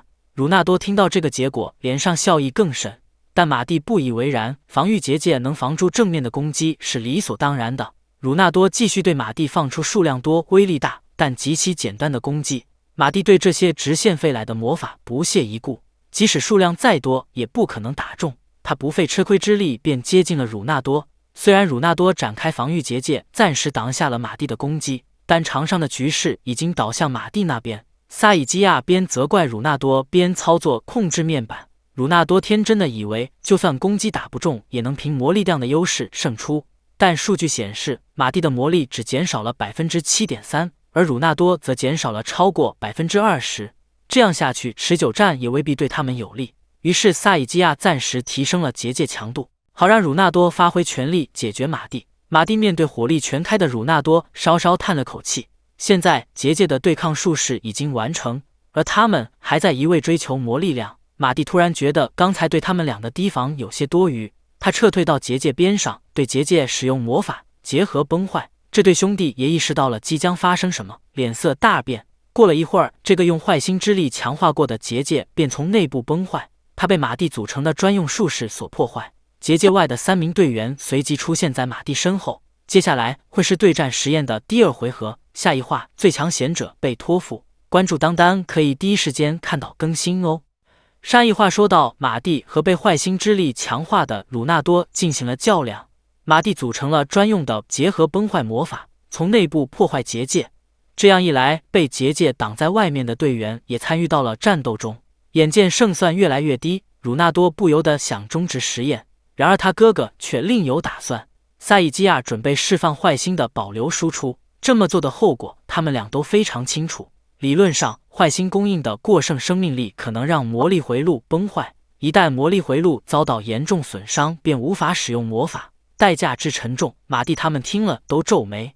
但鲁纳多同意了，身上的魔力反应变成了之前的数倍，随后便发动了更大规模的变色爆球。马蒂小队按照原计划摆好阵型，由马蒂和伊利斯在前方掩护，路利和阿尔玛则在后方准备攻击。射出的箭支经过有限诱导强化，绕到鲁纳多后方。鲁纳多有所感应，迅速躲开，并用右手打弱箭支。箭支触碰之处虽然没留下伤口，但马上变得通红。现场仪器传回的数据打消了鲁纳多的疑虑。萨伊基亚把箭支上的魔法当成了单纯的妨碍魔法，然而那只是马蒂用来干扰他们判断的一箭。汉摩尔兄弟果然放下了对箭支的防备，鲁纳多倾尽全力放出了数量惊人的变色爆球，就连伊利斯也难以正面吃下这种规模的攻击。但在变色爆球爆炸之前，一切仍有转机。在马蒂的指挥下，陆力给箭支附上了另一种魔法。哈尔玛接过箭支射出，毫无防备的鲁纳多徒手接下这支箭，啪嚓一下就折断了它。萨伊基亚的提醒声突兀地响起，但无济于事。鲁纳多手上出现许多细小的裂纹，鲜血喷涌而出，结界里的变色爆球瞬间消失。此时鲁纳多才反应过来，右手的生命力强化被箭支上的对抗魔法停止了。萨伊基亚诧异地看向马蒂，马蒂这才说出事情的原委。鲁纳多被逼走上了绝路，他要求萨伊基亚把生命力强化增加到 120%。他明知这样做一定会把魔力回路烧坏，也不愿意让实验就此失败。他被疯狂的情绪主宰着，已经失去了理智。这种情绪很快感染了萨伊基亚，他推上操纵杆，提高功率，鲁纳多的身体便开始不受控制地往外涌出魔力。马蒂带着阿尔玛射出的箭支冲向正在暴走的鲁纳多，他瞄准的是鲁纳多那供应生命力的心脏。在两人靠近的瞬间，鲁纳多的攻击落空了，而马蒂手上的剑则刺穿了鲁纳多的心脏。在心脏被破坏后，鲁纳多体内的魔力进一步暴走。马蒂也没料到直面会变成现在这样。最后，鲁纳多的肉体在众人的注视下灰飞烟灭。以失去弟弟为代价，萨伊基亚单方面宣告了实验的成功，然后便突然消失在实验室。因为没有发现升降机或魔法货车的魔力反应，所以马蒂推测萨伊基亚仍在设施里，他多半藏身于能阻断魔力探查的隐藏房间内。接着，他们开始了探索。马蒂站在某个设备旁边，发现数据传输仍在进行，这说明萨伊基亚正在通过设备监视他们。尽管他将数据接收处进行了一番稳装，但马蒂还是有办法找到他的藏身之处。由于接下来要使用大规模魔法，所以马蒂示意其他3个成员后退了一段距离，然后才在偌大的空地上认真画起魔法阵来。他的一举一动都被萨伊基亚尽收眼底。萨伊基亚自然认出了马蒂正在构造的是前世有名的魔法大崩阵，一种威力足以炸飞整个研究设施的魔法。他的脸上顿时充满了惊讶和困惑。实际上，马蒂并没有能发动这个魔法的庞大魔力，然而萨伊基亚对此一无所知。出于谨慎的考虑，他必然会想办法探查马蒂这里的情况。而后，马蒂只要抓住魔力反应出现的这一瞬间，顺藤摸瓜便能找到萨伊基亚的所在，并瞬移过去。其实萨伊基亚早有中计的预感，抱着侥幸心理才试着使出了探查魔法。萨伊基亚对魔法研究的狂热无疑会带来更多的牺牲者，马蒂绝不可能让他活着。现在摆在他面前的问题是如何套取坏心情报。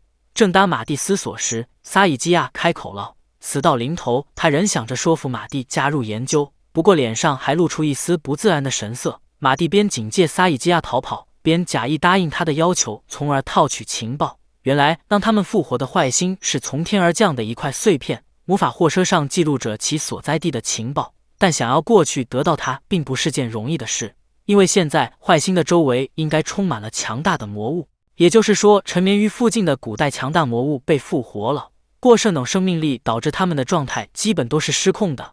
然而，坏心停止机能还要花上2000年左右的时间。在这期间，复活的古代魔物会持续增加。按照埃摩尔兄弟的计算结果，大约3年后，现在的文明就会被毁灭。他们明知道人类面临的危机，却无动于衷，优先于自己的实验。由于坏心的力量太强，无法直接使用，他们将包下来的碎片以特殊魔法收入魔石中，能保持大约43小时。可惜坏心的碎片已经全部用于刚才的战斗中，不然其中蕴含的力量或许能帮助马蒂他们对付那些持续增加的魔物。至少从埃摩尔兄弟的实验中，马蒂明白了2点：不与其他人合体便无法承受负荷，但合体又会致使人格崩坏。就在马蒂陷入沉思时，身后出现了异常的魔力反应。萨伊基亚试图用残留在实验装置里的魔力偷袭马蒂，可惜马蒂早已布置好应对措施，萨伊基亚尚未发动魔法就被斩首。之后，马蒂在实验室用通讯魔法集合了队员，他简单说明了刚才得到的情报。以现在的眼光来看，复活的古代魔物几乎都是灾害级的。就在他们说话间，坏心附近说不定又有魔物复活了。陆莉和阿尔玛也意识到了事态的紧急，事不宜迟，马蒂准备现在就过去处理魔物。当然，实际上闯入魔物群的只有他和伊利斯。陆莉的任务是留在实验室，干涉坏心附近的龙脉，妨碍魔物行动，帮助马蒂和伊利斯顺利穿过魔物群并找到坏心。阿尔玛则负责保护陆莉。安排完分工，马蒂和伊利斯便乘上魔法货车出发了。魔法货车载着他们往坏心所在之处疾驰而去。不一会儿，通道的尽头就出现了遍布魔力反应的大坑。伊利斯听从马蒂的指挥，变成了龙形态，底下等待他们的是一片古代魔物的海洋。下一话，最强贤者复活，关注当当可以第一时间看到更新哟。上一话说到，为了抵达坏心所在之处，马蒂和伊利斯坐着魔法货车穿出了隧道。伊利斯变回龙形态，朝底下的魔物群放出龙之吐息，路径上的魔物被悉数歼灭。魔物群中出现了一条光亮的通道。在古代魔物面前，暗黑龙的力量仍然是压倒性的。然而，在法外之术的影响下，空隙处马上再生了魔物。幸亏马蒂早就预料到了这点，安排了支援。按照计划，陆莉向坏心附近的龙脉灌注了妨碍魔力与移动的术士，魔物的复活和移动因此变得缓慢。刚才打开的通道才得以短暂维持。在周围都是魔物的情况下，伊利斯用攻击开路，忘乎所以地享受了一下久违的龙形态。马蒂随后也拔剑参与了战斗，魔物的再生速度远比他想象中要快，数量也远超预期。但不管有多困难，他们都咬牙坚持。一段时间后，坏星已经近在咫尺，但这时陆力对龙脉的干涉也迎来了极限。离坏星越近，龙脉和坏星的魔力碰撞就越强，陆力无法继续干涉龙脉，马蒂只能自己想办法走完剩下的最后一段路。只见伊利斯在马蒂身后喷出熔之吐息，马蒂以此作为推进力，一边清理入境上的魔物，一边前进，最后终于有惊无险地抵达了坏星所在之处。这是马蒂第一次近距离观察它，坏星表面不断喷出的意志力量让他倍感震撼。或许有一天，这股力量能被马蒂纳为己用。遗憾的是，现状并没有留给他解析坏星的余地。周围的魔物大军正在逼近，马蒂必须先停下坏星的机能。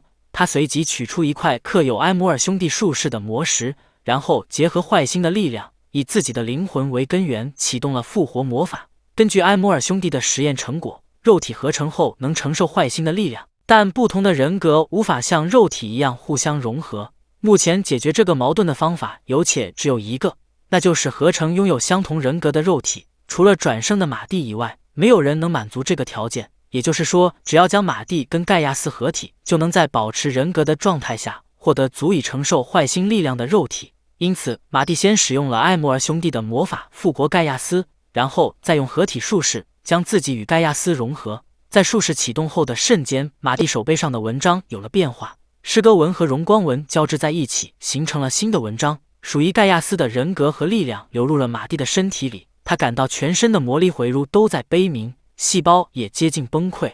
在灵魂崩坏前，合体魔法能维持的极限大约是7秒，这对马蒂来说绰绰有余。他首先用强力的加速魔法给坏星加速到 60% 的光速，在脱离重力圈后，坏星化作一道耀眼的光芒离开了这颗星球。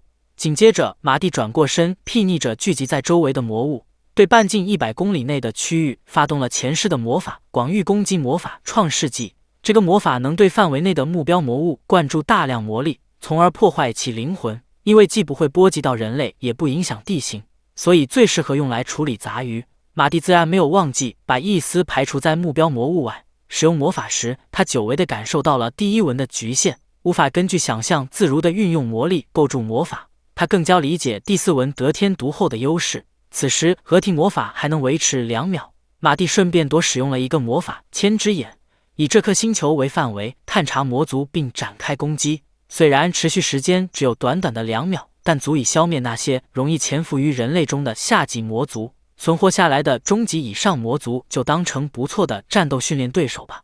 随后从天而降的魔法精准地落在世界各地的下级魔族身上，一举歼灭了大约1200个下级魔族。就这样，马蒂完成了对魔物群和下级魔族的讨伐，合体魔法也到了极限。他与前世的自己告别，今后作为马蒂亚斯继续前进。解除合体魔法后，马蒂的纹章恢复了原样，不仅记忆没有缺失，灵魂的损伤也能自然恢复。伊利斯从不远处飞来，焦急地呼喊着马蒂的名字。作为马蒂前世的熟人，他意识到了盖亚斯的复活，尽管那只是极为短暂的6秒，也造成了尸横遍野的惨状。对于现在的马蒂来说，要想达到前世的那种程度，还得花上相当长的一段时间。即便如此，他也不后悔进行了转生，因为魔力的质与量能锻炼出来，但文章的上限是无法克服的。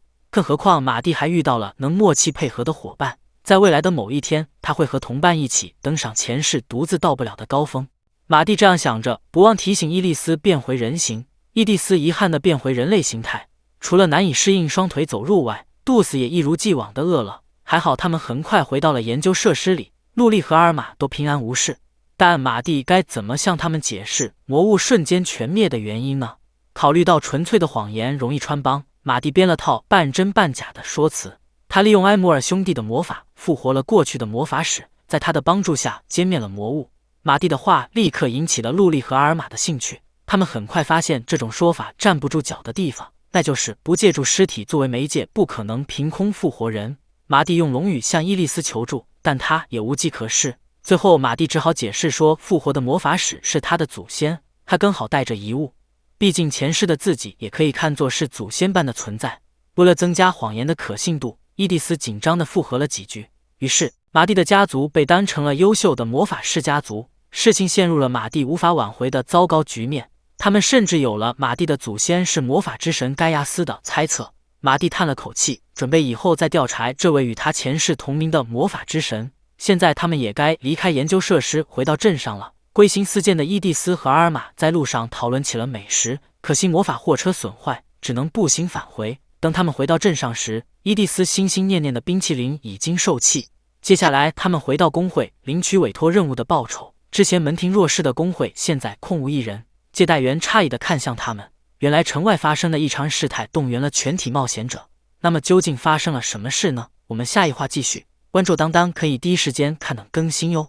上一话说到，马蒂小队回到了冒险者工会哈伊基斯分部，因为发生了异常事态，冒险者们全都去了城外。当时整个城镇被光芒笼罩，周围的魔物瞬间全灭。得益于此，郊外魔物尸横遍野，冒险者们都忙着去回收素材。在工会临时设置的素材收购窗口前大排长龙。队员们听完说明，微妙地看向马蒂，他们对引发异常事态的原因心知肚明，那就是马蒂之前使用的广域攻击魔法创世纪。话说回来，他们原本的目的只是领取委托的报酬，反正在马蒂眼里，周围的魔物都是些换不了多少钱的杂鱼，无需理会。听到这话后，接待员些时愣了一下，然后就用看到正品一样的眼神看向马蒂。陆莉和阿尔玛还以为接待员说的是玩笑话，没想到确实存在假冒马蒂之人。据他所说，冒充知名冒险者招摇撞骗的家伙不少。工作人员虽然都没见过马蒂，但也能一眼看出冒牌货。分辨的方法其实很简单，冒牌货通常会避开危险委托，而且特别在意金钱。此外，第二学院校长在通知里也提到了辨别方法，如果自称马蒂亚斯的家伙是有常识的人，那绝对是冒牌货。马蒂怎么想都觉得靠常识来分辨的方法不可靠，但陆莉和阿尔玛却拍手称赞。在他们的笑声中，马蒂渐渐放弃了证明自己也有常识的想法。之后，他们顺利领取报酬，走出工会。马蒂想着天之眼或许也会产生影响，所以他决定回一趟第二学园，向古尼威尔询问情报。马蒂小队刚回到第二学园，就被学生们里三层外三层的围住。他们称呼马蒂小队为老师和他的同伴们，黑漆漆的眼眸里像落了星星般明亮耀眼。看样子他们是把马蒂小队当成了学院的骄傲。马蒂尴尬地笑着，有些受宠若惊，就像第二学园学生经常听到马蒂小队的活跃事迹一样。马蒂在外也经常能听到第二学园学生的活跃表现。以前他们去冒险者工会接取任务时还会被人看清，但现在工会对第二学园学生的信赖度已经提升了不少，而且参加入学测验的人数是去年的10倍不止。第二学园终于打败第一学园，成了首席学府，第一学园则成了面向荣光文的附魔专科学校。随后，马蒂小队收到了学生们准备的礼物以及观看战斗训练的邀请。紧接着，马蒂耳边就响起了古尼威尔的声音。古尼威尔用突讯魔法向马蒂确认情况，在意他是不是变回了盖亚斯。可惜马蒂只是用魔法将盖亚斯复活了6秒，那时使用的魔法果然对世间造成了一些影响。接下来，马蒂带着其他队员再次敲开了古尼威尔办公室的大门。古尼威尔一如既往在这里布满了结界。听了整件事情的来龙去脉后，他一阵后怕。虽然送走了坏心，但复活魔法失败的后果不堪设想。古尼威尔恳请马蒂小心为上，但马蒂总觉得，就算他消失了，人类也不至于灭绝。社会正奇创世纪的作用范围也涵盖了王都。整座城市因为免费得到素材和洋溢着热闹欢庆的节日氛围，重点在于这之后的魔法天之眼，它在世界各地造成了许多死者，从而引起骚乱。当然，死者皆为假扮成人类的下境魔族，人群中混入的魔族数量之多出乎意料，而且他们还从死去魔族的持有物品中找到了一些书信。魔族是连制作文件都不怎么会的种族，就算必须使用纸质的信件，人类也不一定能解读。实际情况是，连古尼威尔都看不懂这些书信。魔族或许正在暗中策划大规模行动，当务之急是尽量收集书信，增加样本数量，方便马蒂对比找出共通点。古尼威尔已经将这项工作交给了骑士团和以骑士团为志愿的第二学园学生。尽管学生的本职是学习与锻炼，但协助骑士团工作既能积累经验，也能得到报酬。在他们说话间，伊利斯已经将盘子舔得干干净净。不得不说，王力学员的定位确实接近军校，况且第二学员学生的移动魔法更为优秀，将他们派往国内各地回收书信只需要2-3天的时间。办完正事后，马蒂不忘回到训练场观看战斗训练。有了马蒂在旁边指导，学生们变得干劲满满。训练场上放着一部制作假想敌的幻影魔道具，它能自由设定敌人的样子跟能力，进行逼真的战斗训练。受命完毕，训练场的魔法阵上便出现了这次训练的假想敌。它长着犄角和翅膀，拥有标准的魔族特征。马蒂瞅了一眼，感到面熟。紧接着演习便开始了。他们按照教材上的基本战术相继释放攻击，虽然是针对下级魔族的战术，但进一步发展也能对付中级魔族。等到敌人因魔毒而无法动弹时，他们合力打出最后一击，就这样结束了讨伐。伊利斯捅了捅倒在地上的假想敌，那家伙随即消失不见。马蒂希望他们能强化防御魔法，并增加攻击人数，以10分钟内完成讨伐为目标继续努力。与此同时，他会丰富教材上对付魔族的战术，强化幻影魔道具，以制作更强的假想敌作为训练对象。马蒂期待着他们变强，成为对抗魔族的战力。当他们有能力守护国家时，马蒂也能安心去挑战宇宙魔物了。在等待骑士团收集魔族书信的这段时间里，马蒂每一天都这样监督战斗训练，提升战术。复活盖亚斯时，灵魂受到的损伤也恢复完全。就这么在王都度过2天后，下级魔族的书信收集完毕，马蒂小队来到第二学园地下会议室，桌上铺满了纸张，这里一共有57份信件，上面写的全是陆莉和阿尔玛没见过的文字。马蒂一眼扫过桌上的文件，也没有看到熟悉的文字，因此他决定使用解读魔法。伍尼威尔听到后大为吃惊，不过马蒂接下来要使用的并非是他想象中的解密魔法，而是那种强大魔法的简易版。说完，马蒂就发动了解读魔法。解读魔法在发动后能把使用者知晓的语言与目标进行对照，找到其中的共通点以及相似的文法，借此推算出其语言体系。马蒂会的语言一共有325种，足够作为比较对象来使用这个魔法。一段时间后，马蒂果然找到了相似的语言。陆莉和阿尔玛同时露出了惊讶之色。其实这些文字马蒂也是第一次见到，它的语法和单词特征跟沙之魔族的语言几乎完全相同。然而沙之魔族所使用的语言原本没有文字，或许在马蒂转生后，他们创造了文字来表达发音。接下来马蒂逐一将这些文件翻译成通用语言供大家阅读。这57份文件里，日常联络用的书信占了大部分。虽然有些单词在古代沙之魔族的语言中并不存在，但按照出现的规律，也能推测出它们的大概含义。最后，马蒂整理出了一则重要的情报：上一个混沌魔族被打倒后，又有更强的混沌魔族即将复活。光是混沌魔族这个词就已经让他们感到不妙。要知道，上一个混沌魔族萨利蒂亚斯可是成功杀死的马蒂一次。尽管马蒂当使用魔剑反杀了他，但那把剑只能使用一次。就算以他们现在的实力来看，不靠魔剑的正面进攻也是赢不了的。当然，打败混沌魔族的方法是存在的。复活盖亚斯时，马蒂的魔力回路被狠狠锻炼了一番，多亏于此，马蒂才有了使用这种方法的可能。这次要用到的古代武器是一把比较平凡的剑——噬人之刃。那么这究竟是怎样的武器呢？我们下一话继续，关注当当可以第一时间看到更新哦。上一话说到，为了击败即将复活的下一个混沌魔族，马蒂打算使用武器噬人之刃。听到这个决定后，古尼威尔随即露出惊讶的表情。这把武器能将人类的魔力回路与龙脉相连接，使用者不仅可以随意使用接近无限量的龙脉魔力，甚至可以让魔力逆流通过龙脉发动魔法。然而这么厉害的剑却被称为噬人之刃，这是因为人类的魔力回路难以承受龙脉那样强大的力量，所以它成了夺走大量人命的凶恶魔剑。只是现在的人们不曾听过那个时代的相关传闻。那把魔剑不仅效果惊人，而且制作难度极低，转眼间便在那个时代普及了。那时因无法控制龙脉魔力而自灭的魔法战斗师不计其数，这把武器的名字也就由龙脉之刃转变为噬人之刃。魔法战斗师数量减少会导致国力下降，噬人之刃遭到了大多数国家销毁和禁用。因此，在鼎盛时期随处可见的武器，如今只剩下古雷比乌德祭坛上的那把。哈尔玛碰巧听说过这个祭坛，古雷比乌德是牺牲自己守护城市的英雄，他所使用的剑被当成珍贵的遗物而没有被销毁。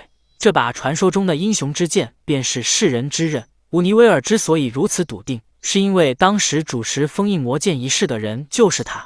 封印魔剑的魔道具封印之冠可不是普通魔族能破坏的。马蒂前世也曾用过世人之刃，对这把剑的危险性了如指掌。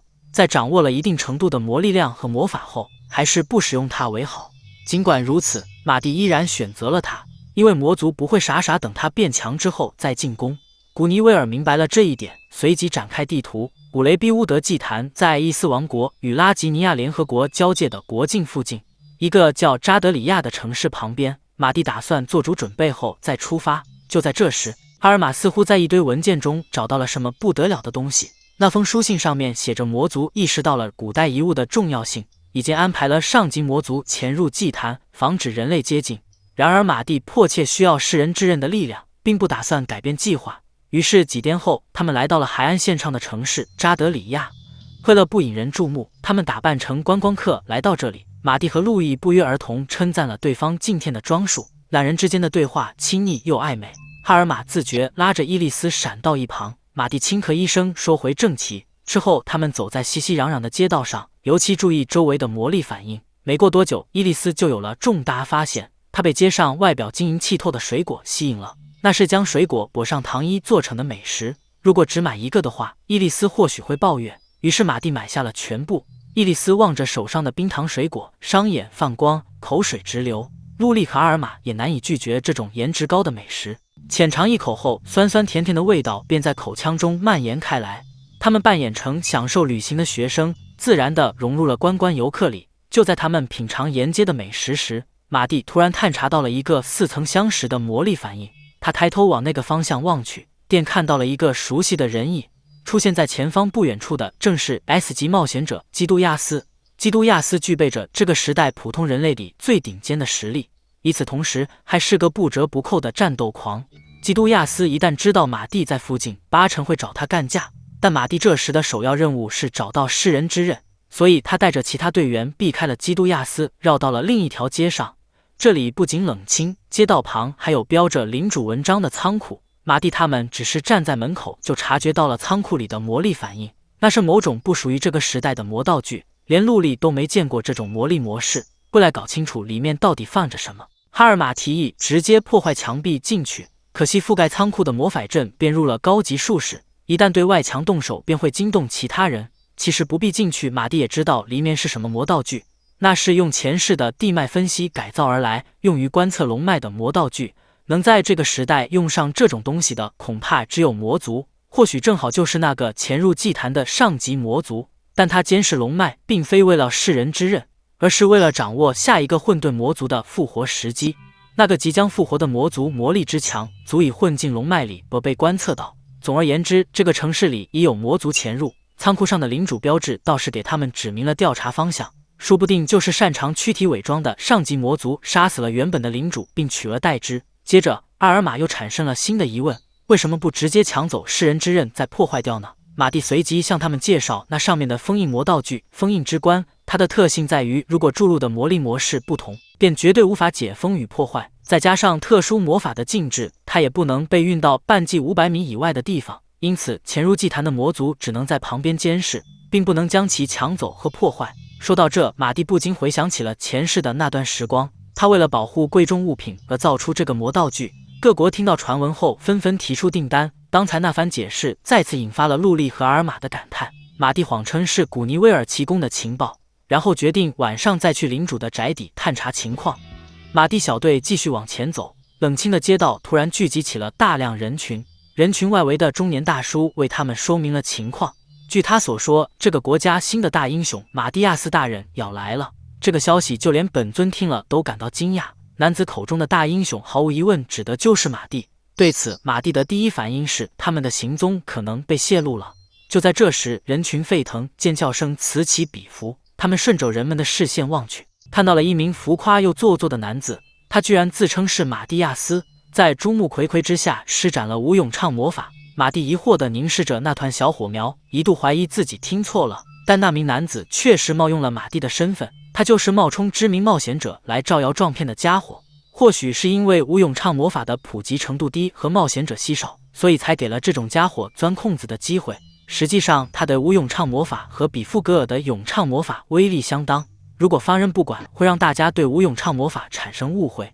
那么马蒂该怎么做呢？就在他思考时，现场气氛逐渐狂热，眼看着事情就要变得一发不可收拾。幸亏基路亚斯及时赶到，他千里迢迢过来，却遇到了冒牌货，被气得火冒三丈。更令他气愤的是，假货居然还理直气壮。马蒂他们在一旁观察着事情的走向，两人之间的矛盾不可避免的升级，最后演变成了比试。作为提出对战的一方，假货没有半点自知之明，甚至对基路亚斯放出了狠话。现场的气氛被他们推向高潮，假货只是运用魔力凝聚出比刚才大一点的火球，就引得现场叫好声一片。基路亚斯实在忍无可忍，他的指尖瞬间燃起了熊熊火焰。在压倒性的实力面前，假货毫无抵抗之力。观战的人群就像巨鳄嘴的葫芦，被基路亚斯吓得鸦雀无声。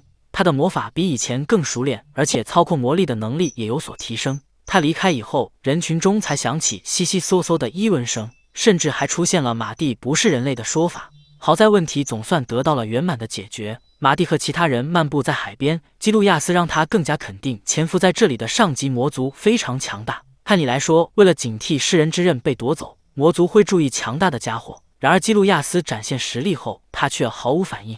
或许对他来说，就连这个时代最强的普通人类也无需放在心上。因此稳妥起见，他们回到旅馆做足准备，才开始行动。下一话，最强贤者当诱饵，关注当当可以第一时间看到更新哦。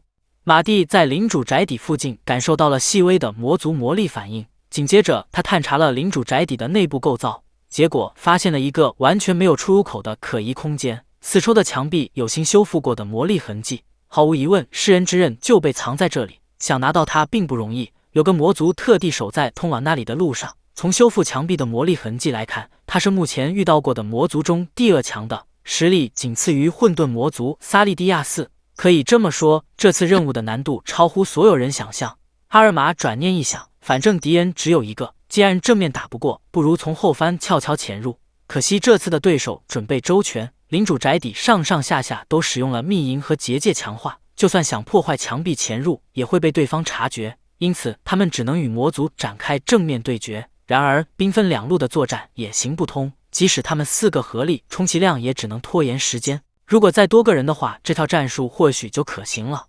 就在众人愁眉不展时，一个熟悉的魔力反应正在接近。基路亚斯突然出现在附近，他并非刻意来寻找马蒂小队，是这座宅邸的可疑气息吸引了他过来。连马蒂都不得不承认，他的直觉很准。基路亚斯迫不及待地跟马蒂宣战，但被马蒂一口拒绝。要是他们的动静太大，被宅邸里的魔族察觉，那可就糟了。基路亚斯一听到宅邸里有强大的魔族，马上两眼放光。遗憾的是，他与那魔族交手只会被瞬秒。马蒂给兴致勃勃的基路亚斯浇了盆冷水，然后想到了一个好主意。他答应和基路亚斯对战，条件是如果他赢了，基路亚斯就得听他的安排。基路亚斯毫不犹豫地应下了马蒂的要求，他不觉得自己会输，坚持不懈的锻炼给了他底气。马蒂自然也感受到了他惊人的成长速度。在进行吴永畅的身体强化后，基路亚斯向前踏出一步，刀举着剑朝马蒂袭去。马蒂既安静又迅速地打落基路亚斯的剑，在一招之内便和他分出了胜负，甚至连魔法都没用上，只靠剑技就战胜了他。实力上的悬殊差距让基路亚斯输得心服口服。按照约定，他将听从马蒂的安排。于是接下来马蒂简要地向基路亚斯说明了情况。听完说明后，基路亚斯表现得比刚才更兴奋。他以为自己即将跟强大的魔族战斗，但马蒂的计划恰恰相反。基路亚斯的任务是拿到魔剑，宅邸里的魔族是他们4个联手都无法打倒的。基路亚斯这才意识到形势严峻，如果没拿到那把魔剑的话，马蒂他们就会全军覆没。他接受了马蒂传来的领主宅邸构造图和路线，尽管不能和强大的魔族战斗，但他也会按照约定完成任务。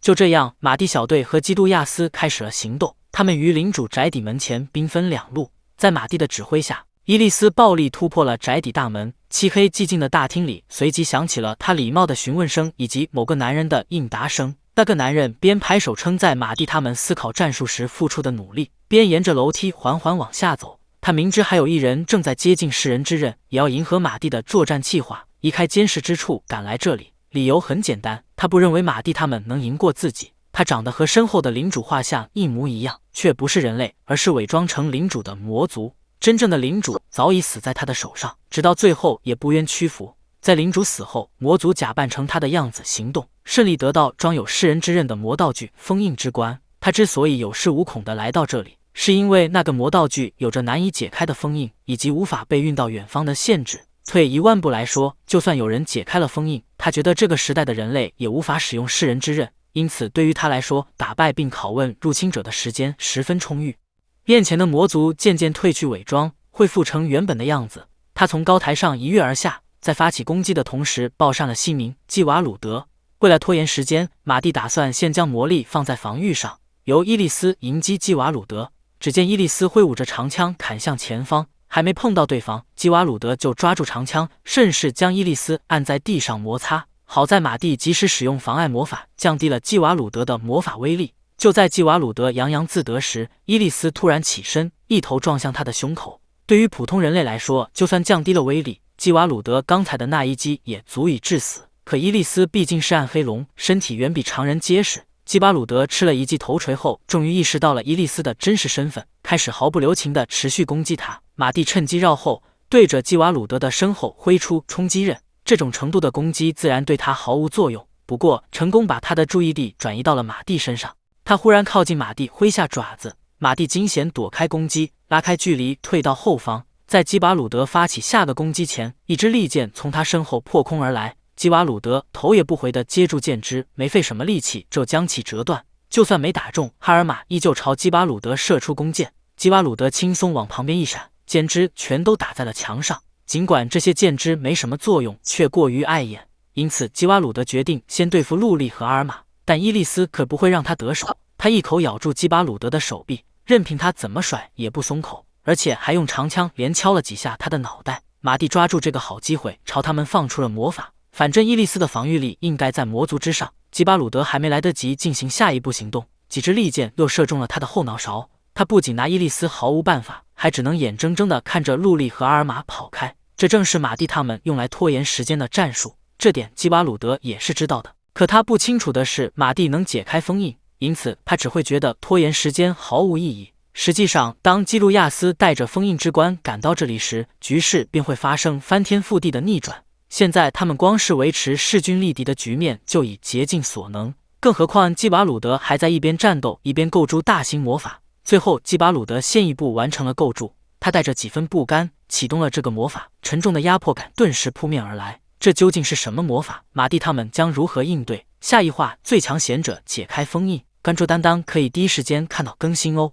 上一话说到，马蒂小队与守护世人之刃的上级魔族展开了战斗，但在基路亚斯夺取魔剑前，魔族的行动更快，因为上级魔族可以不借助道具直接干涉龙脉，所以基瓦鲁德利用宅邸上方龙脉的魔力，抢先固住了大规模魔法，地面霎时间就冒出了不计其数的尖刺，连带着被密银和结界加固过的墙壁也被捅穿。基瓦鲁德脸上写满了得意，这时马蒂在一片烟尘中回应了他。基瓦鲁德脸上随即闪过一丝惊讶，然后转念一想，他们承受了这种规模的魔法，就算还活着也应该伤痕累累。然而烟尘散去后，映入眼帘的却是全员毫发无伤的马蒂小队。这个始料未及的结果令基瓦鲁德瞪大了眼睛，一切还要多亏的他没有选择将龙脉强大的魔力流入自身，而是借助龙脉攻击对手，这就给了马蒂干涉龙脉改变术式范围从而避开攻击的机会。基瓦鲁德听了这一番解释后，难以置信地望向马蒂，他认为即使马蒂真能干涉龙脉，也不具备打倒自己的手段。然而他的话音刚落，马蒂所需要的手段便到了。基杜亚斯扛着一个沉重的箱子赶到，毫无疑问，那就是装有世人之刃的封印之冠。基路亚斯如释重负地把箱子抛向马蒂，马蒂看到这箱子就像看到了希望一般，和基瓦鲁德则表现得不屑一顾。于是箱子不受阻碍地在空中划出一道流畅的弧度，飞向马蒂。马蒂迅速收减，助跑一段距离后用力跳起，在他触碰到封印之冠的瞬间，空中绽放出穿透黑暗的光芒，箱子上的封印随即被解开。马蒂从中取出了一把泛着寒光的长剑，光是解开封印就足以让基瓦鲁德大惊失色了。更让他惊讶的还在后头，两只锋利的爪子在马蒂的控制下朝他袭来。这是众多龙脉魔法里最基本的一种龙脉之手。虽说它只是将龙脉魔力以手的形状具现化的简单魔法，但有了马蒂的技术和经验作为加持，不费吃灰之力就抓住了基瓦鲁德。见敌人无法挣脱，其他人的精神随之振奋。可惜龙脉之手没有将魔族碾碎的力量，所以马蒂同时发动了龙脉之炎。基瓦鲁德清晰地感受到了火焰灼烧的痛楚。与此同时，马蒂的魔力回路也承受着难以想象的负担。基瓦鲁德露出一抹奸笑，随后不顾身上的痛苦，也要将魔力流入龙脉，试图打乱马蒂对龙脉魔力的控制。一旦控制崩溃，与龙脉直接相连的魔力回路便会被破坏，马蒂则会当场被暴走的魔力拉扯得四分五裂。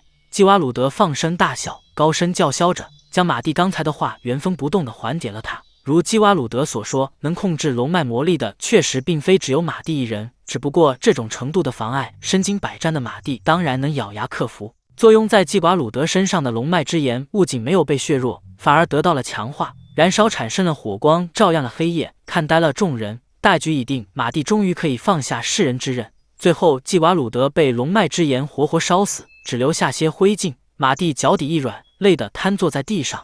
可惜灭杀守护魔剑的魔族后，马蒂还不能休息。就在这时，他们感受到了龙脉的震动，大量魔力瞬间涌入龙脉，又一个混沌魔族复活了，而且对方还发出了马蒂熟悉的气息。以防万一，马蒂还需要再次确认，于是他先安排陆力安定龙脉魔力，然后他再对龙脉进行分析。在马蒂使用广域龙脉探查期间，其他人都焦急不安地等待着。之后探查结果显示，混沌魔族确实复活了，而且复活的还是马蒂认为绝对不可能复活的魔族。他的名字叫萨特奇路基亚斯，有着破坏魔族的称号，其战斗意志强，甚至能把数个国家逼至毁灭。前世派去讨伐他的队伍无一幸存，就连当时年轻的马蒂也陷入了苦战。他的强大和其他魔族截然不同，相对人类而言，他不仅在魔力和肉体上存在优势，而且战斗技术也十分成熟，两者结合便成就了堪称最强的实力。马蒂能打赢他，纯粹是因为运气好。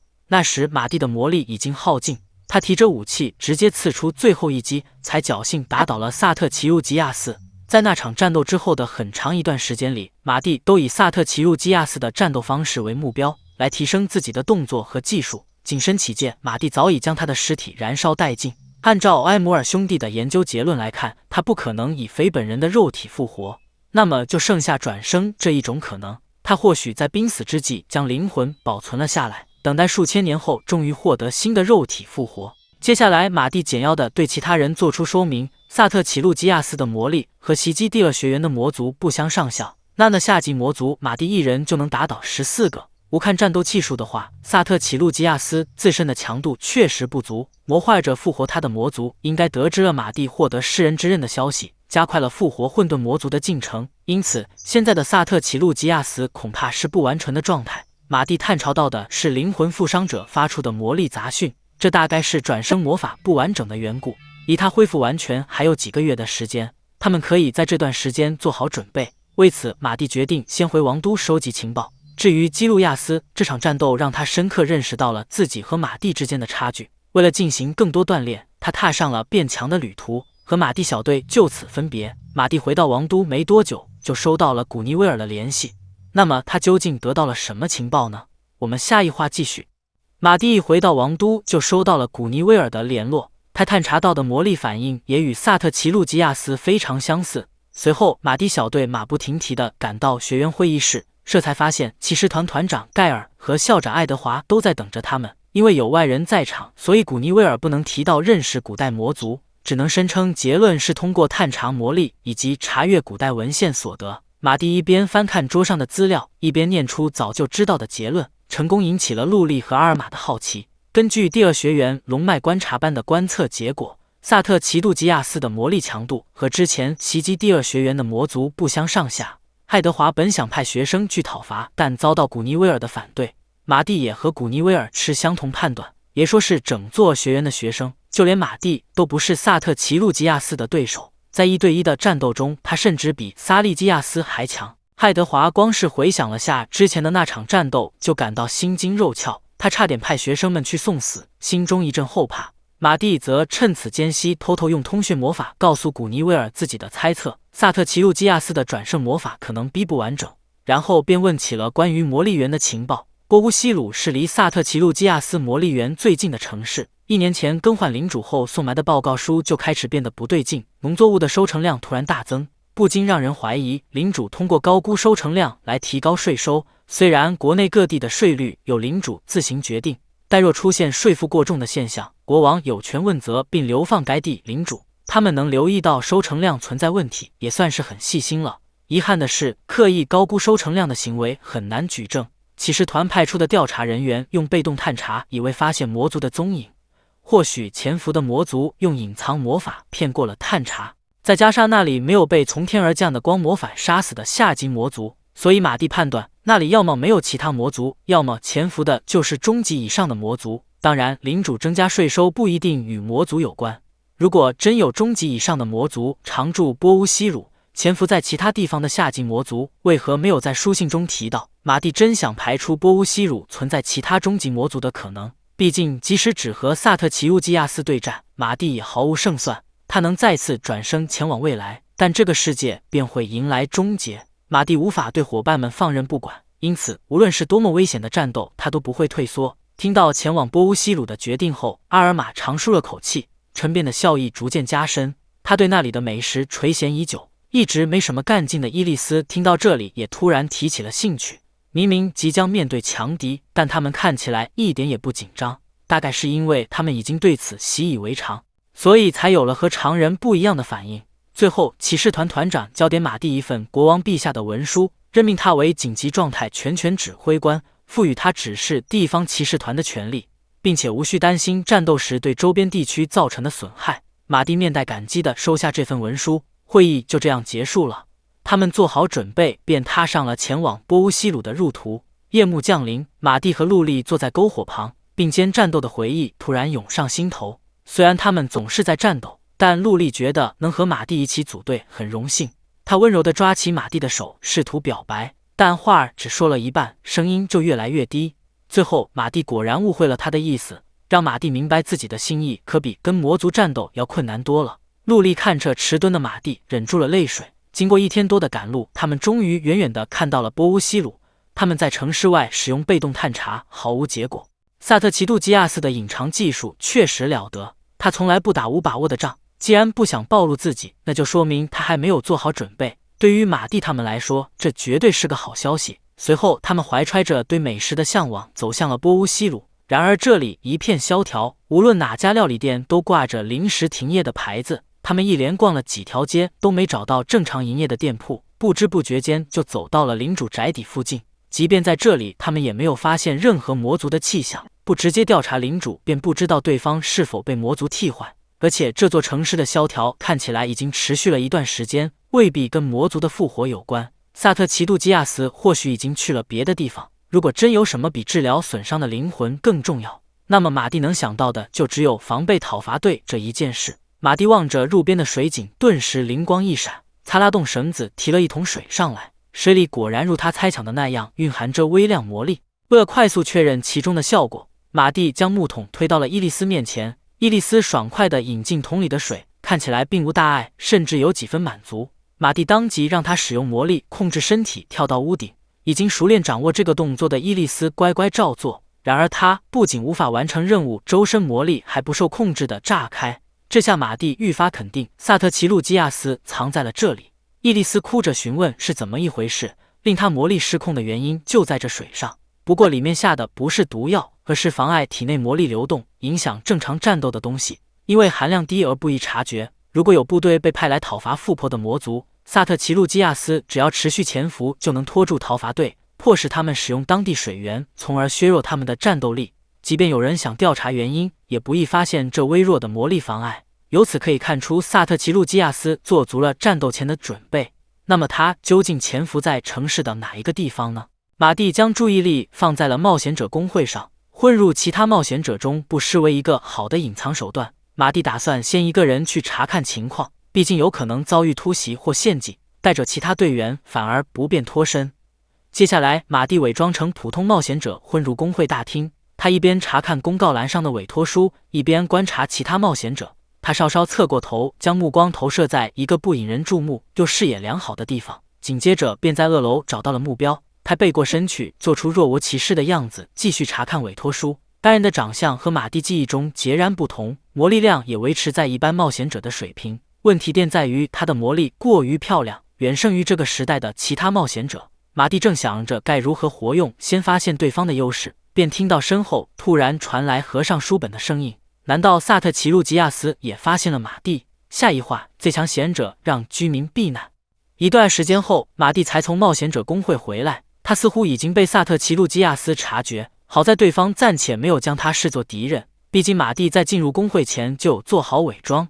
他将自身的魔力变得粗糙无比，伪装成一个和年龄相应的不成熟魔法使。假如萨特奇路基亚斯已经看穿马蒂的伪装，却没有当场动手，那么他应该有别的作战计划。即便如此，马蒂也决定按照原计划行动。他不可能眼睁睁看着这个国家毁于一旦，他可以借助地下龙脉使用噬人之刃战斗，只是战斗的规模会随之扩大，因此他们得先让城里的居民去避难。虽说国王给了马蒂地方骑士团的指挥权，但波乌西堵的情况特别，这里的骑士团不一定靠谱，所以这项工作还是按照原定计划交给了伊利斯。伊利斯的眼里随即亮起了光，在这场战斗中，就算损坏房屋也不要紧，毕竟房屋损毁还由国家赔偿，生命一旦失去就无法挽回。得到马蒂的回复后，伊利斯情绪高涨，在他跳至空中即将行动前，陆力构筑了术士，一个魔法光球缓缓升起，到了足够的高度后便绚烂炸开，地上的人们气刷刷地将视线聚集在烟花盛开之处。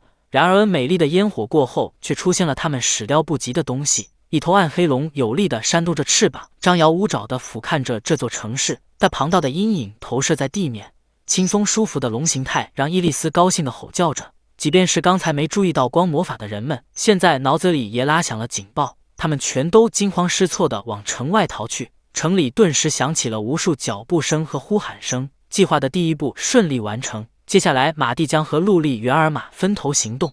分别前，陆力又皱起了眉，颇为担心地看向马蒂。马蒂回以坚定的眼神，其他队员也都暂时卸下了心中的忧虑。他们的作战正式开始。马蒂一边往冒险者工会的方向跑去，一边思考萨特奇路基亚斯会做出什么反应。暗黑龙的突然出现对他来说就像是个开战信号，在其他冒险者纷纷出逃的情况下，他不可能继续留在工会。马蒂站在工会附近的高处，果然在人流中找到了萨特奇路基亚斯的身影。他的脸上毫无困惑之色，显然是理解了马蒂挑起战斗的意图。既然他没有逃走，就意味着他现在的状态足以敌过暗黑龙。他往和逃难人群相反的方向移动，恐怕是在警戒着潜伏其中的讨伐队。马蒂趁此机会悄悄隐藏气息，瞄准了萨特奇杜基亚斯的后背。可惜对方在马蒂扑来的瞬间，优雅地转过身，夺开了偷袭，并抬手予以反击。马蒂挡下回击，猛地往后退去，左肩衣服破开的地方已经渗出了鲜血，没能顺势切下马蒂的手臂，令萨特奇杜基亚斯生出几分惊讶与遗憾。此时逃难的人群早已离开这条街道，萨特奇路基亚斯惊讶于马蒂这精细的魔力与之前感受到的完全不同，马蒂则暗自感慨，让陆力和阿尔玛保持距离是个明智的决定，就连他自己有半分懈怠都会身首异处。他们俩就像前世对战时那般相对而立，谁也没有率先发出攻击，这样能避免在攻击时产生破绽，让对方抓住，即使只是构筑小规模魔法，也会给对方可乘之机。此外，萨特奇路基亚斯还在警戒着马蒂是否有同伴混入了逃难人群中，因此他故意拖延时间，等着城里的居民避难结束。此举正中马蒂下怀，骚乱声渐渐远去，直至消失。居民悉数撤离后，城市里安静的仿佛能听到落叶的声音。伊利斯停留在城市上空，蓄势待发。在人流消失的瞬间，萨特奇路基亚斯取出武器，伊利斯则在马蒂的指挥下从高空俯冲而下，锋利的爪子连带着周围的建筑物一同铲去。萨特奇路基亚斯躲开攻击，这才意识到马蒂刚才也在等居民避难完毕。伊利斯的攻击远未结束，他摆动粗壮的尾巴，扫过萨特奇路基亚斯所在之处。逃到城外的居民们看到这一幕都万分庆幸，久违的龙形态则让伊利斯的心情舒畅到了极点。为了躲避伊利斯的下一记横扫，萨特奇路基亚斯逃到了空中，马蒂抓住对方姿势不稳定的瞬间追了过去。萨特奇路基亚斯不慌不忙，用结界弹开利剑，可惜马蒂早就预料到了这点，也用结界将剑导回原来的轨道。紧接着，马蒂便铁剑附上了3重魔法，带着凌厉无比的气势往萨特奇路基亚斯刺去。不过，马蒂这一招不仅被对方单手执剑挡下，他自己还险些被随之而来的反击干掉。在和萨特奇路基亚斯拉开距离的瞬间，马蒂迅速放出一发速雷。这魔法虽然威力极小，但在妨碍敌人行动、制造破绽上拥有奇效。马蒂特意瞄准了萨特奇路基亚斯的脚下，试图以此打乱他的姿势。然而马蒂的想法刚好被对方精准预测。只见萨特奇路基亚斯用结界挡下速雷，不仅姿势没受影响，反而构筑起术式来。不一会儿，马蒂周围就充满了透明的水珠，它们在魔法的作用下被冷却至0度以下，却仍保持着不冻结的状态，直到遇上冲击才会急剧变化。也就是说，它们会在击中目标的同时结冰，令其动作迟缓，产生破绽。几乎是在萨特奇路基亚斯使出这招的瞬间，马蒂就想到了应对之策。他的唇角扬起一抹浅笑，随后就在萨特奇路基亚斯惊讶的目光中，用冲击刃扫过周围的水珠。那些水珠还没碰到马蒂，便立即凝结成冰，往下坠落。接下来就到了马蒂的进攻回合，他双手握住剑柄，挥出共振剑。意料之外的招式令萨特奇路基亚斯顿时大惊失色，他根本来不及施加防御魔法，就被马蒂浅浅地砍了一刀。共振剑是利用施加在剑上的特殊震动引起异常震动，令对手的身体从内部开始崩坏的魔法。别看它威力不大，却极难防御，更别说萨特奇路基亚斯本体的强度与其战斗技术相比低得多。这招就是马蒂前世作为专用对策开发的原创魔法。盖亚斯的模样清晰地浮现在萨特奇路基亚斯脑海中，他不禁怀疑眼前的这个小孩也是转生者，但他没有执着于此，因为他觉得马蒂已经在刚才的战斗中用尽了手上的王牌，任凭马蒂技术再好，也无法跨越他们之间的力量差距。马蒂并没有被这番话动摇，萨特奇路基亚斯也不像他说的那般轻敌，他们之间的战斗还在继续。关注当当可以第一时间看到更新哟。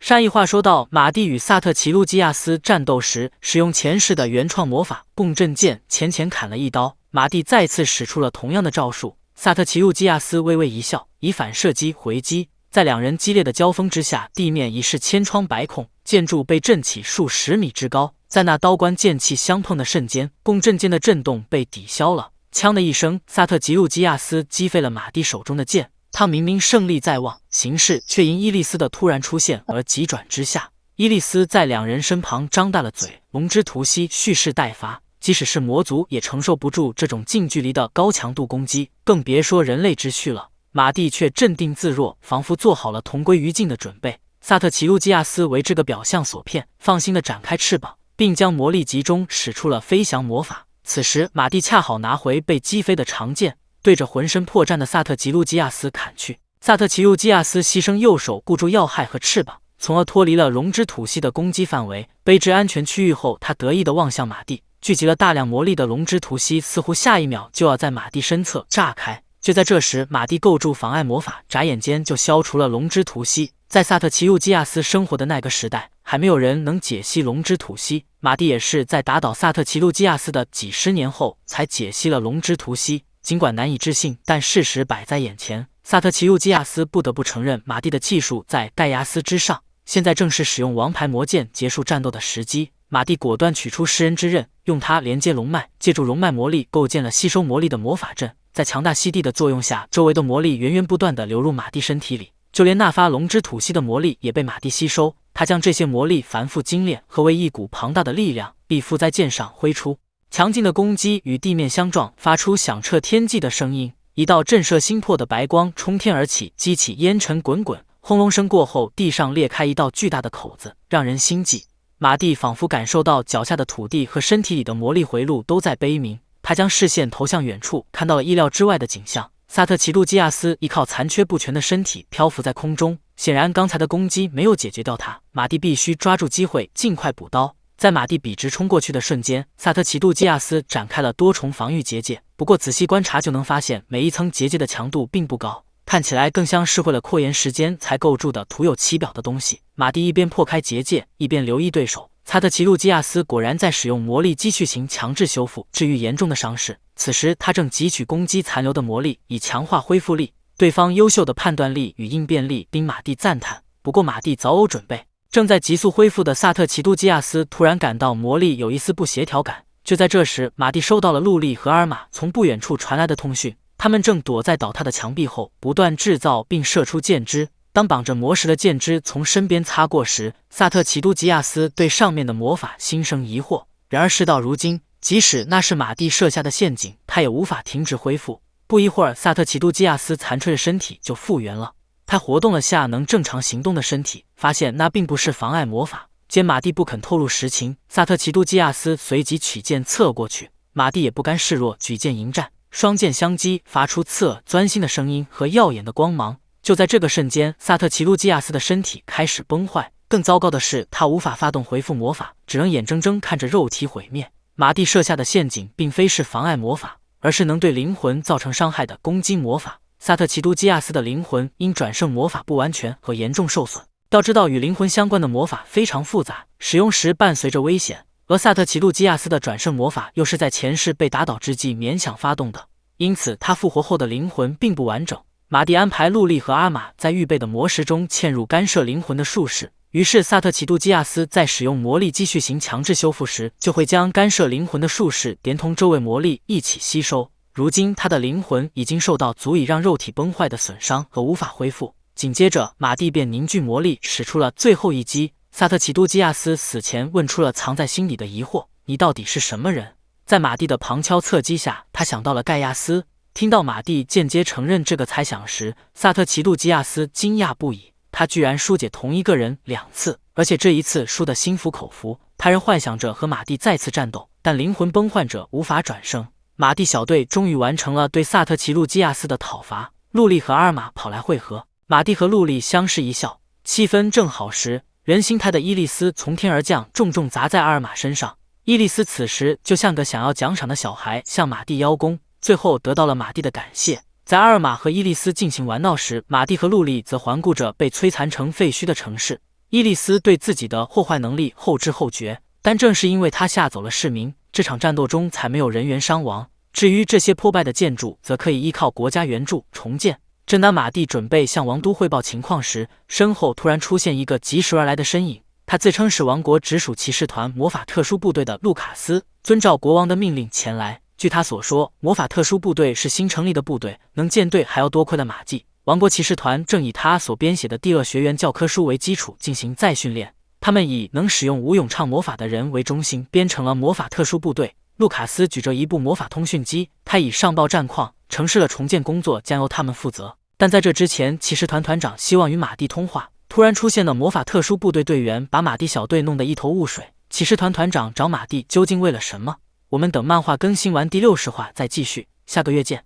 沙一话说到，马蒂刚和伙伴联手打败了破坏魔族萨特奇路基亚斯，魔法特殊部队队员就带着魔法通讯机找上了他们。通话建立的瞬间，骑士团团长盖尔的身影啪呲一下从话筒里闪出。这么先进的魔道具显然不属于这个魔法落后的时代，虽然是根据马蒂的设计图制造出来的东西，但也能由此看出第2学园魔法技术的提升。因为存在被盗听、拦截并流通假情报的风险，所以机密情报并不适合用魔法通讯机传达。好在这次盖尔找马蒂聊的是城市重建工作，骑士团担下了复兴城市的责任。盖尔听取伊蒂斯和阿尔玛的建议，将着重评估美世界的重建。现在骑士团已经在引导居民避难，问题是原来的领主不知所踪。波乌西鲁现在成了没有领主的城市。盖尔希望马蒂能成为新的领主，然而马蒂无法抽出时间管理领地。他正想拒绝，国王的身影骤然出现在面前。国王有意替马蒂解决领地管理问题，但这个话题涉及机密，只能面谈。经过大约1天的赶路，马蒂小队再次回到王都觐见国王。其实国王提出的解决办法很简单，那就是由马蒂决定领地经营方针，国家派遣代理者负责实际管理，他们将负责处理各种琐碎麻烦的事务。马蒂满意的笑了笑，这确实不失为一个好方法。对于他来说，运用领地不仅不是坏事，反而能进一步普及无咏唱魔法，传授魔法技术。马蒂倒是担心自己做的工作太少而被人诟病，幸亏他讨伐魔物与魔族的功绩卓然，而且成为领主也对国家有利。既然如此，马蒂也不再推脱。据国王所说，这个解决方法还是爱德华校长提议的，和特殊特招生的方案有异曲同工之妙。就这样，马蒂接受任命，成了波乌西鲁的领主。国王心情大好，称本国能出现马蒂这样的人才是魔法之神盖亚斯的庇护。这话把马蒂他们说得一头雾水，毕竟他们到现在为止连盖亚斯的神殿都没见过。此外，国王还授予了马蒂伯爵的爵位，并且作为补偿，国王安排王宫料理长为他们准备了美食。马蒂望着口水直流的阿尔玛和伊丽丝，颇为担忧。要知道，伊丽丝可是有着匹敌国家预算几% 的食量呀。国王沉默片刻，就做好了以美食来回报他们的觉悟。伊丽丝张着期待与感谢的星星眼，一副迫不及待的样子。暮色四合，马蒂小队来到了爱伊斯王国迎宾馆，豪华气派的大厅增添了他们对美食的期待。料理长艾琳早就接到国王的命令，在此等候。艾琳将赌上料理人生涯的一切，满足他们对美食的所有欲望。看这下使，暗黑龙和宫廷料理长之间将爆发一场没有硝烟的较量。由于现场没有其他宾客，马蒂示意队员们不必过于注重餐桌礼仪。放松下来后，陆莉心底的喜悦暴露无遗。她真不敢相信能有机会和马蒂一起在迎宾馆用餐。在哈尔玛和伊丽丝期盼的目光中，一列女仆端着盘子有序走来。他们上菜的动作行云流水，桌上随即摆满了各式各样的美味佳肴。举杯庆祝后，马蒂他们开始享用美食。哈尔玛切下软嫩的肉块放进嘴里，瞬间体会到了一种前所未有的感觉。肉块入口即化，肉汁就像火山喷发一样在口腔中爆开，蔬菜新鲜的香气浸透在鲜美的肉块中，就连马蒂和陆莉都不约而同露出了星星眼。伊丽丝则不顾形象，吃得狼吞虎咽。乐里长躲在门口暗中观察，他念着马蒂小队击退魔物的恩情，和其他人一起不遗余力地烹饪出一道又一道美食。此时气氛正好，乐里长完全想不到接下来会发生什么。这场特地为马蒂小队设下的宴会一直进行着，直到王宫的食材库存见底。眼下乐里长正面临着职业生涯最严峻的挑战，他们已经满足了其中3位客人的用餐需求，问题在于剩下的那一位到目前为止还没有减慢进食速度。厨师们的体力几乎到了极限，却仍未填满他的肚子。料理长紧握双手，终于下定决心，接下来他要制作一道王宫料理长代代传承的绝品，以此来满足国王客人的胃口。于是料理长抱着张伊丽丝说出“我吃饱了，谢谢款待”的念头，用最后的食材制作出了爱伊斯王国的秘传料理。在他掀开餐盘盖的瞬间，食物的香气随即弥漫开来。这道名为《赞颂传说之歌》的料理在灯光下闪闪发光。伊丽丝看得食指大动，有了刚才的经验，乐里长不敢掉以轻心。他盯着伊丽丝如风卷残云般将盘中美食一扫而光，最后终于露出酒足饭饱的舒坦模样。这时料理长和手下厨师们才长舒了口气。然而他们还没从喜悦中走出来，就听到了一个晴天霹雳，他们还要准备第2天的早餐。乐里长眼前一黑，险些吐血晕了过去。据说这天晚上他们增加了特别预算，并紧急从邻近都市购买了大量食材。在宫廷料理师们为第2天的食材东奔西走时，马蒂小队则住进了宽敞明亮的豪华套房。陆莉一进去便被家具装饰上精细的工艺吸引，深知跃跃欲试，想用魔法加工出同样的东西。马蒂瞧见陆莉这两眼放光的模样，便饶有兴致地解释了上面的设计。他们旁若无人地交流着，阿尔玛识趣地将空间让给了他们2个。他转身走开，刚迈出几步就被躺在地上的伊丽丝绊倒。陷入熟睡的伊丽丝任凭阿尔玛如何摇晃也不睁眼。阿尔玛费尽力气才将伊丽丝拖到床上。夜色渐深，阿尔玛和伊丽丝在柔软的大床上睡得不省人事。马蒂和陆莉则坐在不远处畅谈。第2天早上，他们刚起来就见桌上摆好了丰盛的早餐。卡提夫出现在房间里时，马蒂因为没休息好而连打了几个哈欠。哈尔玛和陆莉的状态也不佳，就只有伊丽丝在充满干劲的大口干饭。接下来，卡提夫拿出了一卷纸，上面记录了所有申请会见马蒂的贵族。他摊开长长的卷纸，念出一堆贵族名。这时马蒂才隐约意识到问题，这些想见马蒂的贵族无一例外都是国内的大贵族，他们为什么会在一夜之间都对马蒂产生兴趣呢？这种匪夷所思之事却被卡提夫视作理所当然，毕竟马蒂是救国英雄，又成了波乌西鲁的领主，他们自然把马蒂当成了绝佳的联姻对象。卡提夫这话犹如一石激起千层浪。那么马蒂会如何应对这些贵族呢？我们下个月再见，关注我可以第一时间看到更新哟。